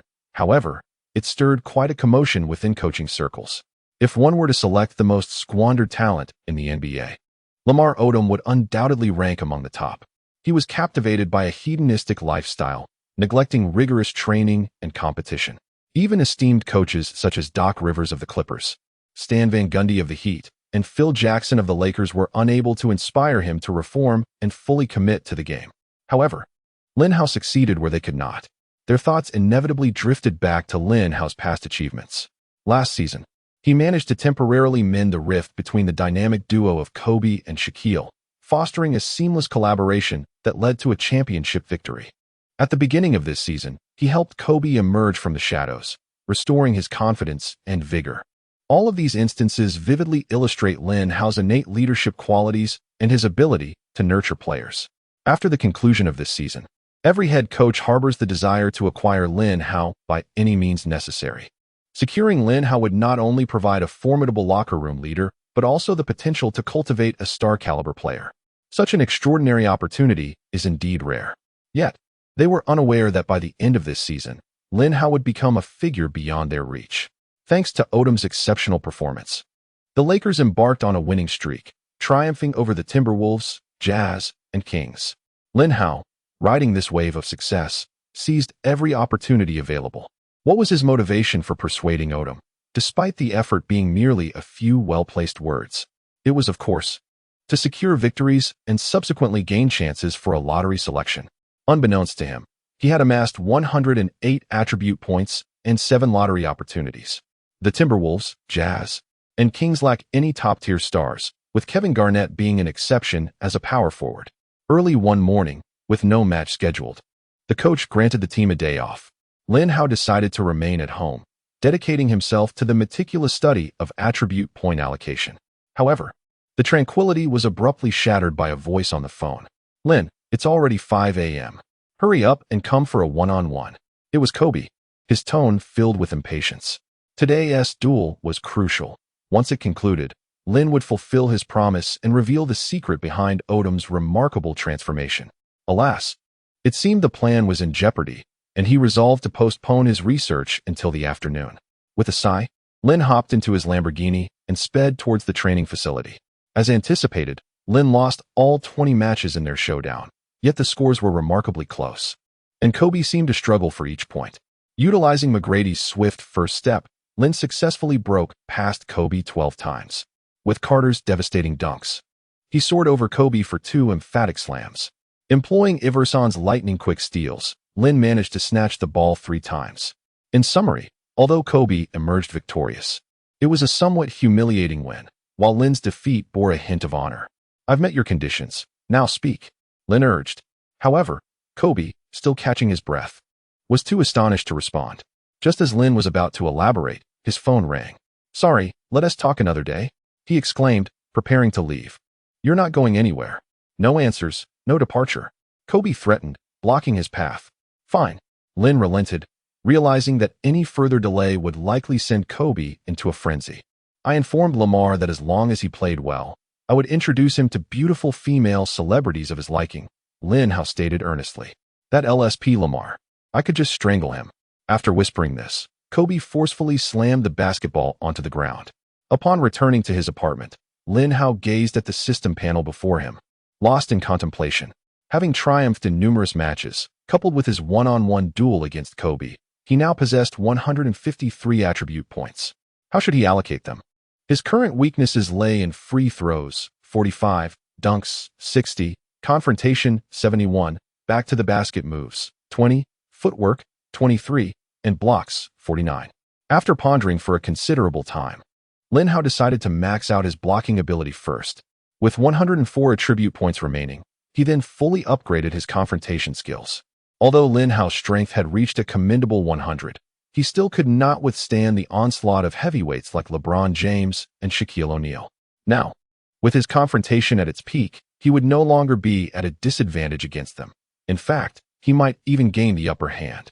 Just imagine, as O'Neal charged towards the paint with the ball, Lin Hao would press firmly behind him, ultimately forcing the Diesel out of the key.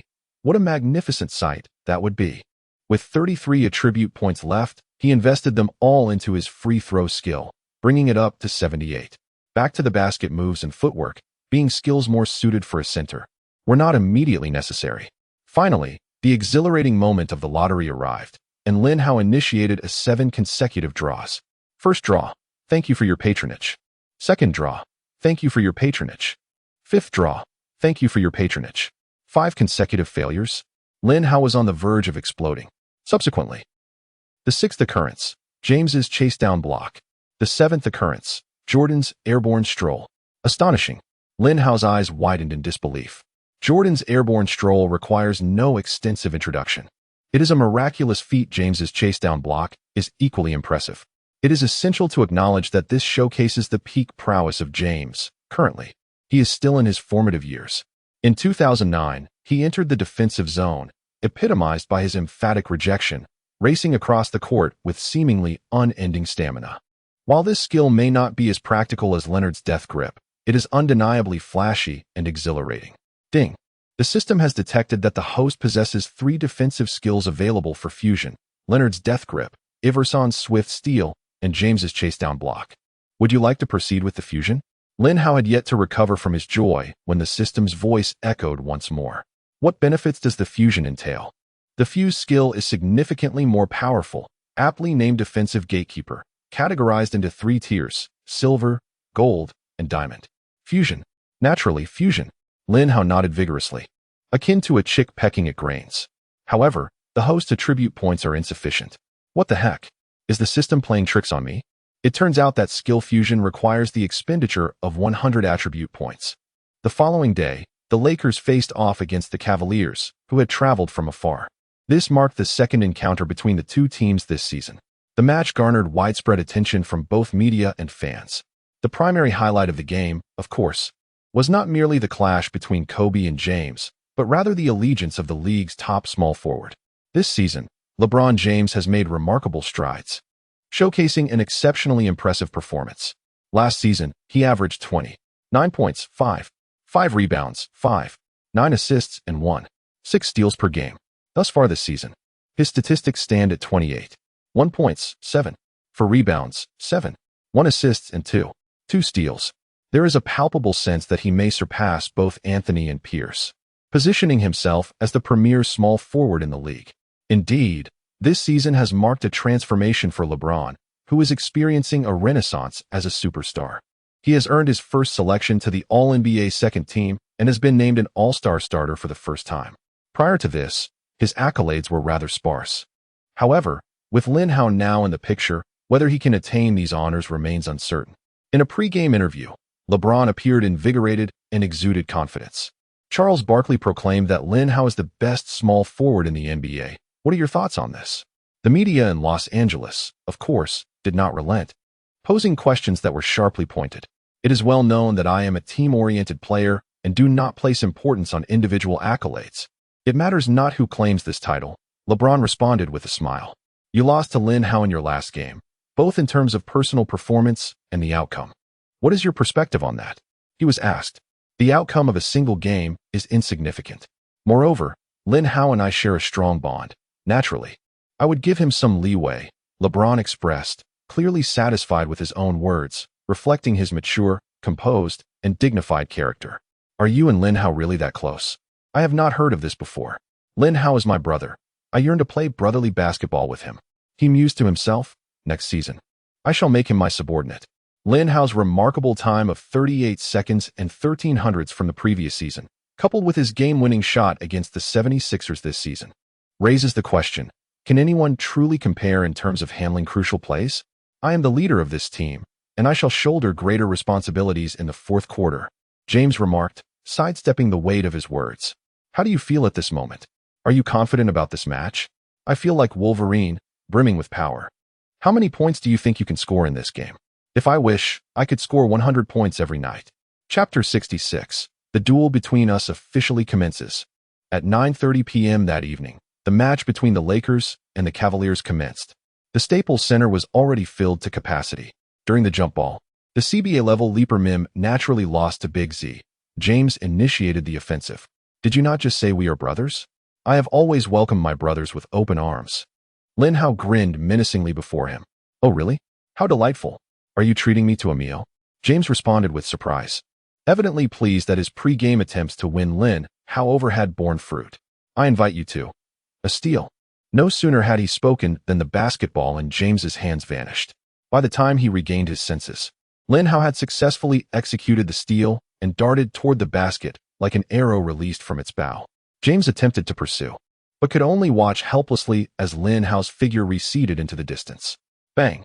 Lin Hao unleashed a powerful slam dunk, igniting the crowd. "Oh my gosh! Incredible!" Within a mere 5 seconds of the game's commencement, Lin executed a daring steal from James, culminating in a breathtaking dunk. The commentator erupted with excitement, and the arena resonated with thunderous cheers and applause. How outrageous! Resorting to such underhanded tactics.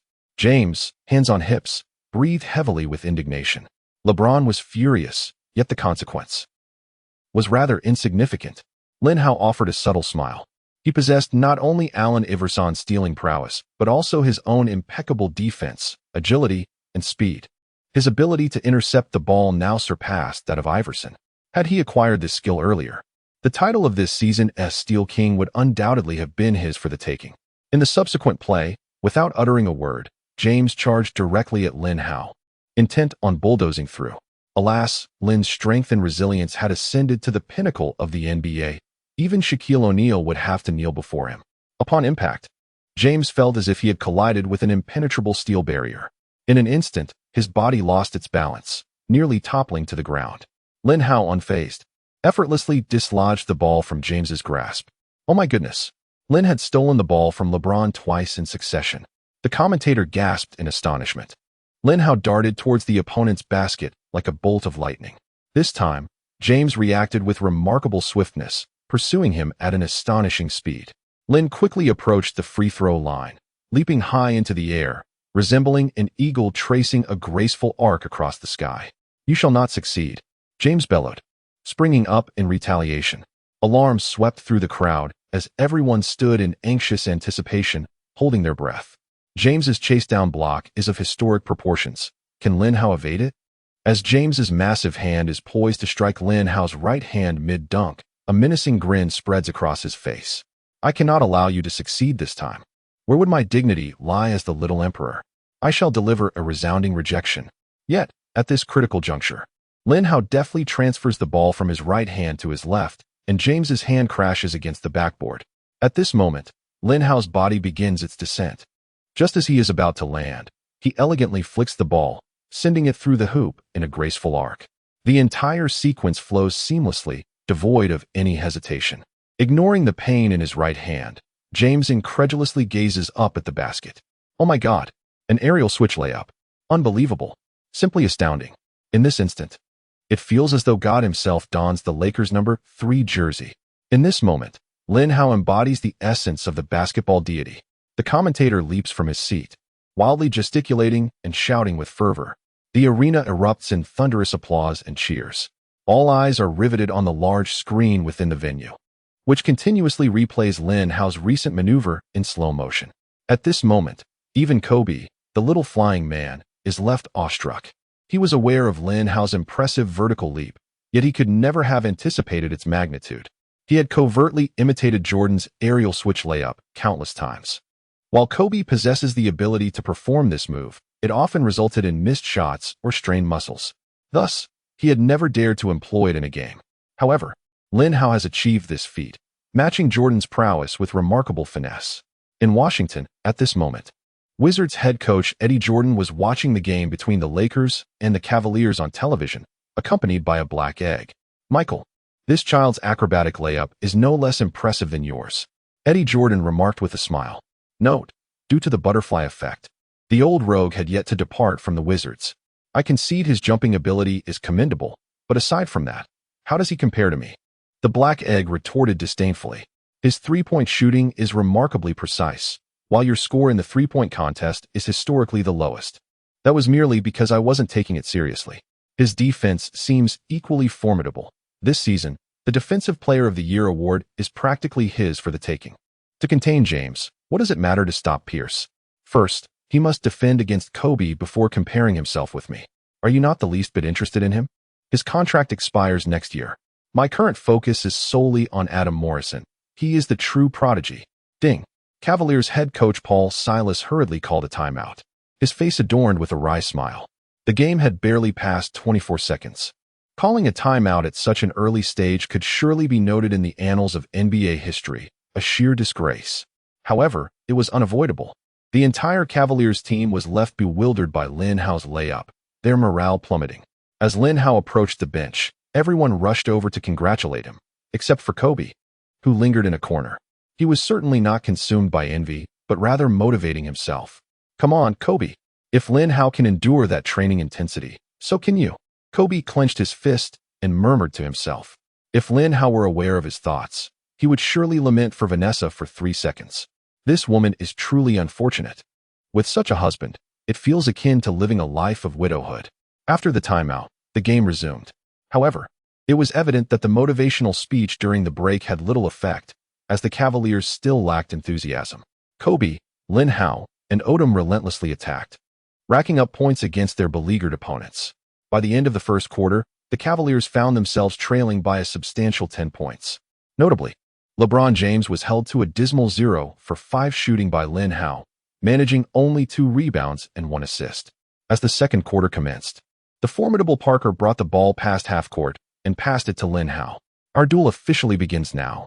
The moment he received the ball, LeBron surged forward, menacingly declaring his intent. Lin Hao frowned. The intensity of the defense had escalated significantly. It turned out that during the break, LeBron had resolved to defeat Lin Hao through means other than scoring. Chapter 67. What benefit do I gain from achieving a quadruple-double? He sensed that if he continued to attack, his statistics would suffer. Scoring over 20 points was certainly within reach, but the shooting percentage would undoubtedly plummet. Given LeBron's meticulous attention to his stats, he would not engage in such folly. Thus, he channeled all his energy into defense, as well as accumulating rebounds and assists. LeBron's decision proved to be a significant setback for Lin Hao. Both players were athletic giants, standing 2 meters tall and renowned for their defensive prowess, making them each other's ultimate nemesis. Once one individual dedicates all their energy to defense, the other inevitably faces considerable difficulty. Thus, Lin Hao must exert significantly more effort to mount an offensive. At that moment, Lin Hao sprang into action. He propelled himself off the ground with his left foot, launching forward like an arrow released from its bow, aiming to break through on the right flank.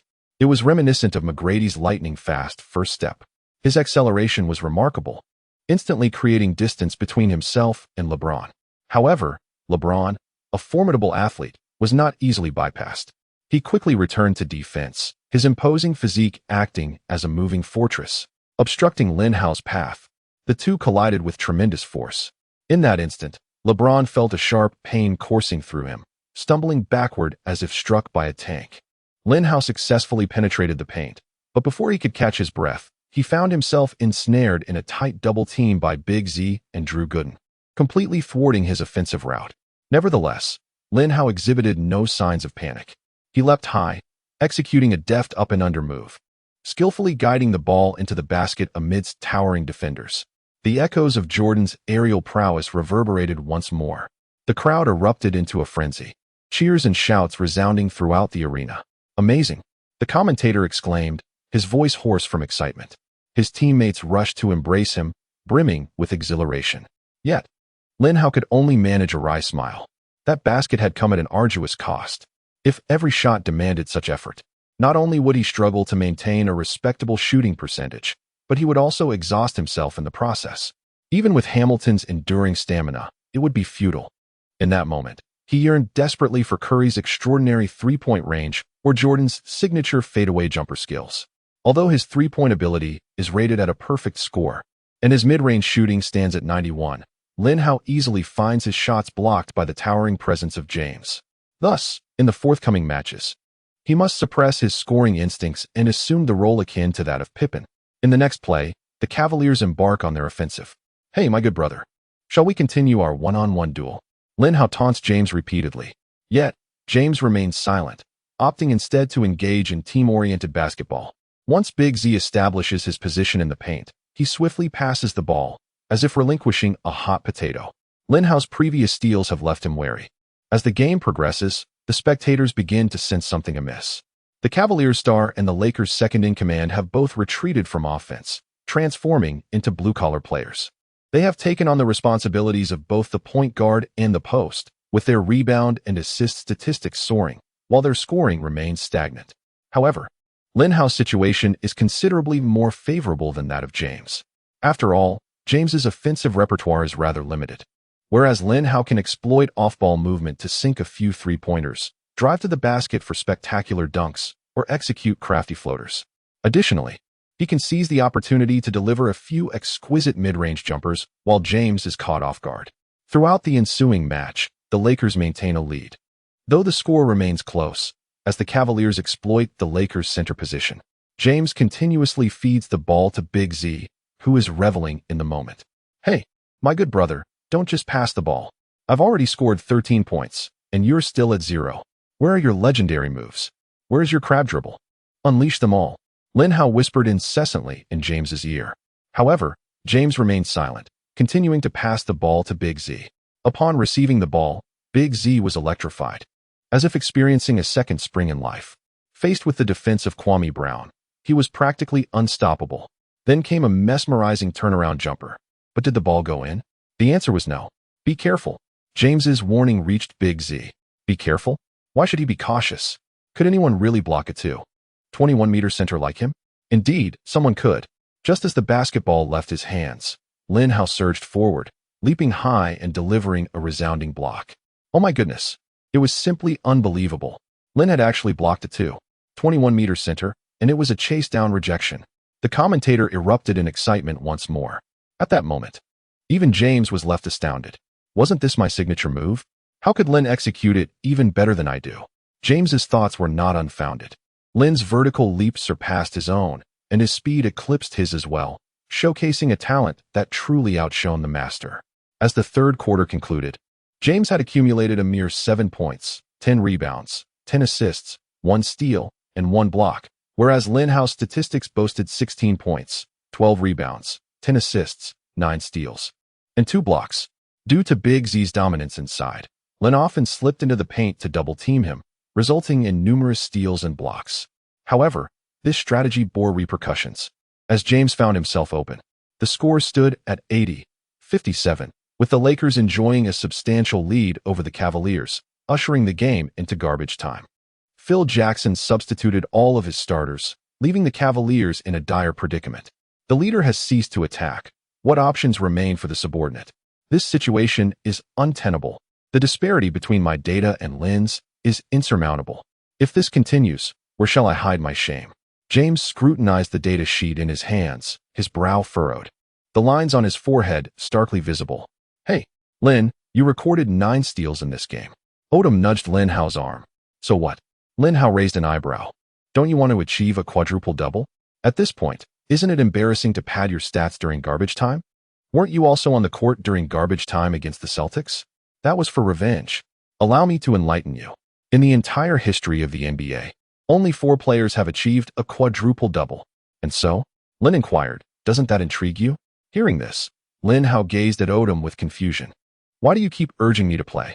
What benefit do you gain from my quadruple-double? Lin is correct. Padding stats is indeed disgraceful. Kobe stated solemnly.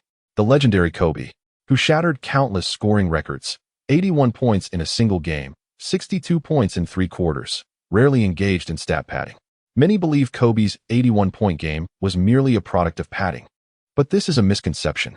At halftime, he had only accumulated a little over 20 points, with the remaining 50-plus points amassed in the second half. Chapter 68. The quadruple-double. Odom felt 1,000 horses galloping in his mind. If you do not take the court, how can I muster the courage to do so? How can I pad my stats if I remain on the sidelines? How can I make it to the All-Star game without impressive statistics? And without the All-Star selection, how can I find a star to be my wife? Lamar Odom felt an overwhelming sense of urgency. Though his performance in this game was quite remarkable, It still lacked the assurance he desired. Just as the three were engrossed in their conversation, a commotion erupted in the arena. What is happening? Is Brittany here? Lin Hao felt a surge of excitement. The only person capable of igniting such enthusiasm among the audience, aside from that woman, was no one other than LeBron James. Odom shouted with exhilaration, trembling with excitement. With James on the court, both Kobe and Lin Hao would surely follow suit, thus presenting him with a golden opportunity. James's entry into the game dramatically altered the dynamics. Against the Lakers' 5 players of CBA caliber, he played with effortless grace. Within merely half a quarter, the score escalated to 82-69. Hey, are you two not feeling anxious? The score is catching up. Odom kindly reminded them. Just wait a bit longer. Kobe and Lin Hao exchanged glances and spoke in unison. However, Phil Jackson was growing anxious. If this seemingly certain victory were to slip away at the last moment, he would bear the brunt of the blame. Put the starters in. As the score reached 85-78, Phil Jackson waved his hand decisively. Yes, Odom exclaimed with fervor. I'll take charge of the offense. You find a way to snag a steal. Kobe whispered to Lin Hao. His intention was straightforward. If his good friend could achieve a quadruple-double, it would significantly enhance his chances of being selected for the first-team All-Defense and DPOY. Hey, my good brother, you have compelled our main players to take the court. I must admit, you possess remarkable ability. Lin Hao offered a faint smile towards James. However, he was momentarily taken aback. This phrase seemed to echo the exact words Hamilton had spoken to him during last season's finals. Lin Hao had devoted all his focus to defending against James. Yet, James had now become astute. He would pass whenever possible rather than shoot. And he would refrain from driving to the basket when he could score. With merely 2 minutes left in the game, Lin Hao had not managed to secure a single steal. He could have easily accumulated steals from other Cavaliers players, but that would entail a certain risk. He could not afford to grant James any opportunity. Lin Hao's desire to completely shut down James far outweighed his ambition for a quadruple-double. His motives were not entirely altruistic. Thwarting a shot or pass from James could yield him 2 attribute points, whereas stealing from players like Zydrunas Ilgauskas or Drew Gooden might result in no rewards at all. This predicament had left Kobe in a state of frustration. Time was of the essence. The Lakers were currently leading by 8 points, and it was conceivable that the Cavaliers coach might concede defeat at any moment. Perhaps it was time to take a risk. Kobe gritted his teeth. Just as James received the ball, he charged forward unexpectedly. Goodness, a double team. The crowd gasped in astonishment. Kobe was intent on enabling Lin Hao to achieve his quadruple-double. The commentator explained. It dawned on the Lakers fans in that moment. Their hearts swelled with excitement. This indicated the deep bond between Kobe and Lin. Kobe's uncharacteristic maneuver left James flustered, providing Lin Hao the opportunity to steal the ball and score on a fast break. A quadruple-double.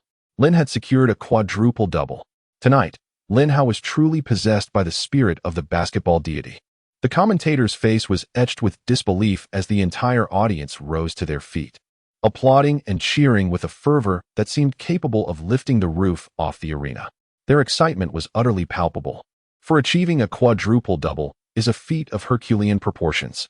Throughout the annals of NBA history, only 4 individuals have accomplished this: Nate Thurmond, Elvin Hayes, Hakeem Olajuwon, and David Robinson. Notably, 3 of them were centers, each amassing statistics in points, rebounds, assists, and blocks. Only Robertson achieved a quadruple-double in steals. The Cavaliers head coach, Silas, called a timeout and substituted all his starters, ushering the game into garbage time. The match concluded with the Lakers triumphing over the Cavaliers 98-83. Farewell, my good brother. Lin Hao exuberantly waved at LeBron, who, in stark contrast, departed in silence, visibly irked. His desire to recruit Lin Hao was now extinguished. If Lin Hao were to join the Cavaliers, the question of who would be the alpha would become rather ambiguous. Kobe secured the most dazzling statistics with 38 points, 6 rebounds, 4 assists, and 2 steals. Of course, my own numbers were commendable too. 15 points, 11 rebounds, 12 assists, 1 steal, and 1 block, boasting an impressive shooting percentage of 48. Lin Hao's statistics were 18 points, 12 rebounds, 11 assists, 10 steals, and 2 blocks. Were it not for those 10 steals, one might have easily mistaken him for being on par with LeBron. During the post-game interview, LeBron resembled a wilted plant. devoid of the spirited vigor he had exhibited before the match. "LeBron, what are your thoughts on Lin Hao's quadruple-double performance today?" a reporter inquired. It was Kobe who assisted him in accumulating points. James remarked disdainfully, "Yet, you participated as well. And you did so during garbage time. I was striving for victory." In the fourth quarter, the Cavaliers were at a disadvantage. "Why were you unable to step up and shoulder the scoring responsibilities?" "I chose to trust my teammates in the final moments." Throughout the game, you and Lin Hao were engaged in amiable exchanges, suggesting a solid rapport between you. "In truth, my relationship with him is rather ordinary. How do you feel about your current state?" "After an intense match, I am truly exhausted." "You only scored 15 points in this game. What is your perspective on that?" "I am a team-oriented player and am indifferent to personal statistics. Scoring 15 points genuinely excites me." Early the next morning, Lin Hao's name once again dominated the headlines of sports media. Lin Hao achieves the miraculous quadruple-double, dazzling the NBA. The skills of Jordan are revived. At that moment, the basketball deity possessed Lin Hao. A deep analysis. Just how difficult is it to achieve a quadruple-double? Barkley began to voice his opinions once more. "I have always said that Lin Hao is the #1 small forward in the NBA. Do you see it now?" This time, no one dared to contradict him. Although Lin Hao had the assistance of Kobe, his name is destined to be inscribed in the annals of NBA history. At the very least, individuals such as Pierce, Anthony, and James cannot accomplish such a feat. In the magical metropolis of Huaxia, the emergency department of XX Hospital. How many patients have we seen today? Luyan had just finished attending to a child with a back injury and stretched her limbs. Without counting meticulously, there must be at least 30, right? A colleague beside me remarked helplessly. Today is indeed peculiar. It is the first time our emergency department has encountered so many children with sprains in their waists and feet. These children from the 80s and 90s truly baffle me. Can a simple game of basketball lead them to the emergency room? It is simply absurd. Indeed. As they conversed, they tidied their belongings in preparation for leaving work. Suddenly, the shrill ring of Lu Yan's phone broke the moment. "Yin, are you preparing to leave?" came her husband Wang Dawei's anxious voice from the other end. "Yes. What is it? I know you are about to finish, but please hold on for half an hour." "What is the matter?" "Our son sprained his waist while playing basketball. I'm bringing him over for you to take a look." Chapter 69. Risking it all, turning a bicycle into a motorcycle. Lu Yan was rendered speechless. Half an hour later, her husband Wang Dawei arrived with their son Wang Hao. "What on earth happened to you? I have told you countless times not to engage in those dangerous games." Lu Yan scolded as she tended to her son's injury. "It's not just me. Many people in my class have sprained themselves." Wang Hao replied defensively. "Why do you only compare yourself to the less capable? Why not measure against the top performer?" "The top performer is in worse shape than I am. He even broke his foot." "What is happening? Can a mere game of basketball lead to a broken leg?" Lu Yan was truly astonished this time. "Mother, you are unaware that during yesterday's game, Lin Hao executed an astonishing mid-air layup with a graceful switch. A sight that was simply breathtaking.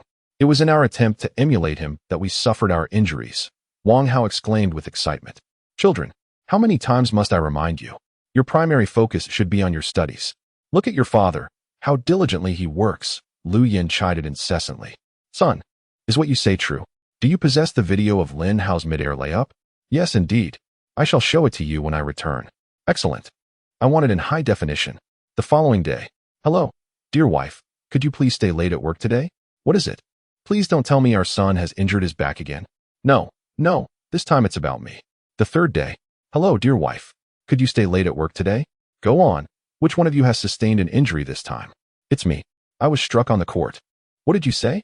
You got into a fight?" "I understand your concern, but please allow me to explain. I merely wore a Lakers jersey with the number 3. Is there no law left? Just for wearing a jersey, one gets assaulted?" They claimed my skills did not match the jersey I wore. During this period, Phil Jackson found great contentment. With a stable Kobe, the rising star Lin Hao, and a rejuvenated Odom, the Lakers played each game with remarkable ease. If they could maintain this momentum, securing the top seed in the Western Conference playoffs would be well within reach. However, there were numerous concerns weighing on his mind.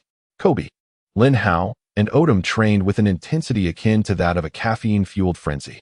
The trainer had repeatedly expressed his concerns, warning that if these three continued with such fervor, the risk of injury would be imminent. Lin Hao was equally troubled, as Kobe had become his shadow during this period. Whenever he practiced shooting, Kobe mirrored him. When he performed squats, Kobe followed suit.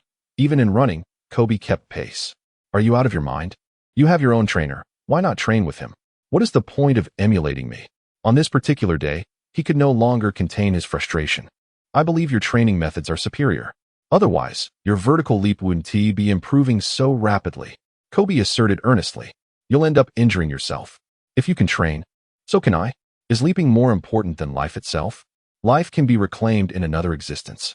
But I would not rest in peace if I could not achieve my vertical leap. How about this? Reduce your training intensity and engage in 5 one-on-one games with me each day, and I shall divulge the secrets to enhancing your jump. Don't give me that. You claimed to have secrets last time, and when I investigated, I found that Tai Chi is merely an exercise for the elderly. This situation persisted for a full fortnight. Ultimately, it took Vanessa, accompanied by their daughter Natalia, to storm into the training facility and confront Kobe, which finally prompted him to temper his fervor. The date had now reached December 19th, a significant day as it marked the commencement of the All-Star voting. Many of the NBA's star athletes began to make frequent appearances in the media, eager to enhance their visibility and garner votes. Lin Hao initially held little interest in soliciting votes. With the backing of the Chinese market, gaining entry into the All-Star game seemed a trivial pursuit. There was no need to engage in vote gathering. In his previous life, Yao Ming became the vote king largely due to his identity as a Chinese national. Whether or not one achieved the title of vote king was of little concern to Lin Hao. Was being the vote king impressive?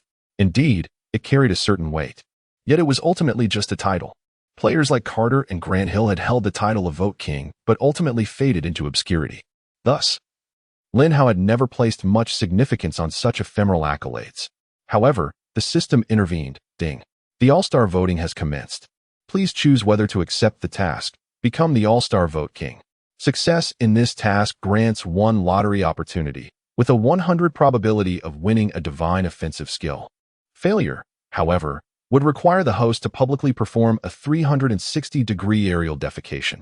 Failing to do so would result in the system delivering a fatal punishment to the host. What? Lin Hao was utterly taken aback. A 100 chance to acquire a divine offensive skill? The temptation was overwhelming. Up to this point, Lin Hao possessed scarcely a single divine offensive skill. He could barely claim Jordan's air walk, yet it was hardly practical. One cannot rely on a layup under the constant pressure of towering opponents in every match. Thus, his current scoring average was merely a little over 20 points. If he were to draw something akin to Curry's miraculous three-pointer or Jordan's fadeaway jumper, he would be triumphant beyond measure. However, the allure of success was matched only by the severity of the potential consequence. A 360-degree aerial defecation? What sort of absurdity was that? Was this something a normal person could even accomplish? Let us not dwell on the feasibility of this action. Even if it is achievable, he shall never again hold his head high in public. The host must possess confidence in oneself. Given your current leaping ability, executing a 360-degree spin midair would be but a trivial matter. Naturally, this would have to be accomplished while experiencing an upset stomach. Lin Hao pondered for quite some time, and with a sense of determination, he resolved to take the plunge, risking it all for a chance to transform a bicycle into a motorcycle. He gritted his teeth and chose to accept the challenge. In solitude within his apartment, Lin Hao contemplated deeply, meticulously analyzing his present circumstances. The likelihood of him becoming the ticket king was substantial. Like Yao Ming, he had the backing of the Huaxia market. However, while Yao was a center, he was positioned as a perimeter player. The fame and market value of a center do not quite match those of a perimeter player. If Yao Ming could ascend to the status of ticket king, Lin Hao's chances were even greater. Yet, it was not without risks. His primary competitors were twofold. One was Kobe Bryant, whose emergence as a significant rival was largely of his own making. Lin Hao dedicated himself to shadowing the opposing team's leading scorer in every match, allowing Kobe to focus more intently on scoring. Presently, Kobe boasted an average of 31 points per game, nearly securing the title of scoring champion. Although other statistics may not favor Lin Hao, scoring has an undeniable allure. Moreover, with Lin Hao as a capable ally, Kobe's play style had grown increasingly selfless, enhancing his reputation day by day. Coupled with Kobe's inherently flashy style of play, particularly that mesmerizing fadeaway shot, Lin Hao could hardly contain his admiration. Thus, Kobe's fanbase had expanded to extraordinary proportions. Undoubtedly, the most formidable threat remained Yao Ming. Chapter 70. The title of Ticket King is mine. He rose to fame earlier than Lin Hao, garnering a substantial following even before entering the NBA. Furthermore, due to the butterfly effect instigated by Lin Hao, Yao Ming's performance this season has surpassed that of his previous life. With Lin Hao's meteoric rise, the patriotic young man, Yao Ming, finds his confidence in Chinese basketball steadily increasing. Consequently, he trains with greater diligence and competes with fervor.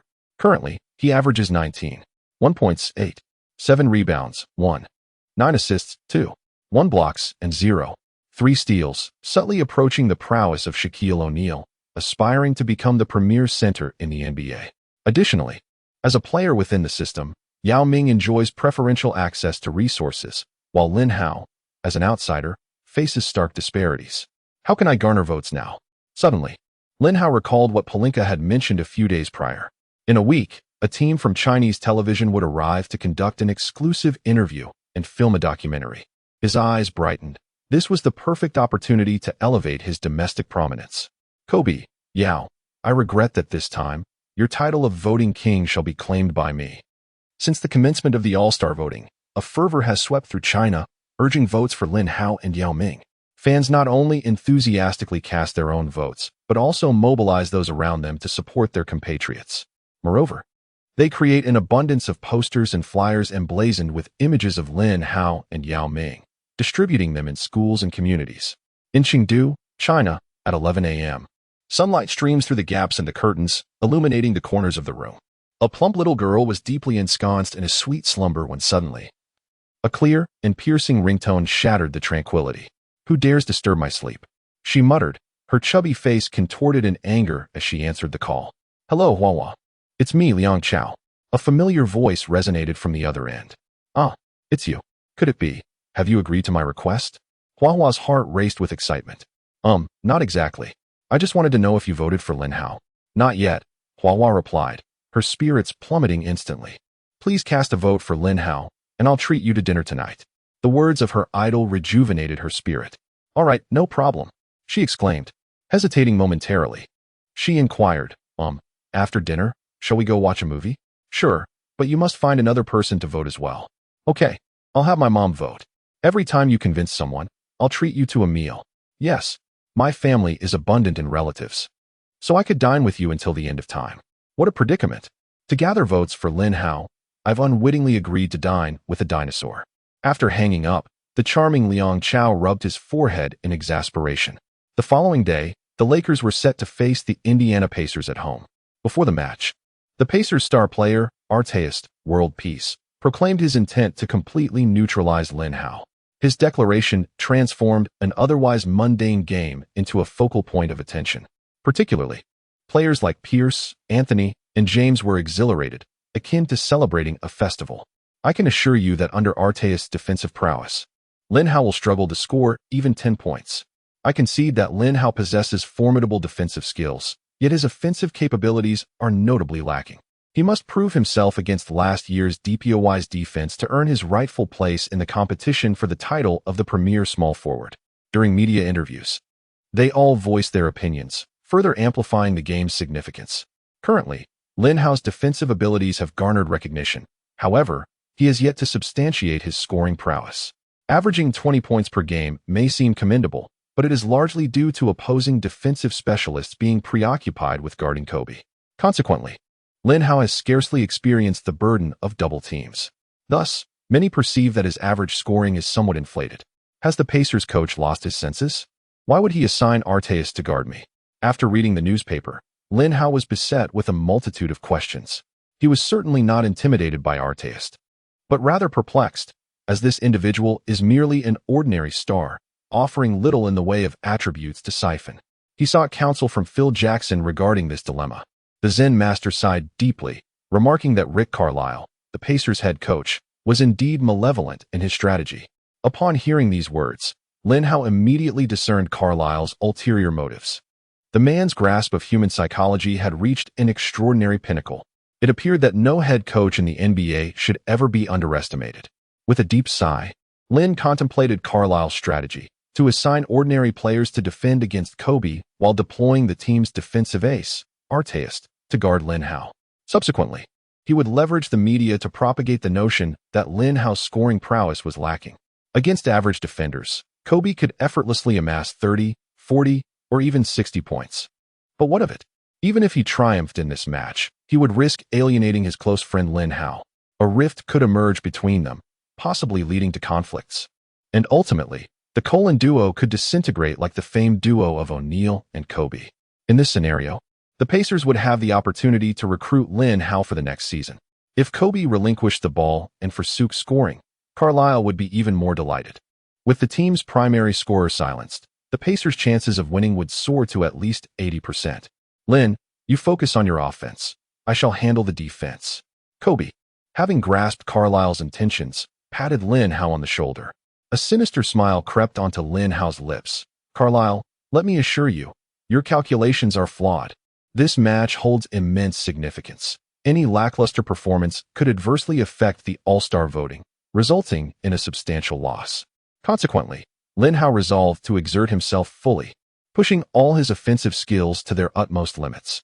At 9 p.m. that evening, the highly anticipated clash between the Lakers and the Pacers commenced, with the Lakers' starting lineup remaining unchanged. The starting lineup for the Pacers consists of P.G. Tinsley, S.G. Reggie Miller, S.F. Arteist, P.F. Jermaine O'Neal, and C. Austin Croshier. Earlier, the author mistakenly referred to Reggie Miller as a commentator. However, he had not yet retired, which left the author in a state of despair. Their roster boasts a terrifying level of talent, featuring all-stars like Miller, Arteist, and the young O'Neal. Nevertheless, this marks the final season for Miller, whose prowess has significantly diminished. Hey, kid, many people say your playing style resembles mine, but I believe you are nothing but a pile of nonsense. If you wish to compare yourself to me, you must first prove yourself in front of Arteist. Reggie Miller approached with an air of arrogance. Chapter 71. They wouldn't listen. But I have already surpassed you. I am referring to my peak. I am speaking of your peak. Miller responded, bewildered. Let us do the math. You lack a championship ring, while I possess one. Score one for me. You have never been selected for an all-defensive team, whereas I may not have achieved the title of Defensive Player of the Year. But I at least made it to the all-defensive first team. Score two for me. In your prime, you were at best ranked among the top 3 shooting guards, while the likes of the Black Mamba and the Glide surpassed you.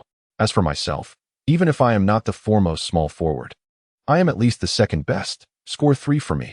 Throughout your entire career, your rebounding and assists have never exceeded 4, while my averages lie between 6 and 7. In terms of versatility, I outshine you. Score 4 for me. Is your greatest strength not the three-pointer? Let us first compare average attempts and shooting percentages. Lin Hao affectionately draped an arm around his shoulder, pulling him to the edge of the court while earnestly imparting his wisdom. Do not speak harshly. Do not speak harshly. One will stop listening.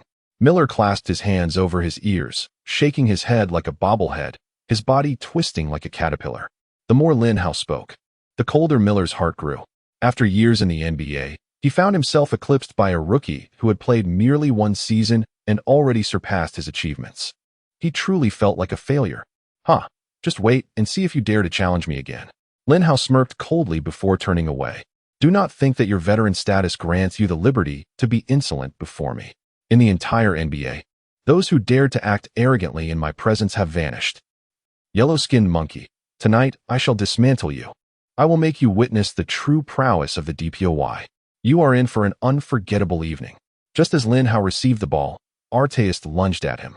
A sinister grin plastered across his face. Could he prove himself under Arteist's defense? All the Lakers fans in the arena watched Lin Hao with bated breath. Arteist had been selected twice for the all-defensive first team, twice for the second team, and was named to the all-defensive roster last season. Thus, when the world hailed Lin Hao as the indisputable DPOY, Arteist felt a deep sense of resentment. This evening, he resolved to firmly press Lin Hao into the ground, demonstrating his defensive prowess. Is that so? But I assure you, tonight will be even more unforgettable for you. A glint of determination flashed in Lin Hao's eyes. Enough boasting. Bring it on. Nate shouted. No sooner had his words left his lips than Lin Hao sprang into action. He leaped from beyond the three-point line, launching a powerful shot. Oh, no. Kobe exclaimed in astonishment. Do you really think 8 is Allen Iverson? It's one thing to attempt that against a shorter player, but 8's height and wingspan are no less than yours. What on earth is Lin doing? Even Phil Jackson furrowed his brow, viewing such behavior as sheer folly. Haha, you must be running out of tricks. 8 quickly regained his composure, leaping high to contest the shot, ready to secure the rebound. Kobe shouted, charging into the paint. In his eyes, no matter how strong Lin's three-pointer was, a contested shot was bound to miss. However, what? He's still in the air? At that moment, 8 had already landed, his face a mask of disbelief as he looked up. Lin Hao merely smiled, flicking his wrist, swish. The three-pointer was good. Oh my God. Amazing. The audience erupted with excitement. Just wait, this is merely the beginning. Lin Hao patted the still-dazed 8. This was one of the strategies he had devised the previous night to counter 8. Presently, Lin's scoring methods were rather simplistic: open three-pointers and off-ball movement. Coupled with Tracy McGrady's lightning-quick first step and Michael Jordan's graceful air walk, he pondered if he could merge Jordan's air walk with the open three-pointer. Since the success rate of a contested three-pointer was low, he decided to release his shot after 8 had landed.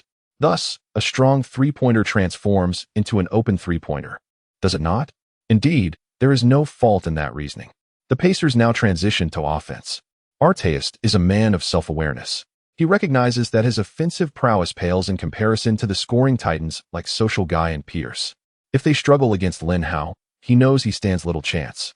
Therefore, he dutifully adheres to the team's strategy, funneling the ball into the paint. Despite being the team's leading scorer, the Pacers primarily rely on O'Neal's interior strength. Other players continuously maneuver and pass to seek opportunities for mid-range jump shots. Hey, Ron, you're really lacking some grit. Have you lost the courage to attack when facing me? Come on, man, show some backbone. I don't want to be matched up against someone who plays like a coward the entire game. Lin Hao's words ignited Artest's fury. You yellow-skinned monkey, you've truly provoked me. His gaze resembled that of a lion poised to pounce, radiating fierce anger. Had he not already passed the ball, he would undoubtedly have taken Lin Hao one-on-one. You think you're some kind of domineering CEO? And you've managed to anger me. Lin Hao scoffed in response. O'Neal, a top 10 power forward in the NBA, effortlessly sank a mesmerizing mid-range shot. Now it was the Lakers' turn to attack. I refuse to believe you can maintain that shooting performance throughout the game. As Lin Hao once again positioned himself beyond the three-point line, Artest closely shadowed him, sneering.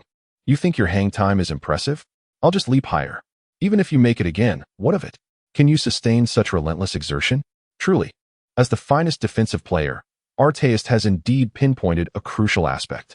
His assessment is not without merit. However, the dilemma lies in his excessive closeness. Lin Hao executed a sharp change of direction, akin to a tempest sweeping past him. With the swiftest first step reminiscent of McGrady, he surged into the paint, prompting Shaquille O'Neal to rush over for help defense.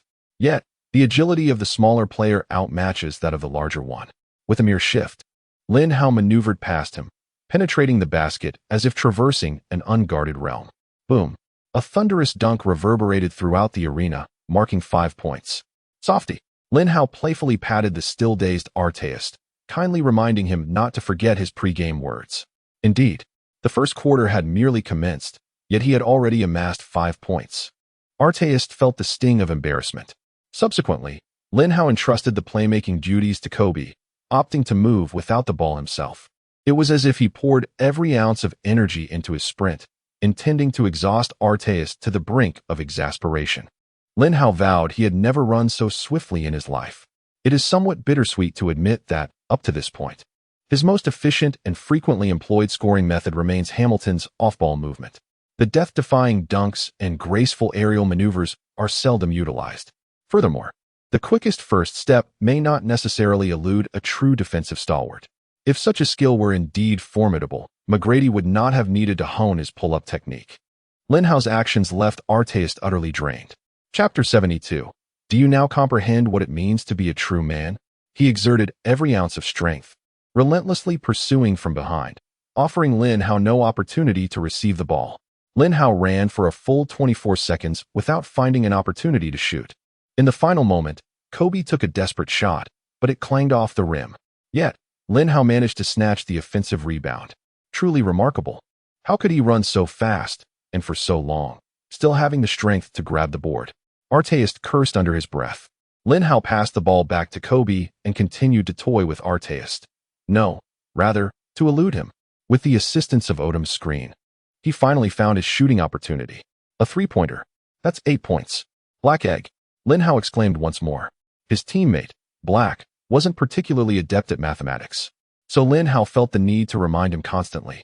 Kobe, a top scorer, had seemingly transformed into his designated playmaker, with his assist tally rising steadily. For the first time, the little flying warrior discovered that not scoring but merely facilitating could also be quite enjoyable. Moreover, achieving a double-double was hardly inferior to scoring 40 or 50 points. As the game transitioned into the second quarter, Arteist could no longer keep pace with Lin Hao. His speed had never been exceptional. The first quarter had been sustained purely through sheer will, and now he was finally slowing down. Consequently, Lin Hao began to showcase an array of impressive shots in front of Arteist. Wide-open threes, screen threes, contested threes. 11 points now. Remember what you said before the game? He taunted. 14 points. Black lady. 17 points. Sissy. Lin Hao's scoring continued to soar, while Arteist's nicknames escalated in kind. Hey Lin, you might want to avoid provoking Ron. He's the one who broke Jordan's ribs and assaulted fans in the Palace of Auburn Hills. Kobe kindly cautioned him. However, Lin Hao was entirely unfazed. Want to fight? Bring it on. The power of labor and resistance is paramount. Even O'Neal must bow down. He deliberately provoked Arteist. Firstly, to enhance his scoring potential, as an irrational defender inevitably reveals vulnerabilities. Secondly, it was for the triumph of the team. Thus far, the Pacers have been focusing on dominating the paint. Although Odom played earnestly, his abilities were still evident. The gap between him and the younger O'Neal remains significant. However, if he can incite the fierce competitor, that player will disregard team tactics and opt for individual plays. At this moment, Lin Hao remained oblivious to the increasingly menacing expression on Arteist's face. The frustration he felt was unbearable, particularly due to the harsh nicknames hurled his way, such as Old Woman and Black Woman. He vowed that he had never been subjected to such derogatory labels throughout his life as he was that very night. Arteist's face was darkened, ready to burst. Those familiar with him knew this was a portent of an imminent storm. Next, the Pacers launched an offensive. Reggie Miller attempted a shot but missed, while Lin Hao positioned himself to box out, allowing Odom to secure the rebound and initiate a fast break. Lin Hao seized a golden opportunity for a three-pointer, launching himself into a textbook shot. Swish! The ball smoothly rippled through the net, just as Lin Hao prepared to land. A foot unexpectedly occupied his landing spot. Lin Hao let out a cry of agony as he collapsed to the ground. The referee immediately halted the game. Lin, are you all right? The Lakers players surrounded him with concern. The innocent Arteist even crouched down, seemingly to inquire about Lin Hao's injury. This was, without a doubt, a malicious foul. Kobe seized him by the neck. The scene just witnessed sent his heart racing to his throat. If Lin Hao were to suffer any serious misfortune, the hope for the championship this season would be utterly extinguished. Arteist raised his hands, feigning innocence as if to say, "Do not wrong the good." At that moment, the team doctor rushed over, briefly assessing Lin Hao's injuries before gravely stating, "The situation appears rather serious. A CT scan is necessary. However, he cannot continue in this match." His words left the entire Lakers team in shock. Just how severe is the situation? Please elucidate. Arteist, filled with excitement, recalled how he had just been thoroughly outplayed. If this were to persist, he shuddered at the thought of the impending humiliation. But now, even if he were to be slapped in the face, it wouldn't hurt too much. Just as the staff attempted to lift Lin Hao onto a stretcher, he sprang up like a carp leaping from water. Damn it, let us keep going. With the stride of a boxer, he threw a few punches in Arteist's direction. All eyes from the Lakers turned to the team doctor, their expressions rife with confusion. Is this what you call a serious condition? This is what you mean by not being able to play? The doctor was now rendered speechless. Lin Hao's performance had completely overturned everything he had learned in his medical training. After a brief commotion, the game resumed. The Lakers launched an offensive, with Lin Hao in possession of the ball, standing just beyond the free throw line. His heart brimmed with boundless rage. He resolved to score in the most violent manner, intent on delivering a crushing humiliation to Arteist. Indeed, the physician's assessment was accurate. The injury was exceedingly grave, with the potential for a season-ending consequence. Fortunately, He had preserved a vial of medicinal elixir for his ailment. Lin Hao waved his hand, signaling everyone to step back as he prepared for a solo confrontation. The Staples Center erupted into a fervor. Such a moment was truly rare. This marked the first instance of Lin Hao's audacious maneuver. Artist spread his arms wide, resembling an insurmountable fortress. Yet, Lin Hao's approach was remarkably direct and forceful. He turned his back and charged toward the paint with relentless determination. "You think you're Shaquille O'Neal, don't you, you yellow-skinned monkey?" Artist scoffed. However, his expression swiftly morphed into one of trepidation as he found himself being pushed back repeatedly by Lin Hao's formidable presence. In that fleeting moment, he experienced an illusion, feeling as though he were defending against the great Shaquille. Lin Hao pressed his shoulder against Artist and, with a sudden surge of strength, sent Artist reeling backward. Upon entering the paint, he leaped high into the air, his figure casting a shadow over all. Not a chance. Artist also ascended, attempting to block the shot. Yet, Lin Hao grasped the basketball with both hands and, in a display of overwhelming force, slammed it toward the hoop. With a resounding crash, Artist was sent sprawling to the ground, the entire rim trembling violently. Lin Hao. The electrifying dunk ignited the audience's fervor, eliciting a chorus of cheers. "Oh my God, what did I just witness? Shaquille O'Neal, I am reminded of that colossal shark." In that instant, the spirit of O'Neal seemed to possess Lin Hao. It was undeniable. The commentator erupted in ecstatic fervor. "Now, do you truly understand what it means to be a real man?"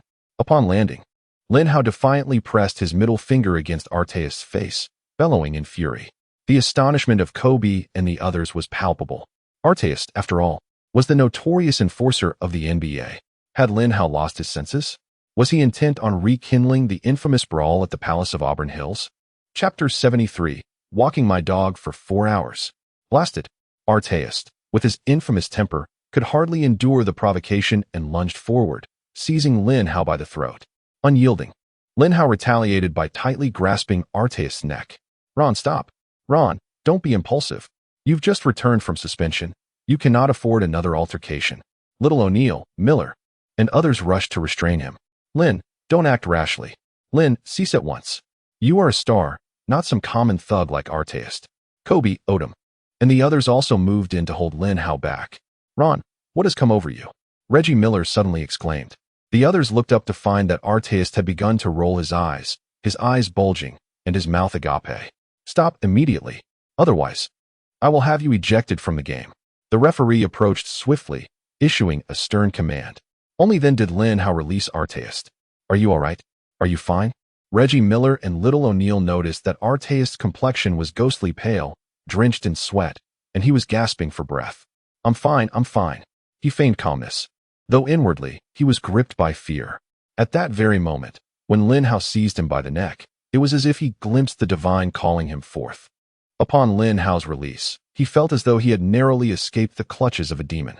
After considerable deliberation, the referee decided to issue a technical foul to both Lin Hao and Artist. Lin Hao's infraction stemmed from his disrespectful gestures and disparaging remarks, while Artist had resorted to physical aggression. Lin Hao paid little mind to the technical foul. It was merely a minor financial penalty.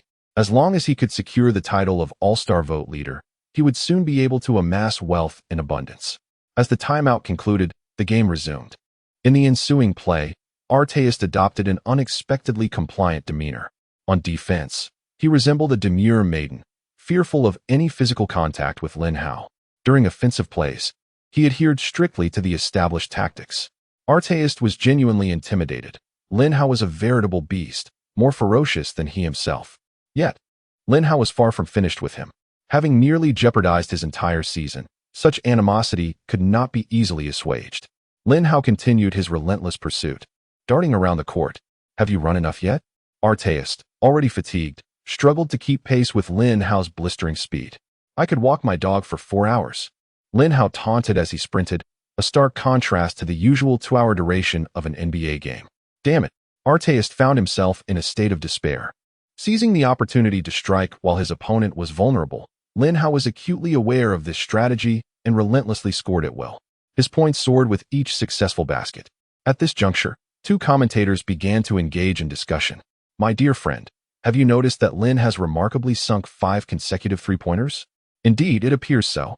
Let me check Lin's score. Goodness, he has already amassed 35 points. It is truly astounding. Lin has shattered his personal scoring record. Yet, his offensive momentum shows no signs of abating. Let us speculate on how many points he might achieve tonight. At this moment, we find ourselves midway through the fourth quarter. Kobe, having conserved his energy, is feeling quite vigorous and is enthusiastically passing the ball to Lin. His assists have reached an impressive total of 12, marking his highest tally of the season. Odom finds no opportunities to score, as Kobe has commandeered the playmaking responsibilities. Consequently, he is fervently focusing on rebounding and defense. The score currently stands at 92-87, with the Lakers in the lead.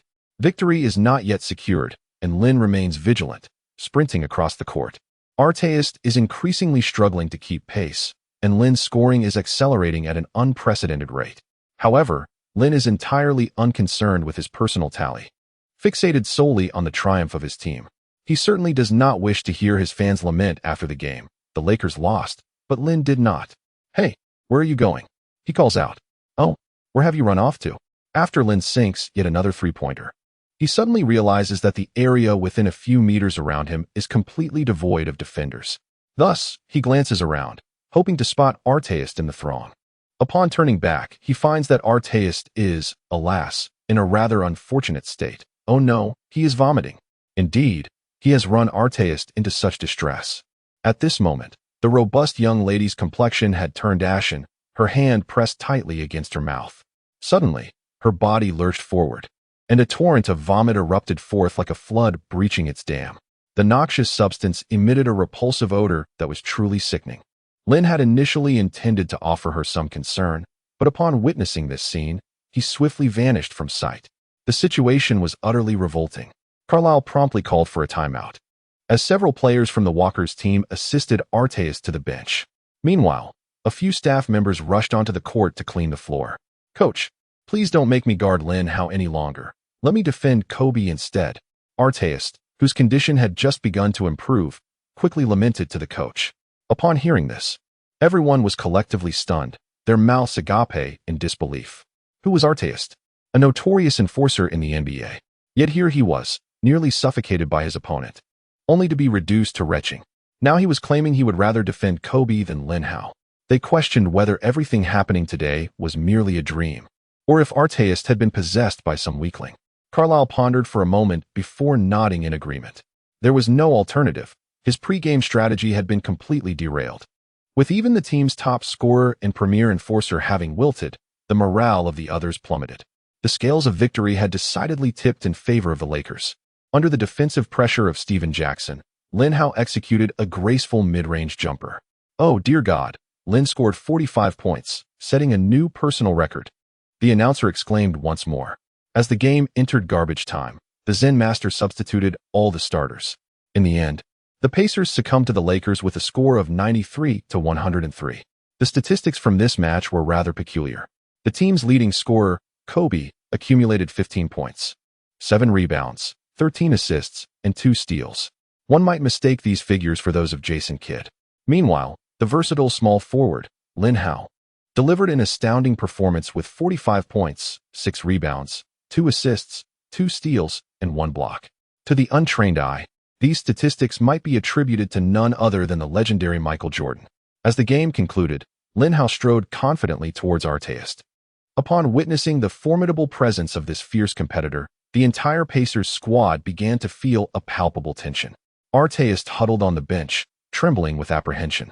"Lin, please don't do anything rash," cautioned Reggie Miller, his gaze fixed on Lin Hao. "Hey Ron, how are you?" Lin Hao disregarded him and extended his hand, a benevolent smile gracing his face as he regarded Artest. Chapter 74, Badier's Elite Defense. Having exacted his revenge for the previous transgressions, it was time to display a magnanimous spirit. No, I meant a generous heart. After all, it was possible that Artest might one day become his ally, and it was prudent to foster a good rapport with him. In a previous life, he had joined the Lakers in the 2009-2010 season, contributing to their victory in the much-publicized clash against the Celtics. I'm fine," Artest stammered, extending his slightly trembling hands to clasp Lin Hao's right hand. His expression conveyed astonishment, as if to say, "Wow, the big shot is actually initiating a handshake with me." Indeed, one could hardly believe their eyes. At present, Aitai resembles a novice who has just joined a company, or a fledgling rookie in Hongxing. In contrast, Lin Hao embodies the chairman or the esteemed Haonan. Aitai has been thoroughly subdued by Lin Hao. Resistance is futile, having lost both in the game and in physical confrontations. And with even his cunning tricks failing him, what recourse does he have? After the match, during the press conference, Aitai, who had already become an ardent admirer of Lin Hao, declared, "Lin Hao is undoubtedly the premier small forward in the NBA. I must concede. He completely outclassed me on both offense and defense tonight. I was utterly powerless against him. As for your mentions of Pierce and James, I shall simply respond with 2 words. Haha. If they wish to compare themselves to Lin Hao, let them first score 40 points over me." Aitai's remarks rendered all media and players who held animosity towards Lin Hao speechless. This battle has firmly established Lin Hao among the elite stars. Initially, he was perceived merely as a 3D player, a term not yet coined at the time, hence the author's simplification. Later, he was viewed as a diluted version of Pippen. Now, he is finally regarded as being on par with the likes of James and Pierce. Upon returning to his apartment, Lin Hao collapsed onto his bed, devoid of the strength to even access the system panel. Though he maintained a facade of nonchalance in front of others, he secretly acknowledged that he was not much stronger than Aitai. His stamina was at its peak, augmented by Hamilton's enduring stamina skill. Yet he had been sprinting at full throttle throughout the match. Moreover, from time to time, he executed a pull-up, a mid-air waltz, a reverse layup, and a suspended three-pointer. It is essential to recognize that the physical exertion required for a pull-up or a mid-air waltz is several times greater than that of a dunk. One must not only leap to great heights, but also hang in the air for an extended duration. Furthermore, it requires the strength of the core to twist the body like a pretzel, evading defenders before making a layup. Such intensity is enough to challenge even the most seasoned marathon runners. Remarkably, during the Bulls' 3 consecutive championship seasons, the pull-up maneuver became increasingly rare, even for the formidable Black Egg. In the end, Lin Hao mustered the strength to rise and access the system panel. In this match, he earned a mere 20 attribute points. Unfortunately, Artaist could only be considered an ordinary star. After much contemplation, Lin Hao decided to allocate all points to his mid-range shooting and free-throw abilities. Consequently, his mid-range capability reached its zenith, while his free-throw percentage ascended to 89. Subsequently, Lin Hao embarked on a lottery draw. This time, fortune smiled upon him as he obtained Batier's elite help defense skill. Although it was yet another defensive skill, he was quite pleased. Although Leonard's death grip is formidable, it is solely a one-on-one defensive skill. He relied on this skill to stifle James to tears. In Game 5 of the 12-13 finals, James scored 7 points on 2 of 5 shooting in the first quarter and 8 points on 4 of 5 shooting in the first half of the second quarter. However, after Leonard was substituted in, James managed to score only 1 point in the final 2 minutes. Thus, the death grip skill is undoubtedly captivating. In contrast, Batier presents a different scenario. At first glance, it appears he cannot contain Kobe or Allen Iverson, as if any superstar could easily score against him. He is an exceptional team defender, adept at providing assistance, executing rotations, and helping his teammates avoid fouls. Without his presence, the entire team would be disjointed, lacking cohesion. In summary, to encapsulate, while individual defense can stifle opposing stars, collaborative defense is what secures victories for the team. 3 days later, Lin Hao departed from his apartment, driving his Ferrari towards the airport. The Huaxia television interview team was scheduled to arrive in Los Angeles today, and he needed to be there to receive them. Ordinarily, Lin Hao would not need to personally greet them. However, considering they were compatriots arriving from afar, and given his own interest in their assistance, it was only courteous to meet them in person. His speed was remarkably swift, mirroring his playing style, fast and fierce. The speed limit was 120. Yet he would push it to 119 on unrestricted roads. He drove as if he were airborne. Indeed, he was the man who craved speed. At that moment, Lin Hao noticed a woman wearing a mask by the roadside. He paid her little mind, as this road was rather secluded, and occasional pedestrians were not entirely unusual. Just as his Ferrari drew near, the woman suddenly dashed onto the road. He slammed on the brakes. The tires screeched against the pavement, producing a piercing sound. Then, The woman collapsed to the ground, motionless. In that instant, Lin Hao's first thought was that she was attempting to extort him. However, he quickly dismissed this notion. Having lived in this country for several years, he had never heard of such an incident. Could it be that he had truly struck her? However, it should not be the case. He possessed considerable confidence in his own reflexes as well as in Ferrari's braking system. In truth, Lin Hao had completely misjudged the situation. The woman in question was none other than Wang Miling. Since their separation, she had endured a dismal existence, with her career spiraling downward. At this moment, she was filled with regret, wishing she had not ended their relationship. She often contemplated that had she chosen differently, she might now reside in a luxurious mansion, drive an extravagant car, and lead a life of opulence. Thus, Wang Miling became determined to seek reconciliation with Lin Hao. Yet, she understood that he was not one to respond to pressure. Her persistent nagging would yield no results. Hence, she devised a meticulously crafted plan. Wang Miling closed her eyes, envisioning the unfolding scenario. Next, Lin Hao would surely approach, lift her into his arms, and transport her to the hospital. She had intentionally fractured her own leg. A hospital stay of at least a month was now inevitable. He would undoubtedly assume that her injury was a result of his collision with her. Out of guilt, he would visit her frequently, perhaps even feeding her. In this manner, as she mused, a faint smile crept upon her lips. Suddenly, Wang Miling felt her body lift off the ground. He must be carrying me. Chapter 75. Could his body withstand this? Abruptly, she sensed something amiss. If she was indeed being carried, her body should be positioned horizontally. Yet, it was evident that she was being held upright. Wang Miling hastily opened her eyes, and the sight that met her gaze ignited her fury. Lin Hao was, astonishingly, holding her aloft as if she were a mere chicken. However, it is not yet over. Her body was swiftly cast to the ground. Who on earth lacks such civic virtue to throw trash onto the street? How despicable!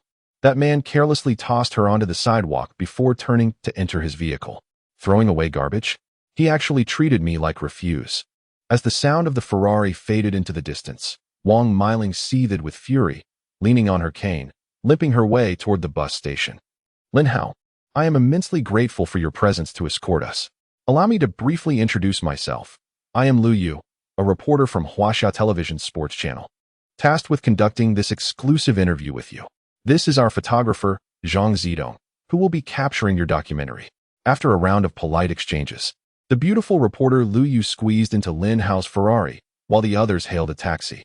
The team was rather large, consisting of 8 individuals, whereas Lin Hao's Ferrari was a 2-door sports car, accommodating only 1 passenger.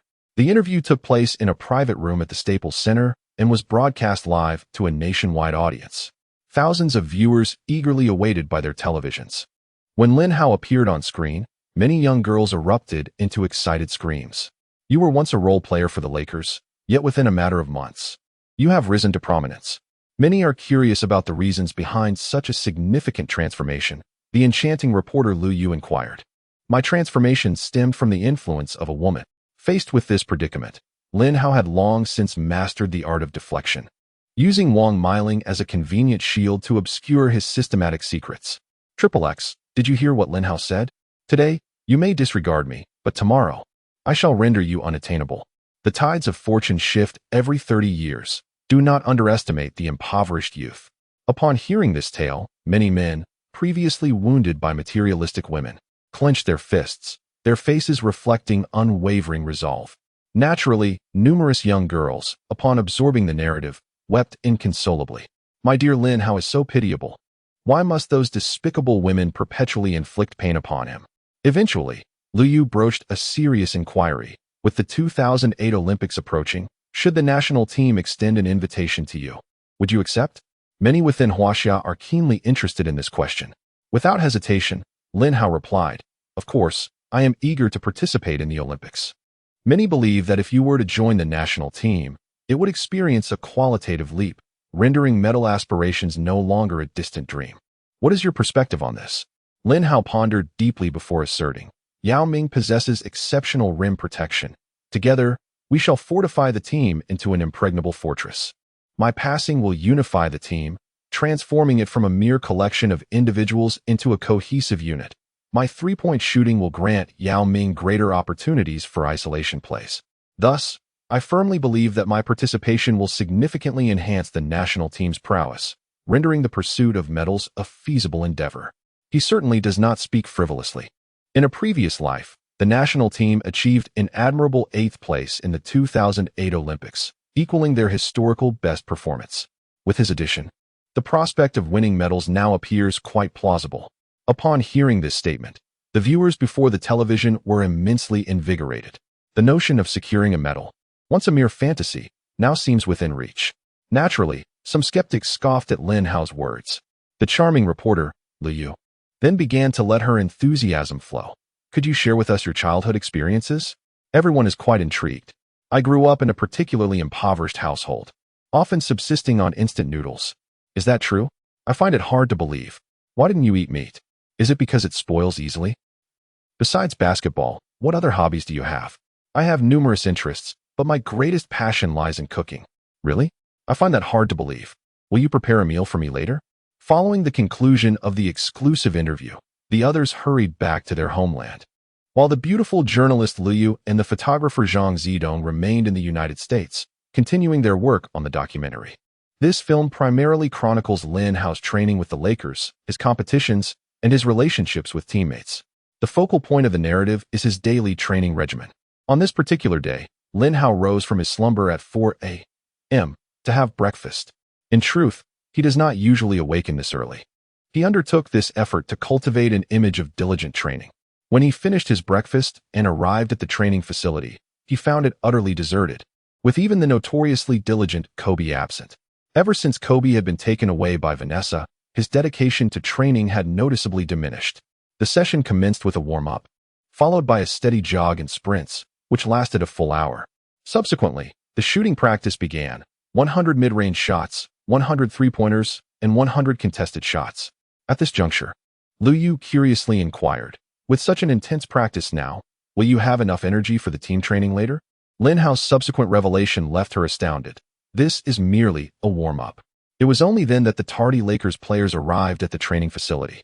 Observing the camaraderie between Lin Hao and Kobe, Liu realized that the recognition of Lin Hao's prowess in his home country was woefully inadequate compared to his actual stature.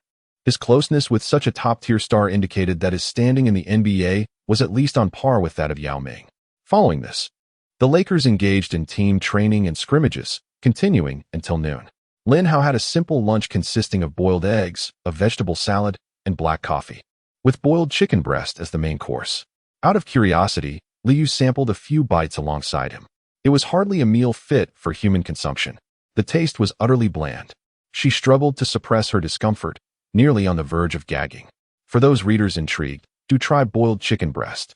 The flavor is quite tangy. After merely a brief respite of 10 minutes, Lin Hao embarked on the afternoon strength training, completing 10 sets of push-ups, with 30 repetitions each, and 5 sets of pull-ups, performing 10 repetitions per set, 10 sets of heavy dumbbell snatches, 10 repetitions for each hand, 8 sets of barbell bench presses, 12 repetitions per set, 10 sets of squats, 12 repetitions each. Can his body endure such an arduous regimen? At this point, the bass fish began to feel a twinge of apprehension.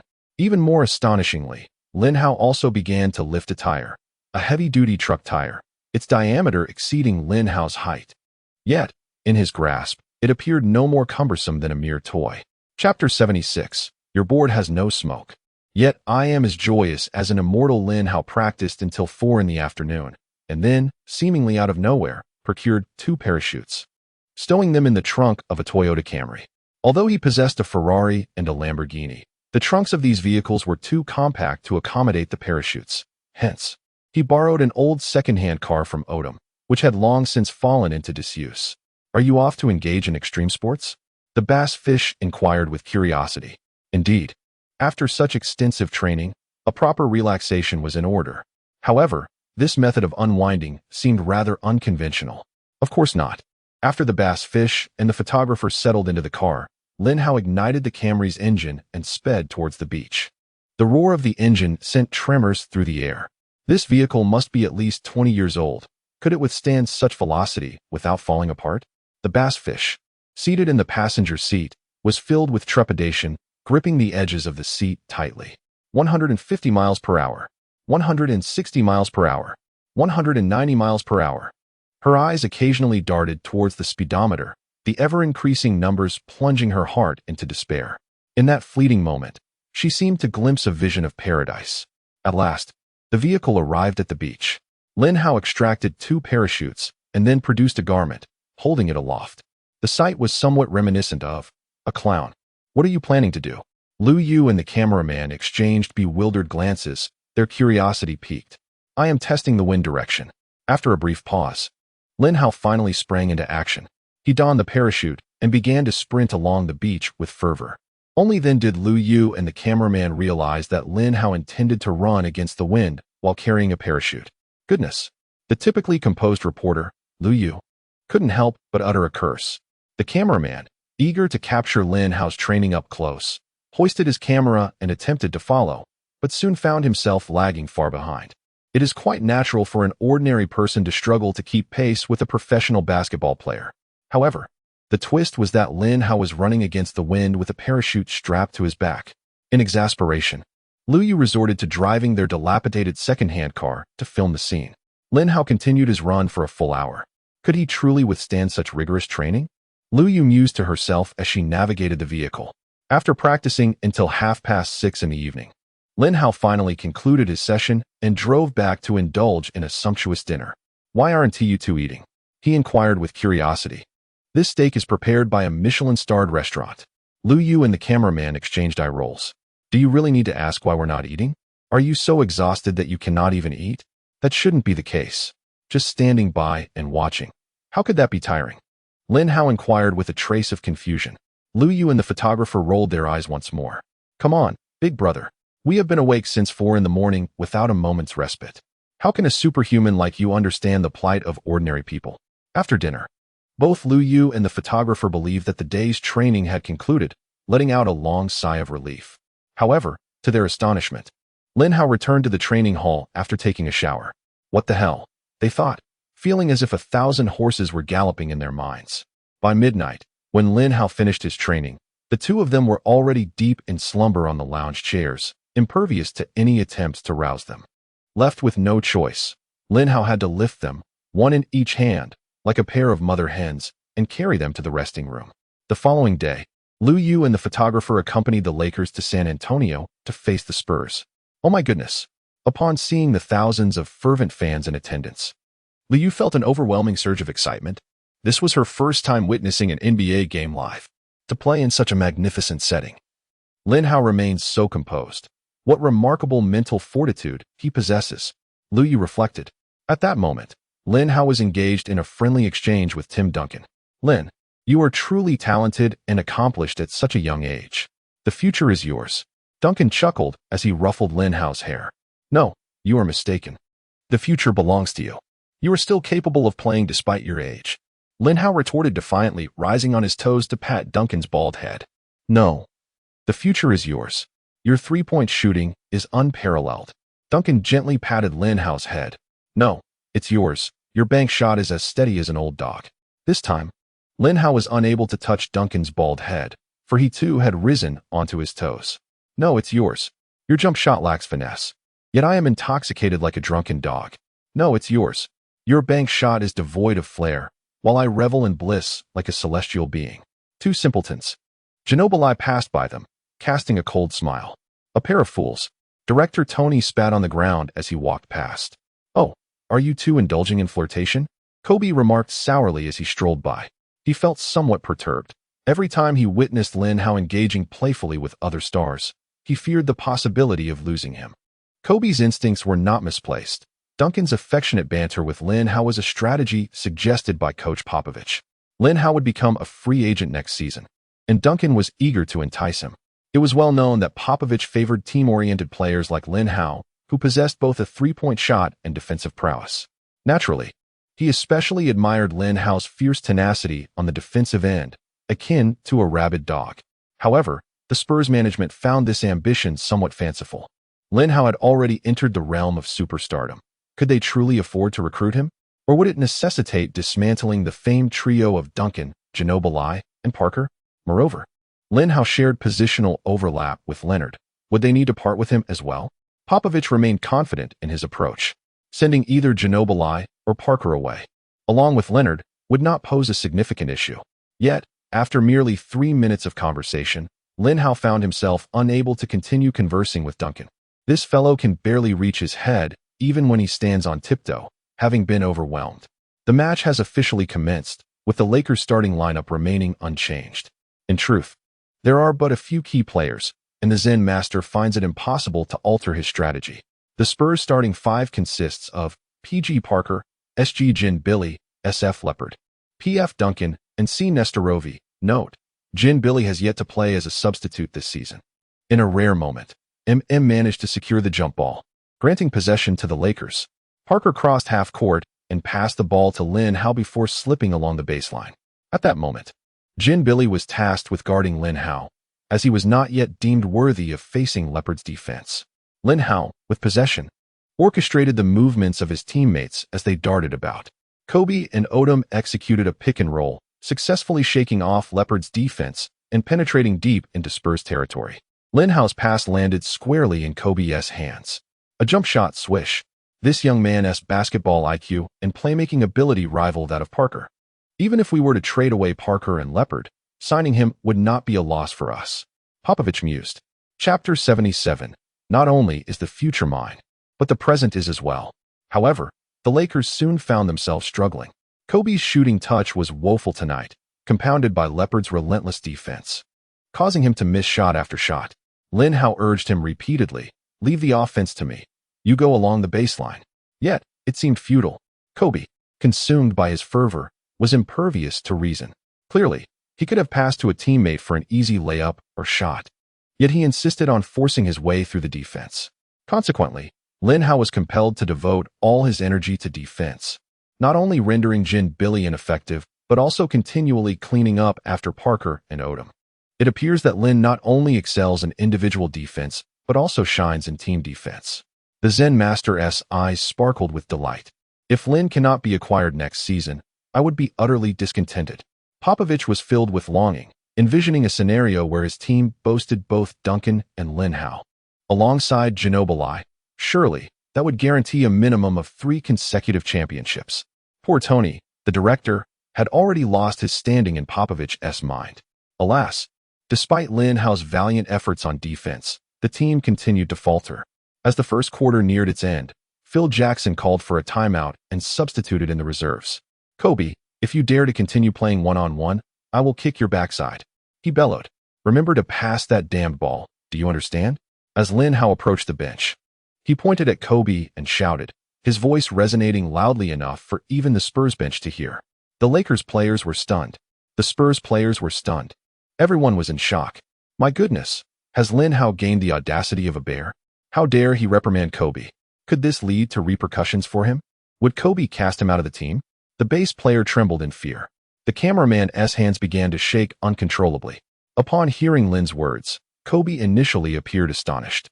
But then a fierce expression crossed his face. "Kobe, please don't."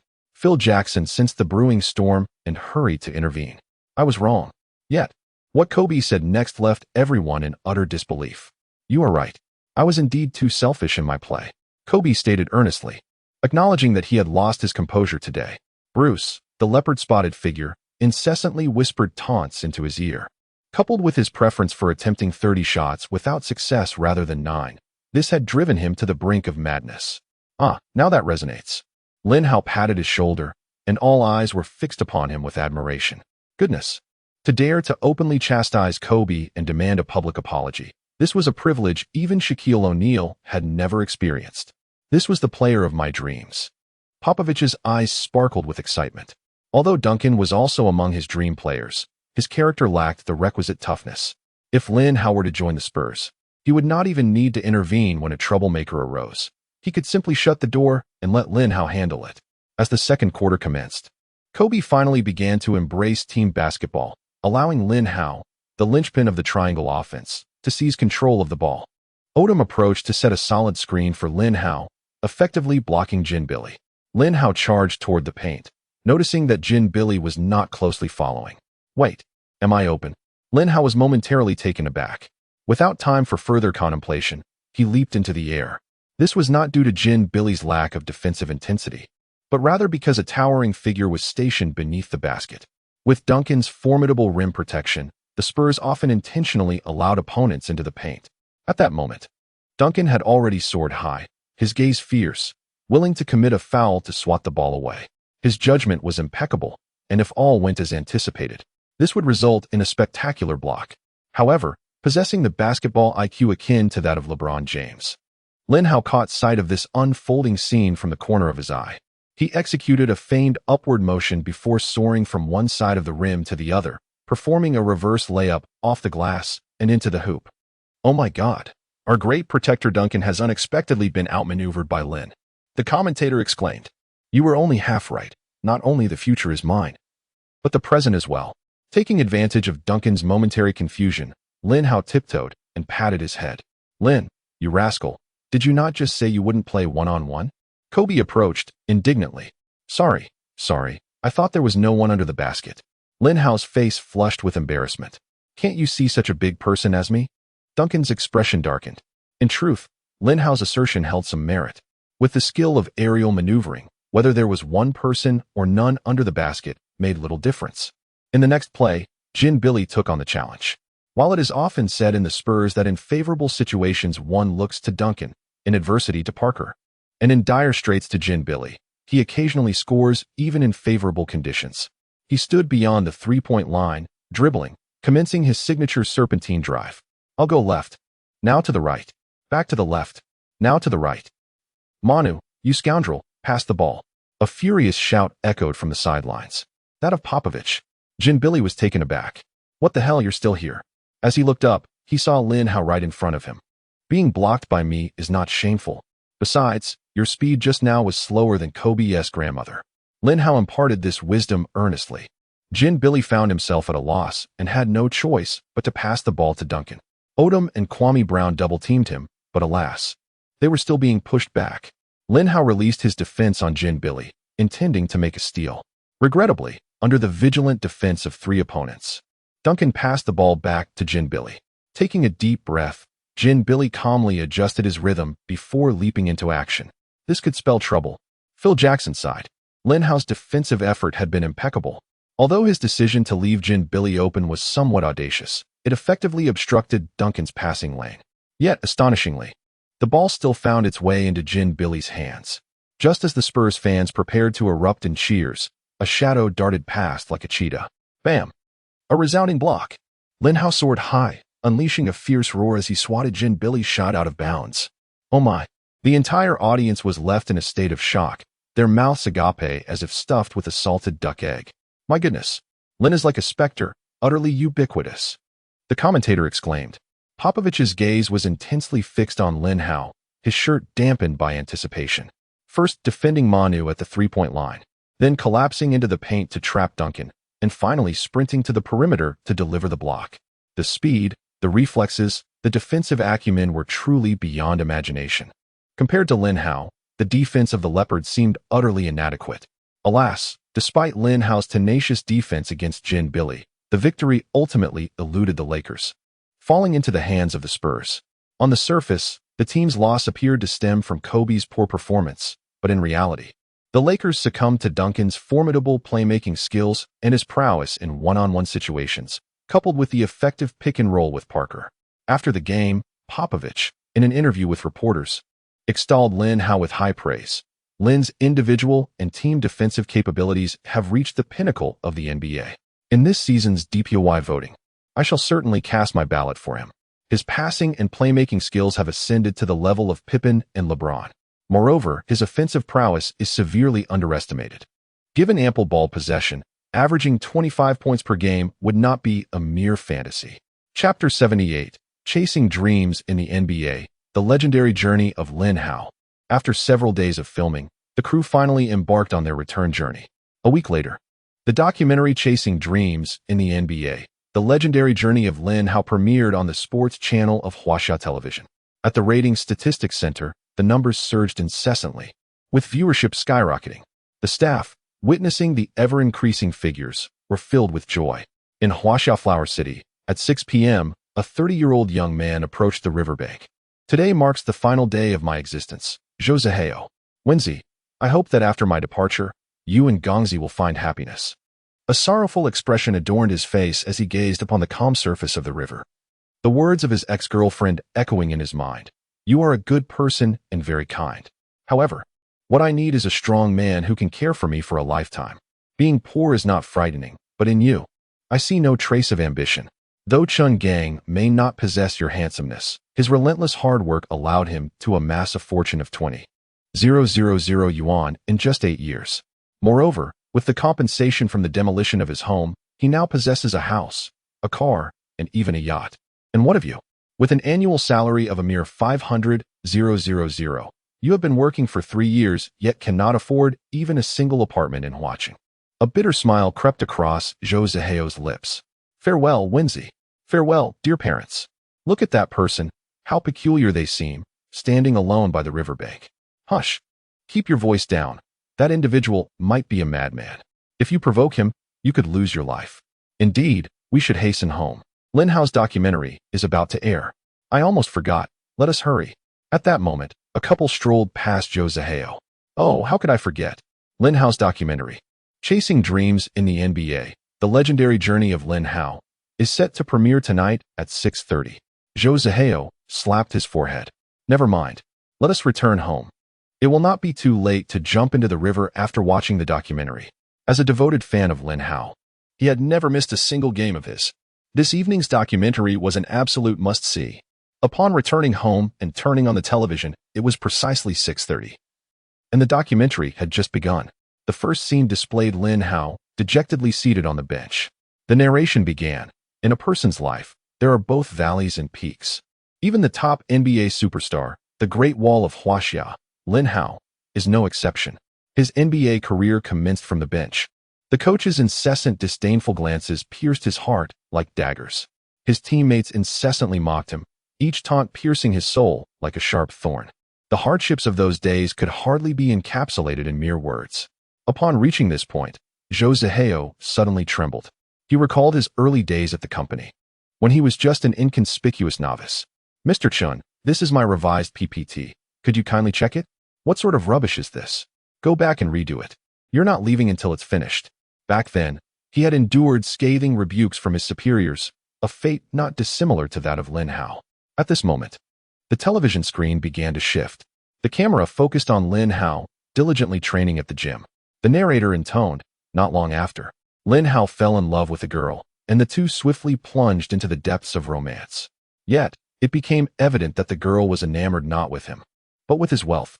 In that instant, Lin Hao lost faith in love, with only basketball propelling him forward." Upon hearing this, Zhou Zihao felt a jolt within. Indeed, how could he have forgotten his original aspirations? From now on, he vowed to achieve a modest goal and then marry Louis Fei. Had he truly forgotten the words he once spoke? What did owning a house, a car, or a yacht even signify? He was a man destined to attain a modest goal. What did an ex-girlfriend matter? No beauty could ever rival Louis Fei. The most exhilarating part of the documentary for Zhou Zihao was Lin Hao's relentless training each day. As he beheld Lin Hao pushing an enormous tire, towering over him. As he witnessed Lin Hao struggling through unpalatable boiled chicken breast. As he observed Lin Hao sprinting against the wind, burdened by a parachute. A fervor ignited within him. The 2-hour documentary concluded, yet Zhou Zihao remained transfixed before the television. Having watched the film, he felt as though he had lived an entire lifetime. At that moment, the thought of jumping into the river had completely dissipated. The release of the documentary Chasing Dreams in the NBA, The Legend of Lin Hao, stirred tremendous excitement across Huaxia. In an instant, tires flew off the shelves of the Four Sons store, while chicken breast became a bestseller in supermarkets. Fortunately, ordinary citizens in Huaxia could not purchase parachutes. Otherwise, countless families would face bankruptcy overnight. A professional parachute costs at least tens of thousands. Even more astonishing was the sharp rise in tardiness among employees during this period, driving numerous business owners to the brink of madness. Many were perplexed by this phenomenon. A journalist conducted an investigation and discovered that these latecomers were car owners, each with a son in middle or high school. Further inquiry revealed that their sons had stealthily removed the tires from their cars the previous day, thus preventing them from leaving on time. Following their defeat against the Spurs, the Lakers' entire roster experienced an epiphany and commenced rigorous training. This was especially true for Kobe, a man of fierce competitiveness who reverted to his hellish training regimen. Consequently, the Lakers enjoyed a commendable streak, triumphing over the Wizards, the Suns, and the Rockets, achieving 3 consecutive victories. Amidst all this, only Lin Hao bore a heavy heart. As anticipated, he surpassed Yao Ming and Kobe in the All-Star voting, temporarily securing the top position. However, his lead over Yao Ming is merely a little over 10,000 votes, casting doubt on his potential to become the ultimate vote king. To solidify his standing, the most prudent course of action would be to seek assistance from Britney. With her substantial fan base, her endorsement would almost guarantee success. Initially, Britney intended to actively support his campaign, but upon noticing Lin Hao's significant lead, she deemed it unnecessary. Little did she know that Lin Hao's ambition extended beyond merely starting in the All-Star game. He yearned to be the vote king. How should he approach this? Lin Hao pondered deeply. The allure of the divine skill was overwhelming, and the consequences of failure loomed ominously. He had to prevail, regardless of the cost. Congratulations in advance on making the All-Star starting lineup. At that moment, Yao Ming called. Oh, thank you. Lin Hao's response was somewhat perfunctory. In the eyes of the fans in China, your reputation now surpasses mine. Everyone is singing your praises. Yao Ming chuckled. Oh, is that so? Lin Hao replied dismissively. Don't you ever go online? Yao Ming inquired curiously. It then struck Lin Hao that he had been without a computer all along. The reason he hadn't purchased one was initially due to financial constraints. He had spent all his money on Wang Miling, that gold-digging woman. Later, he became preoccupied with training and romance. In this modern era, having achieved a certain level of affluence, Lin Hao deemed it appropriate to acquire a laptop. With this thought in mind, he drove his Ferrari to the entrance of a specialized store and parked the car before stepping inside. A blonde saleswoman greeted him with a radiant smile. Good day, sir. How may I assist you? Ah, aren't you Lin Hao from the Lakers? Upon recognizing his face, she exclaimed in astonishment. Indeed. Lin Hao replied with a quick smile, then produced 5,000 yuan in cash. Select a laptop for me at this price. I must hurry. I have a flight to catch. This evening, the Rockets were set to face off against the Spurs, and he intended to make a trip to Houston before the game. His purpose was twofold: to strengthen his bond with Yao Ming and to observe the Spurs' strategies. Should the Lakers advance to the Western Conference Finals this season, their likely opponent would be the Spurs. The saleswoman hesitated momentarily before retrieving a laptop. This model features an Intel processor and the memory. Just tell me the price, Lin Hao interrupted. Ah, it's 788 yuan. She stammered, taken aback once more. Very well, thank you. No need for change. Consider it a tip. Lin Hao placed the cash down, seized the laptop, and swiftly exited the store. The blonde saleswoman stood there, stunned. Checking her phone, she realized that from the moment Lin Hao entered to when he left, only a minute had elapsed. Damn it, am I not attractive enough? He didn't even glance my way. She seethed in frustration. Indeed, Lin Hao was the kind of man who prioritized speed and would not squander time on trivial matters such as purchasing a computer. His time is now precious, as he must juggle the demands of garnering votes, nurturing a romance, and engaging in training and competitions. The quality of his notebook is a matter for another day. The pressing question is merely its speed. However, he did not anticipate that his offhand remarks would offend a rather sensitive blonde beauty. Upon returning to his apartment, Lin Hao promptly powered on his computer and logged into a renowned domestic portal, Wangnan. Upon entering the basketball forum, he was taken aback. This forum was indeed a haven for Lin Mi, Kobe detractors, and Yao Ming critics.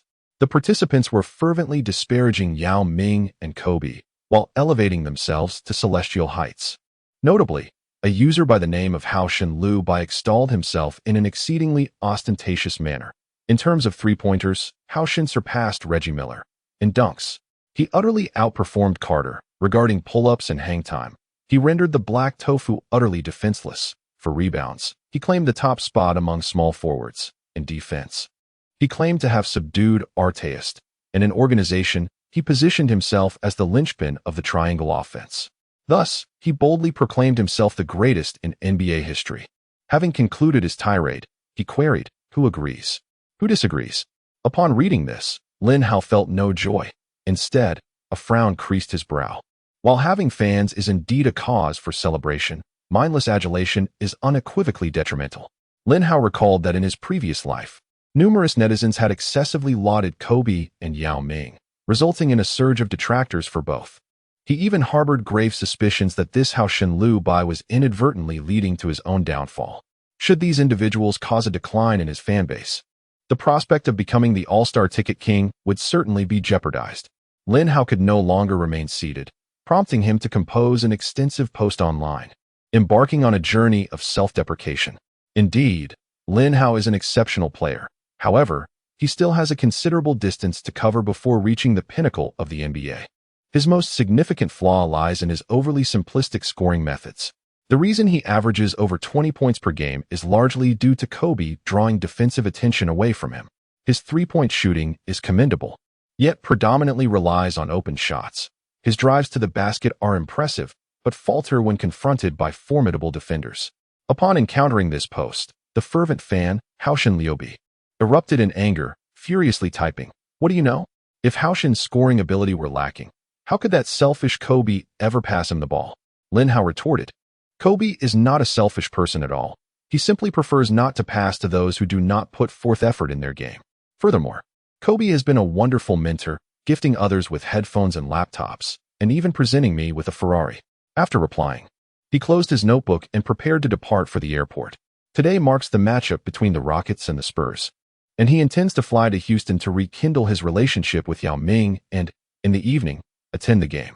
Meanwhile, Hao Shenlu remained awake, continuing to fervently engage in the comments section, as if you know Kobe personally. You are not a parasite inside him. How could you possibly know if he is selfish? Before long, an increasing number of Lin Hao's admirers flocked to the post, igniting a fervent discussion. "It seems as though you possess an extensive knowledge of basketball. Yet I am the coach of the high school team at XX. Pray, do enlighten me as to your origins. You speak as if your skills on the court are remarkable. How about a one-on-one challenge? You assert a close relationship with Kobe. While I could mention that my uncle's cousin's son was once a classmate of Yao Ming, what connection do you claim to have with Kobe? Haha, the formation is impeccable. Let us maintain this momentum below." As the comments section swells with participants and replies surge, a gentleman named Zhang Kai finds himself perusing this post. Upon visiting Lin Hao's profile, he is engulfed in contemplation. The display reveals, username Hao666, IP address from the United States. Could this individual possibly be Lin Hao himself? Clinging to a glimmer of hope, Zhang Kai launches his programming software. As a doctoral student in the computer science department of Tsinghua University, tracing an IP address is a task of utmost simplicity for him. At this juncture, dear readers, you may experience a sense of familiarity. Indeed, it is that very man. Previously, a user by the name of Bianhua had sought to share intimate photographs of his wife, and it was this individual who pinpointed his IP address. Following an hour of diligent effort, Zhang Kai successfully uncovered Lin Hao's detailed address, XX Apartment, XX Road, Los Angeles, United States. He then opened the mapping software and discovered the proximity of Staples Center. Could it be that House 666 resides so near to Staples Center? With this thought, Zhang Kai could no longer remain seated. Filled with excitement, he sent a private message to Lin Hao. "Are you Lin Hao himself? Are you there? Hello? Is anyone there?" After waiting for half an hour without a reply, Zhang Kai, ever the astute scholar, quickly devised a clever plan. He meticulously selected a striking photograph of the charming Mingbu from a folder titled Fundamentals of Computer Science and sent it. "Hi there, handsome. My name is Xiaomei, and I sell tea. I'm feeling rather lonely at the moment. Shall we get acquainted? My favorite man is Lin Hao. Your username resembles his quite a bit. Could you possibly be him? If so, I could share some delightful perks. I have plenty of selfies to show you. Just give me a shout. Even if it's just that. I wouldn't mind at all, hee hee." Chapter 80. The position of Kobe's leader will eventually be mine. Once he sent the message, Zhang Kai felt a surge of satisfaction, striking a pose in front of the mirror. Indeed, you are worthy of your prestigious education at Qingbei University to conceive such a brilliant stratagem. My admiration for you is boundless." Unfortunately, Lin Hao remained unresponsive. Suddenly, Zhang Kai smacked his forehead in realization. How foolish of me. I only considered that men are drawn to women, but he is an NBA superstar. Surely, he must have no shortage of admirers. I should pose as a reporter. With this thought, he sent another private message. "Hello, I am Lu Yu, a reporter from Huaxia Television. May I inquire if you are the real Lin Hao? I would love to interview you if possible. At that moment, Lin Hao was seated in the airport lounge, with half an hour remaining before his flight. He opened his laptop. Not long ago, didn't the bass fish just interview me? Why another one? Moreover, doesn't she have my phone number? He felt utterly perplexed. However, out of courtesy, he replied, "Yes, this is Lin Hao. May I inquire about the matter?" After a prolonged wait, there was no response from the other party. Never mind, he thought. I can't be bothered. Lin Hao shut his laptop, preparing to board the plane. Haha, indeed it is Lin Hao himself. Meanwhile, across the ocean, Zhang Kai was too preoccupied to respond. He was rolling around wildly in his room. No, I must let everyone know about this. With this thought, he got up, reopened Lin Hao's post, and commented below, "Attention everyone, the original poster is indeed Lin Hao himself. Moreover, I possess ample evidence." He then attached screenshots of their conversation and a link to Ma's IP address below. The fervent netizens who had been maintaining their stance suddenly fell silent. They had been thoroughly confronted. The original poster was none other than Lin Hao himself. Hadn't they just insulted their idol, claiming he knew nothing about basketball? Hadn't they just challenged him to a one-on-one match? Hadn't they just accused him of boasting? At that moment, the tone of the forum transformed entirely. Our God, how I'd even engaged in self-deprecation. Such a low-key star is indeed rare. Truly, there are not many celebrities as humble as he. My Lin Hao is not only handsome and skilled in basketball, but also possesses such commendable character. I'm smitten. The young man is merely being modest. You shouldn't take it too seriously. Of course, that goes without saying. Gentlemen, given how remarkable Haoxing is, should we not cast our votes in his favor? Oh, I nearly overlooked the fact that it is the time for all-star voting. Let us hurry and depart. Little did Lin Hao anticipate that his unintentional act would garner him countless votes. Of course, that is a matter for later discussion. Soon, Lin Hao's post attracted the attention of journalists. By the following morning, his name graced the headlines of numerous media outlets in Huaxia. The forum for NBA superstars humorously remarked, "I have a long way to go before claiming the top spot." NBA star Lin Hao's bold self-deprecation draws attention. What lies behind it? How could one refrain from voting for such a humble NBA superstar? As noon approached, the plane landed in Houston, the fourth largest city in America, bustling and vibrant, rivaling Los Angeles. Yao Ming arrived to pick him up. Upon seeing him, Lin Hao's first words were, "Big Yao? Why do you seem even more robust than the last time we met?" Since their last parting, Yao had indeed bulked up significantly. "Yes, I've been focusing on gaining weight. I feel stronger each day." Yao Ming's face broke into a comical expression. "I believe you should refrain from further weight gain at this point," Lin Hao said earnestly. "Why not?" Yao inquired. "You are gaining weight to contend with the league's heavy centers, correct? Yet, aside from O'Neal, how many true heavy centers remain in the NBA? Is your weight gain solely intended to match up against him? Moreover, Shaq is nearing the age of 33 this year. How much longer can he maintain his peak performance? Furthermore, it is crucial for the Rockets to break through the first round of the playoffs. Thus, the Lakers, Mavericks, and Jazz stand as your greatest adversaries. Do these teams possess formidable centers? At this moment, Yao Ming's expression grew solemn. The paramount concern is that the heavier your physique, the greater the limitations on your defensive capabilities, and the more susceptible you are to injuries. Upon hearing this, Yao Ming appeared contemplative. Well then, I shall refrain from further elaboration. Surely, my words have resonated with your very soul. Lin Hao's expression shifted as he cheerfully patted Yao Ming's shoulder. The two drove to Yao's restaurant, a collaborative venture between Yao Ming's parents and a Chinese restaurant owner. At last, Lin Hao savored an authentic Chinese meal, overwhelmed with happiness to the point of tears. While Los Angeles does have Chinese restaurants, they merely serve a distorted version of the cuisine, General Tso's chicken, orange chicken, stir-fried concoctions. Consuming too much can be quite nauseating.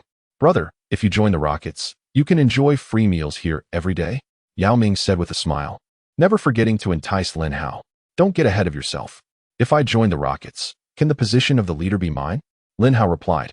Furrowing his brow, Yao Ming fell silent. He could certainly relinquish the role of the primary player, but what about Tracy McGrady? However, you wouldn't be the leader with the Lakers. Yao Ming suddenly recalled. The leadership position that Kobe holds will eventually be mine, Lin Hao retorted dismissively. As anticipated, before the conclusion of this season, he will ascend to the ranks of elite superstars. By the next season, Kobe will need to adjust his position. Of course, Kobe has lent him considerable support, and undoubtedly, He will take great care of this younger brother when the time comes.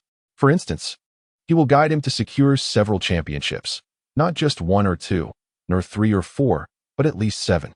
Although Kobe may relinquish his status as the leading figure, he will gain unparalleled honor in return. In summary, he has struck gold. With a brother as outstanding as him, it is only fitting for him to treat him to a meal. This fellow is simply too audacious. Yao Ming couldn't help but smile wryly. Unbeknownst to him, Lin Hao was not exaggerating. In a previous life, the Lakers brought in players like Pau Gasol and Trevor Ariza, securing back-to-back championships in 2009 and 2010. Now, with his own involvement, whether Gasol will join remains uncertain. However, players like Bynum, Ariza, Artest, and Fisher should not pose a problem. By the way, Yao, if I were to snatch the title of All-Star Vote King from you this time, what would your thoughts be? After all, you are the most likely candidate for this honor. Lin Hao inquired. Without his butterfly effect, the title of Vote King would have undoubtedly belonged to Yao Ming this season. Last season, he garnered an astonishing 1.48 million votes, and this season, with an even more stellar performance, claiming the title is entirely feasible. If you truly were to take it from me, I would wake up laughing from the dream. Yao Ming chuckled. Chapter 81, Lin Hao vs. The Wolf King. Lin Hao fixed his gaze upon him for a lengthy moment, realizing he did not seem to be joking. Why? Yao Ming remarked. It is quite simple. It is a matter of virtue not matching position. In an instant, Lin Hao comprehended. During his inaugural year in the NBA, Yao Ming garnered an astonishing 1.28 million votes, surpassing Shaquille O'Neal to become a starting All-Star. This achievement drew considerable controversy and placed immense pressure upon him, rather than a source of pride. This accolade felt more like a burden. That evening, the Rockets, as expected, succumbed to the Spurs. The Spurs were undeniably formidable. Lin Hao wore a grave expression as he pondered whether the Lakers could advance if they faced the Spurs in the playoffs. Thus far, the Lakers had competed against the Spurs twice, suffering defeat on both occasions. More critically, the Spurs had been coasting through the regular season. It was in the playoffs that they revealed their true potential. On this day, the Lakers were preparing to board a flight to Minnesota to face the Timberwolves. Is everyone here? The plane is about to take off. A staff member inquired. Everyone's here. Everyone's here. How annoying. Death himself, Parker, and Kwame Brown, donning headphones, expressed their impatience. Wait, someone seems to be missing. Lamar is absent, Chris Mim noted with keen observation. What? The group looked around, only to discover that Odom was indeed absent. What on earth is that rascal doing? Just when things were finally settling down, he goes and pulls this stunt at a critical moment. Kobe erupted in frustration. There's no need to wait for him. At that moment, Phil Jackson waved his hand calmly and stated, I have just received word from the team physician that Lamar sustained a head injury due to overexertion during practice and will need to sit out for a game. It was during training that Odom, in a moment of whimsy, decided to imitate Lin Hao's slam dunk. However, in the midst of his attempt, he became distracted, resulting in his head colliding with the lower edge of the backboard, necessitating several stitches. Lamar truly is an eccentric character. The onlookers were left in disbelief. Yet none took the incident to heart. It was merely a minor injury. Moreover, the Lakers were enjoying an impressive season, standing at 19 wins and 6 losses, currently leading the Western Conference. Even if they were to lose this game, it would not bear significant consequences. Lin, what is troubling you? I know you share a close bond with Lamar, but it's just a minor injury. There's no need for such sorrow, Kobe suddenly remarked. Upon hearing this, everyone turned their gaze toward Lin Hao, who had his head bowed, trembling as if he were crying. Lin, it's quite common for athletes to receive stitches on their heads. Why are you so upset? Mimu inquired, perplexed. Oh, it's nothing really.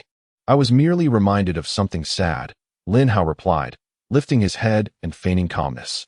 In truth, he was not sorrowful, nor was he grieving. Rather, he was filled with excitement and anticipation. With Lamar absent, the team's power forward position was left solely to Medvedenko and Bryant, both of whom had become nearly invisible on the court, averaging less than 6 points combined. This situation would allow Lin Hao to shift to the power forward position, enabling him to face off against the Timberwolves star, Garnett. His eagerness to compete against the big ticket was driven by a simple reason. Garnett, currently at the peak of his prowess, had been classified by the system as a top-tier superstar. In the previous season, he was honored with a first-team selection and crowned MVP. Furthermore, He was a starting player in the All-Star game and clinched the title of rebounding champion. Such illustrious accolades placed him in a realm unattainable even by legends like Kobe and Iverson. Conversely, Sprewell and Castle displayed lackluster performances this season, deemed by the system as average players. Should he continue to play the small forward position, no matter how many points he scored, he would remain deprived of attribute points.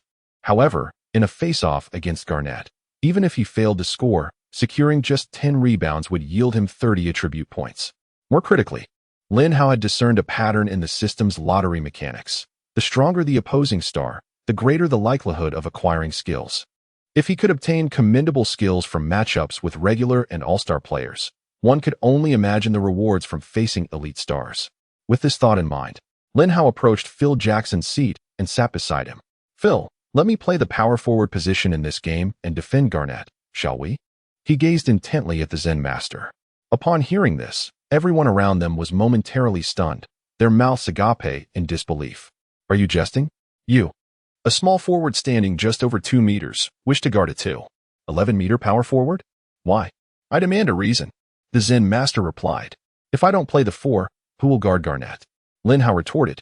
"So, you believe you can do what others cannot?" Phil Jackson responded coolly. "Garnett is renowned for his long arms and exceptional jumping ability.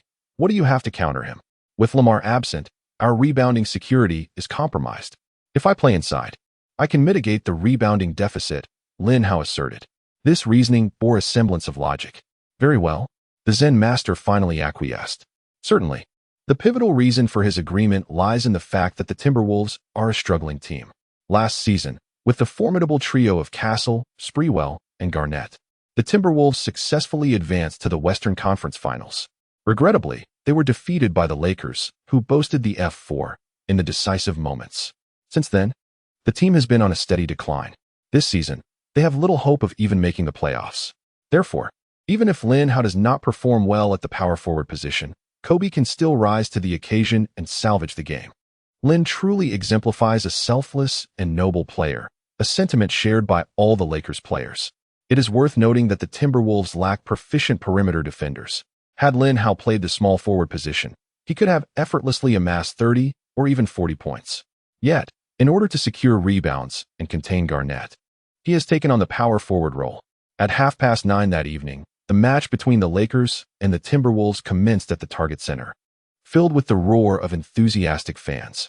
The majority of the audience were fervent supporters of Garnett, underscoring his popularity in Minnesota. The Timberwolves' starting lineup featured P.G. Castle, S.G. Sprewell, S.F. Zerbiak, P.F. Garnett, and C. Olowokandi. When the Lakers' starting lineup was revealed, the crowd was left in astonishment. P.G. the Grim Reaper Parker, S.G. Kobe, S.F. Devin George, P.F. Lin Hao, and C. Chris Mim. My goodness, has Phil made a grave error tonight? Lin Hao playing the power forward position? I understand now. Phil intends to deploy Lin Hao to contain our Wolf King, the commentator exclaimed with fervor. Upon hearing this, the audience erupted in anger. Indeed, we acknowledge Lin Hao's formidable defensive prowess. However, is it not somewhat excessive for a small forward standing just over 2 meters to contend with our 2'11" long-armed behemoth, Garnett? In an instant, the audience erupted in boos directed at Lin Hao. "Heh, Lin, are you seeking punishment tonight?" Garnett snarled. "If you were on the perimeter, I might have difficulty with you, but once you step into the paint, I shall not acquiesce." Chapter 82. The dominance of Shaquille Lin in the paint. Lin Hao remained remarkably composed, not uttering a word. Garnett, towering and long-limbed, combined with his elite vertical leap and exceptionally high release point, rendered him nearly impossible to contest. Thus, his priority tonight was to maintain a low profile, quietly amassing his attributes. Olowokandi successfully tipped off. Castle dribbled past half court, and Garnett beckoned for the ball. He was intent on decisively asserting his dominance over Lin Hao, making it abundantly clear that the paint was his domain, not a place for mere amateurs. As Castle prepared to pass the ball into the post, Lin Hao preemptively positioned himself in the passing lane. Garnett attempted to shove him aside, but failed miserably. With his slender frame, challenging Lin Hao was akin to inviting humiliation. Clever. This young man possesses remarkable basketball intelligence. The Zen master mused inwardly. Garnett's advantages lay in his height and wingspan. Once he received the ball, a powerful jump shot was inevitable.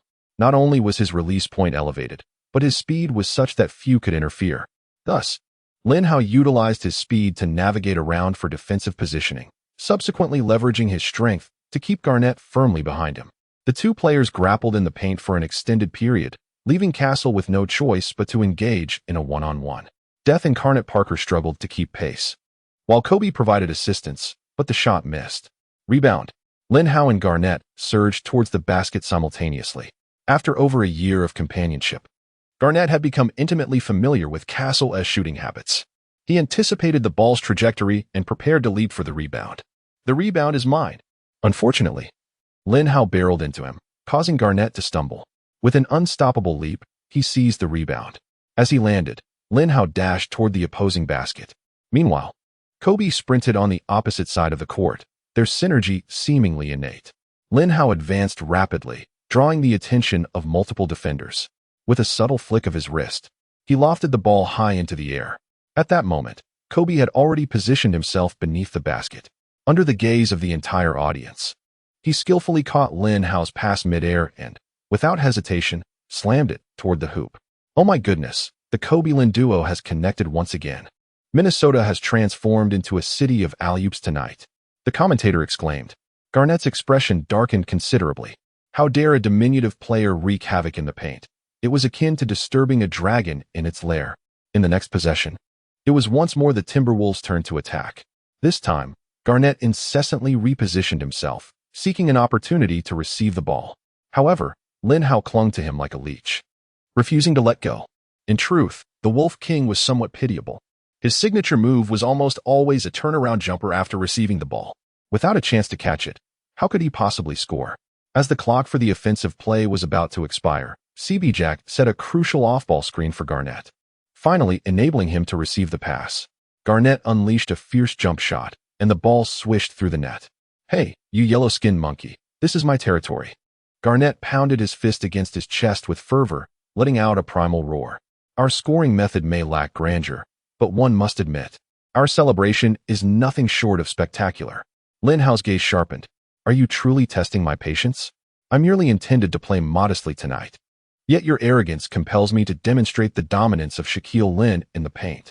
In the ensuing possession, the Lakers attacked. Kobe, I'm open. Lin Hao crouched slightly, using his shoulder to press against Garnett, firmly pinning him behind. He gestured for the ball. You call that open with a defensive juggernaut like Garnett behind you? Kobe pondered, albeit he passed the ball nonetheless. My God, what is Lin attempting? Is he really going to take Garnett one-on-one in the paint? The commentator questioned, bewildered. The crowd erupted in a chorus of boos once more. If you were to linger on the perimeter and shoot threes, we might begrudgingly accept it. But to audaciously challenge us in the paint? Have you sought the approval of our Wolf King? Upon receiving the ball, Lin Hao surged forward. He advanced like a heavy tank, relentlessly pushing back. Good grief, has that kid been on steroids? His strength is astonishing. Garnett silently lamented, retreating repeatedly. Before the overwhelming force of Lin Hao, he felt as fragile and helpless as a little rabbit. As Lin Hao approached the basket, he unceremoniously shoved Garnett aside. With a sudden leap, he forcefully slammed the ball towards the hoop. The sheer power of the strike seemed to make the entire basketball hoop tremble. Garnett sat on the ground, shivering in disbelief. Was I just contending with Shaquille? You little whelp. Now tell me, whose territory is this? Lin Hao bellowed, pointing at Garnett.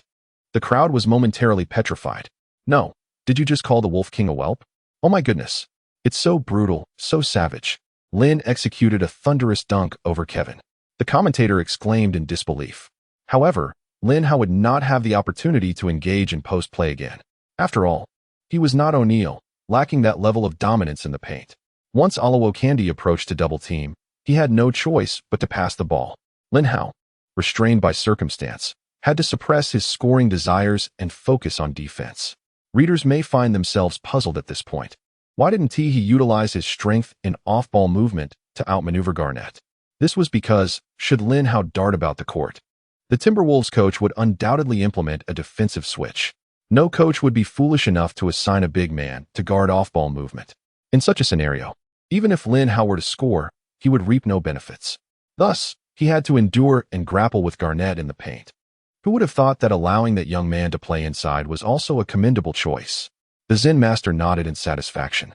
Although Lin Hao did not score much, he secured numerous rebounds and effectively limited Garnett to a degree. Phil even contemplated that once Odom returned, he could play center, deploying a small ball strategy with a 5-man lineup. After teaching Garnett a lesson, Lin transformed into a rebounding aficionado, relishing every moment of his pursuit for the boards. He failed to score, and naturally, Kobe was overjoyed, entering his killer mode. As the first half concluded, the Lakers led the Timberwolves by 8 points. Kobe amassed 21 points, 3 rebounds, 2 assists, and 1 steal. Lin Hao, on the other hand, recorded 7 points, 9 rebounds, 3 assists, 1 steal, and 2 blocks, with the crucial detail being that 4 of those rebounds were offensive. Garnett, however, found himself in a pitiful situation, managing only 10 points, 3 rebounds, 2 assists, and 1 steal. His other statistics were quite standard, yet his rebounding performance was disappointingly poor. Lin maintained this momentum in the second half. Kobe encouraged, patting Lin Hao on the shoulder. He was now beaming with delight. In the first half, he had been shooting with abandon. Even if he missed, Lin Hao was there to secure the rebound. At that moment, in Kobe's mind, Lin Hao had become a fusion of Pippen and Rodman. Chapter 83, Garnett's ironclad jump shot dream on. Lin Hao scoffed. He recognized that his offensive repertoire was somewhat limited. Otherwise, who would willingly vie for rebounds? As the intermission concluded, the game resumed. When Lin Hao secured his 10th rebound, Garnett could no longer contain himself. "You scoundrel, are you intentionally challenging me tonight? A three-point shooter like you should be shooting threes, not battling me for rebounds in the paint." He felt a sense of frustration brewing within him. As last season's rebounding champion, he had only managed to grab 4 rebounds thus far. One might even think he was facing off against Rodman. "All right, I've had my fill of rebounds. It's time to score some points." Lin Hao's next statement only served to further infuriate Garnett. No sooner had he finished speaking than Lin Hao positioned himself beyond the 3-point line. Garnett had no choice but to step outside, spreading his arms to block the way. "What are you doing out here, big forward? Get inside and grab the boards. They're shooting like it's a breeze." Upon seeing Lin Hao sprint beyond the 3-point line, Kobe's displeasure became evident. "Seriously? You really think of me as a blue-collar worker? Enough chatter, pass me the ball." Lin Hao felt a twinge of annoyance as well. "All right, fine." Reluctantly, Kobe passed the ball to him. The moment Lin Hao received it, he sprang into action. With the speed of McGrady's first step, Garnett sensed a gust of wind whizzing past him. He anticipated the move, yet his body failed to keep pace. Despite being a formidable defender with considerable quickness, his height of 2.11 meters hindered him from matching the speed of guards like Kobe and Wade. As Lin Hao charged into the paint, he soared high, aiming for a ferocious dunk. "How dare you? Do you think I'm invisible? I'm still averaging a block per game." Olowokandi roared, leaping into action. However, bang. The basketball slammed into the hoop, causing the entire rim to tremble. "I truly thought you were invisible." After successfully dunking, Lin Hao's lighthearted remark infuriated Olowokandi. As the fourth quarter commenced, Timberwolves coach McHale replaced all the starters, for Kobe had gone wild, scoring 46 points with a shooting percentage of 48. The team now trailed by 21 points. Continuing the game seemed futile. Lin Hao cast a resentful glance at Kobe. "Why weren't you this fierce against the Spurs? After much effort, I finally had the opportunity to compete against a top-tier celebrity, only to be sidelined after just 3 quarters. Is this fair to me? You seem intent on opposing me, don't you?" As the match concluded, the Lakers triumphed over the Timberwolves with a significant score difference. Kobe Bryant scored an impressive 46 points, along with 4 rebounds, 3 assists, and 1 steal. Kevin Garnett contributed 19 points, 6 rebounds, 3 assists, 1 steal, and 1 block. Meanwhile, Lin Hao's statistics appeared rather peculiar, amassing a total of 9 points, 16 rebounds, 5 assists, 2 steals, and 2 blocks. One might mistake his performance for that of Draymond Green. It is utterly astonishing that a player of his stature could secure 16 rebounds. Lin continuously surprises us. Who would have thought he could excel so well even after transitioning to the power forward position? The two commentators remained fervently engaged in their discussion. As the Lakers boarded their flight back to Los Angeles, it was already the early hours of the morning. Seizing the moment while others slumbered, Lin Hao activated the system panel. In this match, he had accrued a remarkable 52 attribute points from Garnett alone. Coupled with victories in several preceding games, he now possessed a total of 65 attribute points. Without much deliberation, he allocated all of them to his post-up skill, although primarily an interior skill. Many perimeter players excel in this area as well, such as Kobe and Jordan. Consequently, Lin Hao's post-up ability soared to 85 points. Compared to the player he was at the beginning of last season when he first acquired the system, he had undergone a profound transformation. Aside from his post-up skill, his footwork, dunking, and free throw abilities were all maxed out. Yet, he did not feel particularly exhilarated. This was due to his ongoing exploration, through which he had discerned a certain pattern. Thus, ability values determine the lower limits, while skills dictate the upper limits. For instance, if his three-point ability is at its zenith, his shooting accuracy from beyond the arc is nearly flawless, even under defensive pressure, surpassing the league's average. However, lacking three-point shooting skills, his dominance from long range pales in comparison to the likes of Curry in later years. Similarly, while his dribbling skills are impeccable, effortlessly maneuvering past ordinary players, breaking through defensive stalwarts like Kobe or Artest proves to be exceedingly challenging. Therefore, even if Lin Hao maximizes all his abilities, he can only assert his dominance over average players. Ultimately, the crux of the matter lies in the skills of the stars. Now, with 4 lottery chances at his disposal, Lin Hao opted for a direct draw. First draw, thank you for your patronage. Second draw, thank you for your patronage. Fourth draw, Garnett's iron-willed jump shot. To his astonishment, Lin Hao's eyes widened. His emotions were a whirlwind, caught between joy and disappointment. Is Garnett's iron-willed jump shot commendable? Certainly. Moreover, it was his first mid-range shooting skill acquired. Yet, when compared to Hamilton's off-ball movement, McGrady's explosive first step, and Jordan's graceful airwalk, this skill seemed somewhat lacking. More importantly, this skill pertains to a catch-and-turn jump shot, which imposes certain limitations. Nonetheless, having something is better than having nothing. Lin Hao could only console himself with this thought. Before he knew it, the dawn of January had arrived. On this day, Lin Hao received 2 official invitations from the NBA, inviting him to participate in the All-Star Weekend's Slam Dunk Contest and Three-Point Contest. Lin, are you planning to participate? Odom inquired with envy evident on his face. If he were to receive an official invitation, he would attend even if he had to rely on a cane. The reason was simple. The All-Star Weekend would attract numerous beautiful celebrities, and the Slam Dunk Contest was undoubtedly the most captivating event for the ladies. I shall not participate, Lin Hao retorted dismissively. Suddenly, he exclaimed, wait. Odom was taken aback. How could he overlook the invitation from the NBA officials? Respecting others is the fundamental virtue of being human. Thus, I have made my decision. I shall compete in both the Slam Dunk Contest and the Three-Point Contest. Lin Hao proclaimed with an air of righteousness. Goodness, your change of heart is swifter than a woman's. Odom was left in shock. Lin Hao's reversal of stance was, of course, due to the system's interference. The system had issued a task to win the Slam Dunk Contest and earn 100 attribute points. Failure would result in a public performance of a 360-degree spin while consuming a donut. Lin Hao's abilities were nearly at their peak. Did he still need attribute points? Absolutely. It should be noted that 100 attribute points could be used to fuse a skill. However, the challenge of winning the championship was formidable. Though Lin Hao possessed exceptional jumping ability, he lacked the necessary dunking skills. He needed to devise a strategy. As for the three-point contest, the system had neither rewards nor penalties associated with it. Lin Hao merely participated in a casual manner. After all, with his flawless three-point ability, winning the championship was virtually a foregone conclusion. By the way, what is your current All-Star vote count? Lin Hao inquired of Odom. My current tally exceeds 900,000 votes, placing me 9th in the Western Conference.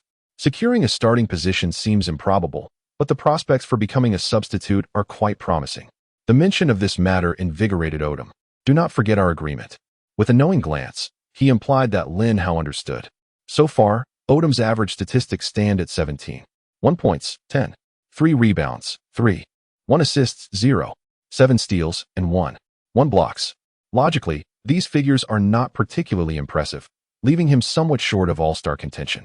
However, he is fortunate to have 2 superstar teammates. Countless fans of Kobe and Lin Hao, enamored by their prowess, cast their votes for him as well. At that moment, Pelinka arrived in Los Angeles, bringing good news to Lin Hao. The negotiations regarding his sneaker contract had made significant progress. Hook Company is inclined to offer a 2-year contract worth $25 million. Through my inquiries, I have confirmed that this is their highest offer. A 2-year, $25 million deal can be deemed exorbitant. Even the great Kobe signed a 6-year contract with Adidas for merely $48 million. Pelinka realized that Lin Hao possesses remarkable foresight. He has patiently awaited the right opportunity, refraining from hastily signing with other brands, ultimately securing this lucrative contract. Such a feat requires not only the ability to anticipate market trends, but also an unwavering confidence in one's own capabilities. A 2-year, $25 million deal? Lin Hao squinted his eyes. It seemed that in the eyes of the Hook, he did not hold as much weight as James. It is noteworthy that in 2003, before entering the NBA, James had signed a 7-year, $90 million sneaker deal with the Hook. Moreover, the duration of Lin Hao's contract was significantly shorter than that of James. Although he wished for a shorter term, this indicated that the Hook did not truly believe in the longevity of Lin Hao's form. Well, despite his dissatisfaction, Lin Hao had no choice but to temporarily acquiesce, for he was in dire need of money, desperately so. His car was gifted by Kobe, and his trainer was shared with Kobe. The debt of gratitude he owed was simply too great. Therefore, the immediate priority was to earn money swiftly to repay this favor. By the way, the Hook was also preparing to create a signature shoe for him. The subsequent words from Pelinka filled Lin Hao with excitement. Sneaker endorsement contracts are divided into 3 tiers. The lowest tier is merely a merchandise contract, where the brand provides players with shoes for their games. The second tier is a cash contract, which is what most players in the league currently possess. The best tier is the signature sneaker contract, which not only includes a branded signature shoe, but also positions the player as the brand's image ambassador. For instance, there is James with the Hook and Kobe with Adidas. How fantastic! Wearing exclusive sneakers is the hallmark of a superstar. In his past life, Lin Hao had to empty his wallet to purchase a decent pair of basketball shoes. But now, he could wear various styles of sneakers without spending a dime, and they would even be his signature shoes. On that morning, Lin Hao arrived at the training facility, burdened with an assortment of luggage. What gifts do you bring? Upon hearing this, everyone eagerly gathered around him. I bought gifts for everyone. Lin Hao replied with a cheerful smile. Have you struck it rich? Kobe asked, perplexed. I signed an endorsement deal with Hook, Lin Hao explained. What is the amount of the contract? 2 years for $25 million. Wow, you've really made it big. His teammates exclaimed, envy evident in their eyes. Even Kobe was not an exception. Smash, this is for you. Chris, this is for you. Luke, this is for you. Except for Kobe and Odom, every teammate received an exquisite gift, a limited edition zombie denim watch valued at several tens of thousands of dollars. Wow, this is amazing. Lin, you are truly generous. I bow before you, O affluent one.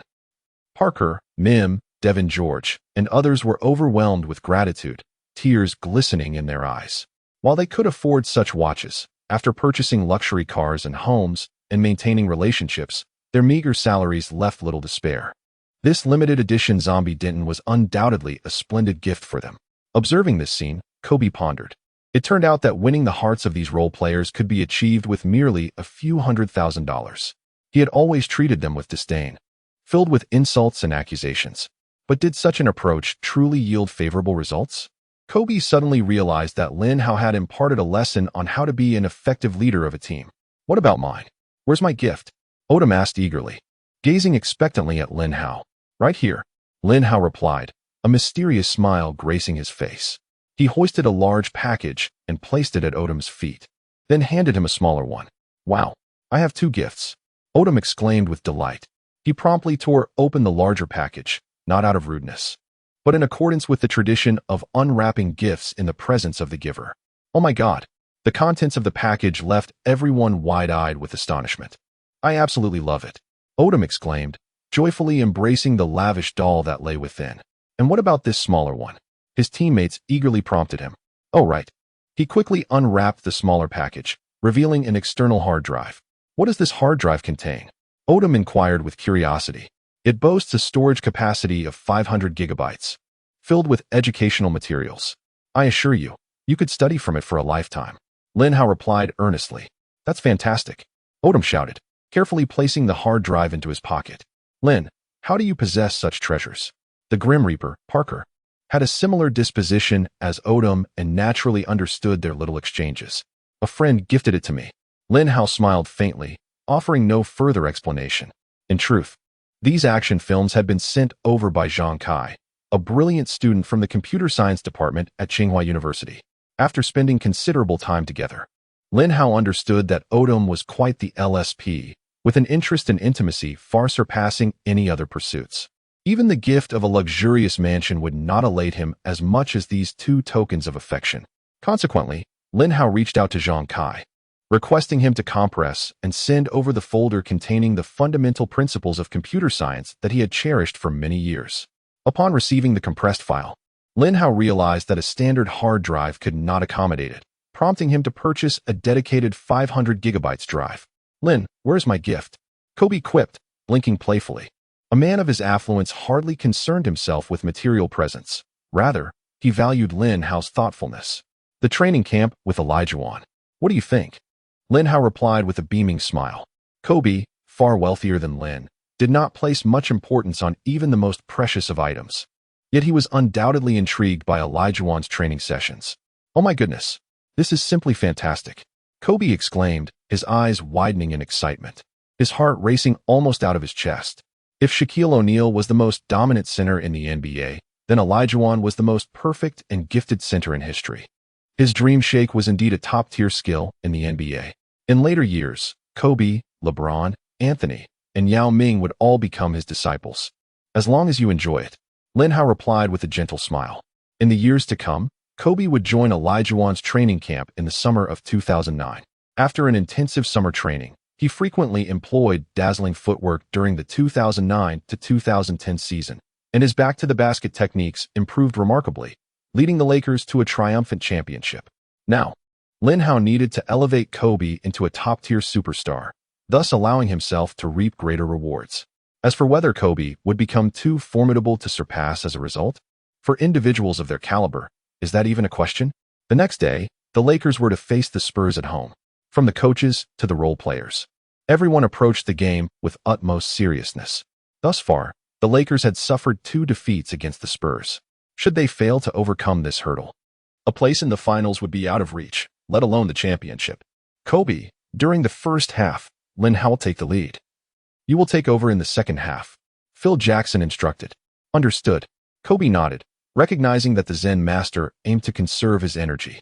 This had been the strategy during the Lakers' three-peat era, with Shaquille O'Neal asserting dominance in the first half, only for Kobe to clinch victory in the fourth quarter. Although Lin Hao lacked Shaq's overwhelming presence, a mere Jin Billy would not be able to contain him. That evening, the Staples Center was packed to capacity. "Lin, your three-pointer." Duncan began, eager for mutual flattery. "Tim, your windmill dunk is unparalleled." Lin Hao retorted sharply, denying him the opportunity. With a hint of frustration, Duncan walked away. The conversation had reached an impasse. Was it really necessary to keep bringing up his windmill dunk? The game officially commenced. The starting lineup of the Spurs remains unchanged. PG Tony Parker, SG Manu Jin Billy, SF Kawhi Leonard, PF Tim Duncan, and C Nenad Malisic. Malisic wins the tip-off. True to their reputation as a cohesive unit, the Spurs exhibit remarkable teamwork. Parker orchestrates the play while his teammates constantly maneuver and execute precise cuts. After a series of passes, Duncan finally establishes position in the low post, and Jin Billy deftly feeds him the ball. Just as Duncan begins his ascent, Lin Hao abandons Jin Billy and charges forward, poised to deliver a thunderous block. Fortunately for Duncan, he releases the ball in the nick of time, and it slips through Lin Hao's fingers. The shot is successful. What a pity! We were mere moments away from witnessing a spectacular rejection. Indeed, Lin's defensive awareness is exceptionally sharp. The two commentators engage in a spirited discussion. What a close call. Duncan breaks into a cold sweat. Had he hesitated for even a second, that shot would have been swatted away. Next, it is the Lakers' turn to attack. The formidable Parker advances the ball past half court. Here it comes. Lin Hao firmly positions himself near the free throw line. Back to the basket, arms outstretched for the ball. What is he planning? Is he attempting a fadeaway like Kobe? The crowd is momentarily stunned. Spot on. The Grim Reaper passes the ball to Lin Hao, who, upon receiving it, executes an immediate turnaround jumper. Swish. A perfect, clean shot. Magnificent. A turnaround jumper. Lin's arsenal of skills is expanding, and he has finally mastered the mid-range shot. The commentator exclaims with excitement. At that moment, Even those who are not fans of Lin Hao are captivated by his recent achievement. Was Jin Billy's defense lacking? Not at all. He defended exceptionally well, his hand nearly grazing Lin Hao's face. Yet the ball still found its way into the net. Lin Hao felt a profound sense of satisfaction. Garnett's tenacious jump shot may not have been particularly flashy, but it was commendable nonetheless. With a high release point and rapid execution, it proved difficult for most to defend against. Witnessing this scene, Kobe's expression grew grave. Lin Hao's precision from beyond the arc did not faze him. His robust defense was of no concern either. His ability to maneuver and execute dunks was equally untroubling. However, the emergence of Lin Hao's mid-range shots stirred a sense of unease within Kobe. He realized that there was a slight possibility of losing his status as the alpha. The reason for Kobe's anxiety lay in the fact that, in this era, the mid-range jumper was undeniably a hallmark of stardom. While it was well known that three-point shots boasted high efficiency, they required ample space to execute. In the absence of such space, a forced shot often failed to even graze the rim. Similarly, while shots taken near the basket were efficient, they were frequently contested by seasoned defenders lurking nearby. Without genuine skill, even getting a shot off became a challenge. No, I must intensify my training regimen. This kid is simply too talented. His rate of improvement is astonishingly rapid. I cannot allow him to usurp my position as the leader. Kobe clenched his jersey tightly, musing to himself. If Lin Hao were privy to his thoughts, he would undoubtedly approach and pat him on the shoulder, saying, "You might as well give up and accept your role as my little brother. I am a system unto myself, no matter how hard you try. You cannot keep pace with me." Subsequently, Lin Hao began to unleash a torrent of points. He started with off-ball movement, darting around the court alongside Jin Billy. If he managed to shake off his defender, he would effortlessly rise for a three-pointer. If he could not break free, it mattered little. As long as he received the pass with his back to the basket, he could pivot and execute a jump shot. Nevertheless, the score remained tight. Lin Hao sank a three-pointer, and Duncan promptly responded with a bank shot. Kobe hit a mid-range jumper, and Director Tony immediately charged into the paint for an easy layup. The contest was a fierce exchange of points. Popovich rose to call a timeout, reconfiguring the team's strategy. Subsequently, the Spurs focused their offense around Duncan. Despite the formidable performances from both Kobe and Lin Hao, along with Odom's continued excellence, the scales of victory gradually tipped in favor of the Spurs. As the Lakers' interior defense crumbled, Duncan, undoubtedly the premier power forward in the league today, showcased his prowess with back-to-the-basket plays, delicate floaters, and bank shots, while snatching offensive rebounds for emphatic dunks. For an entire half of the game, he scarcely missed a shot. The defensive fortress formed by Mim and Odom was singularly dismantled by Duncan. In Chapter 86, I Am Now Stronger Than the Bulls, the Zen Master introduced Kwame Brown into the game. To be fair, this much-maligned former first overall pick possessed decent defensive capabilities. Yet he could not alter the reality of the Lakers' defensive collapse. As for Lin Hao, while his help defense was commendable, it was unreasonable to expect him to cover every lapse. Once Duncan found his rhythm in the paint, the entire Spurs squad came to life. As the second quarter progressed, both teams' substitutes entered the fray. The bench players' performance was lackluster at best. However, after a dismal half-season, Vujacic finally stepped up, scoring 5 consecutive points to prevent the Lakers from falling too far behind. The Zen Master called a timeout. "Well done, Sasha." Lin Hao cheerfully exchanged high-fives with Vujacic. The better the other players performed, the more joy he felt. Only when role players excelled could the team advance further in the playoffs. After all, basketball is fundamentally a team game. Phil Jackson made the decision to have Lin Hao enter the game early, allowing him to play alongside the substitutes for a while. After all, he possesses remarkable stamina, does he not? In response, Greg Popovich promptly devised a counter-strategy, sending Jin Billy onto the court ahead of schedule. As the timeout concluded, Lin Hao received a pass from Vujacic, standing just a meter beyond the three-point line. It is worth mentioning that with Death God off the court, the Lakers were left without a true point guard, thus Vujacic took his place. Jin Billy approached the situation with utmost seriousness, perceiving that the opposing player might attempt to drive past him. Prior to the game, he had watched countless videos of Lin Hao and knew of his explosive speed. Consequently, Jin Billy adopted a strategy of defending against drives rather than shots. However, Lin Hao smirked and launched a three-pointer. Swish! The three-pointer found its mark. Goodness, what on earth is Lin doing? The commentators were momentarily stunned. The entire Lakers team was taken aback as well. This was not the small ball era, and long-range three-pointers were not in vogue. Lin Hao smiled nonchalantly. He may not possess Stephen Curry's extraordinary three-point prowess, but with his impeccable shooting ability, making a few long-range shots was hardly a challenge. As the Spurs initiated their offense, Duncan remained formidable, and Odom came to provide support, passing the ball to Parker, who scored 2 points.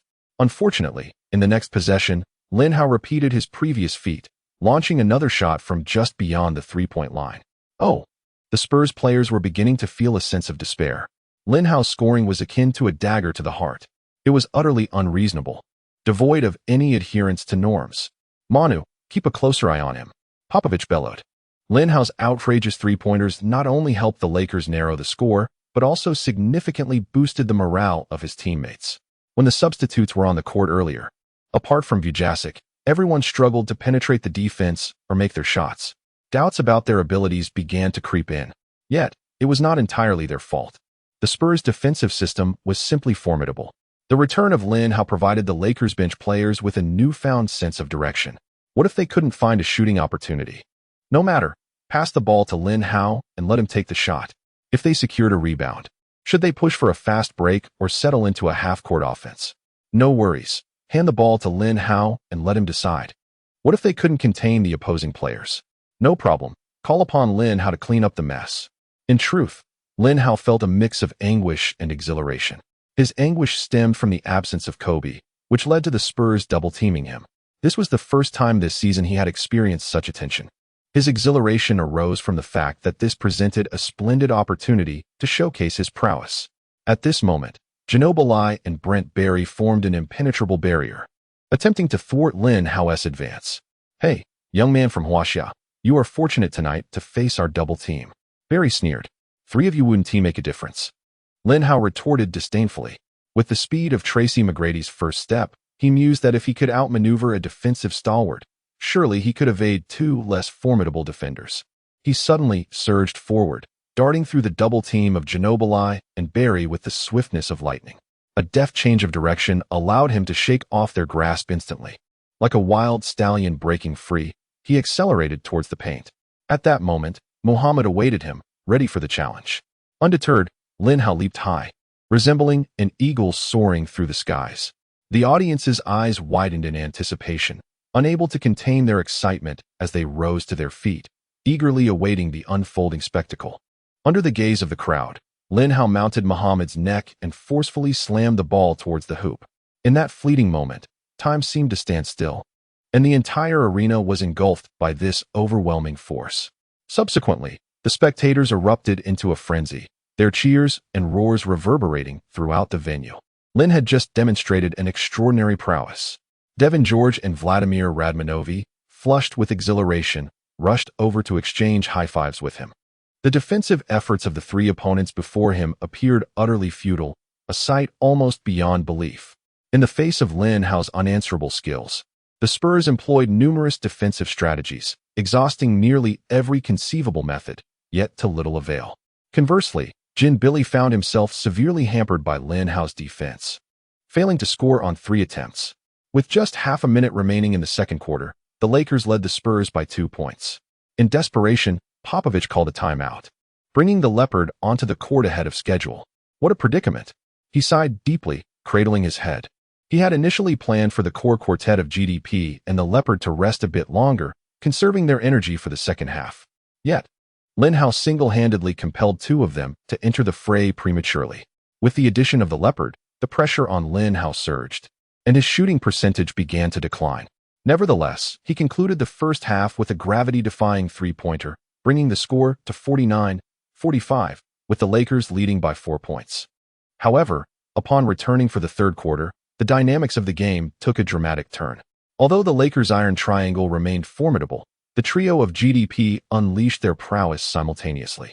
It has been proven that even elite defenders like Kobe and Lin Hao cannot entirely contain a scoring virtuoso. Director Tony revved up his French sports car, while Ginobili initiated his mesmerizing steps. Yet, at that moment, the Zen master opted to substitute Lin Hao. The rationale was simple. He had only rested for a mere 2 minutes thus far. If he remained on the court any longer, the risk of injury would escalate. The match had already progressed into the latter half of the third quarter, with the Lakers trailing by 9 points. "Phil, allow me to enter the game," Lin Hao implored with eager anticipation in his gaze. "No," Phil Jackson replied with unwavering resolve. Losing a single game was trivial. The prospect of Lin Hao sustaining an injury was far more consequential. "You need not worry about my condition. I am currently stronger than the Bulls." Lin Hao flexed his bicep. "No, there is absolutely no room for negotiation." Phil Jackson firmly shook his head. Lin Hao was suddenly agitated. Why was he so desperate to win this match? It was not due to a heightened sense of moral conviction, but rather a desire to secure additional opportunities for the draw. Chapter 87. A beast. Utterly a beast. According to the system's nature, the more significant the weight of the match, the greater the probability of acquiring skills. For instance, in the finals, winning a single game guarantees a 100% success rate. The Spurs were the Lakers' primary adversaries on the path to the championship. However, the Lakers had already suffered 2 consecutive losses to them. "Phil, look at me. I am brimming with energy. I could even endure overtime." Lin Hao, in a moment of fervor, twisted his waist to demonstrate. God could attest that his movements were not mere frivolities. This is undoubtedly the most popular hip-hop dance currently, personally taught by Britney. It has become apparent that Lin Hao lacks any innate talent for dancing. His movements are exceedingly comical, at times resembling a clumsy penguin and at others, an exuberant elephant. Observing this, one can only imagine how infuriated Britney would be. In an instant, Lin Hao became the center of attention. Lakers fans struggled to suppress their laughter, recognizing him as the second-in-command in Los Angeles. Surely, he deserves some respect, does he not? However, the Spurs players were indifferent, laughing uproariously. Among them, Duncan, seated on the bench, wiped his face with a towel while laughing heartily. "Tim, cease this nonsense." Suddenly, the referee approached Duncan, reprimanding him sternly and issuing a technical foul. The crowd erupted in laughter, leaving Duncan bewildered.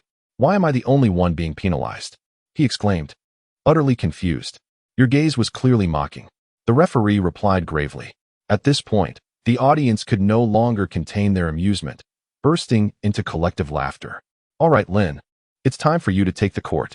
The Zen master could no longer tolerate the situation. If he didn't let this lively character onto the court soon, who knows what chaos might ensue. "Thank you, coach. Watch me shine in the upcoming game." Lin Hao beamed with joy. "What the heck? Are you even human? You've only rested for a little over 2 minutes before wanting to get back on the court?"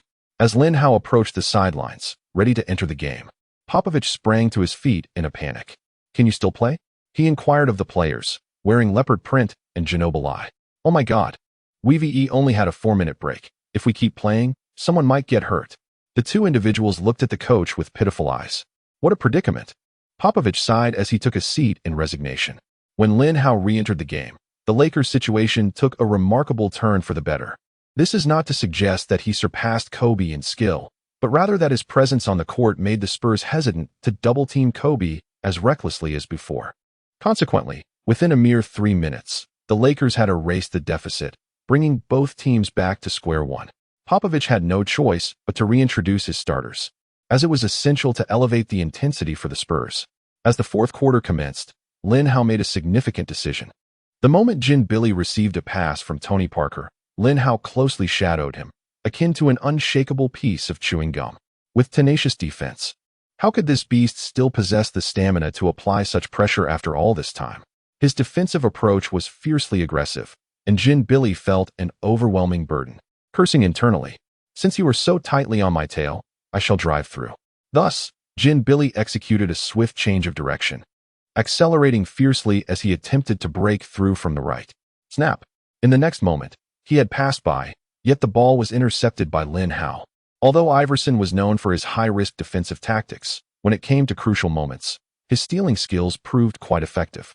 Jin Billy wore a bewildered expression, unable to comprehend how he had just been dominating the court, only to lose possession so suddenly. "Get back! Quick, get back!" Popovich shouted in a frenzy. Oh, by the time Jin Billy regained his composure, Lin Hao had already sprinted to the front court. He stood at the free throw line, his body soaring into the air. A graceful arc was traced in the air as the ball was forcefully slammed into the hoop with a thunderous might. Oh my goodness! A dunk from the free throw line. The entire arena erupted with deafening cheers and applause. This dunk, while not uncommon, is a feat accomplished by numerous NBA players. However, such occurrences during a game are exceedingly rare. Lin should certainly participate in the dunk contest. I wager he would emerge as the champion. The commentator shouted hoarsely. Meanwhile, a shadow loomed over the Spurs bench. What a beast. Absolutely incredible. After all this time, this kid still possesses the strength to leap from the free throw line for a dunk. Can we truly contend with this beast? A profound sense of helplessness enveloped them. In the next play, the Spurs initiated their offense, with Tony Parker holding the ball just shy of half court. Kobe guard Manu. At that moment, Lin abandoned his original assignment, darting towards Parker with lightning speed. Parker's heart raced as he was caught off guard by Lin's rapid approach, a flicker of surprise crossing his eyes. His feet moved in a frantic attempt to change direction and accelerate, seeking to evade Lin's tenacious defense. Yet Lin remained steadfast, akin to a powerful magnet, closely shadowing him. 3 seconds. 4 seconds. 5 seconds. This is bad, Parker thought to himself, realizing that he was on the verge of a violation if he didn't cross half court. In a moment of urgency, he could only pass the ball away. Kobe, with keen awareness, seized the opportunity, intercepting Parker's pass with remarkable speed and reflexes. At this juncture, Lin was once again sprinting towards the Spurs basket. Kobe unhesitatingly tossed the ball upward. Lin Hao concluded the battle with a ferocious axe-like dunk. Lin Hao. His performance instantaneously ignited the entire arena. Over 20,000 spectators erupted into a frenzy once again. Who am I? Where am I? What am I doing? The Spurs were left questioning their very existence. Popovich promptly called for a timeout. Lin, you were simply phenomenal just now. Lin, your stamina is remarkable. His teammates surrounded him in a whirlwind of excitement. Lin, you were phenomenal. At that moment, a blonde beauty in the stands shouted loudly. Who was that woman with lips larger than sausages? Lin Hao glanced at her, perplexed, and inquired of Odom. You don't even recognize her? Odom exclaimed with enthusiasm. Is she famous? Her name is Khloe Kardashian. How could she not be famous? Lin Hao was taken aback. Wasn't this the very woman later known as Odom's ex-wife, often referred to as the NBA's best defensive player? In truth, Kardashian was primarily at this game to watch Kobe. She seldom followed the Lakers and did not know Lin Hao. However, Lin Hao's comical dance moves soon captured her attention, and coupled with his recent display of 2 commanding dunks, she was utterly captivated. Indeed, Kardashian admired Kobe, but while he played with style, he lacked a certain fierceness. She preferred men who exuded a more robust masculinity. Chapter 88. Has Lin Hao come to New York? Lin Hao's sudden onslaught left the Spurs utterly bewildered. Before they could regain their composure, Kobe unleashed his prowess once more. As the point gap widened, Popovich decisively conceded the match. The outcomes of the first 2 games of the regular season held little significance for him. The playoffs were their true battleground. Ultimately, the Lakers triumphed with a score of 95-87. Duncan delivered a remarkable performance with 26 points, 11 rebounds, 2 assists, and 3 blocks. While his scoring may appear modest, it is noteworthy that Duncan's average for the season hovered just above 20 points. Unfortunately, Ginobili found himself relegated to a supporting role, managing only 9 points and 3 rebounds. Kobe's impact was felt late in the game, contributing 24 points, 5 rebounds, 4 assists, and 1 steal. In contrast, Lin Hao shone brightly, amassing 29 points, 8 rebounds, 6 assists, 3 steals, and 2 blocks, earning him the title of the game's most valuable player. Regrettably, Ginobili's influence was limited, and his contributions were scant. The following morning, Lin Hao took a taxi to the airport, preparing for his journey to New York to meet with Branny. His primary objective for this trip was to discuss the All-Star voting. The results of the second round of All-Star voting had been released, placing Lin Hao in the coveted first position. Yet, a sense of unease lingered within him, as his lead over the second-place contender, Yao Ming, was a mere few 100,000 votes. On several occasions, Lin Hao awoke from nightmares, envisioning himself standing in the midst of a packed Staples Center, facing tens of thousands of fans and billions of viewers on television. He would leap high, spinning 360 degrees in the air, releasing an unnameable substance towards the floor.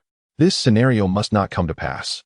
Clenching his fists, a resolute expression graced his face. At last, you have arrived.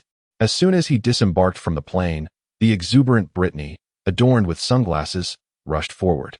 They ascended into Brittany's Rolls-Royce Phantom and made their way to the suburban enclave of Manhattan. Upon arriving at the home of the pop icon, Lin Hao was utterly astounded. Stepping through the grand entrance, he was greeted by an English-style garden, with a man-made lake spanning over 100 square meters at its center. The main structure of the villa offered a generous living space of 700 square meters, featuring a total of 8 bedrooms and 3 bathrooms. The backyard boasted a saltwater swimming pool and a sunken hot tub, among other lavish amenities. It was truly astonishing. Lin Hao felt an overwhelming sense of shock. He had just invested $4 million in a villa in Beverly Hills, Los Angeles, which was larger than Brittany's mansion there. Yet, he now realized that her residence in Los Angeles was merely a temporary abode. This was her true home. Even more astonishing was the presence of a private amusement park within the villa. Lin Hao couldn't help but think of another individual named Michael, a man whose fame rivaled that of the notorious Black Egg. Meanwhile, in Madison Square Garden, James Dolan, the owner of the New York Knicks, was in his office, venting his fury. Damn it, a bunch of useless fools. I have poured so much money into this team, and throwing it into the Pacific would yield higher returns. And what do I get in return? I can tolerate poor performance. I can endure conflicts among players. But now this scandal arises? Get that useless Marbury out of here immediately. I never want to see him again. He gulped down a mouthful of alcohol, panting in frustration. Note: Marbury actively lured a Knicks intern into his car to engage in some form of activity. This is a true event. Knicks head coach Wilkins remained silent in the corner. If it weren't for your incessant meddling in the team's management, the Knicks would not be in this predicament. He felt a sense of injustice. James Dolan took another swig of alcohol. If Lin Hao were to join the Knicks, he might just be able to tame the rebellious Marbury. At that moment, he suddenly thought of that man, resolving the disputes within the OK duo, publicly reprimanding Kobe, taking down Arteist, and reforming Odom. Dolan was already well acquainted with Lin Hao's exploits. Boss, there's a piece of news that I'm sure will pique your interest. At that moment, a young assistant burst into the office, handing Dolan a newspaper. Get out. You clueless fool, what do I care for gossip tabloids? Dolan, filled with rage, tossed the newspaper to the ground. No, boss, it's news about Lin Hao. You will definitely be interested. The assistant was anxious. Oh. Dolan's expression shifted from stormy to sunny as he hurriedly picked up the newspaper to read it closely. Pop star Britney encountered NBA superstar Lin Hao at New York airport. His face lit up with surprise. Could it be that Lin Hao has arrived in New York? The gossip tabloids from this country are indeed impressive. Lin Hao had just arrived in New York, and their news surfaced within hours. Quickly prepare the car. I am heading to Manhattan. Dolan picked up his briefcase and hurried towards the door. Chapter 89. I shall offer you the highest salary along with player options. Just then, the sound of a ringing phone pierced the air. Hello, who is this? Oh, it's Mr. Dolan. What brings you here? What? You're at my doorstep? Well, please come in. Branny hung up the phone and instructed the servant to open the villa's grand entrance. Who is it? Lin Hao inquired curiously. It's Dolan, James Dolan. He has come to see you. Branny replied helplessly. What? Me? Lin Hao was momentarily taken aback. It dawned on him that Dolan did not possess his phone number and had to reach out through Branny. Before long, the portly Dolan arrived at the living room, briskly jogging. Miss Branny, Mr. Lin, it is a pleasure to meet you both. He approached with a sycophantic grin and extended his hand for a handshake. Mr. Lin, I have come specifically for you. Dolan gazed at Lin Hao with a benevolent expression. Mr. Dolan, what brings you here? Lin Hao asked with a smile. I shall not mince words. I will get straight to the point. At the conclusion of this season, Mr. Lin, you will be a free agent. I wonder if you would consider joining the Knicks? Dolan stated earnestly. Well, Lin Hao hesitated. Earlier in the season, the Knicks had extended a lucrative offer to him, promising him the status of the team leader, but he had resolutely declined. Why was this matter being brought up again? If you join the Knicks, you will be the sole cornerstone of the team. Moreover, I am prepared to offer you a maximum salary along with a player option. Dolan's words were astonishing. Lin Hao gazed at him in disbelief. A maximum salary? Dolan was actually willing to extend such an offer to him? If, by the end of this season, other teams were to present him with a maximum contract, it would hardly come as a surprise, for by that time, he would have truly ascended to the ranks of the NBA's elite superstars. Yet now, he had merely crossed the threshold into stardom. Branny looked at Lin Hao with a mixture of astonishment and confusion, although she frequently watched Lakers games. Her lack of basketball knowledge left her unaware of Lin Hao's current standing in the NBA. She had assumed that Lin Hao was at most an all-star caliber player. Yet now, Dolan was offering him a maximum contract?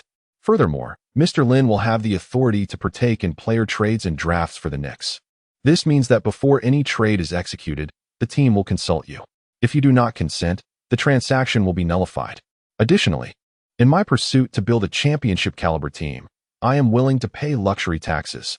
Dolan's declaration left Lin Hao utterly stunned, his scalp tingling with excitement. While even Bryant gasped in astonishment. The notion of having a say in player trades and drafts is nothing short of extraordinary. Even Kobe never held such power. Lin Hao found himself genuinely intrigued. If Dolan could indeed fulfill such promises, he could utilize his divine perspective to transform the Knicks into a formidable powerhouse.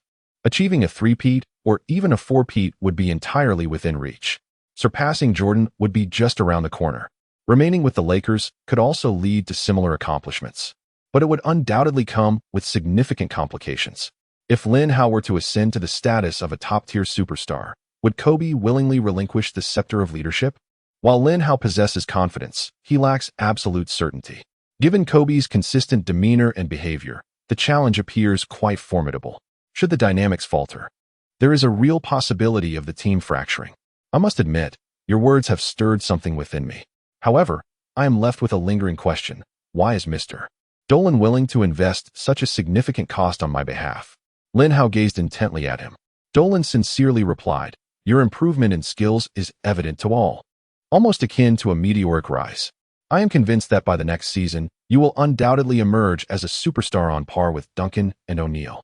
Moreover, you possess a resilient spirit and championship experience. I believe your addition will elevate the team into the realm of contention for the title. More importantly, your strong connection to the Chinese market garners immense popularity, which can translate into substantial revenue for the team."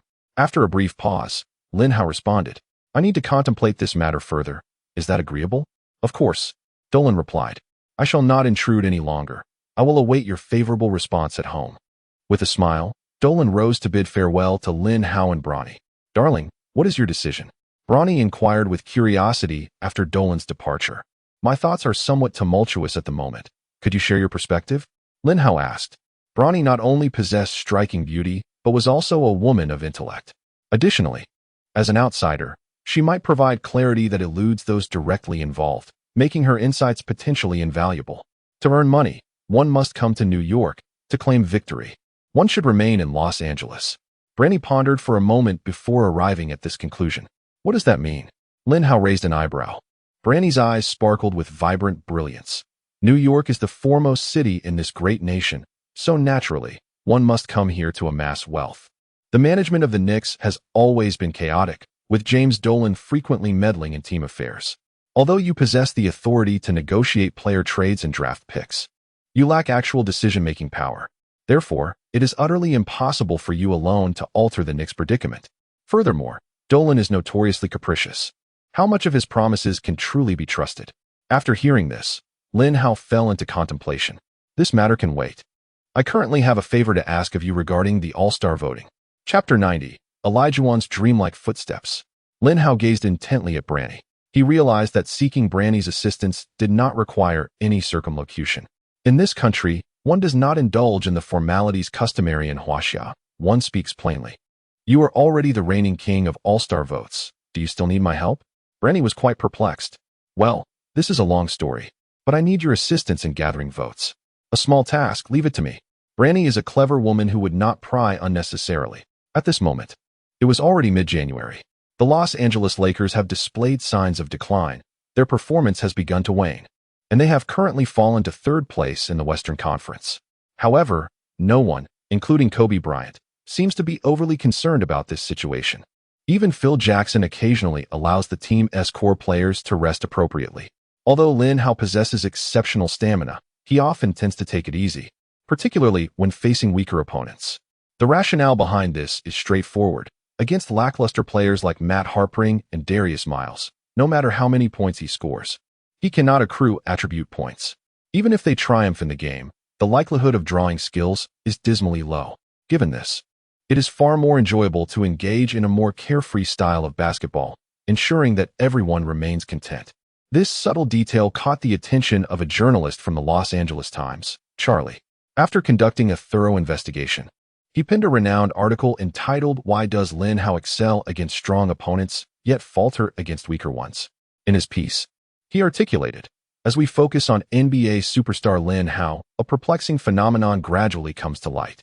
In matchups against formidable adversaries, Lin Hao seemingly transforms into a warrior, brimming with determination and vigor. However, when pitted against lesser players, he appears to be a different individual altogether, exhibiting a lackadaisical attitude, even bordering on indifference. What secret lies behind this disparity?" Subsequently, Charlie presented numerous statistics to bolster his argument.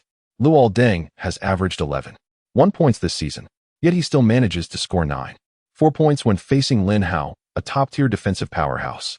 Conversely, Lin Hao averages a remarkable 21.7 points per game. Yet when matched against Luol Deng, his average drops to a mere 23.1 points. The same can be said for Jared Jeffries, Darius Miles, and Matt Harpring, among others. Now, let us turn our attention to the superstars. Tracy McGrady is averaging an impressive 25.6 points this season, but when facing Lin Hao, he can only muster an average of 18.9 points, while Lin Hao manages to score 29.1 points over him. The most dismal performance is attributed to LeBron James, who averages 27.1 points this season, yet under Lin Hao's defense, he can only achieve a paltry 17.4 points, while Lin Hao scores 32 points against him. Why does Lin Hao excel against formidable opponents while faltering against weaker ones? After conducting a thorough investigation, I have uncovered a pattern. These underperforming players have previously expressed admiration and respect for Lin Hao before the games. For instance, Luol Deng consistently greets Lin Hao with, "Boss Lin, I am your fan," and "Boss Lin, please accept my respect." In contrast, the superstars tend to engage in braggadocio prior to their encounters with Lin Hao. Following the publication of Charlie's article, the Los Angeles Times was swiftly sold out, with nearly every role player in the NBA acquiring a copy. Some coaches purchased dozens of copies to distribute among their players, hoping that by catering to Lin Hao, they too could secure their scoring opportunities. Individuals such as Mike Dunleavy and Mark Jackson even began seeking guidance on the art of flattery. "Lin, you can't possibly be that kind of person, can you?" On that day, Odom inquired of Lin Hao while holding the Los Angeles Times. You could deduce it with a mere thought. Lin Hao dismissed the notion with contempt. By the way, the All-Star voting results are about to be officially announced. The subsequent remark from Odom made Lin Hao's heart tighten suddenly. The two, with trembling hands, retrieved their laptops and accessed the NBA All-Star voting page, only to discover that the time had not yet arrived. They could only incessantly refresh the page. "Hey, you two fools. Instead of training, you're just surfing the net?" At that moment, Kobe approached with a grim expression. "Shoo." Lin Hao and Odom simultaneously gestured for him to remain silent. Upon refreshing the page once more, their eyes widened in disbelief. "Oh my God, is this data fabricated?" When Kobe leaned closer to the laptop screen, he was utterly taken aback. Lin Hao's vote count had reached an astonishing 3.12 million. Just how terrifying is this figure? One only needs to glance at the second-place Yao Ming, who had a mere 2.32 million votes. Additionally, Kobe had 1.81 million, while the fan-favorite Carter trailed closely with 1.80 million. At that moment, Kobe and Odom regarded Lin Hao as if he were a creature from another realm. What on earth? This guy's popularity is off the charts. Lin Hao let out a long sigh of relief. He had finally secured the title of Vote King.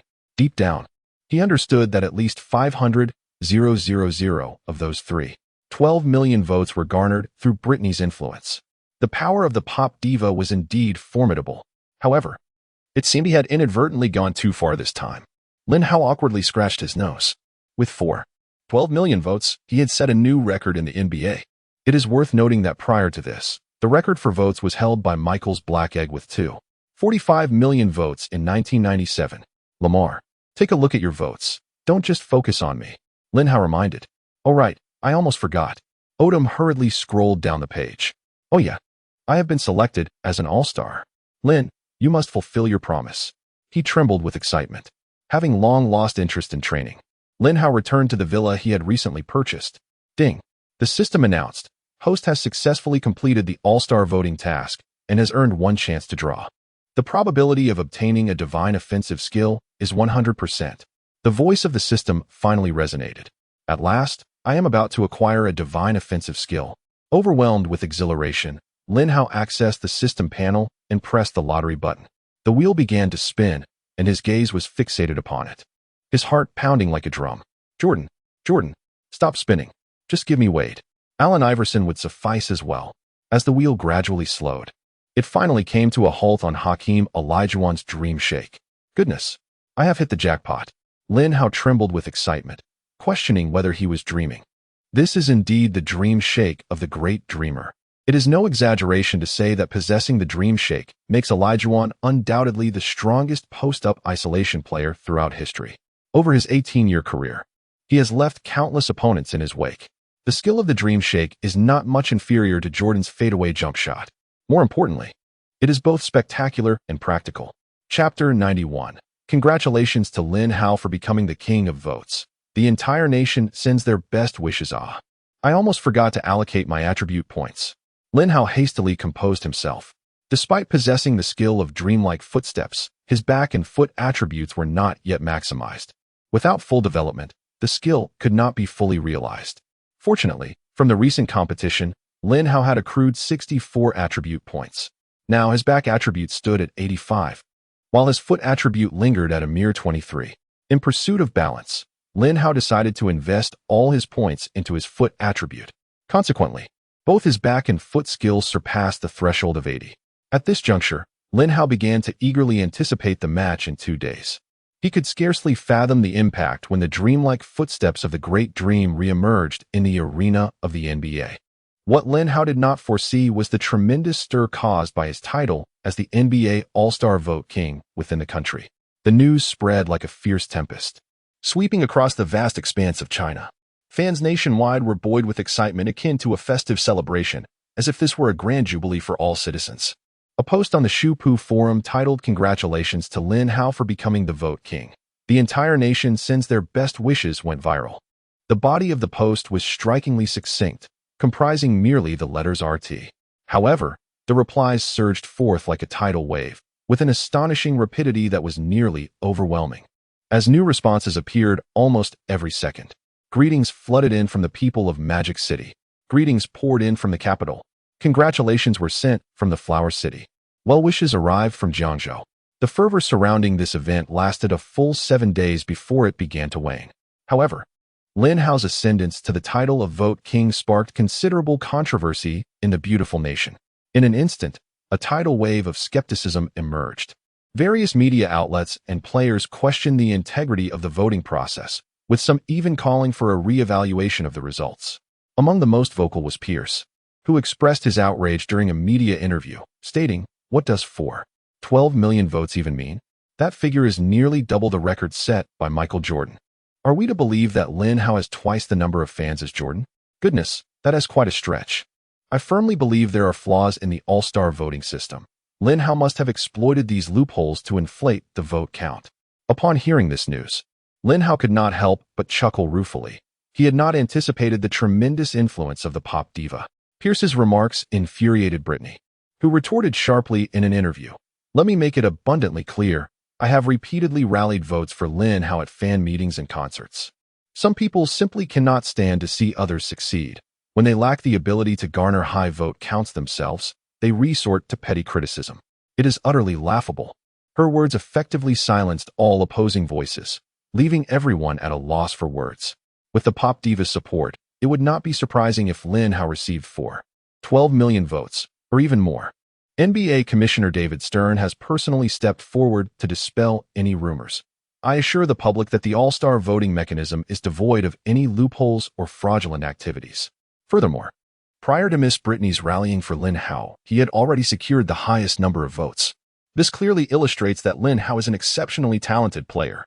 The overwhelming support he has garnered is solely a testament to his prowess. Stern's statement has unequivocally settled the matter. The media's narrative underwent a complete 360-degree shift overnight, with accolades for Lin Hao springing forth like mushrooms after rain.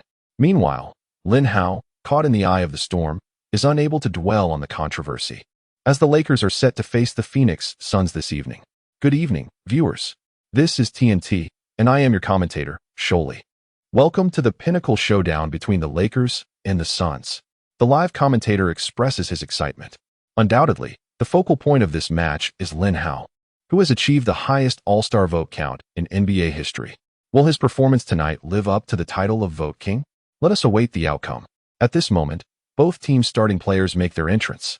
The Suns' starting lineup consists of PG Steve Nash, SG Quentin Richardson, SF Joe Smith, PF Sean Marion, and C. Amare Stoudemire. The Lakers' starting lineup has seen some adjustments. In an audacious move to counter the Suns' offensive firepower, the Zen Master has elevated Kwame Brown to the starting position. The TNT commentator continued, "At present, both teams' players are engaging in warm-up exercises. Let us first direct our focus to the Suns. My goodness, Steve Nash's three-point shooting percentage is astonishing. Now, let us shift our gaze to the Lakers. What is this? Why is no one warming up? It appears they are all fixated on our all-star voting leader. Lin's warm-up routine is rather distinctive. At this moment, all the Lakers players are casting peculiar glances at Lin Hao, who is performing Heine's exercises. Lin, I must remind you, this is a basketball game, not a gymnastics competition. And do refrain from flaunting your signature shoes so ostentatiously. It's rather irksome," Kobe remarked disdainfully. Lin Hao's face flushed with embarrassment. Having had his little scheme unraveled by Kobe, it turned out that the shoes he wore were specially crafted for him by Hook, a design he had personally contributed to. The shoes are quite stylish and attention-grabbing, with colors as deep and mysterious as the night sky, intermingling hues of azure and obsidian. The shoe's silhouette is sleek and sharp, reminiscent of a cheetah racing across the savannah. Due to Lin's unconventional antics, these striking shoes instantly captivated everyone's attention, becoming the focal point of the arena. "Daddy, Lin's shoes are so cool.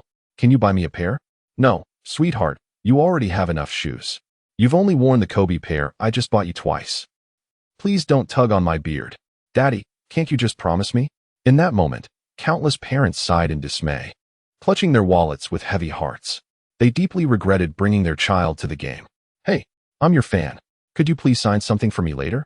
At that moment, Joe Smith approached Lin Hao, wearing a broad grin.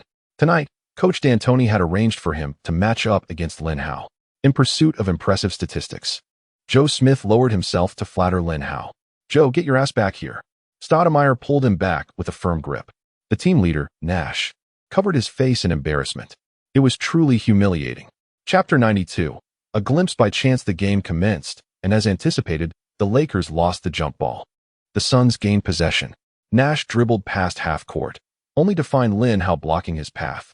"Hey, Steve, tonight I shall transform you from the son of the wind to the son of excrement." Lin Hao spat out taunts. After all, Nash was an all-star caliber player. He was determined to exploit every opportunity. However, before he could finish his thought, he collided with a veritable wall of flesh. Stoudemire stepped forward to set a screen for Nash.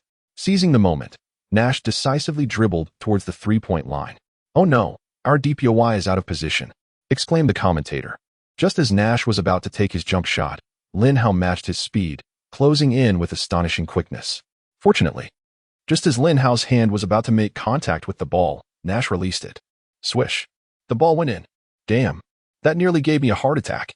Nash patted his chest, drenched in cold sweat. He had not anticipated that the recent screen would be executed with such precision, allowing Lin Hao to timely provide defensive support. What a pity. He was so close to blocking the shot. Lin Hao wore an expression of regret. As the next possession began, the Lakers took to offense. Lin Hao, embodying the role of the team's orchestrator, held the ball at the top of the arc while his teammates darted about with agility. He lobbed the ball to Odom, just as Kobe made a cut towards the paint. Odom responded with a bounce pass, a flawless execution of a play the Lakers had rehearsed countless times. Unfortunately, Odom's pass veered off course, absurdly landing in Marion's hands instead. What in the world? Everyone on the court, including the Suns players, was taken aback. Was this a scene from an undercover operation? A fast break ensued. Marion quickly reacted, launching the ball forward. The Suns players were right on cue. For them, fast breaks were second nature, an instinctive response. Nash made a long pass, and Stoudemire surged towards the Lakers' basket. Oh my! Los Angeles was about to become the city of alley-oops tonight. The commentator was ablaze with excitement. Yet, at that moment, Lin Hao resembled a cheetah, sprinting fiercely towards his opponent. He was a quarter of the court away from his target. Was Lin really aiming to contest a shot from such a distance? The tens of thousands of spectators were left speechless. Lin Hao swore it was the fastest he had ever run in his life, even quicker than his previous sprint against Arteist. Closer, closer. Just as Stoudemire leaped high, preparing to execute a thunderous dunk, Lin Hao surged upwards from behind him. His arm, akin to an iron pillar, swung forcefully towards the basketball. The ensuing sound was a sharp crack, resonating like thunder. The ball soared into the stands, and the arena was instantaneously enveloped in silence. Goodness, it was utterly astonishing. Soon after, an ear-splitting cheer erupted, nearly lifting the roof off the gymnasium. Lamar's performance tonight is rather peculiar, Kobe remarked, his brow furrowed, devoid of any excitement. Good heavens, I almost forgot. Yesterday Bronny introduced a female celebrity to Lamar. Lin Hao smacked his forehead. This is going to be troublesome. Colin and the others exchanged glances, recognizing the shared exasperation in each other's eyes. It turns out that after Odom was selected for the All-Star game, Lin Hao immediately fulfilled his promise. Bronny introduced a certain Mary, a low-tier Hollywood actress, to Odom. Her appearance was indescribable. Even the highest filters could not conceal her lack of charm. She held a relatively insignificant position in Hollywood, having to beg for minor roles as antagonists. Yet, Odom cherished her as a treasure, rendering Lin Hao's gift of a doll rather unappealing. Subsequently, the Suns prepared to inbound the ball. Steve, pass me the ball. Stoudemire positioned himself in the paint, signaling Nash for the pass. Upon receiving the ball, he charged into the lane and executed a thunderous dunk over Odom and Kwame Brown. After landing, Stoudemire pounded his chest and let out a triumphant roar. Lin Hao's previous block had clearly irked him. After all, he was an all-star, capable of contending with Shaq and Yao Ming for the title of the Premier Center. Lin Hao had shown him absolutely no respect. Immature, Lin Hao disdainfully spat. Stoudemire. The next turn, it was the Lakers' offense. Kobe took a jump shot, but it clanged off the rim. Odom was, once again, lost in thought, just as Stoudemire was about to seize the rebound. Lin Hao sprinted forward and forcefully snatched it from his grasp. Subsequently, Lin Hao executed a change of direction, breaking to the left, then abruptly halted to gather the ball, preparing for a shot with his left foot as the pivot. Joe Smith, who was defending him, leaped in an attempt to block the shot. Unfortunately, it was merely a feint. Lin Hao swiftly cut back under the basket, maneuvering past Stoudemire's defense to execute a layup with a reverse scoop. My God, that was a move reminiscent of the Dream Shake. The commentator was left utterly speechless. The arena erupted once more into a deafening roar of cheers, with countless female fans' eyes sparkling like stars. The Dream Shake layup. The elegance of that move was simply breathtaking. In Lin Hao, they seemed to glimpse the presence of the Dream and the Black Mamba. Yet, the most astonished of all was Kobe. Hey, when did you learn the Dream Shake? He pursued Lin Hao, pressing for answers. Didn't I just go to Houston? I happened to see the Dream teaching Yao Ming some footwork, and I accidentally stole a glance. Lin Hao replied nonchalantly. Accidentally? Stole a glance? Kobe was left dumbfounded. Have you heard the rumors? In truth, Lin Hao felt a tinge of bitterness within. To outsiders, his recent offensive display appeared dazzling and impressive. Yet, only he could truly sense that the movements were not entirely fluid, as he had fused two skills into one. First, utilize Olajuwon's dreamlike footwork to elude the opponent, then score with Jordan's airborne grace. The transition between these two movements appears somewhat disjointed. Faced with defensive players like Joe Smith and Stoudemire, Lin Hao can effortlessly find the basket. However, when confronted by formidable defenders such as Arteist, scoring becomes a challenge. It seems I must continue to accumulate attribute points, Lin Hao mused. Only by acquiring more attribute points can I merge my skills and ultimately transform them into a true lethal technique. In the ensuing match, both teams are evenly matched. Despite Kobe and Lin Hao's exceptional performances, Odom's contributions are woefully inadequate. 1 for 5 shooting, 2 points, 1 rebound, and no assists. This is the sum of his efforts in the first quarter, even falling short of Kwame Brown. Lamar, for heaven's sake, get your act together. During the intermission, Kobe reprimanded Odom sternly. I warned you not to flaunt your passing skills in front of me. Odom felt quite aggrieved. Is it easy for me? I was working out until 6 this morning. It's a feat that I can even stand on the court now. At this moment, Phil Jackson joined the conversation, earnestly instructing Odom. Son, basketball is a spiritual journey, and moreover, It is a battle of teamwork. Why has Michael Jordan become a legend? Because he invests himself wholeheartedly in every game. He immerses himself in the rhythm of the match, forging a profound connection with his teammates. Yet, Odom still seemed to be lost in thought. The Zen master and Kobe simultaneously cast their expectant gazes upon Lin Hao, as if to convey, "We are at a loss with him. It is now your turn to take the initiative." Lin Hao, somewhat bewildered, pondered, "Why are you looking at me? I am not Lamar's father." Upon returning for the second quarter, Lin Hao transformed into a fusion of Pippen and Rodman, seamlessly orchestrating plays, securing rebounds, and executing defensive maneuvers. Meanwhile, Kobe assumed the role of Jordan, shouldering the offensive burden. As he faced the relentless pressure from Joe Smith, Lin Hao executed a sweeping change of direction, penetrating the paint. Stoudemire loomed like a formidable adversary beneath the basket, while Marion approached to provide assistance, and Joe Smith arrived to offer support. Confronted by the triple team, Lin Hao deftly maneuvered with a behind-the-back dribble, creating space while feigning a pass to the perimeter. Alas, he inadvertently left Kobe unattended. Marion, in a state of urgent desperation, dashed towards the three-point line. However, he miscalculated. Underneath the basket, Odom was astonished to witness the basketball breezing through the Suns' defense, arriving in his hands unbeknownst to him. This time, he maintained his focus, pivoting effortlessly to execute a thunderous dunk. Damn, he actually showcased his passing prowess right before my eyes. Nash's eyes flickered with a hint of anger. How could he outsmart my Super Marion? A glint of determination sparkled in Marion's gaze. "Lin, thank you." Odom expressed his gratitude with a nod towards Lin Hao. Indeed, this young man possesses an exceptional sense of the game. Observing this scene, the Zen master subtly nodded in approval.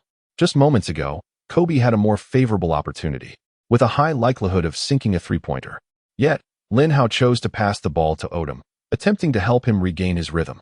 The Suns are indeed a formidable team, and the Lakers' Iron Triangle must unleash their full potential simultaneously. However, regardless of how efficient Kobe and Lin Hao are, the Suns persistently keep pace with the score. This is due to the rapid ball movement of the Suns, who utilize frequent passes to seek the optimal offensive opportunity. Their players refrain from excessive dribbling and isolation plays. The entire team's offense operates like a well-oiled machine. Furthermore, their off-ball movement is exceptionally vigorous, making them difficult to defend against. To triumph over them, a collective effort from the entire team is essential. Although Odom has shown signs of improvement, he remains at a mediocre level. Additionally, the performances of Death God Parker and Kwame Brown have also been unsatisfactory. During halftime, the Zen master rarely lost his temper in the locker room. The Suns are a championship-caliber team, and we must secure victory in this match. If you continue to be so inattentive, you might as well guard the water cooler. It is no surprise that Phil Jackson is so furious. Currently, the Suns boast a 75-win rate, surpassing the Lakers to become the leaders of the Western Conference. With the Spurs and the Suns as adversaries, they are undoubtedly the greatest obstacles to the Lakers' championship aspirations. Thus, while the Lakers may succumb to a weaker team, they must never yield to these rivals. Lamar, if you do not play seriously, I will take matters into my own hands. Kobe, too, seethed with anger, sternly reprimanding Odom. I will. Odom replied with a forced smile. It was evident to all that his expression bore a sense of insincerity. Yet, both the Zen master and Kobe felt utterly powerless. All that needed to be said had been said, but this thick-skinned individual still failed to learn his lesson. Lamar, allow me to share something with you. At that moment, Lin Hao finally took action. He grasped Odom's head and moved aside, whispering a phrase into his ear. You wouldn't truly dare to do that, would you? Upon hearing this, Odom's eyes filled with terror and panic, his complexion turning ashen.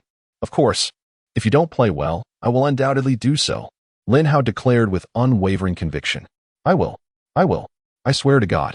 Odom raised his right hand high, his expression exceedingly solemn. He had uttered this promise twice. Yet it was evident to the discerning that the first instance was mere pretense, while this time he was entirely earnest. At that moment, the locker room fell into a profound silence, everyone gazing at Lin Hao as if he were a monster. You scoundrel, you always resort to this trick. Kobe exploded, seizing Lin Hao's shirt. This matter concerned Lamar's dignity, and I simply cannot divulge it. Lin Hao exuded an aura of righteousness.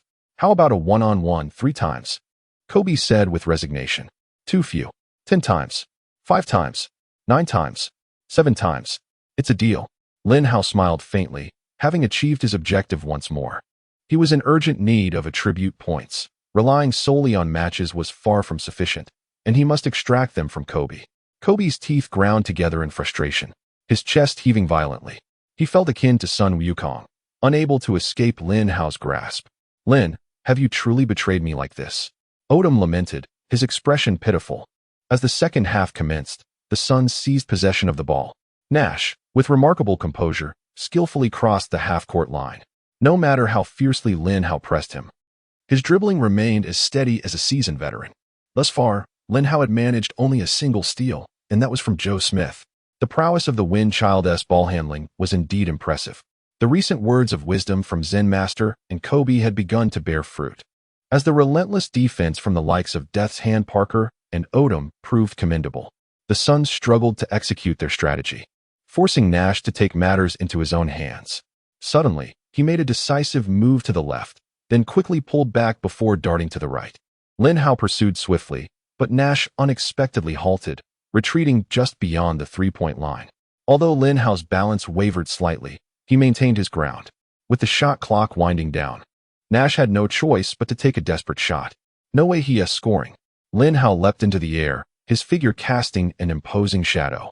However, he miscalculated and missed the block. Nash's maneuver was a feint, and the ball found its way into Stoudemire's hands.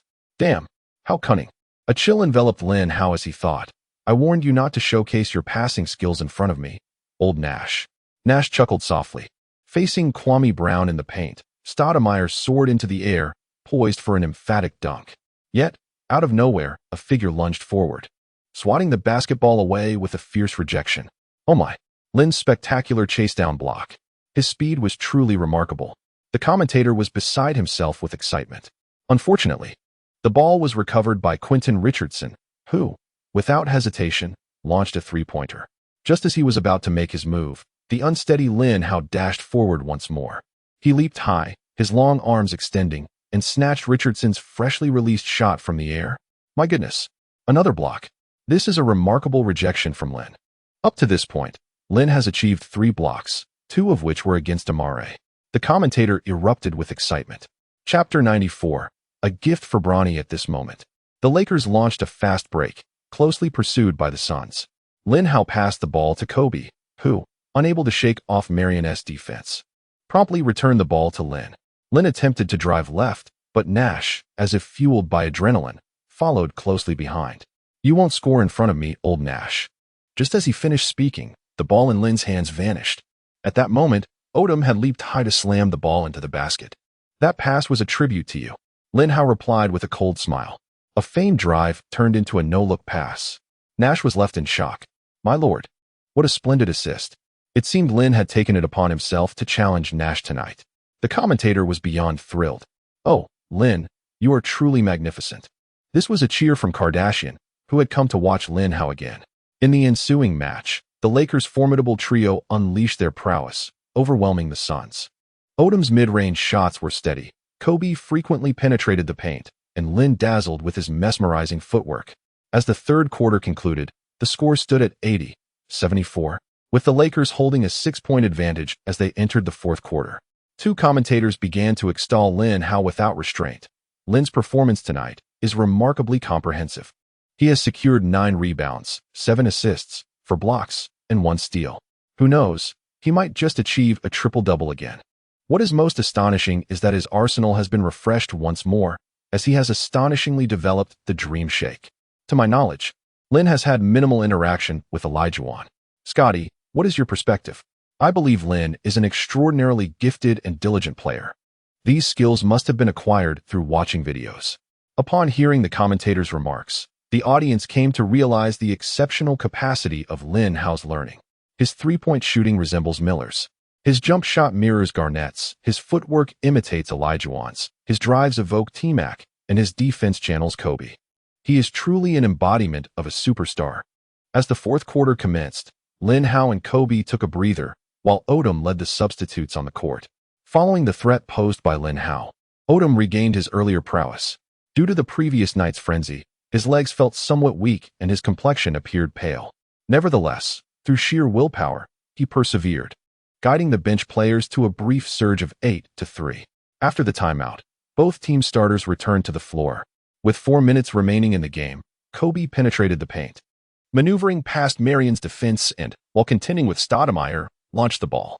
Bang! The ball struck the backboard and then ricocheted into the net. On the next possession, Lin Hao intercepted Nash's pass intended for Joe Smith, initiating a fast break.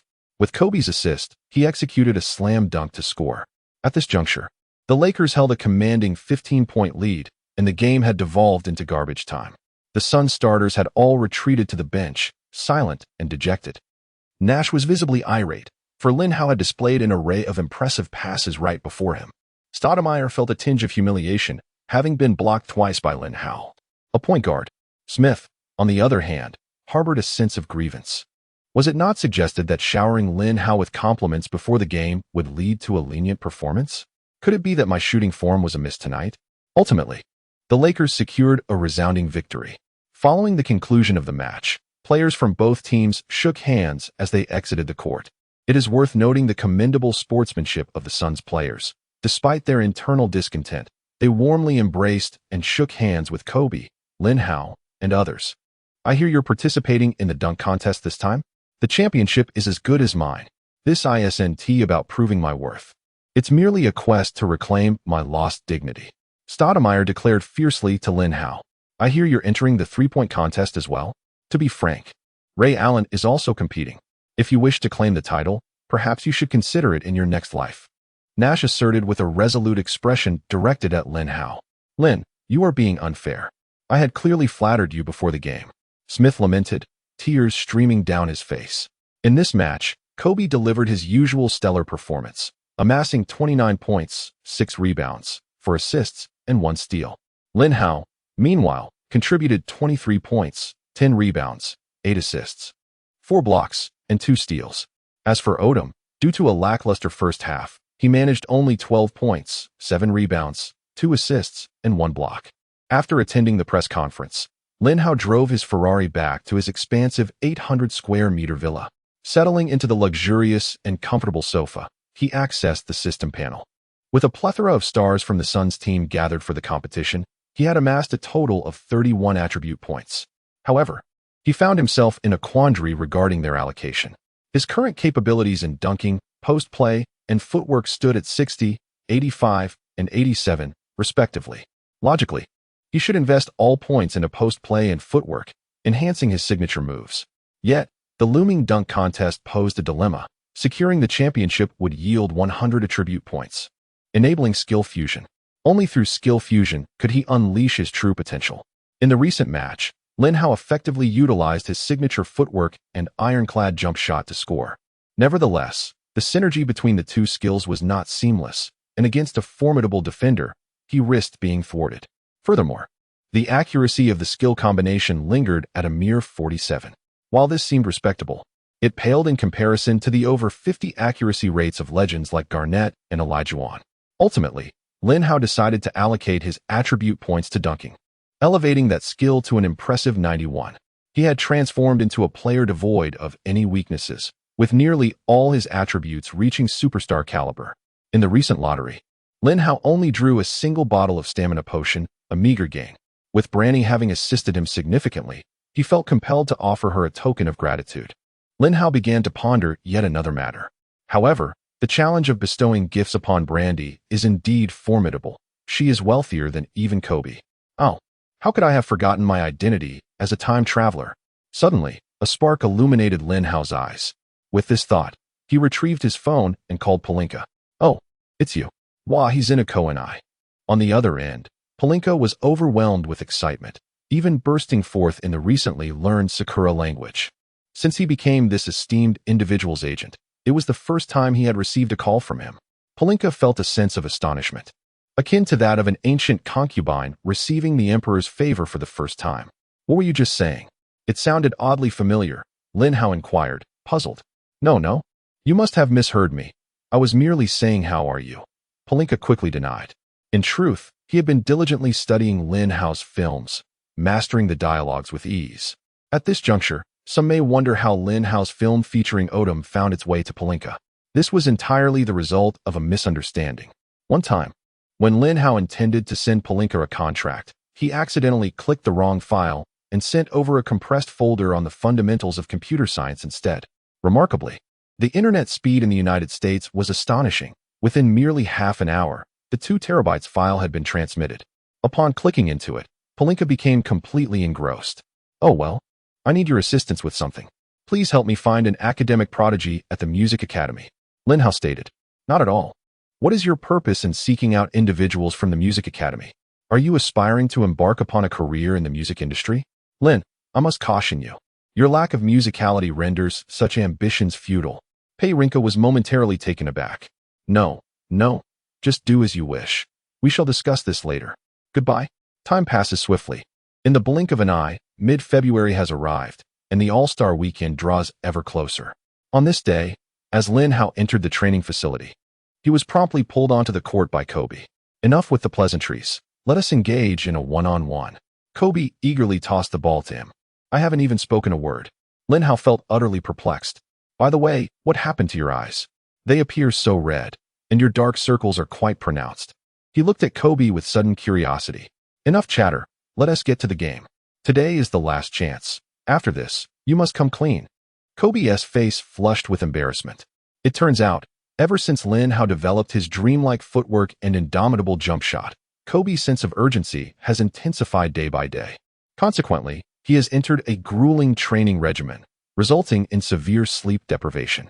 This one-on-one match extended for an entire afternoon. Lin Hao's ethereal footwork and aerial grace left Kobe struggling to keep up, while Kobe's fadeaway jump shots and relentless drives equally tormented Lin Hao. Out of 20 games, astonishingly, Kobe only triumphed in 13. "You seem a bit off today.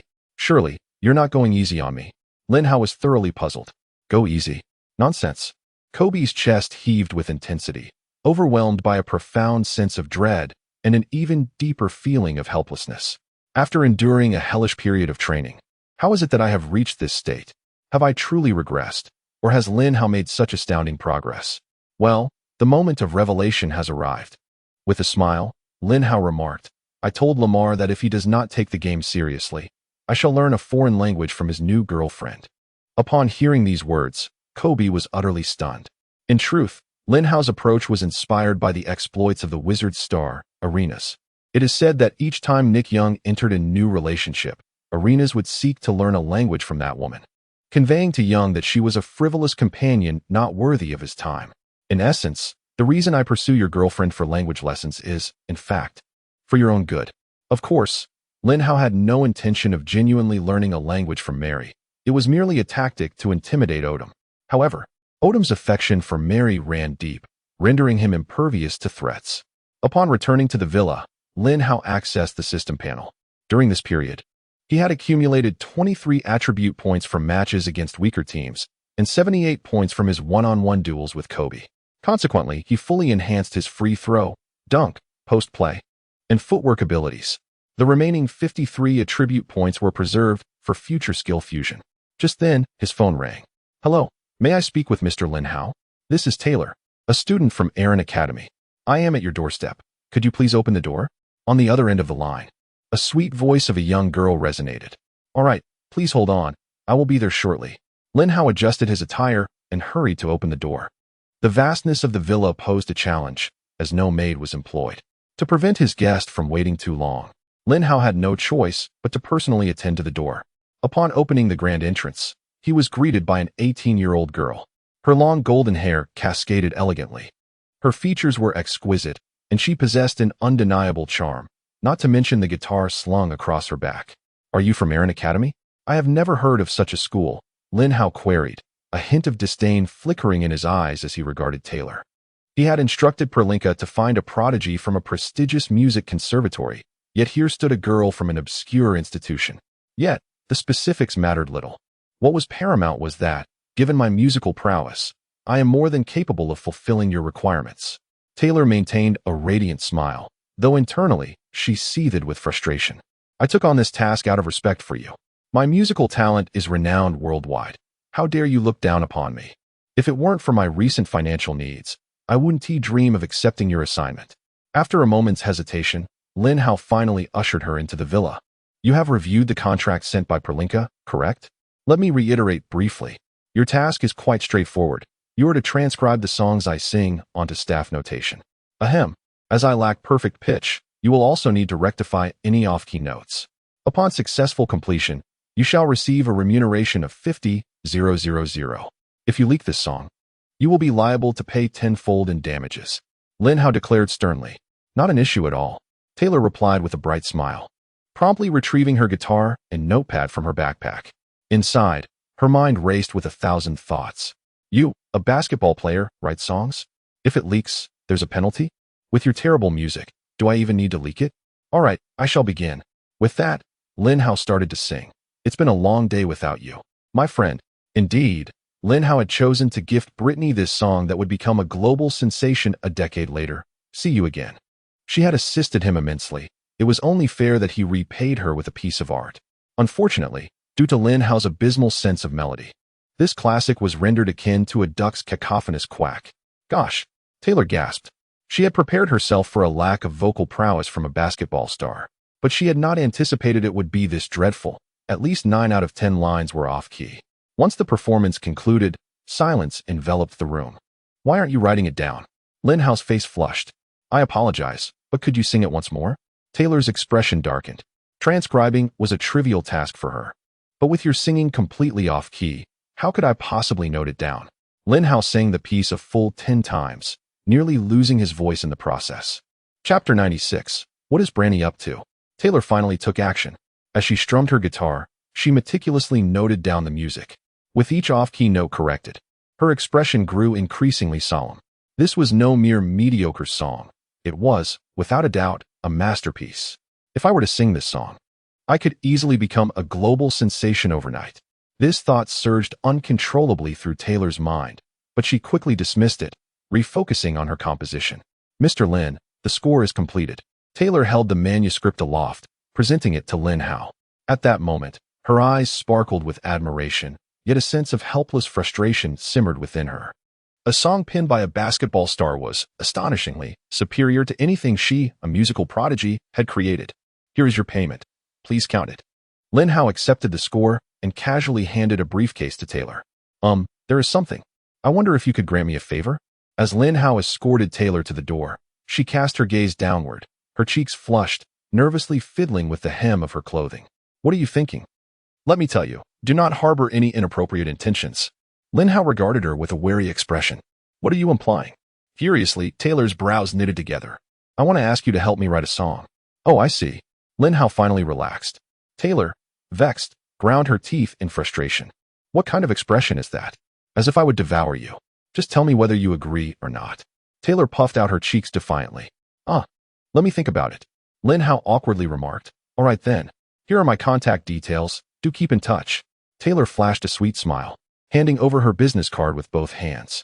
After bidding her farewell, Lin Hao cast a glance at the card and carelessly tossed it aside. His earlier words had merely been a formality. One encounter with a ghostwriter was sufficient, and any further engagement would appear rather unseemly. Wait, what did I just see? Suddenly, he froze. Picking up the card, Lin Hao examined it closely, and his expression turned to one of shock. She is actually Taylor Swift. I can't believe I just dismissed her. As the crowd eagerly awaited, the All-Star Weekend finally arrived. This year's All-Star Game took place in Denver, igniting the city with fervor. Outside the arena, throngs of people gathered, their cheers and shouts echoing in the air. On this day, Denver sparkled with stars, as numerous singers, actors, and celebrities graced the event. Kelly Clarkson, Leanne Rimes, the adorable Goo Goo Doll, Vinicius, Beckham, and Leonardo DiCaprio. Their mere presence elicited thunderous applause from the audience. However, when the pop diva made her entrance, the brilliance of all others instantly dimmed. Britney, adorned in a dazzling silver gown, with her finely sculpted nose and rosy lips radiating youthful vigor, stirred a wave of excitement among the spectators. It is worth noting that Denver is a modest city in the United States, and such luminaries rarely visit. All the NBA stars were transfixed by her presence, with the exception of the newly selected All-Star, Odom. In the present day, with Mary by his side, all other women in his heart are but mere refuse. It has been proven that the peak stature and influence of Branny are almost unparalleled, save for the likes of Michael Jackson and Madonna. The prestigious Huaxia television station provided live coverage of this event, enlisting a lavish commentary team. Such an endeavor was imperative had they failed to broadcast. The station's building might have been overturned by frenzied fans. It is worth noting that domestic enthusiasts have long awaited this day, for this All-Star game marks the historic debut of two Huaxia players. The excitement among Huaxia fans reached a fever pitch upon seeing Lin Hao's name on the roster for the slam dunk contest and the three-point contest, akin to the joyous celebrations of the new year.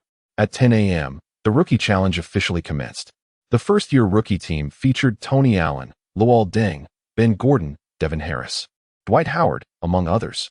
The second-year rookie team, however, boasted a more illustrious lineup, including Lin Hao, Carmelo Anthony, Chris Bosh, Udonis Haslem, LeBron James, and Dwayne Wade. In the Huaxia studio, Yang Yi inquired, "Teacher Zhang, what are your thoughts on this game?" Zhang Heli responded, "The disparity between the first-year and second-year rosters is vast. The outcome appears to be a foregone conclusion." Yang Yi remarked, "I believe Lin Hao will undoubtedly achieve spectacular statistics. After all, Luol Deng, his counterpart, pales in comparison." Zhang Heli affirmed, "That is beyond dispute." Yet, shortly after their exchange, they were swiftly proven wrong, as Lin Hao was overwhelmed by Luol Deng. In truth, Lin Hao exhibited a complete lack of interest in this contest. This is because both the Rookie Challenge and the All-Star Game do not offer any systematic rewards. Regardless of how many points one scores, there are no attribute points, nor any lottery draws. Given this situation, Lin Hao chose to remain in the corner, indulging in a cigarette. As it is merely an exhibition game, the defensive intensity is rather low, allowing many players to seize the opportunity to showcase their skills. Undoubtedly, the stars of the show are LeBron James and Dwight Howard. If one can dunk, they certainly won't opt for a layup.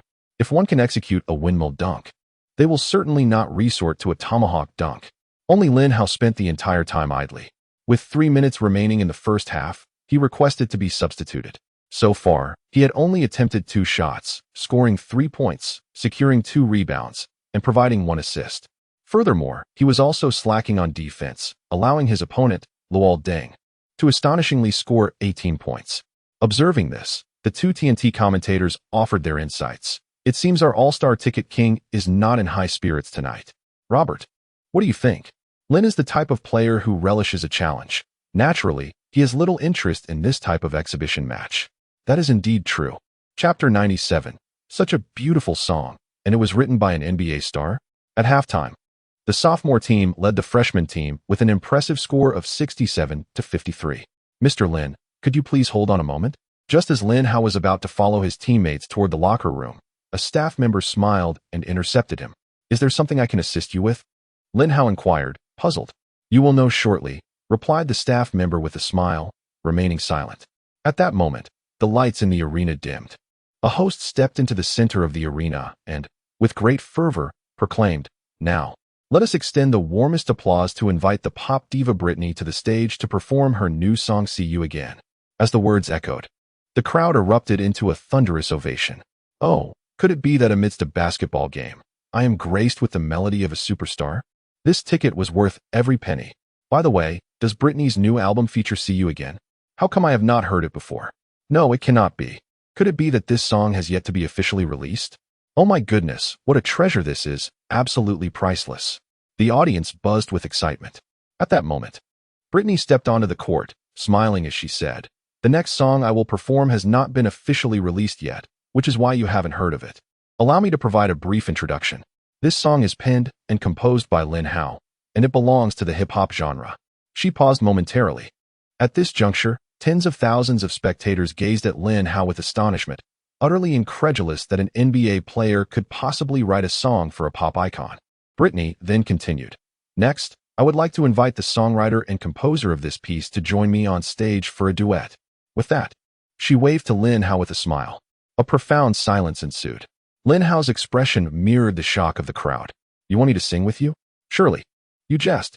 With my voice, I would frighten away the entire audience." However, he could only comply and walk over. "It would not be appropriate to embarrass the queen in public, would it? What are you up to?" "I've heard you sing before," Lin Hao murmured. "Don't worry. You just need to handle the rap part. Brittany replied once more. All right. Lin Hao felt reassured this time. Is it not merely speaking? I excel at that. You take the role of Ling Hua, and I shall embody Zheng Yi. There is no flaw in that. Even if your singing is not up to par, it matters little, as I only have a few lines. As the familiar accompaniment began to play, the spotlight descended, enveloping Brittany. She parted her crimson lips. It's been a long day without you, my friend. Upon hearing the first line, the audience's eyes widened in astonishment. Their immediate reaction was disbelief. Such a beautiful song, and it was penned by an NBA star? Brittany continued to sing, and I'll tell you all about it when I see you again. Her voice was clear and ethereal, resonating within the hearts of every individual present, causing their souls to tremble. The audience below was completely captivated by the melody. Some stared wide-eyed, their expressions filled with incredulous admiration. Others parted their lips, seemingly rendered speechless by the enchanting tune, while still others clasped their hands tightly to their chests, as if struggling to contain their surging emotions. Finally, as Brittany concluded the first verse, it was time for Lin Hao to deliver his rap. Alas, who could have anticipated the multitude of flights we have taken, the good times we have experienced? As his voice resonated, the audience stifled their laughter. In truth, Lin Hao's vocal ability was not entirely lacking. It was certainly superior to that of many other NBA players, such as Shaquille O'Neal. However, under the spotlight of Brandy's melodic performance, it appeared exceedingly peculiar. Upon the conclusion of the song, the audience was momentarily enveloped in silence before erupting into fervent applause. The sounds of screams and cheers swiftly soared to the rafters. At the NBA headquarters, Stern observed the skyrocketing viewership with an ear-to-ear grin.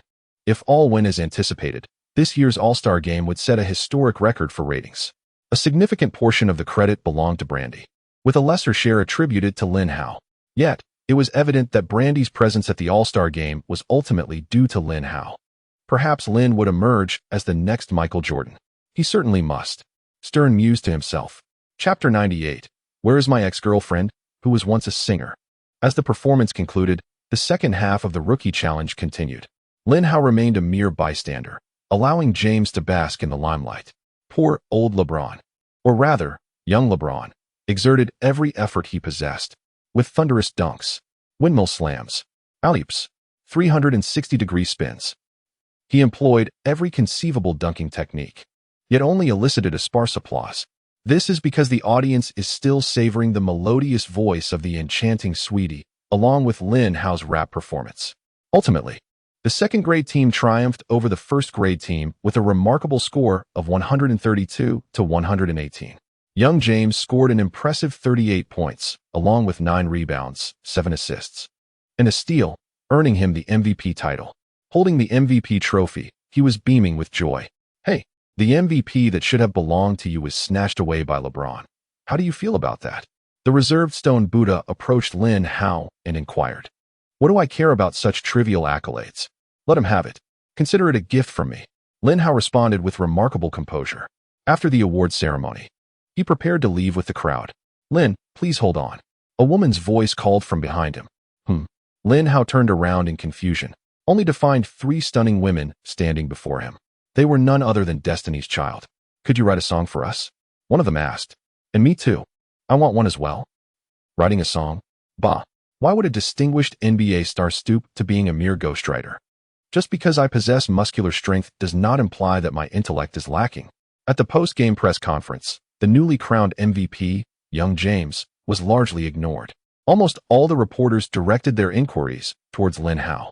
Lin, as an NBA star, how are you able to compose such exquisite music? Have you ever studied composition? Or do you possess an innate musical talent?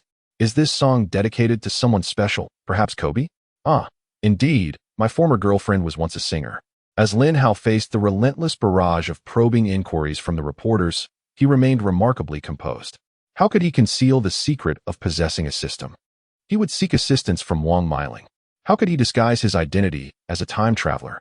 Once again, he would turn to Wang Miling. In essence, all blame could conveniently be placed upon that woman. However, did you not previously claim that your ex-girlfriend was an actress? A reporter interjected, interrupting his discourse. Yes, indeed. I can corroborate that. You mentioned it when you were filming the MV with Little Sweet, another journalist chimed in. Are you all fools? Is it not conceivable that Lin's former girlfriend could be both an actress and a singer? A reporter stepped forward to defend Lin Hao. His media outlet maintained a close relationship with the NBA, and the editor-in-chief had repeatedly instructed him to uphold Lin Hao's public image to the utmost. Once these words were spoken, a profound silence enveloped the room. Indeed, there are countless stars who excel in film, television, and music. What is so remarkable about someone being multi-talented? Might you reveal your ex-girlfriend's name? We are all quite intrigued. A reporter suddenly inquired. Yes, surely. Every fan across the globe is eager to know. The other reporters echoed in agreement. I don't mind sharing. Her name is Zhang Xiaohua, a graduate of Wadaiku Vocational and Technical College, and she is merely 19 years of age. Lin Hao replied nonchalantly. He would not foolishly disclose Wang Meiling's identity, for that would catapult her to fame overnight. There are countless women named Zhang Xiaohua in our great nation. Good luck finding her. Lin Hao chuckled coldly within himself. He never anticipated that his words would cause so much distress for many. First and foremost were some fans from Huaxiao who rushed to the capital by plane, inquiring at the Wadaiku Vocational and Technical College about a student named Zhang Xiaohua. Even more unfortunate were a few foolishly naive reporters from the beautiful nation, who had ventured across the ocean to Huaxiao in search of Lin Hao's former girlfriend. Across the vast expanse of the ocean, in Hangzhou, a middle-aged man gazed at his computer screen, where a duet featuring Britney and Lin Hao played. We've come a long way from where we began. Oh, I'll tell you all about it when I see you again. Upon hearing this classic melody, tears streamed down his face. His name was Lin Jia, a corporate white-collar worker. Presently, he drove a luxurious Cherry QQ worth 50,000, resided in a 20-square-meter apartment, and smoked high-end Hongmei cigarettes priced at 5 yuan. By all accounts, he was deemed a successful individual. Yet, he could not forget the sincere friendship of yesteryears. At that moment, Lin Jia approached the window, gazing into the night sky as he lit a premium Hongmei. Xiangzi, has our genuine friendship truly been dulled by the passage of time? Do you remember 7 years ago? You, I, and our younger sibling traveled together. While you and our sibling were occupied at night, the hotel's soundproofing was inadequate. To shield your privacy, I came to your room, propping up the bed and covering our sibling's mouth. I toiled through the entire night without a moment's rest. Have you truly forgotten all this? 5 years ago, when you were on a business trip, your sister-in-law fell gravely ill with a high fever and was unable to rise from her bed. I rushed to her aid and devoted 3 relentless days and nights to caring for her, leaving me utterly exhausted and aching in every limb. 2 years ago, you received a substantial year-end bonus. Fearing that you might lose your drive to strive, I borrowed 100,000 yuan from you, which remains unpaid to this day. Subsequently, you labored tirelessly, rising early and working late, ultimately achieving success as a programmer. Do you still fail to comprehend my sincere intentions? We were once brothers bound by life and death. How have we now become the most familiar of strangers? Lin Jia sighed, returning to his table to open the basketball forum. It seems that tonight, only by watching Lin Hao's game could he find solace in sleep. Alas, after perusing the posts on the forum, he found himself even less able to slumber. At that moment, the fervor surrounding the online basketball forum surged dramatically. The number of posts skyrocketed in a geometric progression, akin to a relentless tide crashing in waves, leaving all basketball enthusiasts astounded.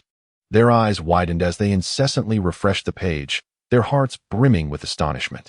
Even the most seasoned fans had never witnessed such a spectacle before.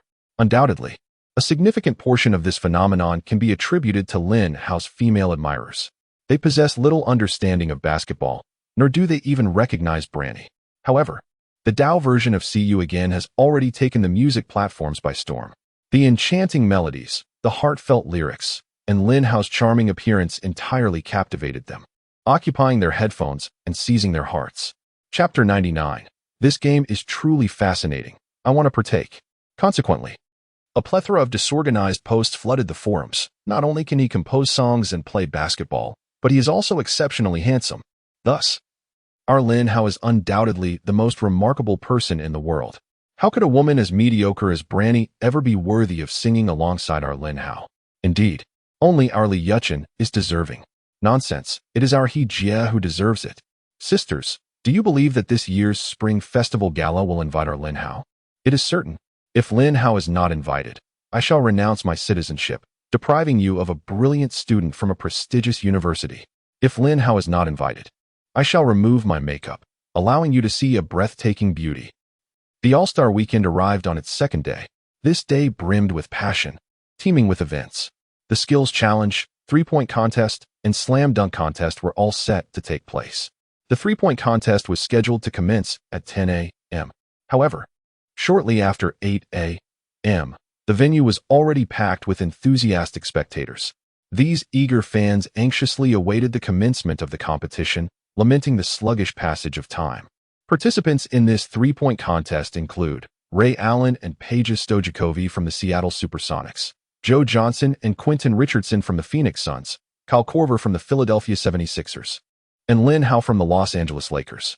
At this moment, the 5 competitors are gathered, engaged in lively conversation. As Lin Hao approaches, the other 4 rise in unison to greet him. Hello, Lin. We are your fans. We admire you greatly. They are acutely aware of their own lack of skill on the court. In future matchups against the Lakers, they know they must first earn the favor of this esteemed player to achieve commendable statistics. There's no need to stand. Let us converse while seated. Lin Hao chuckles benevolently.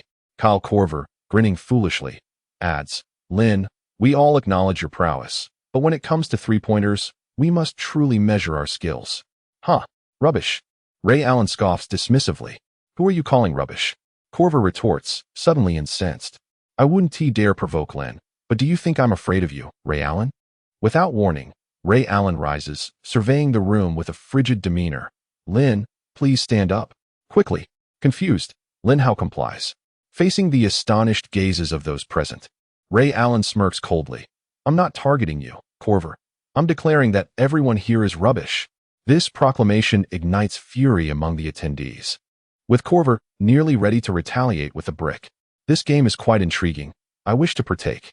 Lin Hao's eyes sparkle with excitement. Ray Allen, take your seat. Now, a bewildered Ray Allen took a seat. Lin Hao coldly chuckled. I am not targeting any of you individually.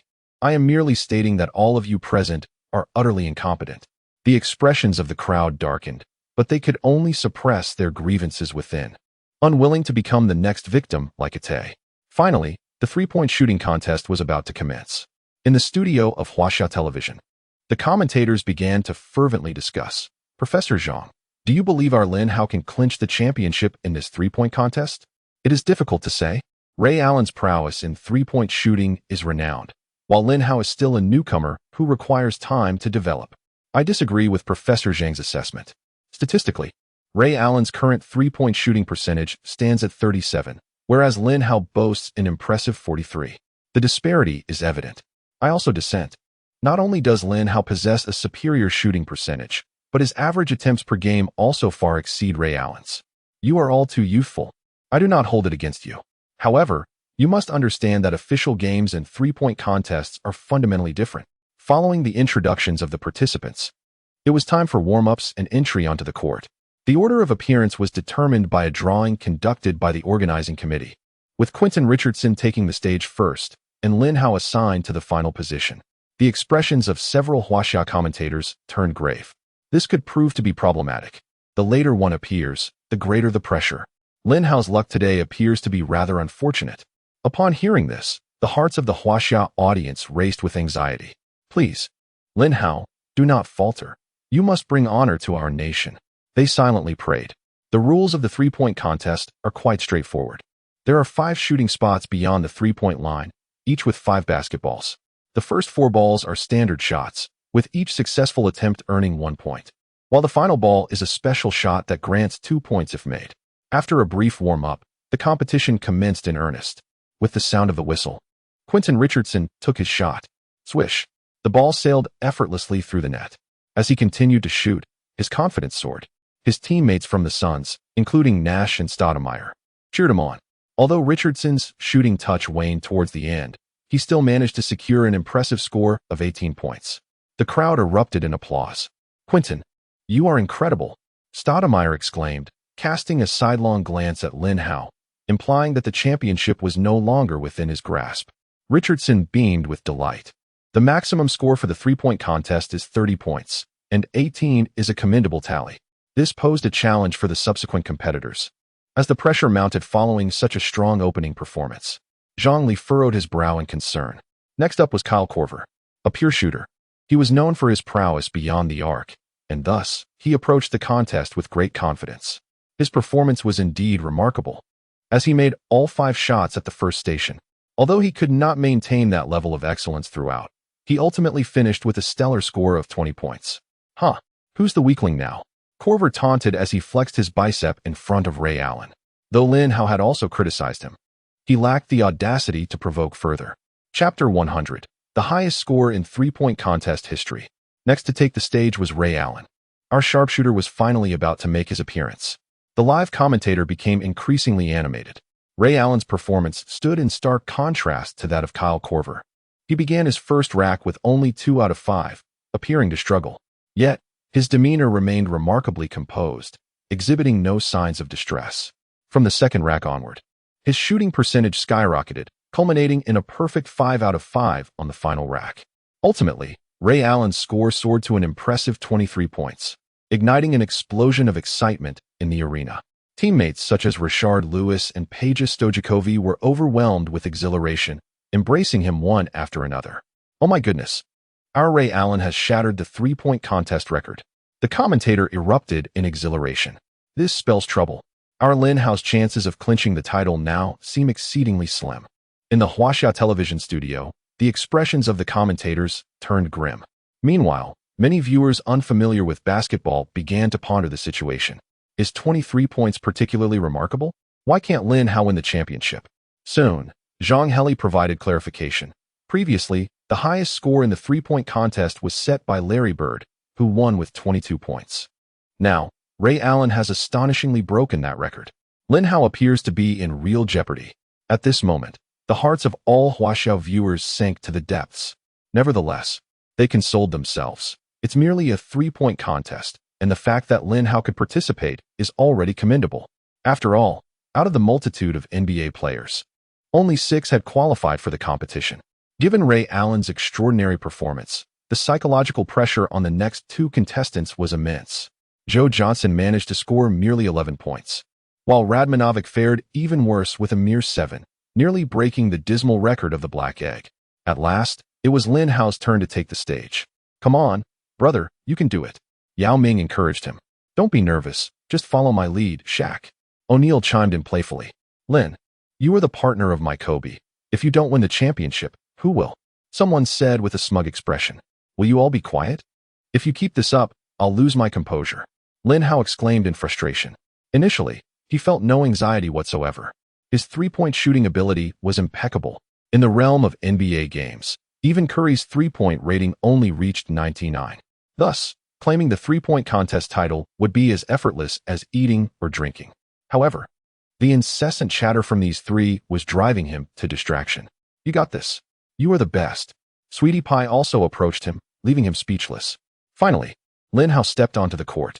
The Ticket King had arrived. The cheers from the audience were so thunderous they threatened to raise the roof. Viewers across Huaxiao erupted with fervor, all rising to their feet. Though they harbored doubts about Lin Hao's chances of victory, it did not diminish their excitement. Lin Hao approached the first spot, and nearly every gaze in the venue was fixed upon him. Beep. The whistle sounded from the sidelines, and Lin Hao took his shot. Swish. It was a perfect net. His release was remarkably swift, and the arc was flawless. He achieved 5 successful shots out of 5 at the first point, garnering 6 points. The atmosphere in the arena grew electric. In the second and third points, Lin Hao's performance remained impeccably precise, achieving 5 successful shots out of 5 attempts. The commentator on site began to unleash expletives, exclaiming, "This guy is utterly insane." A sense of apprehension crept into Ray Allen's mind. What if he surpassed my record? He quickly dismissed the thought, jesting to himself that if breaking the 23-point scoring record were so effortless, it would be absurd. Regardless of the outcome of this match, Lin Hao's status as a premier shooter would remain unscathed, asserted Zhang Heli with conviction. At the fourth point, Lin Hao was still flawless with 5 out of 5. The audience began to stir with excitement. This was unprecedented. By the fifth point, Lin Hao again made his first 2 shots without fail. At this moment, every spectator rose to their feet, their eyes fixated on him. The highest score in the history of the NBA three-point contest was about to be born tonight. Suddenly, Lin Hao realized a concerning thought. If I succeed in making all my shots, might I be subjected to dissection for research? No, I must temper my performance. With this in mind, Lin Hao took his third shot, deliberately adjusting his aim. Thud! The ball struck the backboard. Excellent, he nodded in satisfaction. Yet, in the next moment, the basketball miraculously swished through the net. Oh my! Lin Hao was no longer composed. For his next shot, he adjusted his force even further. At last, that shot missed. A collective sigh resonated from the audience. For the final shot, Lin Hao veered off target again. This time, it was not a deliberate misfire, but rather a result of his waning concentration. Oh my God! Kobe, on the sidelines, was the first to react, rushing onto the court to embrace Lin Hao, exuberantly shouting in excitement. Oh my God! A miracle! It is truly a marvel. 27 points. Lin has scored 27 points. He has once again shattered Ray Allen's record, establishing the highest score ever in the three-point contest. The commentator's chest heaves with excitement, his hands involuntarily waving up and down, though he shouts with all his might. His voice is soon drowned out by the jubilant roars of the crowd. Lin Hao! Lin Hao! Everyone is screaming and shouting in sheer ecstasy. They feel immensely fortunate to witness the birth of this miracle firsthand. The record I just set is gone? Ray Allen stands by the sidelines, mouth agape in disbelief. Meanwhile, the commentators in the Huaxia television studio are so exhilarated that their voices are hoarse. Fantastic, Lin Hao. The championship is surely his. Unbelievable. Simply unbelievable. Yet, the most ecstatic of all are the viewers at home in Huaxia. They are utterly enraptured. Winning the championship is one thing, but achieving such an astonishing score is truly extraordinary. Among the crowd, only Lin Hao remains stoic, his face devoid of joy. A tinge of apprehension washes over him. If they are all this ecstatic over my deliberate misses, what would happen if I made every shot? No, I must hold back. After a brief intermission, the finals are about to commence. Competing in the finals are Kyle Korver, Ray Allen, and Lin Hao. Unlike before, Lin Hao, with the lowest score, will be the first to take the stage, followed by Ray Allen and Korver. This places Lin in a precarious situation. Scoring too high may invite scrutiny, while scoring too low risks defeat. Can Lin Hao surpass his previous record? Let us await the outcome with bated breath. Nonetheless, the title of the NBA's foremost sharpshooter undoubtedly belongs to Lin Hao. As a few commentators engaged in animated discussions, Lin Hao made his entrance onto the court. The entire audience rose to their feet, their gaze fixed solely upon him. They anticipated that Lin Hao would once again shatter his personal best. Alas, their hopes were about to be dashed. Chapter 101.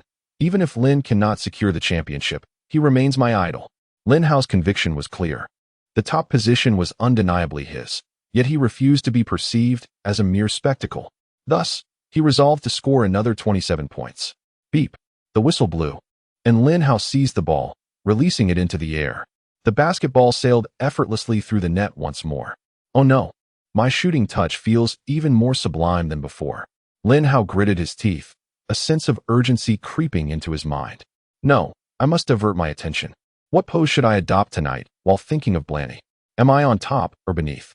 Contemplating Kobe, how might I entice him to engage in another one-on-one duel?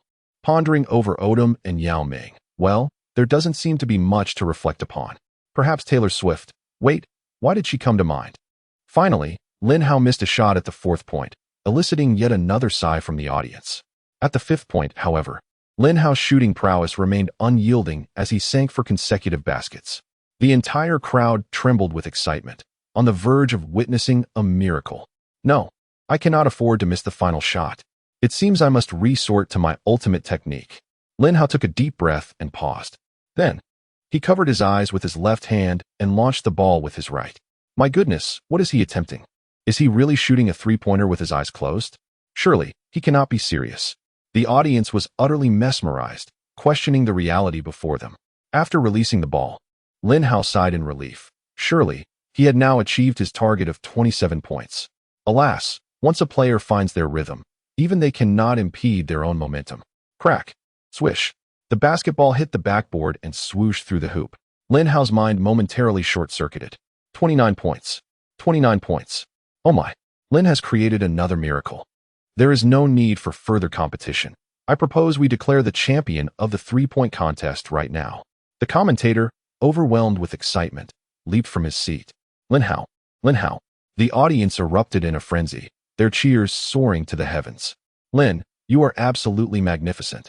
The likes of Kobe and Yao Ming rushed towards Lin Hao, some embracing him, others thumping his shoulders, and a few even leaping onto his back. At this moment, however, Lin Hao wore a grave expression, his mind racing. How shall I explain this to the media?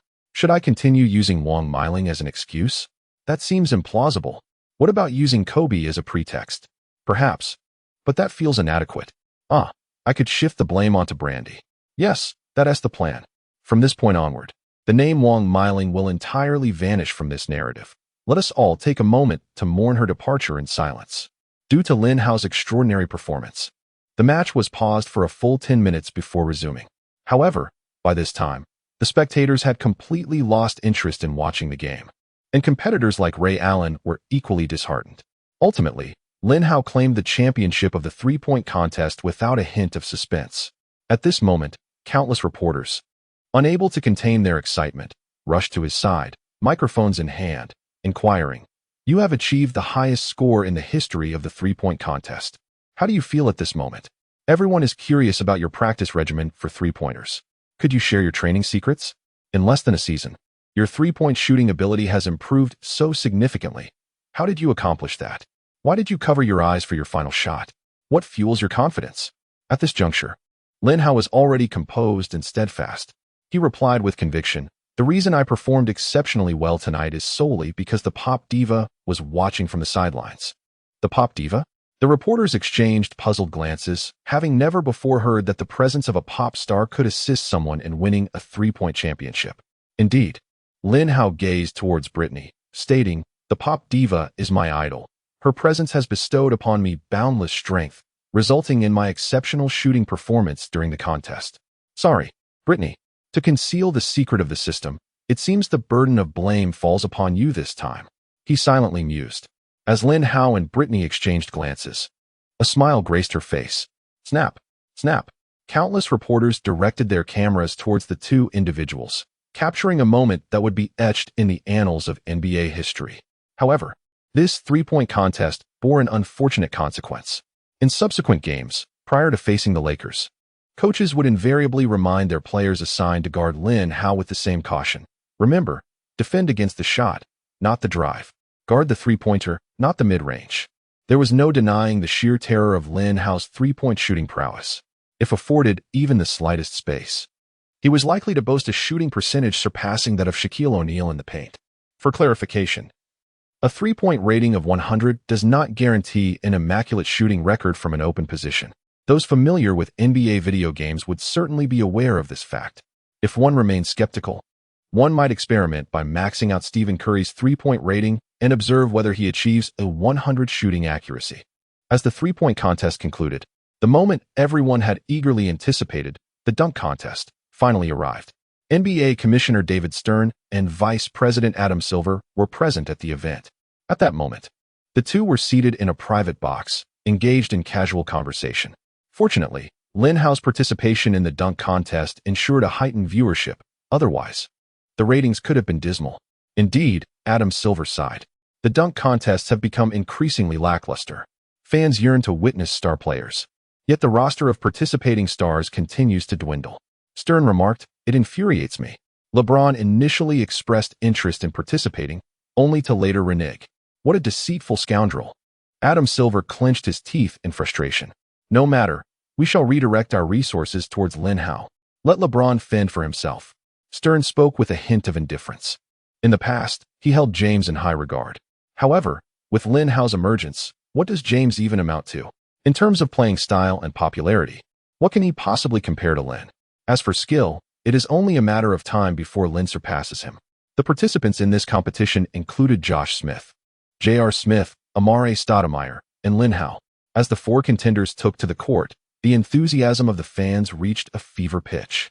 Particularly when Lin Hao made his entrance, the crowd erupted in thunderous applause. Fans were abuzz with discussions about the contest. With the absence of crowd favorites like Carter, McGrady, and Kobe, all eyes were firmly on Lin Hao. If it were not for Lin's participation, I would have had little interest in this year's dunk contest.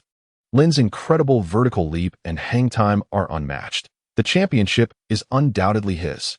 Is that even a question? Without mentioning anything else, just consider that unforgettable dunk over Ray Allen. Who else, aside from Carter, could rival that? Furthermore, he has executed a free throw line dunk in an official game. Even if Lin does not secure the championship, he will always be my idol.